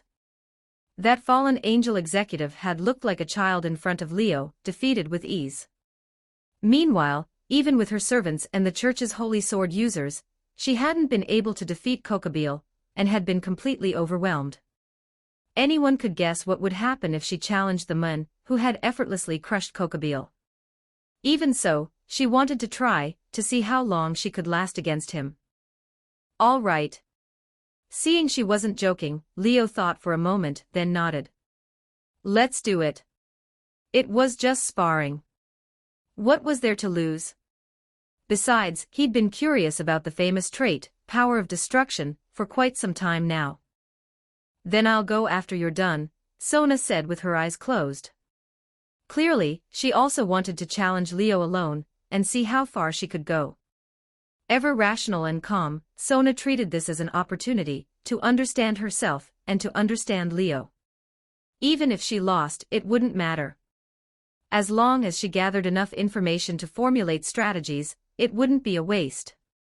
To her, temporary victory or defeat had never been the most important thing. What mattered was the final outcome, and what she gained from the process. Later, the two of them could even team up to challenge Leo for real. After all, this was just sparring. It certainly wouldn't end after a single match. If possible, Sona even wanted to test various tactics on Leo that she'd never had the chance to use before, adjusting her approach based on the battle itself. Once everything was decided, the three of them spread their wings and flew toward another area. Issei and Saji, who were still brawling, saw this scene. For some reason, it made their chests feel tight, like watching the girl you like get taken away right in front of you. It's all your fault, Saji. Take this punch. How is this my fault, damn it? They quickly flew into another rage, venting their frustration on each other and rolling back into a fight. Unfortunately, no one was watching anymore. I'm coming. Above a desolate stretch of land, Leo and Rias faced each other at a distance. Sona had already moved far away, adjusting her glasses as she stared intently at the two of them, clearly preparing to gather data. After making her declaration, Rias's eyes filled with crimson demonic power, burning bright. Whenever you're ready. Leo's posture was relaxed, his expression easy, looking completely unguarded. Yet the 5 pairs of devil wings behind him constantly reminded his opponent just how vast the difference was. With only a single pair of devil wings, Rias looked solemn. The man before her was her friend, a rival she acknowledged, and someone on the same level as Kokobile, if not far above him. She couldn't afford to be careless. Even seeing how relaxed Leo was didn't change her resolve. This has to be full power from the start. Red demonic energy flared around her body, shaking the air. Be reduced to ashes. As she spread her hands, a magic circle spun open before her, gathering an immense amount of demonic power. In the next instant, the red energy condensed into a massive sphere, and roared out of the magic circle toward Leo, making the air howl and thunder. Impressive demonic power, Leo said, praising her even as he raised one hand. A magic circle spun into existence, releasing an equally massive sphere of energy to meet it. The two spheres collided in midair, erupting with a terrifying explosion as shockwaves swept across the sky and land alike. You can read up to chapter 226 on Patreon. com/NiaXD. Chapter 188, Chapter 187. 1716 words in this battle, Rias truly went all out. She even pushed past her limits. She knew exactly what kind of opponent she was facing. There was no way she could afford to hold back. The moment the fight began, she unleashed everything. Her demonic power exploded outward, and the power of destruction surged like a dam bursting open, transforming into a relentless barrage of demonic bullets that shot toward Leo. The scene looked a lot like when Vala Lucifer had overwhelmed Leo with his own barrage. The difference was scale. Vala's blasts were like artillery shells, raining down densely enough to level a city. Rias's, on the other hand, were only softball-sized, but there were countless of them, fired like a machine gun. Each bullet carried the power of destruction. In sheer presence, her assault was even more overwhelming than Vala's. Every single shot contained terrifyingly concentrated demonic power. One alone would be enough to put an ordinary high-class devil on the defensive. With this many concentrated into a single attack, anything below high-class devil level would be wiped out in an instant. Unfortunately for her, Leo was her opponent. Boom boom boom boom boom boom boom. Explosions tore through the sky above the wasteland. Leo's response was simple. Several magic circles unfolded before him like the muzzles of cannons, firing demonic bullets of their own. His shots collided with Rias's midair. Each impact triggered another explosion. The sky filled with continuous blasts like a string of firecrackers. The atmosphere trembled, shockwaves and fierce winds whipping across the battlefield. The turbulence didn't stay in the air. It crashed down to the ground, stirring up thick sandstorms. For a moment, the entire wasteland looked like it had been swallowed by a natural disaster. Rias cried out, spreading her hands. Several magic circles spun into existence, stacking atop one another. A staggering amount of demonic power gathered within them before erupting into a roaring torrent. It devoured the incoming bullets and blasted straight at Leo. Even he raised a brow. Well, damn. The power of destruction really is something. Wherever the torrent passed, everything vanished. The demonic bullets it swallowed were erased. Even the air, the sand, the debris, everything in its path was obliterated without a trace, as if it had never existed. That was the tyranny of the power of destruction. It didn't matter what the target was. Without sufficient strength to resist, it would be destroyed instantly, leaving nothing behind. It was because of this trait that Cerzex had risen to the position of the strongest Mao. His very being was a manifestation of destruction. In his true destruction form, the quality of his demonic power surpassed that of the former Mao Lucifer tenfold, enough to intimidate even chief gods. Rias wasn't at that level. But she had inherited the same trait. Even a tiny demonic bullet from her could completely annihilate a powerful opponent in an instant. Among high-class devils, she was almost unmatched. Sona Citri was no match for her. And before awakening Zenith Tempest, the second strongest Longinus in the world, Leo himself would have been crushed if he had faced her. In the original story, anyone on Rias's level could hardly defeat her in a one-on-one battle. Even Riser only survived by relying on his immortal body to ignore the effects of destruction. Without cheating abilities or a higher rank, no one stood a chance.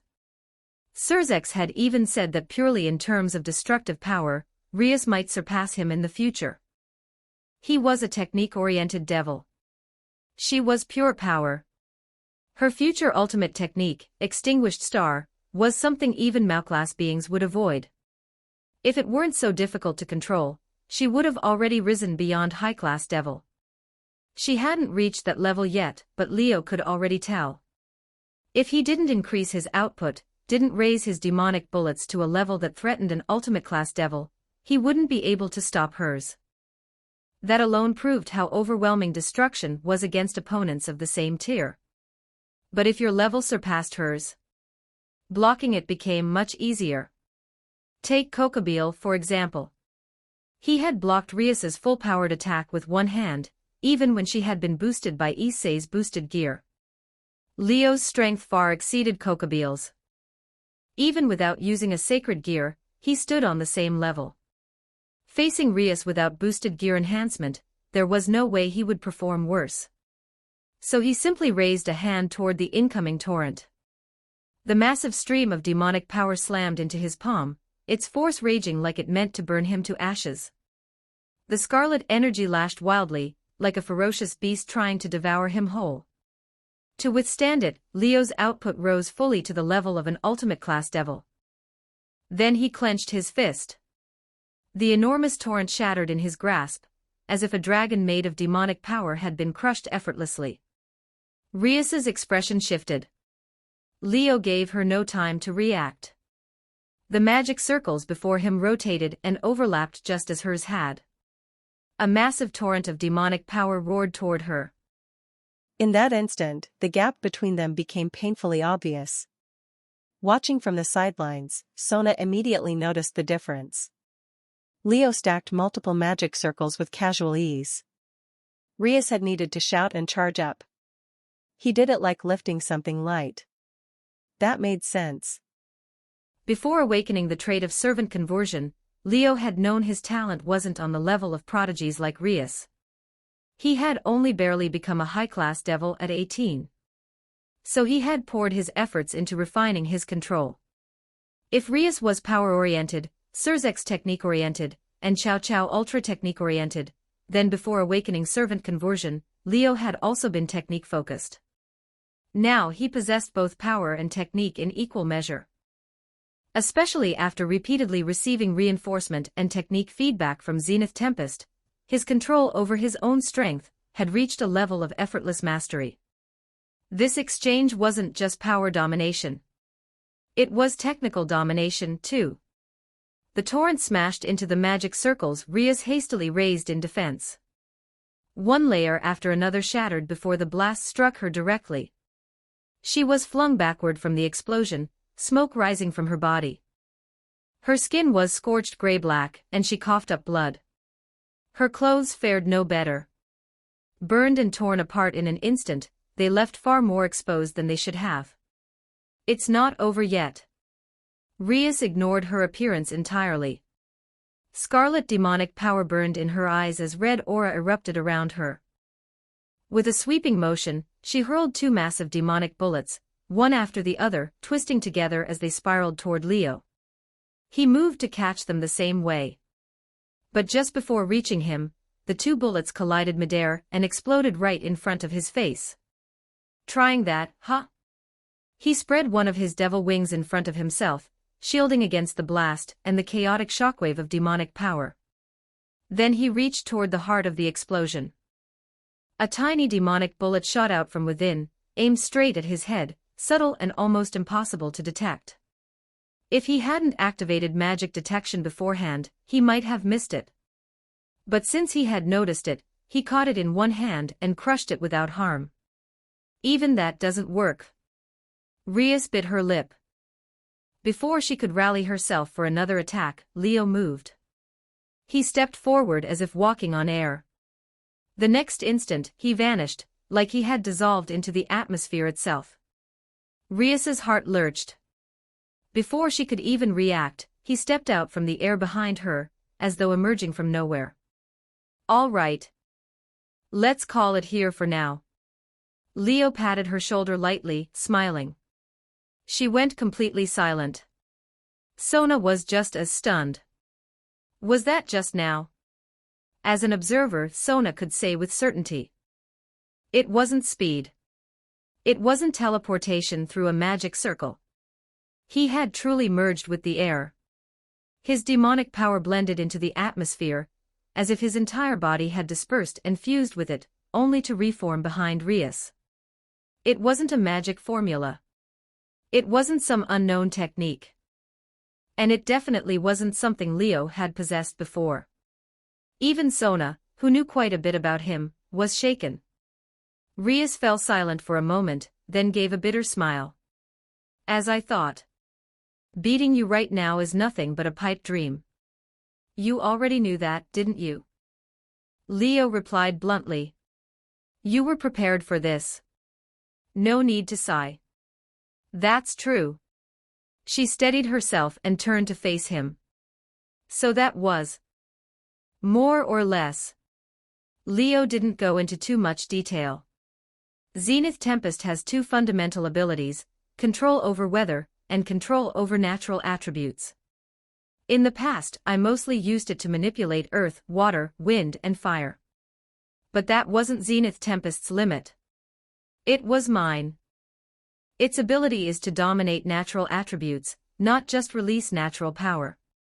So as long as my mastery is high enough, merging myself with the wind attribute like I just did is possible. That was how he had blended into the atmosphere and appeared behind her. Sona's instincts had been right. He had dispersed into the air itself, more precisely, into the wind. Wind was part of the atmosphere. The two were inseparable. If he wanted to, he could now merge with fire, sink into water, or disappear into the earth. He had developed this technique while training alone in the harsh environments of the ancient battlefield at the border of the Eligos territory, fully experiencing the ever-changing nature of the elements.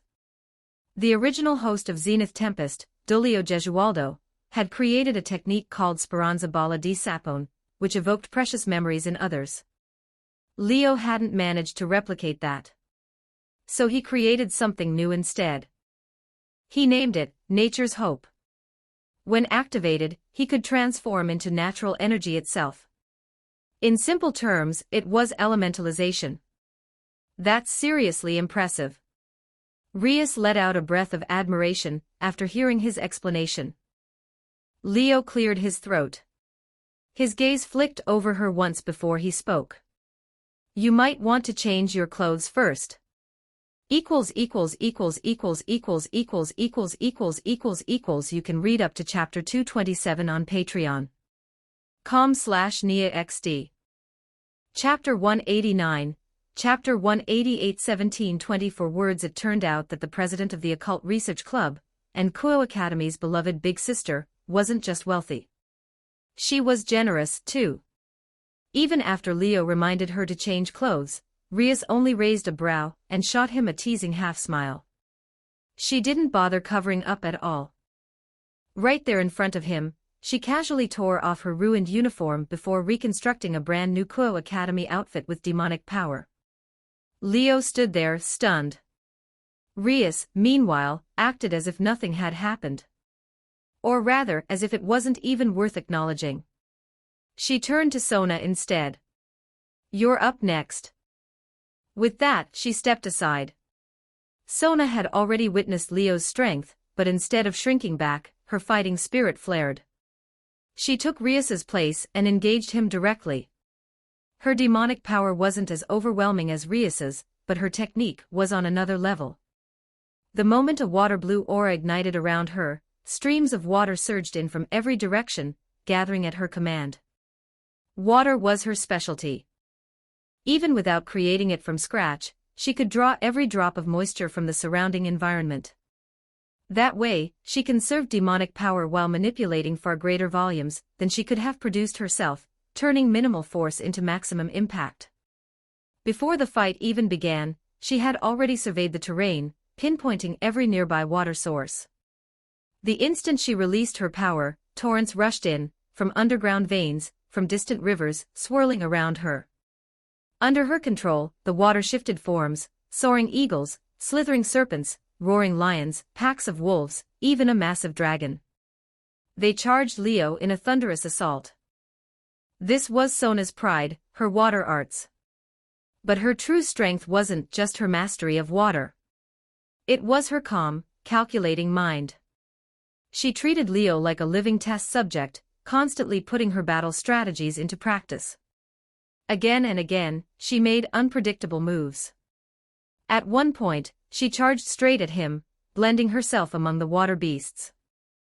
When Leo blocked the attack at close range, it became clear that wasn't her. Just a water clone. Another time, she reclaimed the water Leo had scattered and reshaped it into crystalline mirrors.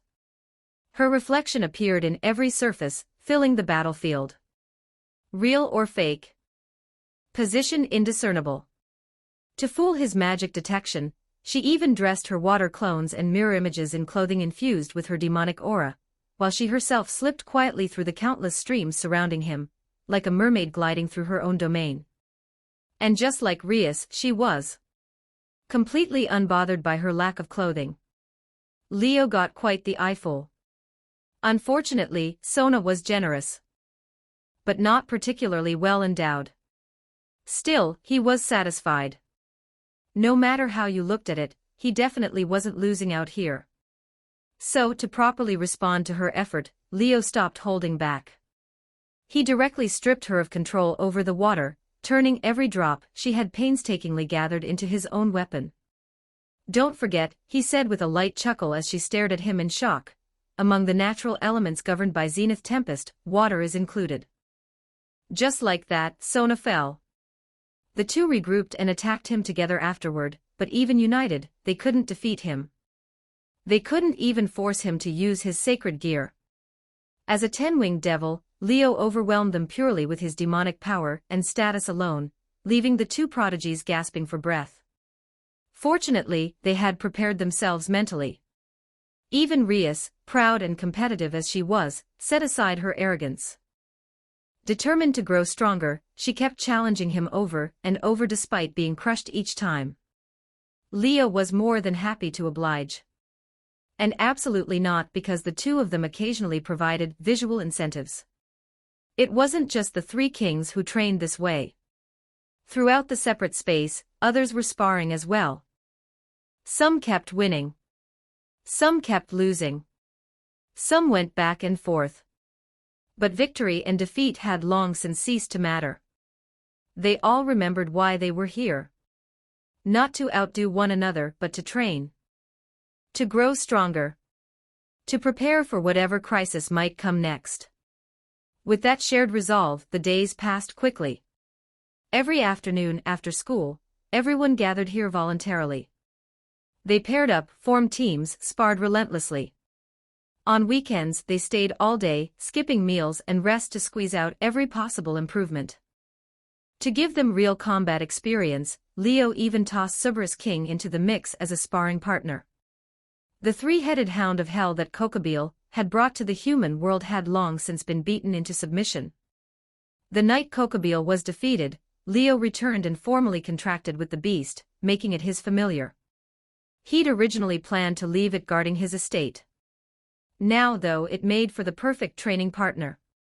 As king of the three-headed hellhounds, Cerberus King possessed strength comparable to a ultimate-class devil. Among the Citri, Gremri, and Eligo's servants, only Ram could defeat it. The others stood no chance. Rias and Sona were only high-class devils. They weren't its match.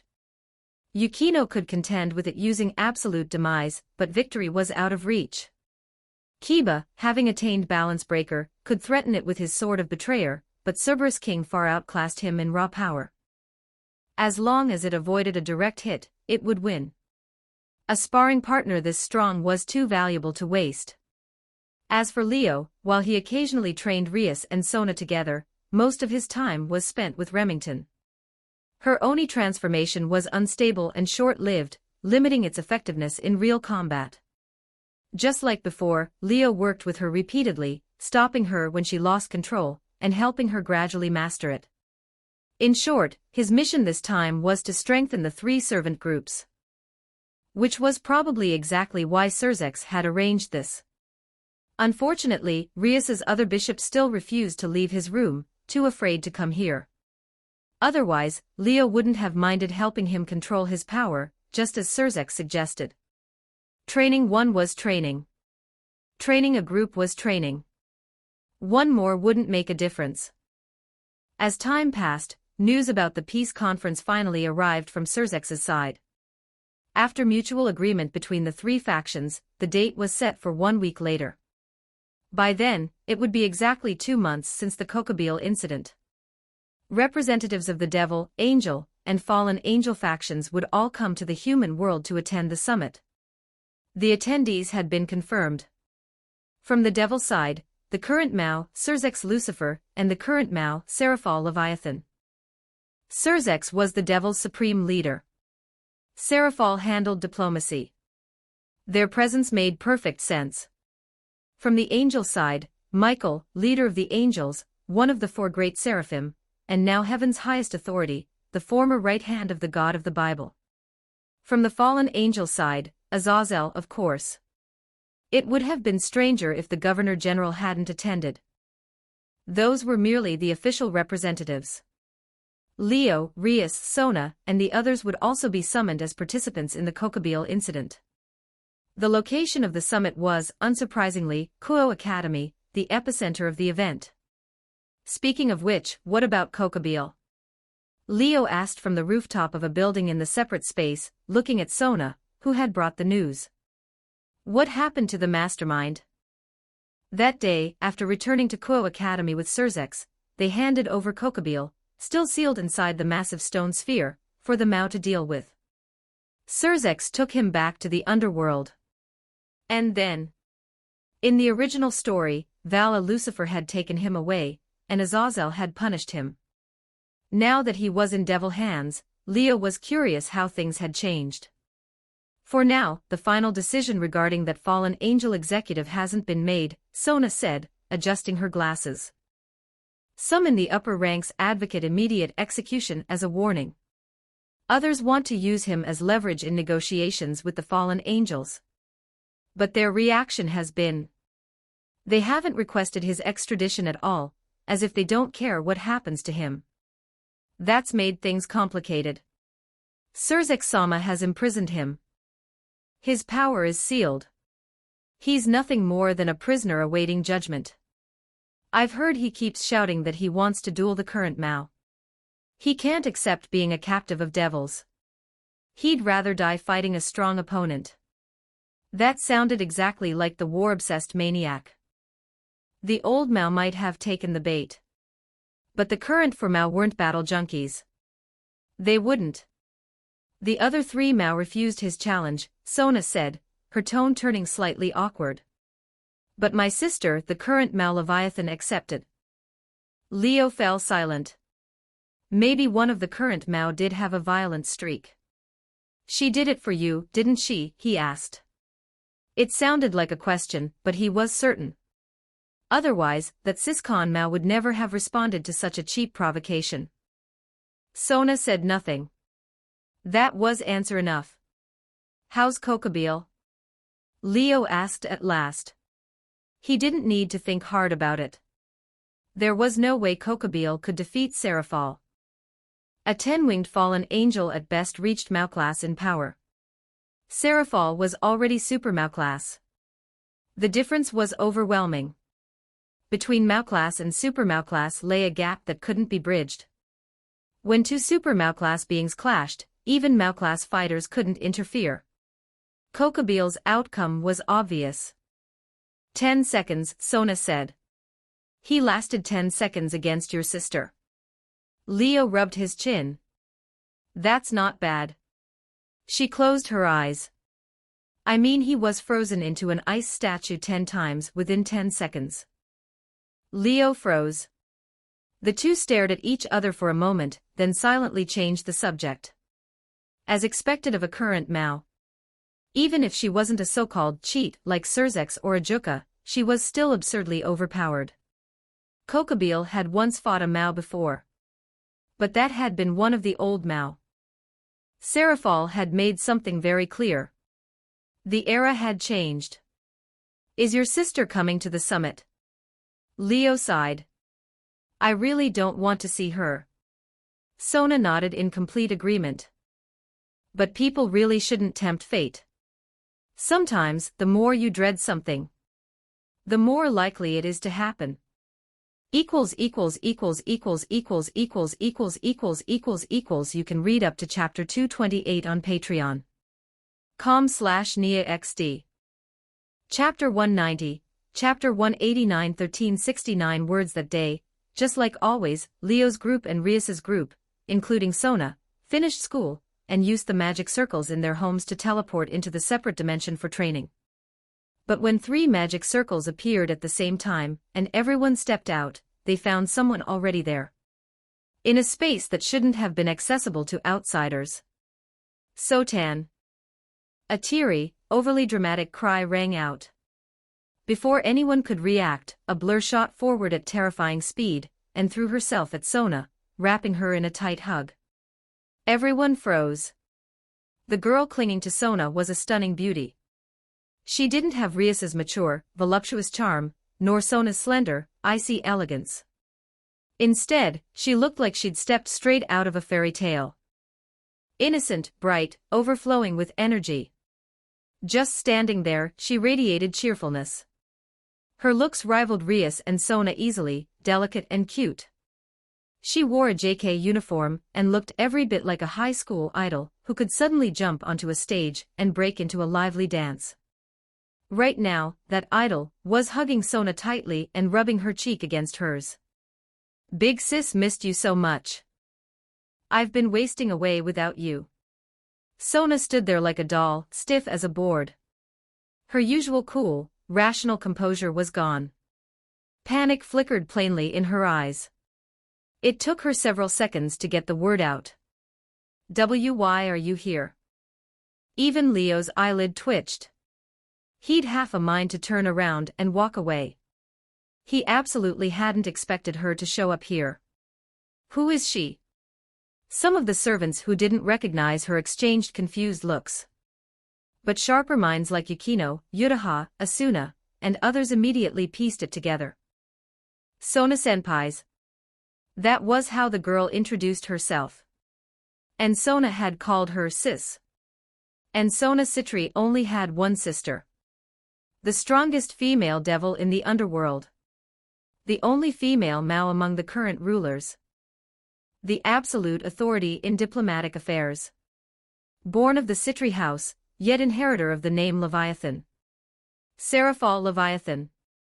Why, you're Lady Leviathan. The girls gasped. Leviathan.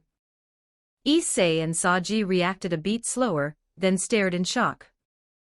She's the strongest and most beautiful female devil in the underworld. That Lady Leviathan. Issei practically shrieked. Ever since becoming a devil, he'd been fantasizing about meeting this legendary female Mao. In his imagination, she was a sultry, captivating older sister type with a killer figure and seductive lips that made every word sound enticing. Instead, this was a hyperactive, adorable high school girl. The gap was insane. Strongest and most beautiful, is just what other people say. Serafal hugged Sona like a giant plushie, looking both shy and delighted. I'm just a cute magical girl. Don't call me Leviathan, call me Leviathan instead, Leo nearly groaned. Even knowing her personality, seeing it in person still made him want to complain. Magical. Yukino and the others looked completely lost. Ravel, as a pureblood devil from a noble family, seemed more familiar with Serafal's reputation. That's just Lady Serafal's personal hobby, she said awkwardly. Her Majesty really loves magical girls from the human world, so she identifies as one. Calling herself a magical girl. Was that really good for the underworld's image? Everyone silently screamed inside. It's been a while, Serafal-sama. Rias stepped forward and bowed politely. The others quickly followed suit. Long time no see, Rias, Serafal greeted her cheerfully, her voice sweet enough to rot teeth. There wasn't a trace of malauthority about her. You still haven't explained why you're here. Sona finally managed to move and tried to pry herself free. I came to see my Sotan, of course. Serafal refused to let go, easily restraining a high-class devil with what looked like delicate arms. She puffed her cheeks in mock anger. You barely contact me. I had to take advantage of this chance to visit the human world. She hadn't been able to sit still lately. Twice now, her beloved little sister had nearly been killed. Once during the old Malfaction's attack, and again when Kokobile showed up. Both times, the targets had been the Mao's younger sisters, Rias and Sona. If not for her responsibilities, she would have rushed over immediately. Now, with the three-faction summit approaching and her attendance confirmed as the underworld's diplomatic representative, she finally had an excuse to come. As for entering this separate dimension, it had been created by the Mao, led by Surzex, for Leo's group. If others couldn't enter, surely the creators could. So she came. And waited. Unfortunately, Sona didn't look thrilled. I contacted you not long ago, Sona said stiffly, her dignity clearly crumbling in front of her servants. And how many times have I told you? I'm not a child. Stop calling me Sotan. It's my special nickname for you. Serafal huffed. It shows how close we are. Everyone will be jealous. Who's jealous?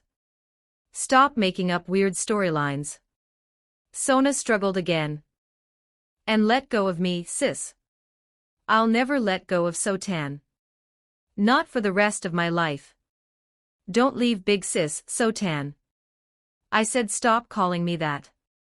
Sotan so cold, come cuddle with big sis. Where are you touching? The two beauties twisted together in full view of everyone. The atmosphere was getting dangerously close to R-rated. Several of the girls blushed. Issei and Saji stared with shining eyes, swallowing hard. When Sona let out a sharp yelp and Serafal's hand wandered somewhere it definitely shouldn't have, their breathing grew heavy. I wish I were that hand. Before their delusions could go any further, Kaniko's fist slammed into Issei's stomach. He doubled over, eyes bulging as spit flew from his mouth. And you, Saji. Tsubaki smacked Saji hard on the back of the head, sending him face first into the dirt. Guys are the worst. Kaniko calmly stepped on Issei's head, grinding it into the ground. Kiba had turned around the moment Serafal and Sona started wrestling. Hearing the chaos behind him, he could only laugh awkwardly. As for Leo, he watched openly. None of the girls dared stop him. You show me this and expect me to stay bored. That was what he wanted to say.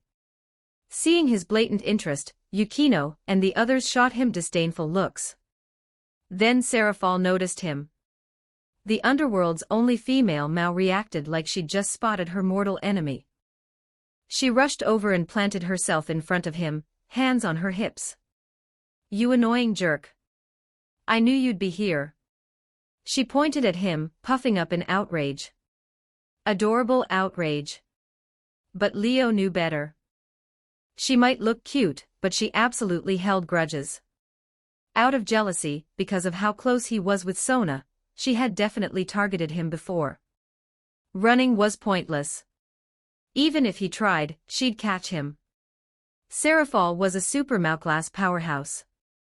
According to Sona, she could freeze someone like Kokobile 10 times in 10 seconds, precise down to 1 freeze per second. Even now, Leo could probably only defend himself at best. So he gave up escaping and put on the fakest smile imaginable. "Hello, Serafal-sama. Long time no see." The perfunctory tone was obvious. "Leviathan doesn't want to see you at all," she snapped. "You wicked scoundrel trying to steal my Sona. Hiding here won't save you. Wherever my Sona is, I'll be there." "Yes, yes.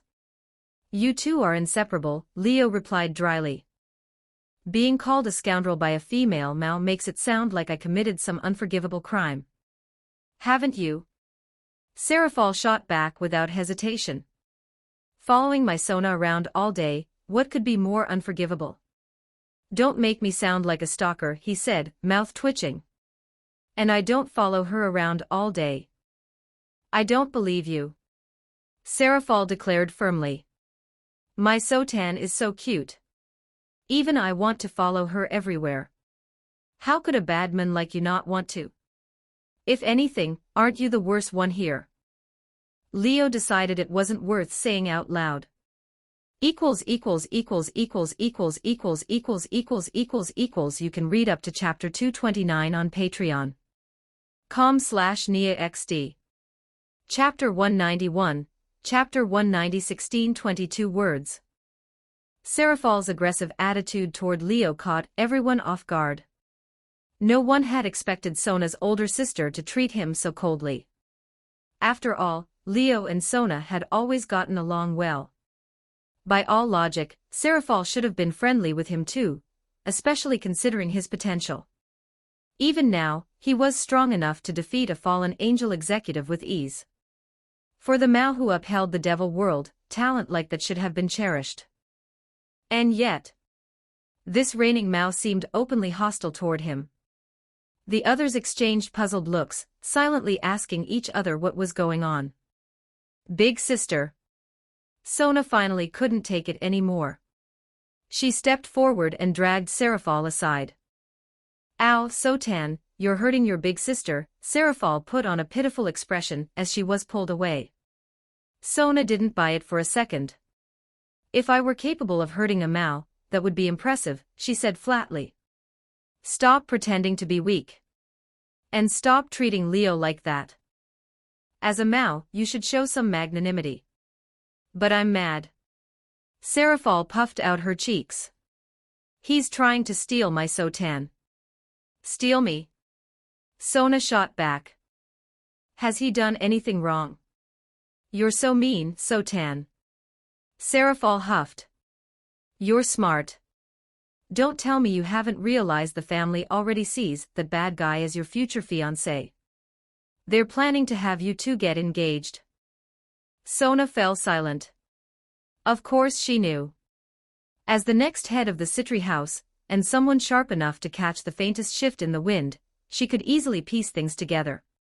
Unless the family deliberately hid everything from her, any hint was enough for her to see the bigger picture. She had always understood that even after canceling her previous engagement through her own efforts, the family would never let her remain single forever. The once glorious 72 pillars had already lost over half their bloodlines. The number of pureblood devils was shrinking year by year, replaced by half-devils and servant devils. In times like these, every pureblood devil family feared their lineage would end in their generation. For them, producing the next generation of pureblood devils was paramount. There was no way they'd allow an eligible heir to stay unmarried indefinitely. Marriage alliances between pureblood families were unavoidable in today's devil world. Even a prosperous family like House Phoenix eagerly arranged engagements to secure their future. So Sona had always known. Even if she fought off one engagement, another would eventually come. All her struggle had really done was buy time, and change the candidate. It wasn't just her. Rias had been the same. Even if she resisted her engagement with Riser, success would have only meant being matched with someone else. That was the unavoidable duty and fate of pureblood devils. If not for Issei winning over the Gremory house in the original story, Rias would never have gained true freedom in marriage. As for Sona, she had been quietly delaying the inevitable, maneuvering behind the scenes where no one could see. She had prepared herself to keep resisting. Yet unexpectedly, the Citri house stopped searching for a new fiancé for her. How could she not be suspicious? Once suspicion took root, it didn't take much deduction to understand their plan. They weren't looking for a new candidate because the chosen one was already by her side. They allowed her freedom because her relationship with Leo was progressing smoothly. The two were growing closer on their own. When the timing felt right, the family would simply bring it up and let things fall into place naturally. After realizing all this, Sona thought it over again and again. And in the end, she chose to allow it. If I'm going to be engaged no matter what, she murmured quietly, then why not choose someone I don't dislike? That was her answer. If she had to have a fiancé, she wanted it to be Leo. At the very least, she knew him well. She admired him. Over the past few years, their time together had been nothing but pleasant. There was no reason to introduce unnecessary complications. In other words, Leo wasn't just the future son-in-law chosen by the Citri house. He was the future husband Sona herself had chosen. Otherwise, with her cool and strict personality, how could she, like Rias, have let him see her completely bare without the slightest concern? Only because it was Leo. Anyone else? Not a chance. But Serafal couldn't accept it. No, no, no. Sotan belongs to her big sister. Not to anyone else. She clung to Sona dramatically, looking like her heart had been shattered. Sona pressed a hand to her forehead. Whether I belong to you or not aside, if you don't want me to marry, you should talk to father. This isn't something I can decide. Serafal deflated instantly, sighing. You think I haven't tried? Father won't even listen to me. Because you're being unreasonable, Sona replied mercilessly.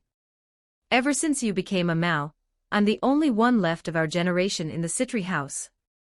You're not like Surzek-sama, who's already married and has a child. If I stayed single like you, who would carry on the Citri house? We can't exactly hand the lineage to a branch family. Father would kill both of us. Serafal was completely speechless.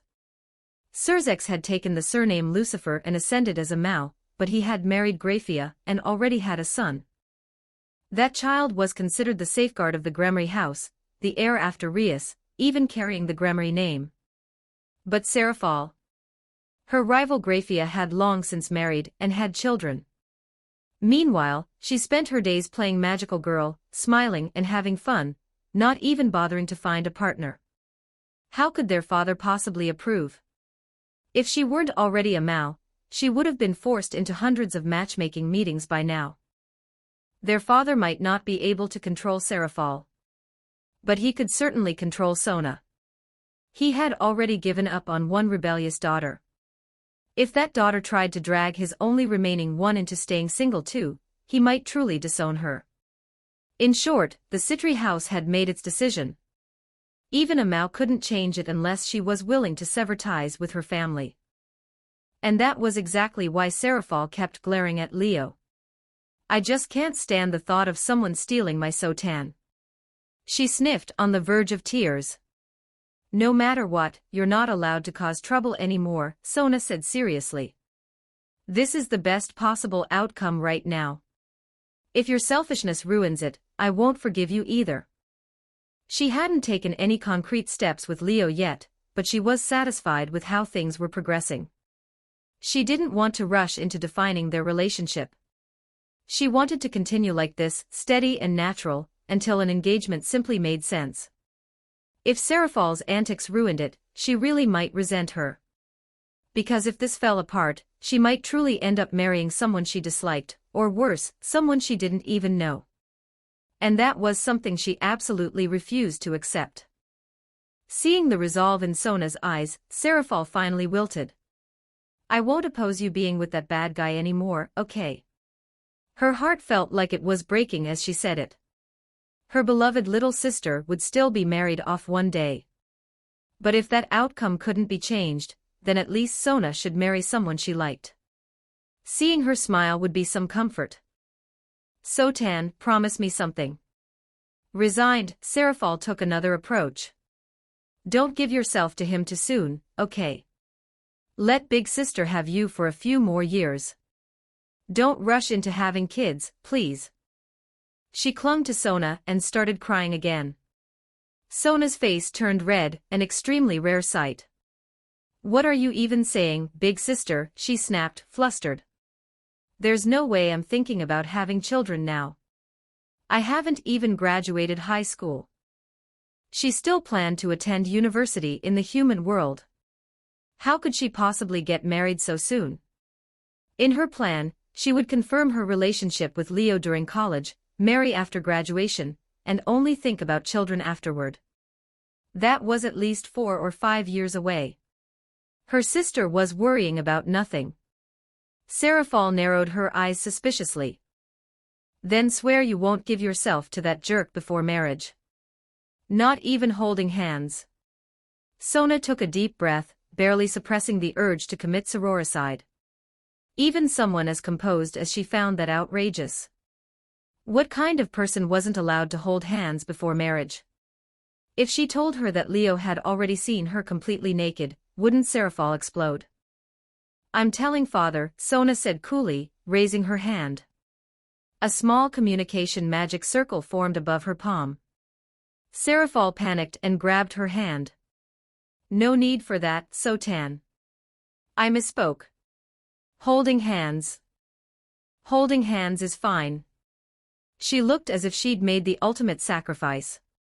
Sona finally gave up. You should go back first, big sister. She was done. Truly done. Her sister had embarrassed her before, but this was unbearable. Why did I end up with a sister like this?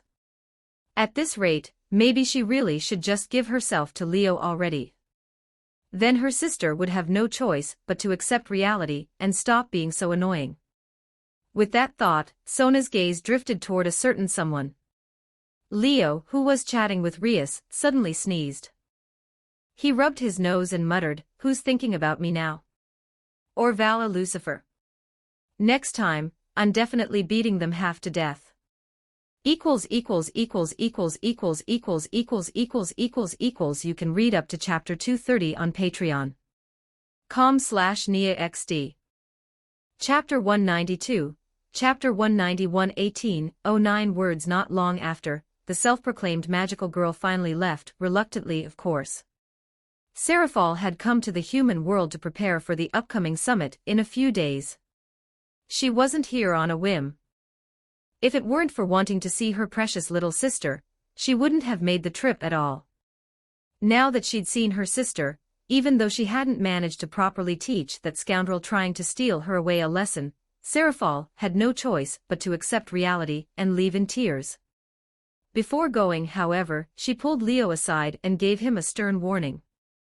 Listen carefully, you little brat. You're a grown man now. You should know exactly what you can and can't do. If I find out you laid a hand on my Sotan before marriage, I'll freeze everything below your waist.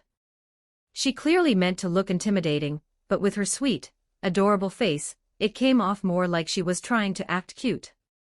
Even so, Leo took her seriously. There was something deeply unsettling about a woman with a sugary voice, a doll-like face, and who called herself a magical girl casually threatening to freeze someone's lower half. Still, taking it seriously didn't mean he intended to back down. I'll be sure to pass your words along to Sona, he replied politely. The meaning behind those words made Serafal's expression change on the spot. You really are the worst. I hate you. Tears welled up at the corners of her eyes. She looked like she wanted to hit him, but she didn't dare do it in front of Sona. In the end, she stomped hard on his foot before storming off, full of anger and grievance. How old are you? And you're still stomping on people's feet. Leo rubbed his foot, wincing. That hurt more than Cocobeel's light spears or Vala Lucifer's demonic blasts. At least he'd blocked those attacks with ease, caught them barehanded, even. But that stomp genuinely hurt. Don't mind my sister. Sona stepped forward at last, studying him with a look he couldn't quite decipher. She'll learn her limits eventually. She won't target you like she used to. I hope so. He shrugged, unaware of the deeper meaning behind Seraphal's mention of marriage earlier. Even if she wants to, she probably won't have many chances from now on. Seeing the Mao girl he once avoided at all costs, he realized the pressure she gave off felt much lighter now. He wasn't the same as before. Strength brought confidence. He no longer feared Seraphal the way he once had. He still wasn't a match for that veteran Super Mao-class powerhouse, but he had enough ability to protect himself. Give him a little more time, let him grow stronger, and he'd eventually reach her level. At that point, there'd be nothing to fear. Whether through his own training or by finding new servants, he was certain it wouldn't take long. Now that he had become a perfect devil, his potential far surpassed what it once was. Even without relying on the servant conversion trait as a cheat, he could rapidly increase his strength through training alone. The days of spending over a decade just to barely advance a rank were gone. For now, he wasn't in a rush to recruit new servants. Training on his own still brought steady growth. That said, finding new servants remained the most efficient path. Even someone with only moderate potential would boost his strength significantly at this stage. Night descended quietly. The three groups, the Eligos Peerage, the Gremory Peerage, and the Citri Peerage, gradually left the separate dimension, each returning to their own responsibilities. Over the past month, not everyone had stayed inside training non-stop. Devils still had duties at night, responding to summons, handling requests. So the separate dimension was rarely full. Sometimes a few were missing. Sometimes an entire peerage would be absent, leaving the space unusually empty. With the summit approaching, everyone had already begun easing up on training intensity. They couldn't afford to overexert themselves right before such a crucial event.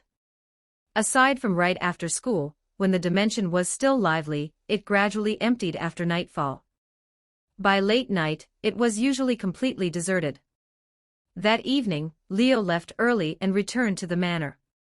Just as he entered his room, preparing to shower and head to bed, there was a knock at the door. He didn't even look up. He was used to someone showing up at this hour. There were plenty of women in the house, and some were attentive by nature. If he was in the manor, someone would occasionally bring him a cup of hot black tea. Asuna, Mahiru, Rem. It was usually one of the four who noticed he'd returned. Sure enough, the one who entered carrying a tray was Asuna. Ravel had some new tea leaves sent over from her family yesterday. Want to try some? She smiled gently, her presence filling the room with warmth. Let's try it. By then, he'd already taken off his shirt, and was walking around bare-chested. Asuna's cheeks flushed slightly, but she didn't avert her eyes. She wouldn't have managed that before. But after they'd soaked in the hot springs together, mixed bathing and all, this felt minor in comparison. You got back a while ago, didn't you? He asked casually while sipping the tea. Where is everyone? Only Ram and Rem are home handling chores. The others are still out working, she replied honestly. My commission today was simple, so I finished early. The summit is in 2 days. Tell everyone to ease up on their assignments, he said, setting the cup down. At times like this, staying in peak condition matters most. Because something might happen at the summit. She paused before continuing. Surzek-sama once mentioned an underground organization. Will they show up? His hand stilled slightly. He looked at her. You've figured that out already. Yukino and Ravel have been discussing it lately, she said quietly. They think there's no way the talks between the three factions will go smoothly. That's right. He nodded. At the very least, the old Mao faction won't sit back and watch the devils negotiate peacefully with their former enemies. And the hero faction, those people who see outsiders as challenges to conquer, might make a move as well. In the original story, only the old Mao faction acted during the summit. But because of his existence, the hero faction had already made contact and shown strong interest in them. Especially Cao Cao. He had personally come to gather intelligence. Leo didn't believe that effort would go unused. Information had an expiration date. And he was growing at a visible, rapid pace. If Cao Cao didn't act soon, the intelligence he'd painstakingly collected would become obsolete. Any strategies built on it would turn useless. By Leo's estimate, the summit was Cao Cao's last best opportunity. Of course, what Cao Cao didn't know was that his intelligence was already outdated. Compared to their last encounter, Leo was far stronger. Back then, he'd only been an ultimate-class devil at the 8-wing level. Even after fully activating Zenith Tempest, he could barely reach the strength of a 10-wing special-class devil. His sacred gear ranked just one place below Cao Cao's, his balance breaker was incomplete and unstable, and if not for the fact that his fighting style countered Cao Cao, and that Cao Cao's true objective had been gathering intelligence rather than winning, he would have lost. Now he had reached 10-wing special-class devil level.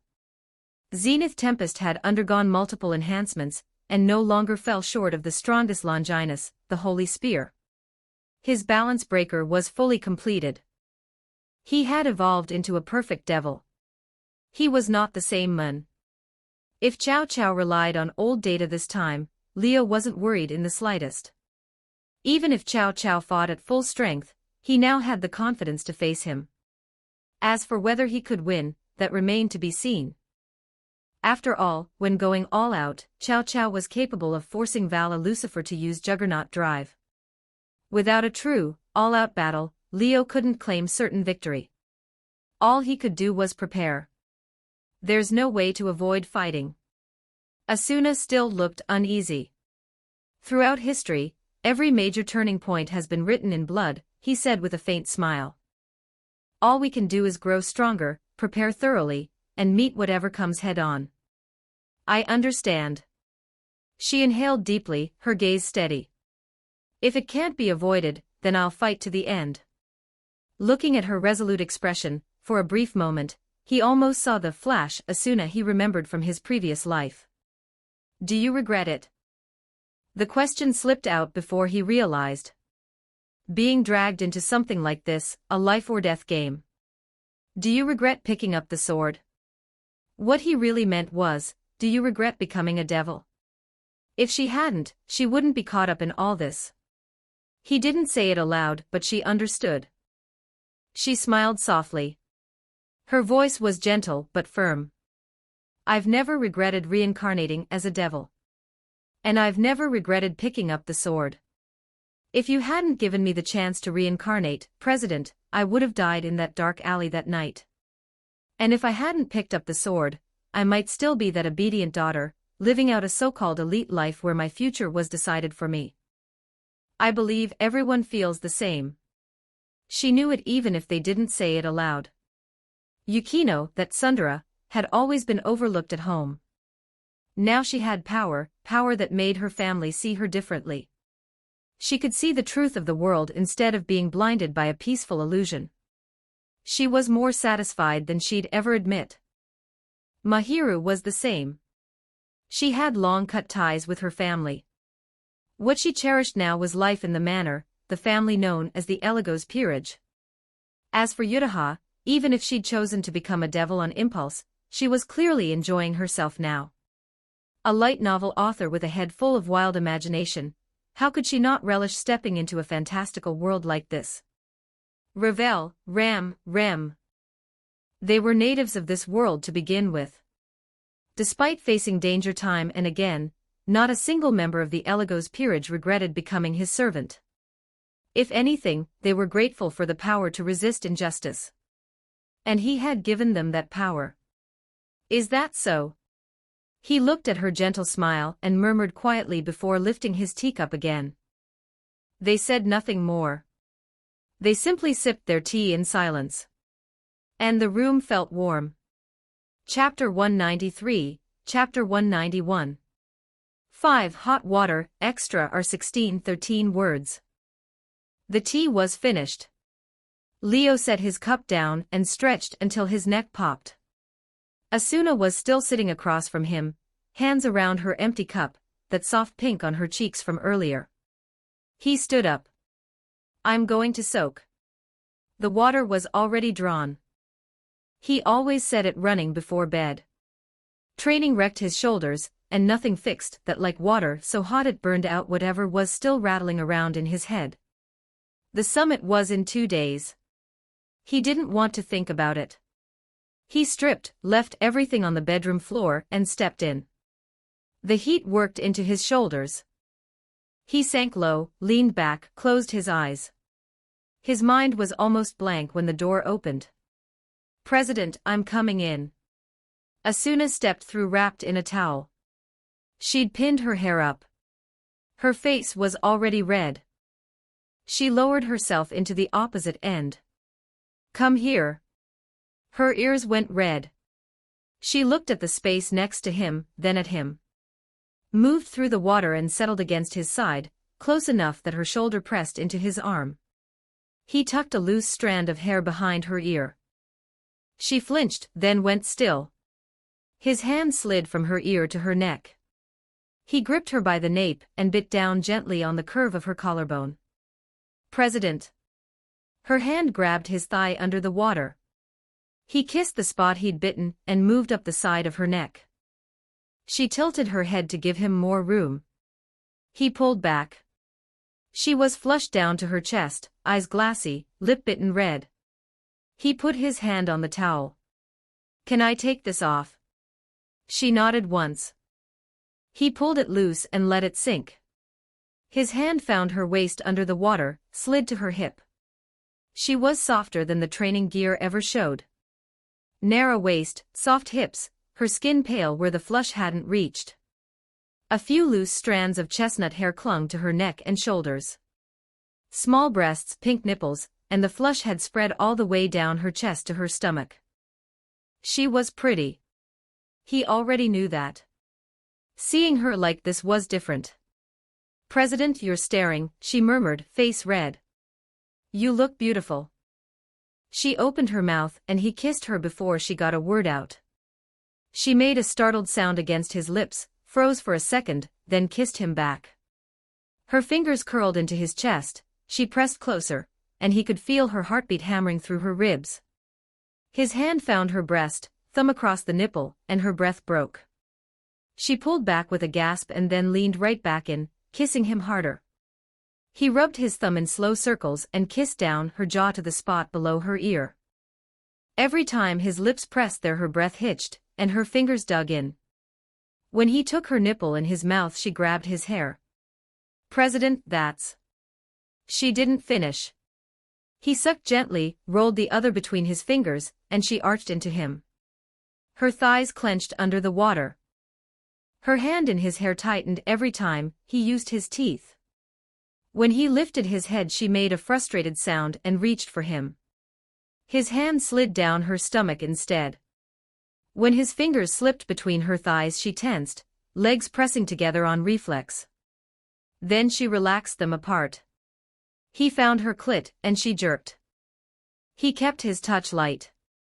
Small circles, barely any pressure. When her hips pushed forward he pressed harder, when her breathing got ragged he eased off. She squirmed against him, frustrated rolls of her hips. He was hard against her thigh and she could feel it. That feel good. Face half buried in his shoulder. He slid a finger inside her.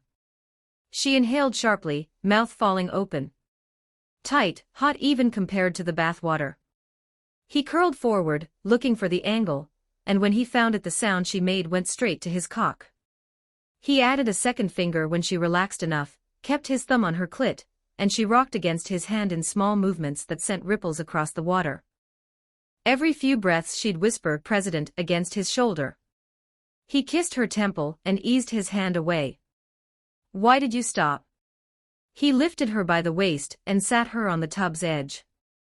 Cold air hit her skin, and she shivered, goosebumps racing up her thighs. She looked down at him with confusion and frustration, and then he settled between her legs and put his mouth on her. Her hand slammed down on the stone. "Ah, President, you don't have to dash." He licked up her slit, and she stopped talking. Her other hand went to his hair and gripped hard. He could taste her, warm and slick, and her thighs clamped against the sides of his head. He focused on her clit. Steady pressure, tongue circling, occasionally sucking. Her hips kept jerking, pressing closer. She wasn't being quiet anymore. Loud, open-mouthed, voice cracking on every exhale. "I can't, I'm going to." He slid 2 fingers back inside her, and didn't let up. She came with her fist in his hair. She couldn't finish. Her whole body shook, thighs clamping around his head. He kept his mouth on her, gentler, rode it out until the shaking stopped. When he looked up she was a wreck. Hair loose around her shoulders, cheeks and chest burning red, eyes glassy and wet. He smiled. She looked away. "Come here." He held out his hand. She slid back into the water, into his lap. Legs around his waist, arms over his shoulders. Her heartbeat was going crazy against his chest. He brushed her hair back from her face. She watched him with half-focused eyes. A pause. "I want more." He kissed her. She pressed into it, tasting herself on his mouth, and not pulling away, hips shifting against him. He was hard against her, and she could feel it. He reached between them and pressed the head of his cock against her entrance, other hand on her hip. She held his gaze and sank down onto him slowly. His head dropped back against the stone. Tight, hot, and the slow inch by inch of it blanked his head completely. The summit, Chow Chow, the hero faction, all of it just gone. He gripped the edge of the tub to stop himself from pulling her down the rest of the way. When she settled all the way she went still, breathing through it. Her brow creased, then slowly smoothed out. "You good?" She nodded. Fingers curled against the back of his neck. "Give me a second." He kissed her and waited. She moved first. A small roll of her hips. They both exhaled.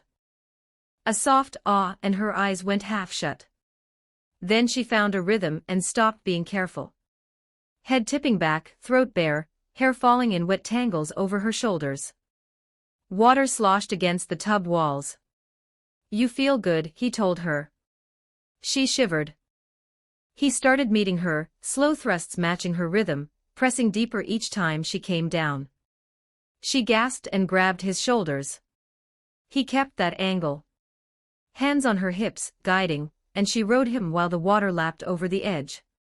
She was making sounds with every movement, forehead pressing against his. "President," she whispered. And then, softer, "Leo Kun." He pulled her closer. One arm around her waist, kissing her while he moved inside her. Her hips ground against his, and he could feel her clenching around him. "Let go," he said against her mouth. "I've got you." She buried her face in his neck. Shuddered against him, squeezing tight, his name muffled against his shoulder. He held her through it, then let go himself, pressing deep, breath ragged against her hair. They stayed like that. He reached back and turned the hot tap. Fresh heat crept in around their legs. "Your knees are going to be terrible tomorrow," he said. She lifted her head.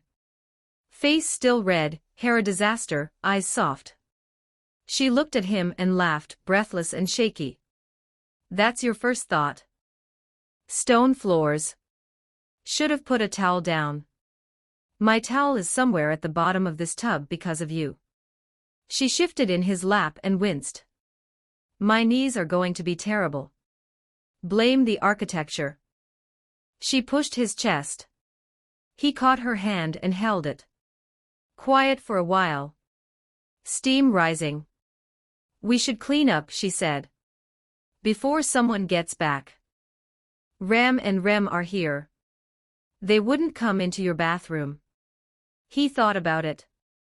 Yukino would. Asuna went stiff.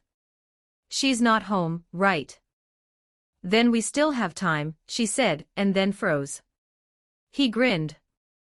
That's not what I. He kissed her. Her protest died somewhere between his mouth and the hand he slid up her back. Her arms went around his neck and her hips shifted against him, and he was getting hard again, still inside her. She whispered. He pulled her closer. She didn't resist.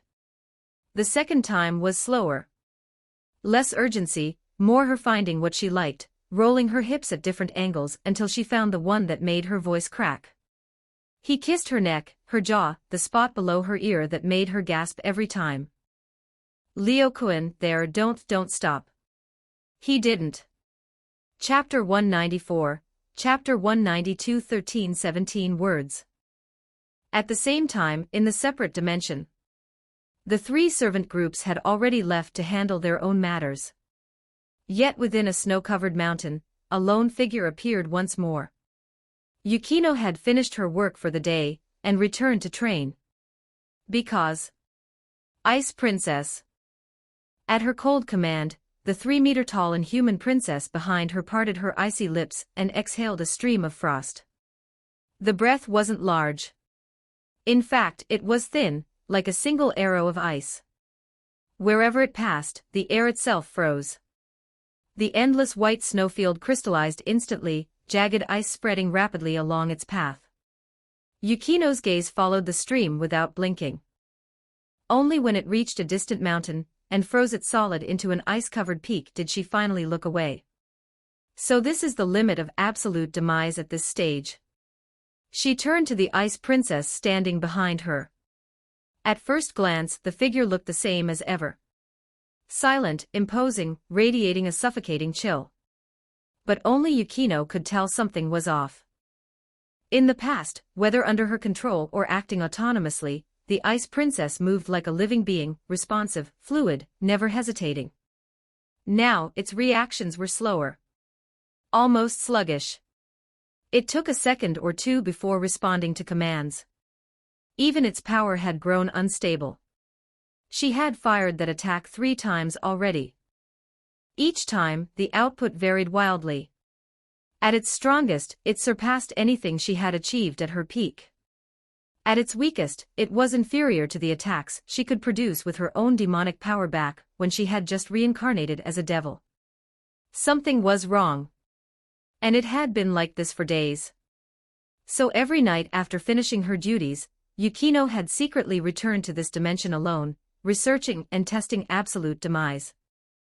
Today, she finally understood why her sacred gear was behaving this way. It's standing at a crossroads, unsure which direction to take. That was the answer. After months of training, especially her special training in the underworld and the recent efforts here, her control over her sacred gear had improved by leaps and bounds. Compared to when she first obtained it, the difference was night and day. And as her mastery deepened, she had pushed it to its limit. To a fork in the road. Sacred gears aren't static. They can evolve with the host's will or undergo a dramatic breakthrough through intense emotional change. That's balance breaker. My absolute demise is right at that threshold. There are 2 paths ahead. One is strengthening the sacred gear itself. The other is stepping into balance breaker.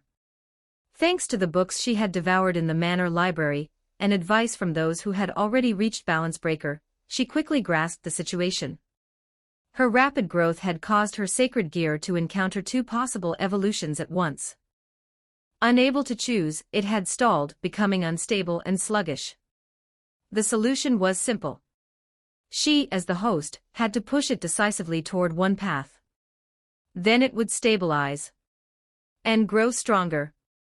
The only question was: simple enhancement or balance breaker? If it's just strengthening, that shouldn't be hard. A bit of stimulation would do. But to reach balance breaker, I'd need some kind of intense emotional upheaval. Her brows knit together. This kind of opportunity didn't come twice. If she stepped forward now, she could reach that ultimate realm. Her strength would skyrocket. Perhaps she could reclaim her position as the strongest in Leo's servant group. Ever since Ram, the divine child of the Oni, joined, Yukino had been pushed from her long-held top spot. Rem, after her Oni transformation, could surpass her as well. Even Ravel could wear her down with immortal body and elemental advantage. So she had worked harder than ever. And now she finally stood at the edge of transformation again. If she reached Balance Breaker, defeating Ram wouldn't be impossible. But it had to be Balance Breaker. Not just enhancement. An intense emotional change. She exhaled softly. Missing this chance wasn't an option. But how was she supposed to provoke such a drastic shift? She was naturally composed. Her inner world wasn't shallow, if anything, it was rich, but her personality rarely allowed emotions to spiral out of control. She had seen too much too young. Detached herself from too many things. That kind of temperament didn't lend itself to emotional explosions. Maybe I should pick a fight with my sister. The thought surfaced. If there was one person who could reliably provoke her, it was Yukinoshita Haruno. Haruno always knew exactly where to poke. Infuriating. Leaving her helpless and frustrated. If she argued with her, she was certain she'd reach Balance Breaker on the spot. The problem was, she never argues back. Yukino knew that much. No matter how she tried to start something, Haruno would just smile it off. Laugh it away. And she'd fail to achieve her goal, possibly even pushing absolute demise toward simple enhancement instead. That would be a waste.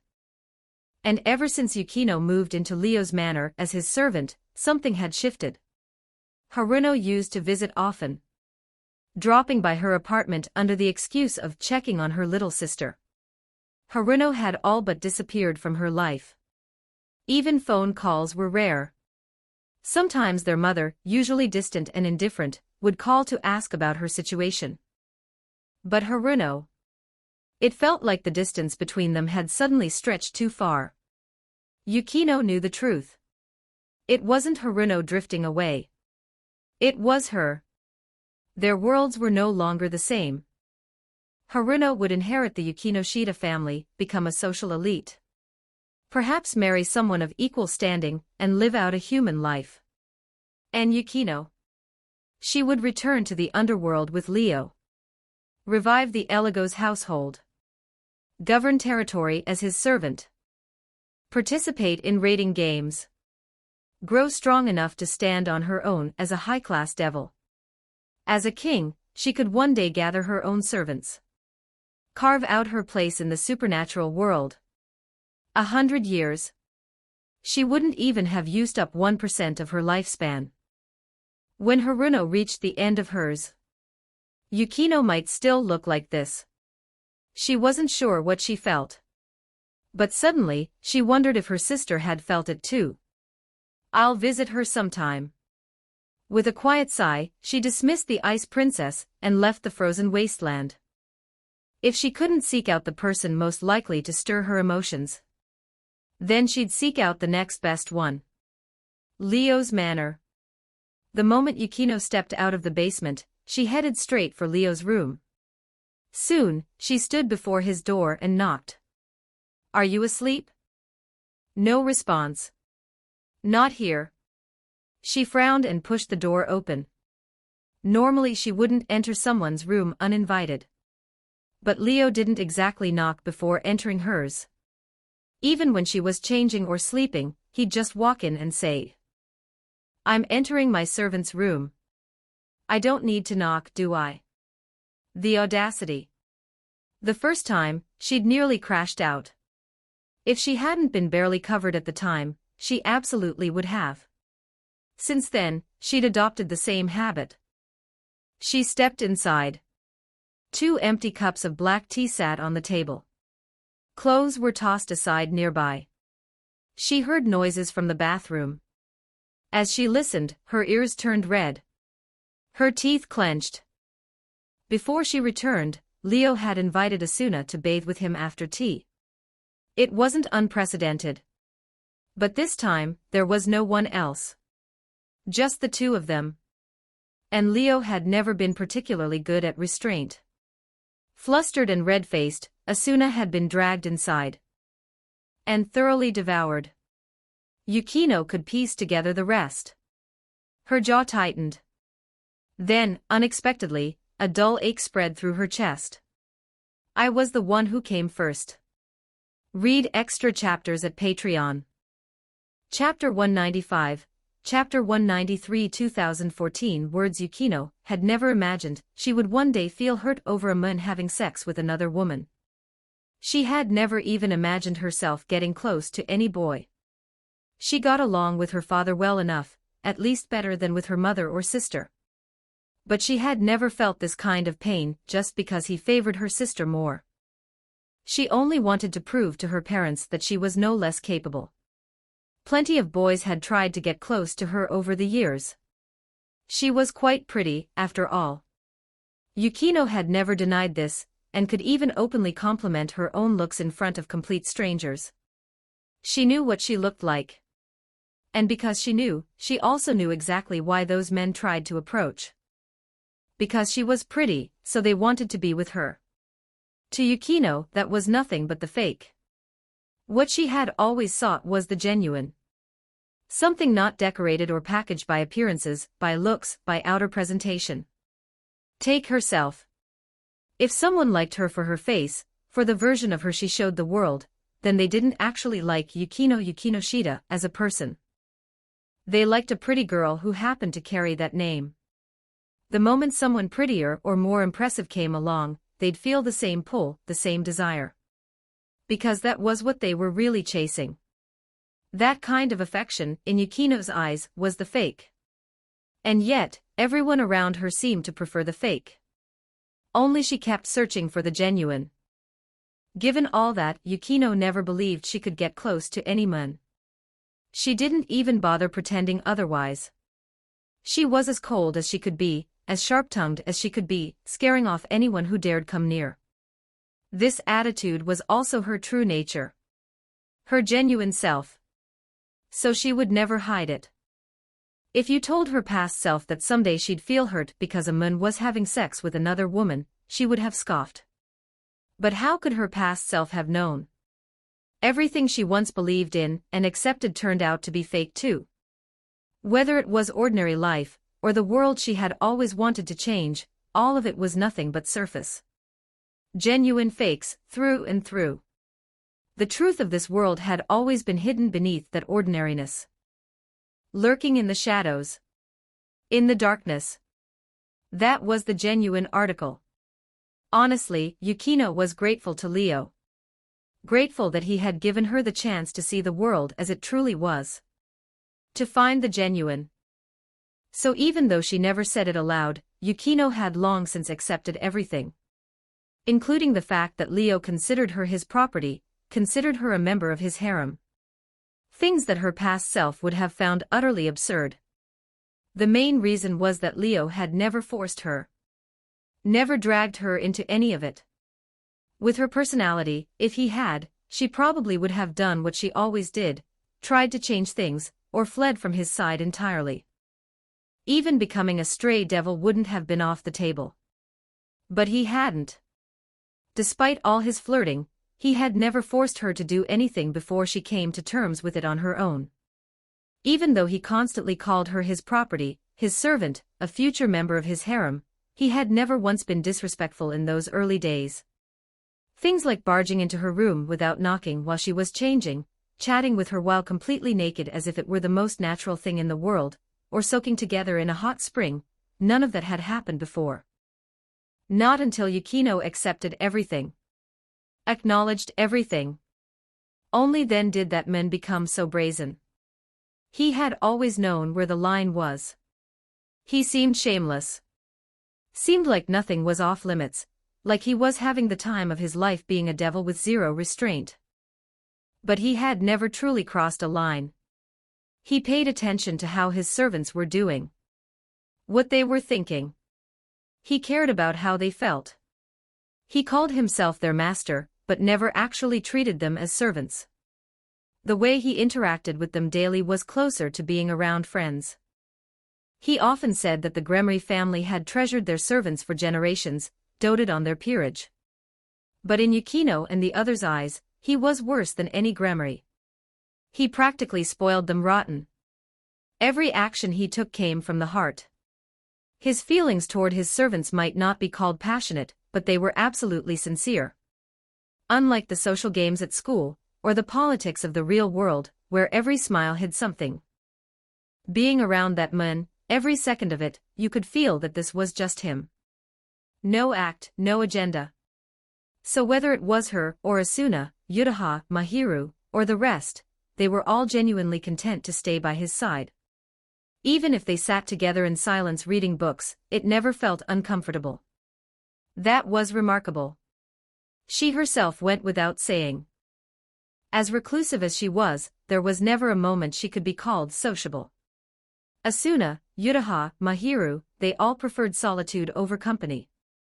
The faces they showed to the public were just masks, maintained for the bare minimum of social circles and relationships. Even Arari, the blonde who seemed to get along with everyone, would definitely prefer hiding away to secretly work on her doujinshi over spending all day chatting and laughing with people who didn't know her real self. Unattainable beauties were unattainable precisely because they were not only beautiful but impossible to get close to. Yet around Leo, that principle simply didn't apply. All four of these flowers atop their distant peaks had already accepted Leo. Accepted the arrangement as it was. Yukino knew this day would come eventually. That man wanted a harem, after all. How could he possibly keep his hands off when surrounded by so many beautiful women? Girls were far more perceptive than boys imagined. Unless they were the truly innocent, truly naive type, they always knew what boys were thinking. You think sneaking a girl off to a secluded spot is subtle. You think taking a girl to a hotel and insisting you just want to sleep, just want to rest actually fools anyone. Dead wrong. Sometimes, when they played along, it wasn't because a boy's game was slick. It was because they were willing. And so, as Leo barged into their rooms with increasing boldness, as he grew more enthusiastic about bathing together, the girls had already more or less figured it out. This man was going to make his move. Even Yukino had mentally prepared herself. What was happening now wasn't particularly surprising to her. There was just one thing she couldn't quite accept. Even if he was going to make a move, shouldn't it have been me first? Who was she? She was the very first servant Leo had taken after becoming a high-class devil and debuting as a king. And Asuna. She was a latecomer. Why did she get to go first? Yukino strongly expressed her dissatisfaction. An hour later, the bathroom door opened. Leo stepped out wrapped in nothing but a towel, riding the wave of steam that billowed from the bathroom. His face wore an expression of utter contentment, as if he'd just had the most relaxing massage of his life. Anyone who saw him could read only one word from his entire being: satisfied. But before he could wipe that blissful look off his face, his body went rigid. Because standing right in front of him, arms crossed, eyes cold, was a girl. Why are you here? Leo's brain short-circuited. Yukino said coldly. You don't want to see me here. That's not it. Leo said, face stiff. How long have you been here? He prayed that Yukino had only just arrived. If so, maybe he wouldn't be socially dead. Carefree and easygoing as he normally was, tonight was his first time.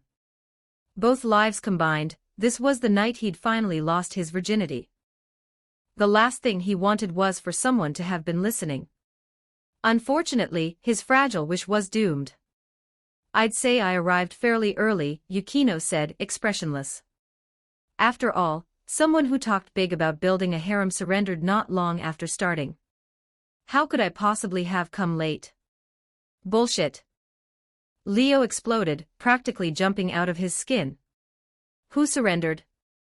I only did that the first TI. The sentence died halfway. If Yukino had heard even that much, then she really had arrived early. And he really was socially dead. Leo was instantly overcome with the urge to cease existing. Where's Asuna? Yukino couldn't have cared less whether her scum of a master was having an existential crisis. She glanced at the bathroom. In there. Cleaning up. Leo's response was lifeless. Yukino wanted to say something more, but couldn't figure out what. She settled for glaring at Leo, letting out a cold snort, and turning to leave. Leo panicked. He lunged forward and grabbed her, pulling her into his arms. What are you doing? Yukino yelped, then went red to her ears. And who could blame her? Leo was wearing nothing but a towel, hugging her bare-chested. Close enough that she could smell the body wash and shampoo on his skin. Yukino, who could barely handle physical contact on a good day, felt her composure crack. But Leo didn't let go. So, can we make a deal? Leo held her and smiled sheepishly. What happened tonight, don't tell anyone, okay? The sex with Asuna. That, he didn't mind people finding out. It was bound to come out sooner or later. He'd never hidden it. Even if it was discovered, he could face the contemptuous stares of his servants with perfect composure. But finishing embarrassingly fast the first round? Absolutely not. Just as Yukino had said, it contradicted the image of the man who was always going on about building a harem. Sure, he'd quickly rallied and come back for round 2, proving himself. But he really didn't want anyone finding out that he'd gotten a little too excited, and lasted about as long as a sneeze his first time. This had to stay buried between himself, Yukino, and Asuna. Nobody else could ever know. You're still capable of shame. Yukino struggled and upon realizing she couldn't break free, sneered. Isn't your skin always impossibly thick? That depends on what it is. Leo declared with iron resolve. Other stuff. Fine, whatever. Absolutely not. This can never get out. Yukino shot back. Aren't you always saying we're the closest to each other? That we're fated companions for tens of thousands of years? What could possibly need hiding? How is that the same thing? Leo's mouth twitched. This is personal privacy. Everyone has a sense of shame. I don't make you all report which day of the month you get your period, do I? Nobody would report that to you. Yukino was genuinely angry now. And I have zero interest in advertising your embarrassments. Let go of me. She struggled again. Instead of letting go, Leo held on tighter. If you got here that early, why did you stay the whole time instead of leaving? Leo calmed down, his intelligence reclaiming the high ground. Don't tell me you have some kind of eavesdropping fetish. Who has a fetish like that? Yukino's eyes narrowed dangerously. You're the one who suddenly made a move on someone. You don't get to blame people for overhearing. Other people, no. Leo looked at her steadily. Then, as if he'd seen through something, he smiled. That's fine. After all, you're my first servant. The words froze Yukino in place. The next instant, Leo swept her off her feet, making her cry out. What are you doing? Chapter 196, Chapter 193. 23-24 words. He carried her across the bedroom, with one arm under her knees, and the other around her back. She didn't weigh much. Yukino kept her arms crossed and her mouth shut the entire way, staring at his face, like she was waiting for him to explain himself. He laid her on the bed. Her hair spread across the pillow, and she looked up at him, furious. Leo stood over her in his towel, still damp from the bath, water tracking down his stomach. The towel was doing nothing to hide that he was hard. She kept her eyes on his face. Deliberately. You have the self-control of an animal. He put one knee on the bed. You can leave if you want. She didn't move. He leaned over her, one hand beside her head, close enough that she could feel the heat still coming off his skin. You waited outside that door for over an hour, Yukino. Don't flatter yourself. He leaned in and kissed her neck. She went rigid, and his other hand came to rest on her chest where he could feel her heartbeat picking up under his palm. Get off me. He answered by sealing her lips with his, delivering a near-bruising kiss that made her grunt at the sharp bite to her lower lip. She groaned plaintively at the tug. It stopped as suddenly as it started, leaving her staring at him, flushed, and he kissed her again before she pulled away. This time she kissed him back without the bite, her hand coming up to grip his wrist where it braced against the mattress. His free hand went to the top button of her blouse. She stiffened. Don't tell me to relax. His touch was careful and practiced as he undid the first button, then the second. She watched his hand but didn't stop him. Third button, fourth, and the blouse fell open. White bra underneath, simple, functional. He pushed the fabric off her shoulders and she lifted just enough to let it slide free, then lay back down with her arms rigid at her sides, fists clenched in the sheets. He unhooked the bra. She closed her eyes. His towel had come loose somewhere between the kissing and the unbuttoning. Neither of them acknowledged it. He let out a long, slow breath. She was nothing like Asuna. Paler, slimmer, her skin cool to the touch even in the warm room. Smaller breasts, light pink nipples already tight. Her collarbone stood out sharp under her skin. He wasn't ever getting over how different the two of them were. He kissed her collarbone. Is this what you do with all your servants? Her voice was steady but her heartbeat wasn't, and he could still feel it hammering under his palm. Just the ones who eavesdrop. She let out a short humph. He kissed lower, across the swell of her breast, and took her nipple in his mouth. Her hand shot up and grabbed his hair. He sucked gently, ran his tongue across the tip, and her breathing went shallow. He moved to the other side, and her fingers twisted in his hair. When he scraped his teeth lightly, she made a sound through clenched teeth, barely audible, and turned her face into the pillow. A low whimper slipped past her lips. He exhaled sharply against her skin.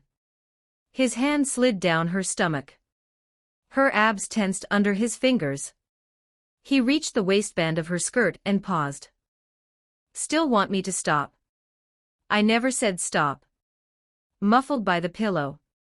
I said get off me. Those are different. He pulled her skirt down. She lifted her hips. White underwear, damp. He hooked his thumb under the elastic and dragged them down her thighs. She pressed her legs together on reflex, then slowly, deliberately, relaxed them apart. He touched her. His composure broke for a moment, eyes widening in surprise at how wet she already was, enough that she'd been soaking through for a while if her underwear was any indication. His fingers slid along her slit, and she bit down hard on nothing, jaw locked. He found her clit and circled it, light pressure, and her hips twitched. You're soaked. She tried to sound stubborn. It came out a plea. He kept his touch slow. Her hand was still in his hair, pulling harder every time he changed pressure. Her breathing kept slipping, evening out for a second before hitching again. When he slid a finger inside her, she sucked in a breath, thighs tensing around his hand. Tight, hot, her body gripping him. He curled forward, found the angle, and her whole body jerked. Stop. He added a second finger, kept his thumb on her clit. She was rocking against his hand in small, involuntary movements, her head still turned into the pillow. She pressed her lips together hard, breathing through her nose, but she kept rolling against his hand. His mouth left her breast and trailed down, kissing across her ribs, her stomach, her hip, her inner thigh. She finally looked at him. Flushed from her cheeks to her chest. He put his mouth on her. Her back arched off the bed. She grabbed a fistful of sheets with one hand and his hair with the other. He licked up her slit, flat tongue, slow, and her thighs clamped against his head. He focused on her clit. Steady pressure, tongue circling, and within seconds she was shaking. She came fast. Her whole body went taut, and the sound she made was furious, like he'd done something unforgivable. He gentled his mouth and wrote it out, fingers still inside her, feeling her pulse around them. When the shaking stopped, she lay there, chest heaving, arm thrown over her eyes. He wiped his mouth on his shoulder and moved back up over her. She took her arm off her eyes, grabbed the bra still tangled in the sheets, and threw it at his face. He caught it. She was flushed down to her chest, hair stuck to her forehead, lips swollen. She raised her arms above her head and looked away. He supposed he shouldn't have been surprised at the rush that hit him looking at her like that, arms up and eyes turned to the wall, but it hardly even compared to anything he'd felt before. Her gaze traveled down. She swallowed. He settled between her legs. She was slick and swollen, and when the head of his cock pressed against her entrance she tensed, her hand shooting up to grip his forearm hard enough that her nails broke skin. "Go slow," she said. He pushed in. Slow, just the head, and she inhaled through her teeth. Her grip on his arm turned white-knuckled. He held still, but her legs hooked around his hips and pulled him deeper.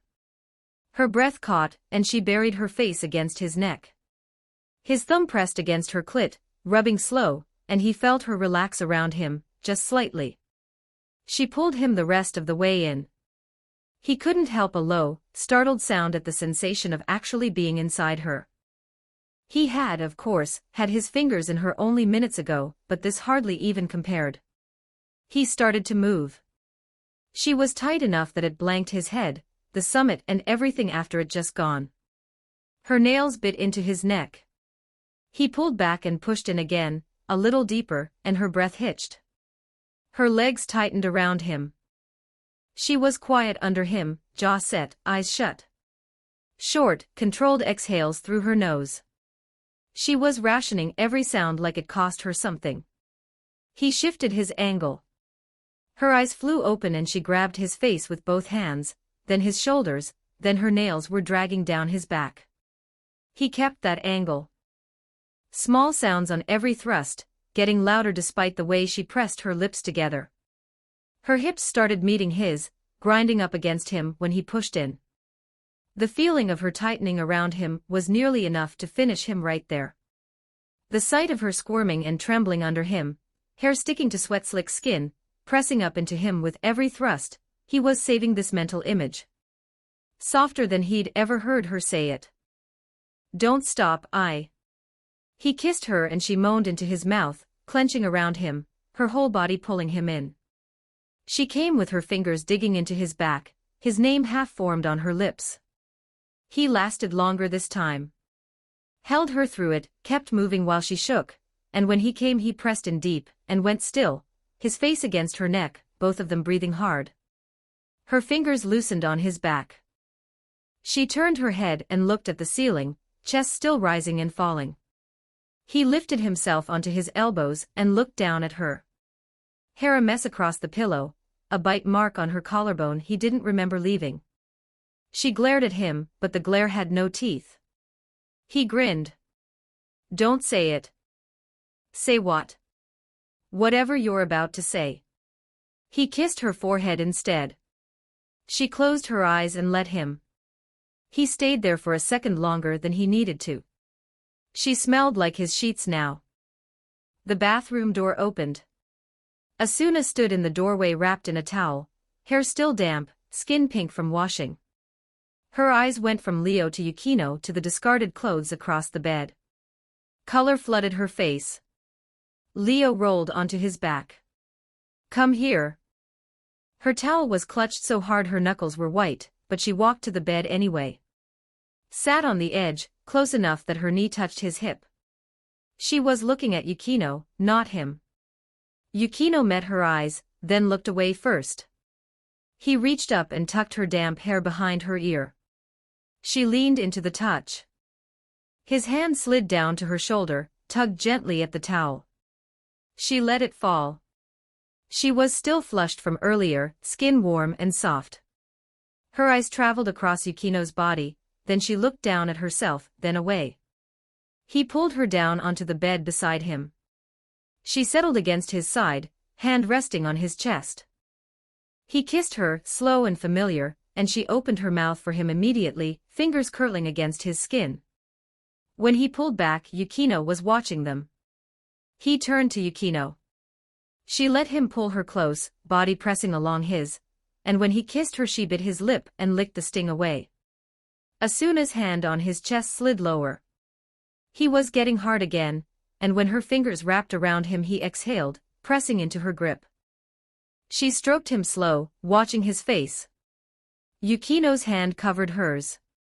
Asuna looked at her, startled. She didn't look back. Her cheeks were burning and she was staring hard at the ceiling, but her hand stayed where it was, following the rhythm. Asuna's thumb circled the head of his cock while Yukino squeezed the base, and his hips jerked hard enough that both of them felt it. He turned toward Asuna and kissed her neck. On his other side, Yukino pressed her mouth to his shoulder, teeth grazing his skin. He turned Asuna onto her back and pushed inside her. She took him easily, still slick from earlier, and her breath left her in a long, open moan. Soft and slick and so good. Her hips rolled up to meet every thrust. Yukino watched from beside them, propped on one elbow. Her hand found Asuna's and laced their fingers together, and Asuna squeezed back. He reached for Yukino with his free hand, found the back of her neck, and pulled her close, kissing her while he moved inside Asuna. Her hand slid down Asuna's stomach, hesitant, then more deliberate. When her fingers found where they were joined, Asuna's voice cracked. Yukino-san. Her fingers circled Asuna's clit, light, tentative. Asuna grabbed her wrist and held it there. He thrust deeper and Asuna hooked her ankles behind his back, pulling him in. Asuna scarcely managed a whimper, fingers fisting in the sheets, cunt squeezing around him. He pulled out of Asuna, breathing hard, and turned to Yukino. She was already on her back. He pushed into her and she made a sharp, quiet sound. Still sensitive from before, still wet, and this time there was no resistance. She took all of him at once and her thighs clamped around his waist, and she pulled him close. Asuna curled against her side, breath still ragged, and pressed her lips to Yukino's shoulder, then her neck. When her mouth found the spot just below her ear, Yukino made a sound she hadn't made all night. One hand found Asuna's hair, the other dug into his shoulder, holding onto both of them while he fucked her. Asuna's mouth stayed at her neck, breathing against her skin, and her whole body shuddered between them. He felt her tighten around him, and didn't hold back. He came with her, her hand gripping his shoulder, Asuna's breath warm against her skin. He collapsed onto his back between them. When he came to, Asuna had nestled into his left side, already half asleep, her hand resting over his heart. Yukino lay on his right, staring at the ceiling, her breathing slowly evening out. He turned his head toward her. She didn't look at him. Asuna made a sleepy, contented sound against his chest. Yukino finally looked at him. Her eyes were wet, her cheeks still flushed. She opened her mouth, closed it, and said nothing. She looked away again. Closed her eyes. Her hand found his under the covers. Read advanced chapters at Patreon. Chapter 197, Chapter 194 1807 words. Morning sunlight came through the window, warm and easy. Leo woke up more comfortable than he'd ever been. He tried to stretch. The next second, he realized he couldn't. Both his arms were pinned under someone's head. Asuna lay on his left, his arm as her pillow. Her breath was soft and warm against his face. A thin blanket barely covered her. Her shoulders were bare, hands resting outside the covers. Her cheeks were flushed, skin almost glowing. He watched her for a while before turning his head. Yukino lay on his right. Same blanket, same bare shoulders. You're feeling pretty pleased with yourself right now, aren't you? Yukino was already awake. The moment his gaze landed on her, she glared back. But her eyes were wet, glistening, and the usual calm was nowhere to be found. She looked almost pouty. It was cute. Leo grinned. The kind of grin you wanted to punch off someone's face. Shouldn't I be? He pulled her close by her bare shoulder. The famous Ice Queen of Sobuhai, in my bed. I think I've earned the right to be smug. I didn't give you anything, Yukino said sharply. You took it. Leo grinned. Because the way I remember it, you stopped struggling the moment I carried you to bed. Yukino went red. Would struggling have helped, she said through gritted teeth. I'm not exactly a match for you. But if you really didn't want it, I wouldn't have pushed that hard. Leo snorted. Admit it, Yukino. You just didn't want to fall behind. You couldn't stand being second. That's why you went along with it. Yukino genuinely wanted to beat him up right now. She couldn't deny it. That was exactly what she'd been thinking. So when Leo carried her off, she'd barely struggled before going still and letting that animal have his way. But now she regretted it. She felt she never should have let this scum of a master have it so easy. There should be some kind of forbidden ritual or powerful artifact in this world that can reverse time, right? She said it like she was making conversation. Maybe, but I've never seen one. Never even heard of one. Leo was having the time of his life. And if even I haven't heard of it, you definitely won't find it. So give it up, Yukino. You're mine now. Leo hummed a tune. Yukino snorted and dropped the subject. She tossed aside the arm she'd been using as a pillow and sat up. She held the blanket against her chest, but it only covered the front. Her back was bare, the line from waist to hip smooth and pale. He stared. Put away that disgusting stare. I don't need my entire body licked by your perverted eyes first thing in the morning. Leo didn't care. Looking at you is my God-given right. If I can't look at you, who else would I look at?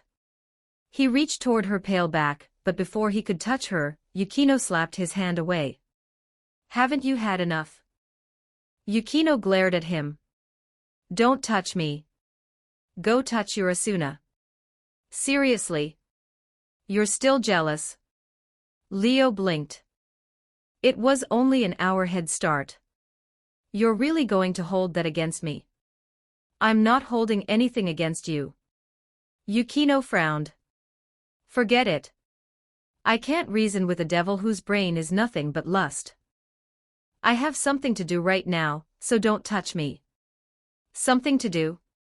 Leo was confused. What could you possibly have to do right now? Yukino didn't answer. Instead, she raised both hands and let the blanket she'd been holding against her chest fall away. Leo's eyes dropped. Yukino had already stopped paying him attention. She stared at her own hands for a moment. Then she spoke. Ice Princess. At her call, the 3-meter-tall inhuman princess materialized beside the bed. Her arrival was silent. No disturbance, no sound. Unlike before, she wasn't radiating her usual freezing aura. She simply stood there, as if she had been present all along. As I thought. The sacred gear's transformation is complete. Yukino looked at the crystalline ice princess and exhaled softly, as if confirming something she'd already suspected. Sacred gear transformation. Leo still looked lost. What do you mean? What happened to your sacred gear? Yukino glanced at him, then explained in a level tone. Not long ago, my sacred gear started acting up. She told him everything. How absolute demise had reached a fork in the road, caught between the path of simple enhancement and the path toward balance breaker. How, unable to choose, it had stalled. Its functions had become unstable. Leo's reaction caught her off guard. Yukino froze. What do you mean? Someone else ran into this? The answer was yes. Setting aside others in the original story, Hayadu Issei had encountered this exact situation right before achieving balance breaker. He'd ultimately succeeded by subjecting himself to an intense enough stimulus to trigger the breakthrough, unlocking boosted gear scale mail. That was the turning point when Issei stopped being dead weight and gained the strength to fight high-class and even ultimate-class devils. But that wasn't who Leo was referring to. He was talking about another one of his servants. Yutaha reached this stage a week ago. She touched the threshold of Balance Breaker. The blunt statement left Yukino stunned. She'd reached this stage too. She'd gotten there faster. It's not that strange, Leo said, seeing Yukino freeze up. Balance Breaker is the ultimate domain of sacred gears. Normal wielders can't touch it at all. But with Yutaha's talent, reaching it this quickly makes perfect sense. Every member of the Eligos peerage was someone who played a pivotal role in their own story. Every one of them excelled in ways far beyond ordinary people. Yukino was extraordinarily talented in demonic power. Upon reincarnation, she'd already possessed magic on par with pureblood devils. Now her demonic power had fully reached high-class devil level, even surpassing Leo's own magic back when he'd first been promoted. Her growth showed no signs of slowing. Asuna's talent lay in the sword. Even Miyamoto Musashi, the so-called strongest swordsman, had praised her endlessly.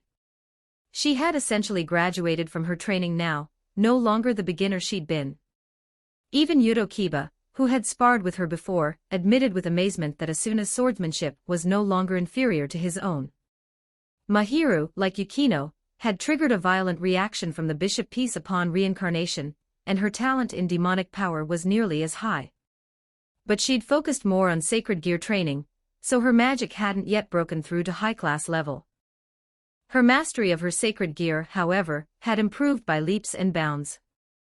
But among all of the Eligos peerage's sacred gear wielders, the most talented in that regard was still Yutaha. Even Leo hadn't expected it.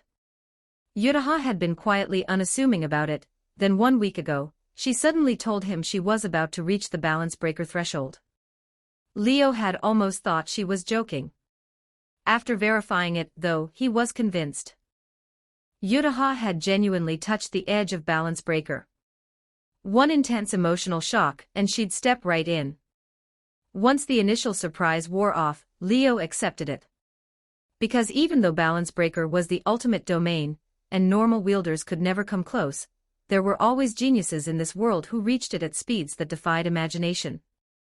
The two heavenly dragons were the best example. Their hosts almost always achieved balance breaker in absurdly short time frames. Even Hayadu Issei, the so-called weakest red dragon emperor, the least talented host in the history of the two heavenly dragons, had managed it in just a few months in the original story. That was how broken the heavenly dragon wielders were. Granted, that was partly because the two heavenly dragons were eternal rivals. Their hosts were deeply influenced by the sacred gears themselves, drawn irresistibly toward power and practically cursed into awakening it. That was how they reached balance breaker so quickly, some even reaching juggernaut drive. But among the wielders of other sacred gears, there were also genuine prodigies who grew at jaw-dropping rates. Especially the Longinus holders. As living violations of the world's power balance, if they couldn't grow fast enough to touch the ultimate domain, that would be the real anomaly. And that wasn't even the most absurd part. In this world, there were people who were natural-born balance breaker wielders. The moment their sacred gear awakened, they could already use its balance breaker form. Canis Lycaon, the 10th-ranked Longinus. Its current wielder was one such natural-born user. Incredibly powerful, the only human besides Cao Cao who had ever forced Vala to use Juggernaut Drive in the original story. One of the candidates for the title of strongest human. Compared to monsters like that, Yutaha's talent with sacred gears was practically ordinary. But as long as you didn't compare her to those outliers, Yutaha's sacred gear talent was world-class. Like the heavenly dragon hosts, she could reach balance breaker in an extremely short time. A month of grueling training in the underworld, followed by tireless effort in the pocket dimension, had allowed Yutaha's talent to bear fruit. She had officially touched the balance breaker threshold 1 week ago. Right now, she's also looking for a way to trigger a violent emotional shift and push herself over the final step, Leo told Yukino. Haven't you noticed she's barely been going to the pocket dimension lately? That's why. She's been busy with this. Has she succeeded? Yukino was quiet for a moment before asking. Leo shrugged. She's still a little short. Yutaha had actually found her method already. She'd gone back to reading the online reviews of her light novel, Love Metronome, which had nearly been axed. The reception was sharply divided. Most people acknowledged that Volume 1 was genuinely compelling. But those same people kept predicting Volume 2 would be cancelled. Yutaha had been bitter about this for a long time. After becoming Leo's servant, she'd gradually let it go. But now that she needed intense emotions to push through to Balance Breaker, she'd gone back to dredge up those old feelings. Apparently, she'd also written Volume 2, and brought it to her publisher to get her editor's opinion. All Leo could say to that was, "Good luck, soldier." He, for his part, had read Volume 2 and done what he always did. Ripped it to shreds. Yutaha's fists had stayed clenched the entire time. She'd barely held herself back from punching him in the face. Yutaha later claimed that she had genuinely been this close to reaching the Balance Breaker threshold at that moment. Read advanced chapters at patreon.com/NiaXD. Chapter 198, Chapter 195 1951 words. After hearing Leo's account, Yukino finally confirmed it. Someone had gotten ahead of her again. Bad enough that Asuna had beaten her to being favored by their scumbag master. Now even Yutaha had reached the domain of Balance Breaker before her. Yukino didn't know what to feel. Stop comparing yourself to others in areas that aren't your strength. Leo read her expression instantly. Your real talent has always been demonic power. And in that department, didn't you break through faster than anyone? That calmed her down somewhat. It was true. Her demonic power was the first to break through in the entire Eligos peerage. Even Ram and Ravel fell short of her in that regard. She was second only to Leo himself in raw magical ability. That was her real domain. There was no point measuring herself against others where she was weakest. Besides, even when it came to Balance Breaker, she wasn't necessarily behind Yutaha. Kasumigakaka-senpai may have touched this domain before me, but I think I've overtaken her. I completed it faster than she did. As she spoke, Yukino glanced toward the Ice Princess at the bedside. Demonic power flowed from her body through invisible channels into the sacred gear, and a formless wave of energy rippled across its surface. That wave was powerful enough to affect the flow of the entire world around it. The Ice Princess's aura surged visibly, climbing at a speed the naked eye could track. Seeing this, how could Leo not understand? You've already completed Balance Breaker. He was genuinely surprised. Yukino nodded. Her usually cold expression softened noticeably, her improved mood plain to see. In truth, she hadn't expected it either. Just last night she'd been agonizing over how to push her sacred gear through that final step and truly achieve Balance Breaker. Then she woke up this morning and found it was simply.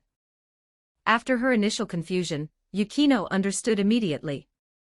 Leo figured it out just as fast. Well. The great Yukino Shida Yukino finally got eaten up by the kind of men she's always looked down on. How could there not be some intense emotional upheaval? Leo's teasing made Yukino's cheeks flush. She glared daggers at him. But she didn't deny it. Last night, her emotions had been extreme, to say the least. How could they not be?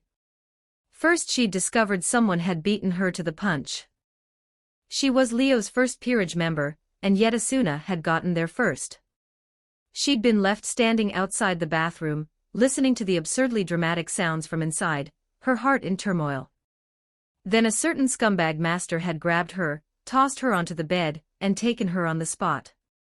And then he'd dragged out the girl who'd been eavesdropping at the bathroom door for one massive shared bed. How was someone who'd been completely inexperienced until that very night supposed to handle all of that calmly? Last night was, without question, the most mortifying experience of Yukino's entire life. More shocking than discovering she lived in a world full of supernatural powers. More shocking than learning she'd been killed and reincarnated as a devil. Even now, just thinking about it made her want to dig a hole and bury herself. Her heart still couldn't settle, let alone during the actual events themselves. So Yukino was certain, somewhere amid last night's violent emotional storm, she'd unknowingly completed the final step of her sacred gear's balance breaker and crossed into that ultimate domain. Should I be congratulating you, then? Once Leo pieced together what had happened, he burst out laughing. Sure, it sounded absurd. Achieving balance breaker through that. Ridiculous on every level. But when you compared it to Hayadu Issei from the original story, it suddenly didn't seem so outlandish. After all, that guy had reached balance breaker by poking breasts. If Yukino could reach it through a more crowd-pleasing method, why the hell not? Never mind whether it was absurd. The only question that mattered was whether it had caused an intense enough mental shift to satisfy the conditions for balance breaker. As long as the sacred gear received a powerful enough emotional shock, that shock became the catalyst for reaching the balance breaker domain. How exactly that shock came about? Irrelevant. What mattered was that Yukino was now the second person, after Leo himself, to reach balance breaker. That was enough. This is only the beginning. Yukino ignored his teasing, or rather, realized that reacting would only make him more insufferable, and said coolly, I've reached balance breaker, yes. But I still need time to get it under control. Fair enough. Leo was a balance breaker user himself and understood what she meant. He nodded. You should be able to communicate with Ice Princess now. Has she told you how long you can maintain balance breaker at your current level? Yukino closed her eyes and reached out to Ice Princess. A moment later, she had her answer. At my current levels of demonic power and stamina, I can maintain balance breaker in combat for roughly 3 hours. Yukino thought that was pretty respectable. She'd asked Yudo Kiba about this before. He'd told her that after activating his balance breaker, he could fight for about 1 hour. Compared to Kiba, 3 hours was solid. Leo, however, frowned. Not good enough.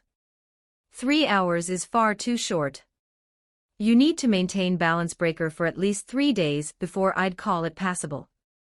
Yukino blinked. Does it really need to be that long? She wasn't entirely convinced. 3 hours was enough to settle most fights. But Leo pressed the point. Think about it. What if something like the old Satan faction attack happens again? What if you get teleported into some labyrinth dimension where you have to fight through room after room before reaching the final boss? Would 3 hours actually be enough? That shut her up.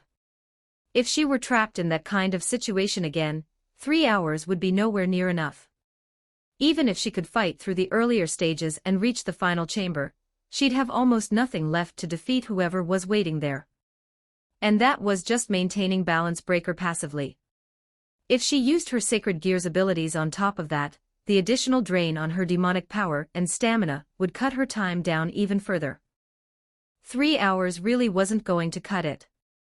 In the original story, Issei could only maintain balance breaker for 30 minutes when he first achieved it. If he used boost, that dropped to about 15 minutes, forcing him to carefully ration his stamina in every early fight. Yukino wasn't quite as bad off as Issei, but she couldn't afford to be complacent either. For reference, the current White Dragon Emperor can maintain balance breaker for a full month. And even he nearly exhausted himself in our fight, because he used his abilities too many times. That hit home hard. Leo had already briefed the peerage about the current White Dragon Emperor, so Yukino knew the details of that fierce battle outside Kuo Town. If even Vale, who could sustain balance breaker for an entire month, had nearly run himself dry from overusing his abilities, then it was obvious, when facing a powerful enemy, both demonic power and stamina would drain at a brutal rate. Nobody could afford to hold back. In a fight where you had to go all out, what mattered was how long you could last while burning through everything. Yukino did a rough calculation. If she went all out, balance breaker active and abilities firing freely, she probably couldn't even last 30 minutes. That was definitely a problem. What about you? She turned to Leo. How long can you maintain your balance breaker? Leo raised an eyebrow. Conservative estimate, about 3 months. Yukino fell silent. 3 months. That dwarfed her 3 hours. It dwarfed Vala's 1 month by a massive margin. But it made sense. Leo was now a 10-wing special class devil, a full tier above Vala's 8-wing class. Even though Vala was a descendant of Lucifer with naturally immense demonic power, enough to briefly invoke Juggernaut drive by burning massive amounts of energy, Leo was a perfect devil. His bloodline was in no way inferior to Vala's, and was quite possibly superior.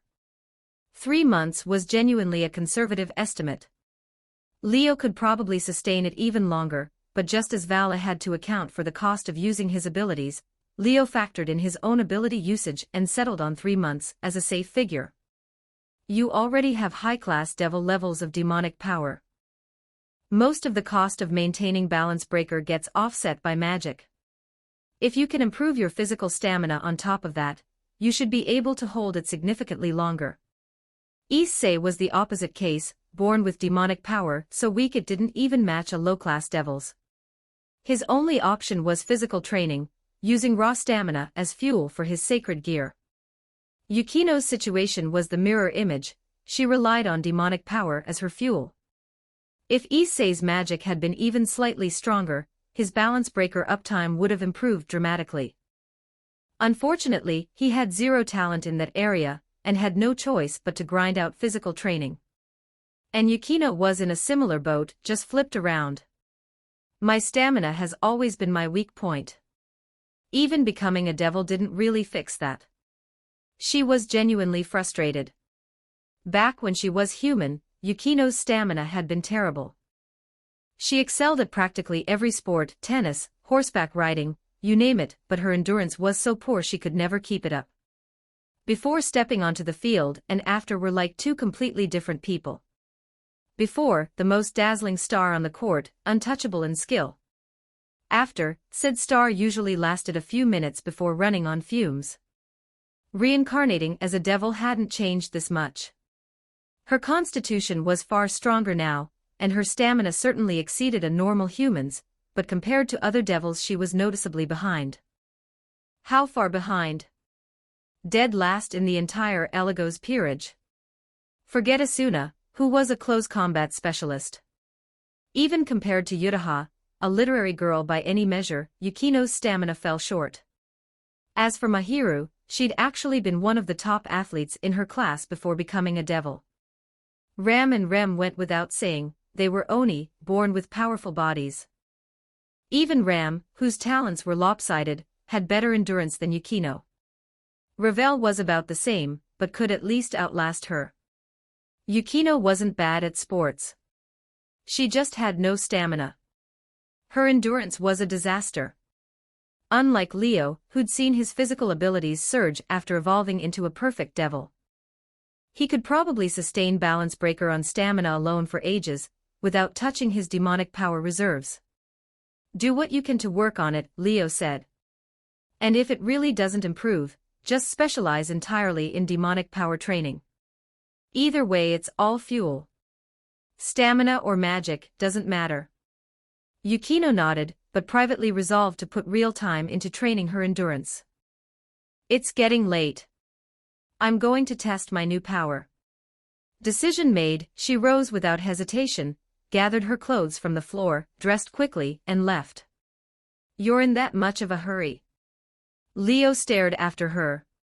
He'd been hoping to savor the morning a little longer. But a moment later he turned to the other side of the bed, his gaze settling with unmistakable intent on the still sleeping Asuna. The chestnut-haired girl jolted awake, eyes wide. The atmosphere in the room turned intimate once again. Chapter 199, Chapter 196 2236 words 2 days later, in a pocket dimension. In a desolate stretch of wasteland, Leo stood facing Remington. Still wearing that somewhat provocative maid outfit, Rem's entire body erupted with violent aura, her expression twisted and fierce. On her forehead, A single horn glowing with white light was slowly emerging, causing the aura radiating from her body to grow increasingly savage. She was attempting the Oni transformation again. Hold it steady. Leo stood fully exposed to Rem's ferocious aura, like someone standing unshielded in an invisible storm. Even with Rem's face contorted, he remained perfectly calm. Don't let the horn on your forehead lead you around. Shift your focus away from the horn to something else. Or better yet, concentrate on the power surging inside your body. Guide it toward your limbs. Use it the way you'd move your arms and legs. Naturally, without forcing it. Leo gave her precise instruction after instruction, each one hitting the key points. Rem followed along with a strained expression, doing her best to rein in the rampaging energy inside her, fighting to keep herself from losing control. Remember, go slow. You absolutely cannot let the Oni transformation's power spike to its peak all at once. If you do, you'll lose your mind in seconds. Control the rate of the power surge. Suppress it as much as you can. It'll mean less of a boost from the transformation, but it'll also make the power far easier to handle. By now, Leo had more or less figured out the true nature of Rem's Oni transformation. He'd discovered that her transformation was fundamentally different from that of ordinary Oni. For normal Oni, Rem included, their transformation worked by activating the horn to unlock the body's latent potential, converting that potential into real, usable power. Self-enhancement through internal release. Rem was different. Her horn wasn't a limiter for releasing physical potential. It was an amplifier for absorbing external energy. When Rem activated her horn and entered the Oni state, it began endlessly drawing in ambient energy from the surrounding environment, channeling it into her body. The result was an instantaneous boost 10, even 100 times greater than what ordinary Oni experienced. Her power didn't just increase. It multiplied geometrically. That kind of enhancement far surpassed anything a normal Oni could achieve, but it was also exponentially harder to control. One slip and the wielder would be consumed, lost to the flood of power, driven into mindless rage. Turned into a true demon. Tiamat had been right. Whether it was Ram or Rem, both of them qualified as transcendent Oni, beings that had evolved beyond the boundaries of their race. And so, each of them had developed their own unique mutations. Rem had put her skill points in the wrong talent tree. Born an Oni yet terrible at physical combat, she instead possessed extraordinary aptitude for magic. A once-in-a-generation magical prodigy. Rem's mutation was in the transformation itself. The horn, the greatest symbol of the Oni race, had shifted from a limiter to an amplifier. It allowed her to achieve enhancement that leaped across two entire power tiers, a degree of amplification so extreme it rivaled some Longinus. Once Leo identified this, he quickly designed a training regimen. He had Rem consciously practice controlling her horn, regulating the speed at which it absorbed external energy, and managing how that energy flowed through her body once it entered. The results were immediate. Rem's ability to control the Oni transformation improved at a visible pace. Eventually, Rem lost her grip, and a low growl tore out of her. Her eyes were gradually turning red. All right, that's enough for today. Leo moved the instant he saw the signs. In a flash, he appeared before Rem and flicked her forehead horn with a sharp snap of his finger. The magic-infused impact struck the glowing white horn. Rem's head jerked back from the shock, and her whole body tilted backward. Leo caught the small maid before she could fall, one arm around her slender waist, his gaze fixed on the horn at her forehead. After taking the hit, the horn rapidly went dormant. It stopped growing outward and began to retract. Only when the horn had fully disappeared back into her forehead did Rem let out a weary groan. She slowly opened her eyes, no longer red. How do you feel? Not too bad. Leo steadied the girl slumped against him, and asked with a smile. Rem shook her foggy head and braced her aching, limp body. How long did Rem last this time? About 45 minutes. Leo glanced at the pocket watch in his hand and nodded approvingly. That's more than enough time to handle high-level combat. After all, unlike a sacred gear's balance breaker, the duration of Rem's Oni transformation didn't depend on how much energy the host had left to burn. It depended on whether Rem could keep a firm grip on the reins of that horn on her forehead. Once a sacred gear's balance breaker activated, every use of its abilities required additional energy expenditure. Even Leo and Vala couldn't claim they could maintain one for a full 30 minutes in a fight where they had to go all out. Rem was different. As long as she didn't lose her grip on the horn's control, those 45 minutes were solid. Fighting at full power wouldn't shorten them. That said, factoring in the need to keep something in reserve, you should limit the Oni transformation to 30 minutes. Leo's expression turned serious. If you go past that, things could get dangerous. Once Rem's Oni transformation exceeded 30 minutes, the power inside her body would surge to a level that became extremely difficult to manage. Not only would the physical strain on her body skyrocket, but the mental impact would intensify rapidly as well. After 30 minutes of transformation, Rem would essentially be dancing on a wire.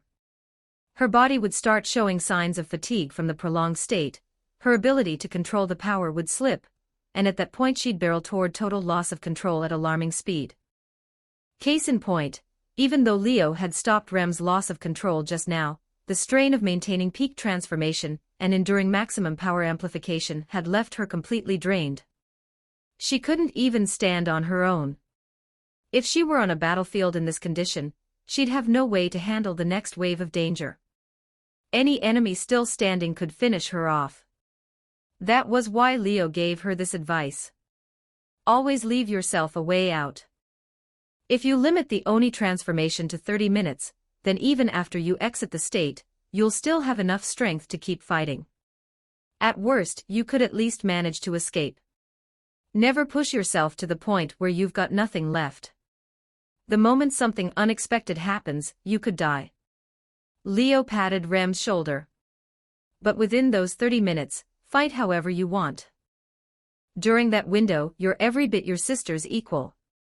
At those words, a look of relief finally crossed Rem's exhausted face.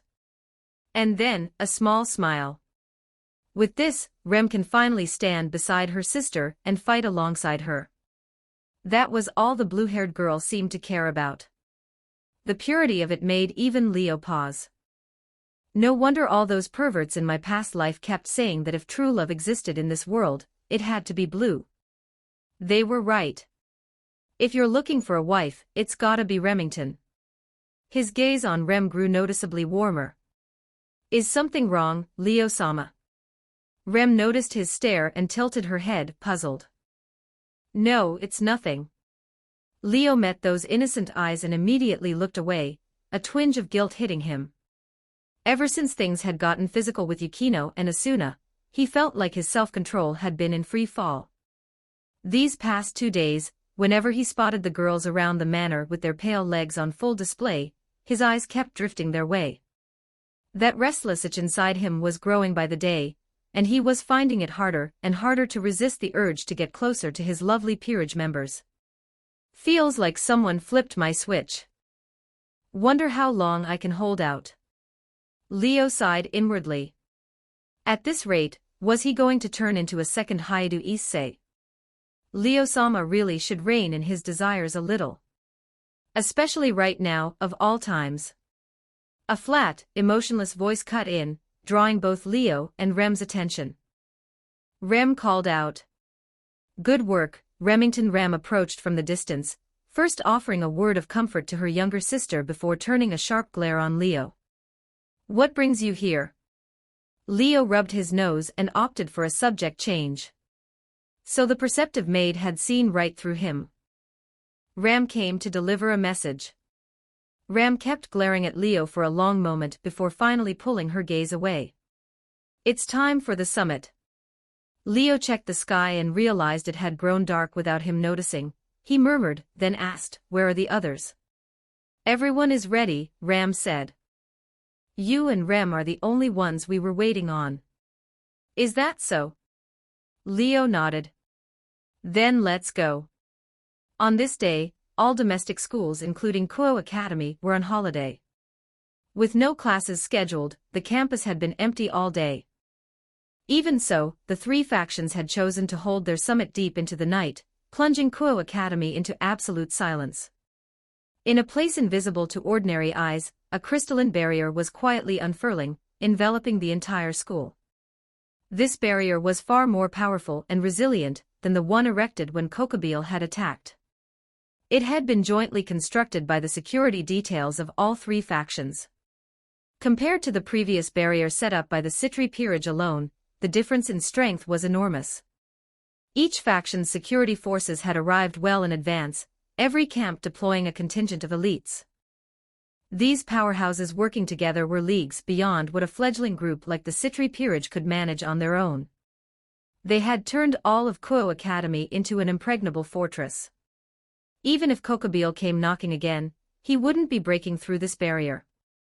The armies of devils, angels, and fallen angels had surrounded the entire campus. Representatives from each faction were already waiting in the new school building's reception room. No one else could enter the meeting site, and no one inside could leave until the talks concluded. The atmosphere was a powder keg. If today's meeting went wrong, if even a minor clash or heated exchange broke out, it could very well escalate into open war between the three factions on the spot. Leo and his group arrived at Kuo Academy via Magic Circle in the final minutes before the barrier went up. They passed through layer after layer of security checkpoints and surveillance, entered the new school building, and made their way toward the conference room. They didn't see a single person along the way, but Leo and every one of his peerage members could feel eyes on them. The girls all wore taut, rigid expressions. The tension was infectious, and none of them dared so much as breathe too loudly. Only Leo walked through it all with his usual composure, completely at ease, leading his peerage to the conference room doors. The doors opened without a sound, revealing the scene inside. The first thing they saw was a specially prepared table, lavish in appearance. Several figures radiating formidable presence were already seated around it, none of them speaking. A heavy, serious silence blanketed the room. Along the walls and in the corners, the Gremory peerage led by Rias, and the Citri peerage led by Sona had already arrived.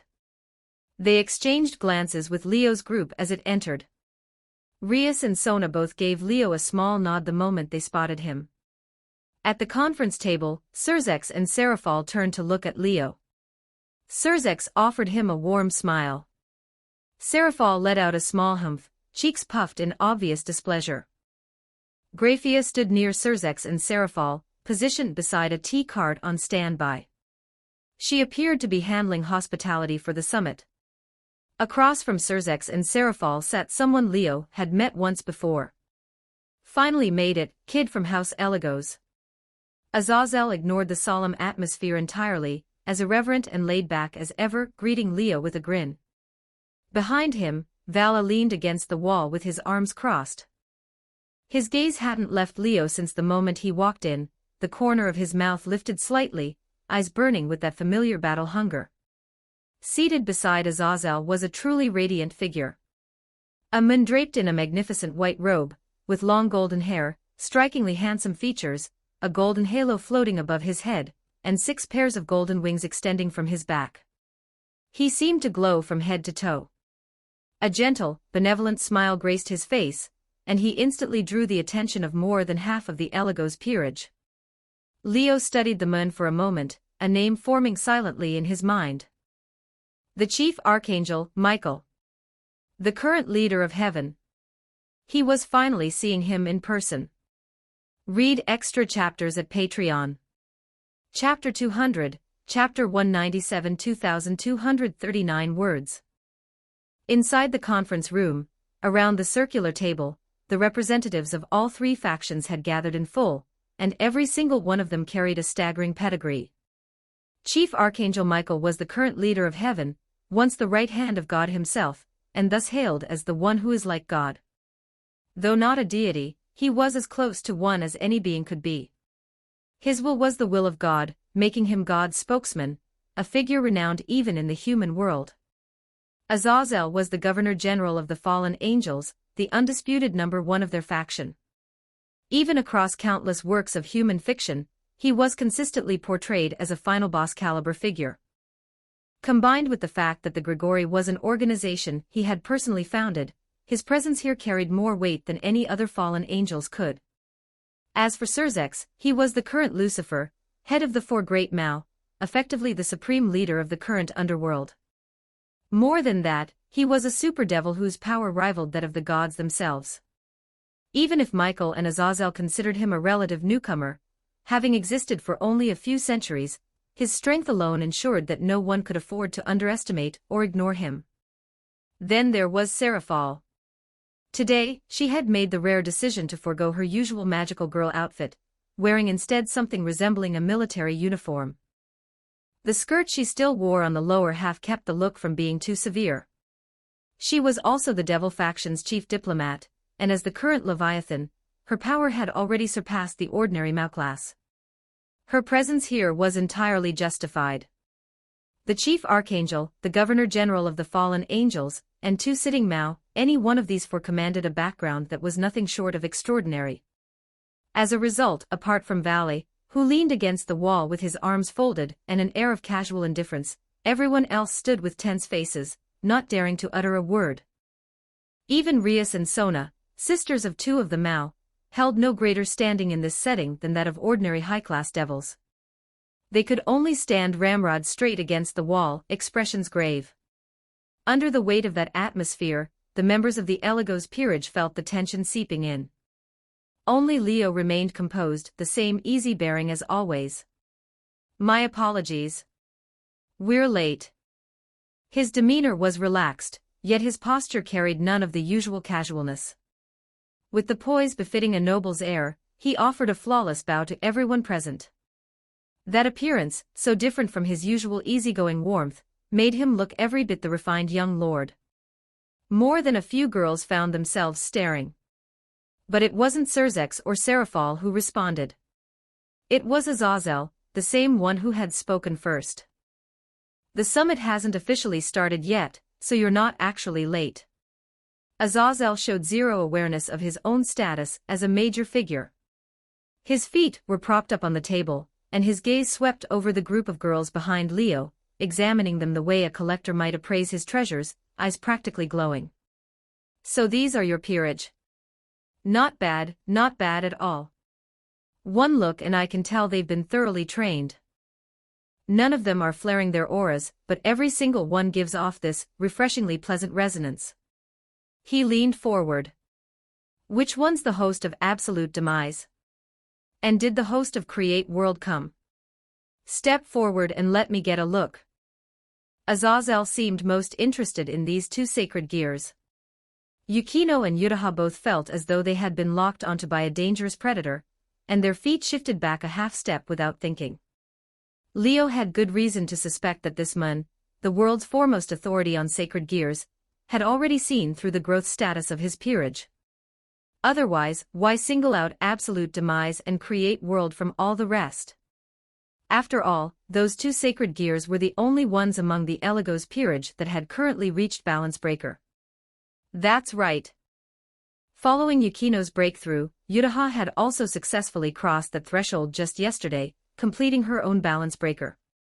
So aside from Leo himself, the Eligos peerage now boasted two sacred gear users who had awakened balance breaker. Unlike Azazel, Michael, the chief archangel and current leader of heaven, seemed more interested in two different sacred gears entirely. "I've heard that the current wielders of Incinerate Anthem and Blade Blacksmith are also part of this peerage." Michael's gaze settled firmly on Asuna and Mahiru. His expression was gentle, his eyes kind, the sort of warmth that made you instinctively feel at ease. "I can indeed sense an extraordinarily powerful holy aura. The two of you must have put in tremendous effort to master that power. You've both worked very hard." Michael showed no hint of prejudice toward Asuna and Mahiru despite them being devils.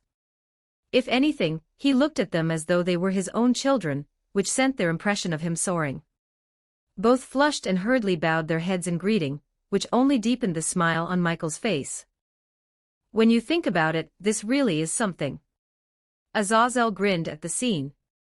If you stop and consider it, this tiny room has gathered a collection of Longinus that would never, under normal circumstances, be found in the same place. Zenith Tempest, Boosted Gear, Divine Dividing, Incinerate Anthem, Absolute Demise. Out of only 13 Longinus in the entire world, 5 of them are right here in this room. That might actually be more astonishing than the 3 factions sitting down to talk. At Azazel's remark, everyone present turned their eyes toward the 5 Longinus wielders. Leo was the most conspicuous person in the room. He had been composed from the start. Valley, even leaning against the wall, naturally drew attention. Issei stood beside Rias looking visibly nervous, which frankly wasn't the most impressive showing. Meanwhile, Yukino and Mahiru managed to maintain their composure and avoided embarrassing themselves. These 5 were all Longinus wielders, and most of them carried exceptional ones at that. Leo went without saying. With the world's second strongest Longinus residing within him, he was destined to be the star of any gathering where true Longinus didn't make an appearance. Valley and Issei were the same. The current 2 heavenly dragons, fated rivals. In any previous era, the 2 of them meeting without fighting to the death would have been unthinkable. The fact that they could now share a room peacefully was, on its own, historic. Mahiru was the bearer of the Holy Cross, one of the 3 holy relics. That identity alone demanded Michael's continued attention. Compared to those 4, Yukino's standing as the host of Absolute Demise was relatively modest among Longinus wielders. But she had reached high-class devil levels of demonic power and achieved Balance Breaker with her sacred gear, all within the span of a few months. Looking at those accomplishments alone, she was someone who couldn't be underestimated no matter where she went. Add in Blade Blacksmith, Sword Birth, Create World, and Twilight Healing, all ultra-rare sacred gears also present in this room, and honestly, if it weren't for the occasion, I'd be figuring out a way to round up every single person here and drag them back to my lab in the underworld. Azazel's words, spoken with the enthusiasm of a mad scientist, made more than a few faces pale.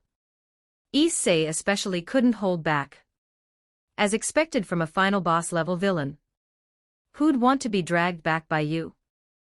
Compared to Issei's outburst, Saji's reaction was more along the lines of wounded pride. My sacred gear is part of a Dragon King's power, you know, how come I didn't make the list? Saji's aggrieved complaint drew another laugh from Azazel. Hey, if you want to come over to my side, you're more than welcome. By the way, I've got the other fragments of the prison dragon, Evil Dragon King Vritra's sacred gears. If you joined me, you could assemble the complete set of Vritra's sacred gear components right away, and become a true Dragon King. Want to think it over? At those words, Saji's eyes went wide and he shook his head so fast it looked like a rattled drum. I'm President's pawn. I'm not going anywhere with you. Saji hurried to declare his loyalty to Sona, but she met his fervor with silence. Now, don't go poaching my dear Sona's people, Governor. Otherwise I'll get upset, you know. Seraphal winked at Azazel, looking adorable, but her words made him raise both hands in surrender. Scary, scary. I don't want to end up like Kokobeel, frozen 10 times in 10 seconds. I'll pass. The moment those words left his mouth, the atmosphere in the room grew tense again. Seraphal and Michael alike let their smiles fade, and the looks they turned toward Azazel became guarded, uncertain. Surzex broke his silence as well. Come in and have a seat, Leo. Surzex offered Leo a smile and gestured him forward. Leo nodded, leading the girls of the Eligos peerage to the wall where the Gremory and Citri peerages stood. Has the summit really not started yet? Leo turned to Rias and Sona beside him. Both confirmed it. Before you arrived, hardly anyone said a word, Rias said quietly. The atmosphere has been tense the entire time. I doubt today's summit will go smoothly, Sona added in a low voice. I'm not so sure about that. Leo's gaze drifted to the one person in the room, who still looked utterly relaxed, utterly unbothered. The corner of his mouth curved upward, and he murmured, almost to himself, sometimes the ones who look like enemies turn out to be friendlier than anyone. No one heard him say it. But with their arrival, the tripartite summit could finally begin in earnest. After Graphia served tea to each faction's representatives, it was Surzex who struck first.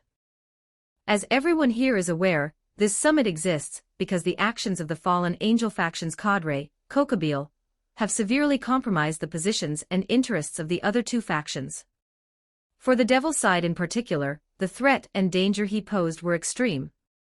Surzex turned his gaze toward Leo, Rias, and Sona. The three of you and your respective peerages were the parties directly involved in this incident. Please provide a detailed report on what transpired. This had been arranged in advance.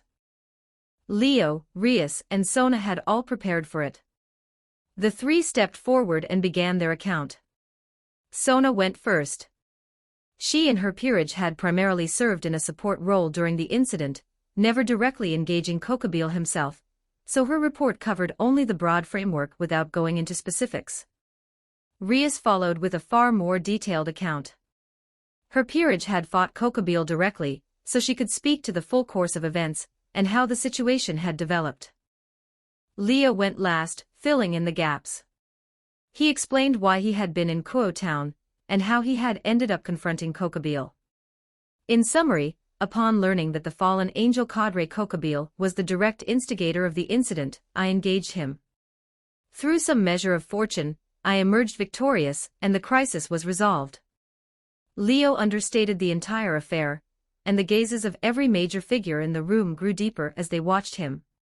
You can't just brush this off with some measure of fortune, kid. Azazel grinned. Kokabeel was a cadre, a 10-wing fallen angel just one step below the highest tier. Even against any of the original Mao, he wouldn't have been completely helpless. And yet you defeated him with ease, even suppressed and sealed him. That's a feat worthy of the history books. Kokabeel was, after all, a figure recorded in mythological texts. For Leo to have crushed such a mythological figure so handily, at the very least, it guaranteed his name a place in the histories of the devils, angels, and fallen angels. I'm told you didn't even activate Balance Breaker during that fight, Michael said, a note of wonder in his voice. As expected of the wielder of Zenith Tempest. Among all current sacred gear holders, you can certainly be counted as one of the strongest. From the wall, Vala's eyes locked onto Leo with burning intensity, his fighting spirit surging hotter than before. It wasn't just the fight against Kokabeel. In their own battle, Leo hadn't used Balance Breaker either. He dreamed of fighting Leo again. Leo didn't so much as glance his way. Issei, on the other hand, stared at Leo with undisguised envy. One of the strongest sacred gear holders, huh? They were both Longinus wielders. When would he ever catch up to someone like that? That kid really has completely transformed. Even Seraphal muttered under her breath. The Leo she remembered had been nothing more than a minor nuisance she could have dealt with effortlessly. Now he was something else entirely. Is that all you have to say, Azazel? Surzex pressed, turning back to the fallen angel governor. Regarding Kokabeel, don't you have anything further to explain? To that, Azazel smirked and tossed out a single line. There's nothing to explain, is there? Don't forget to like and subscribe to Novels Wonderland.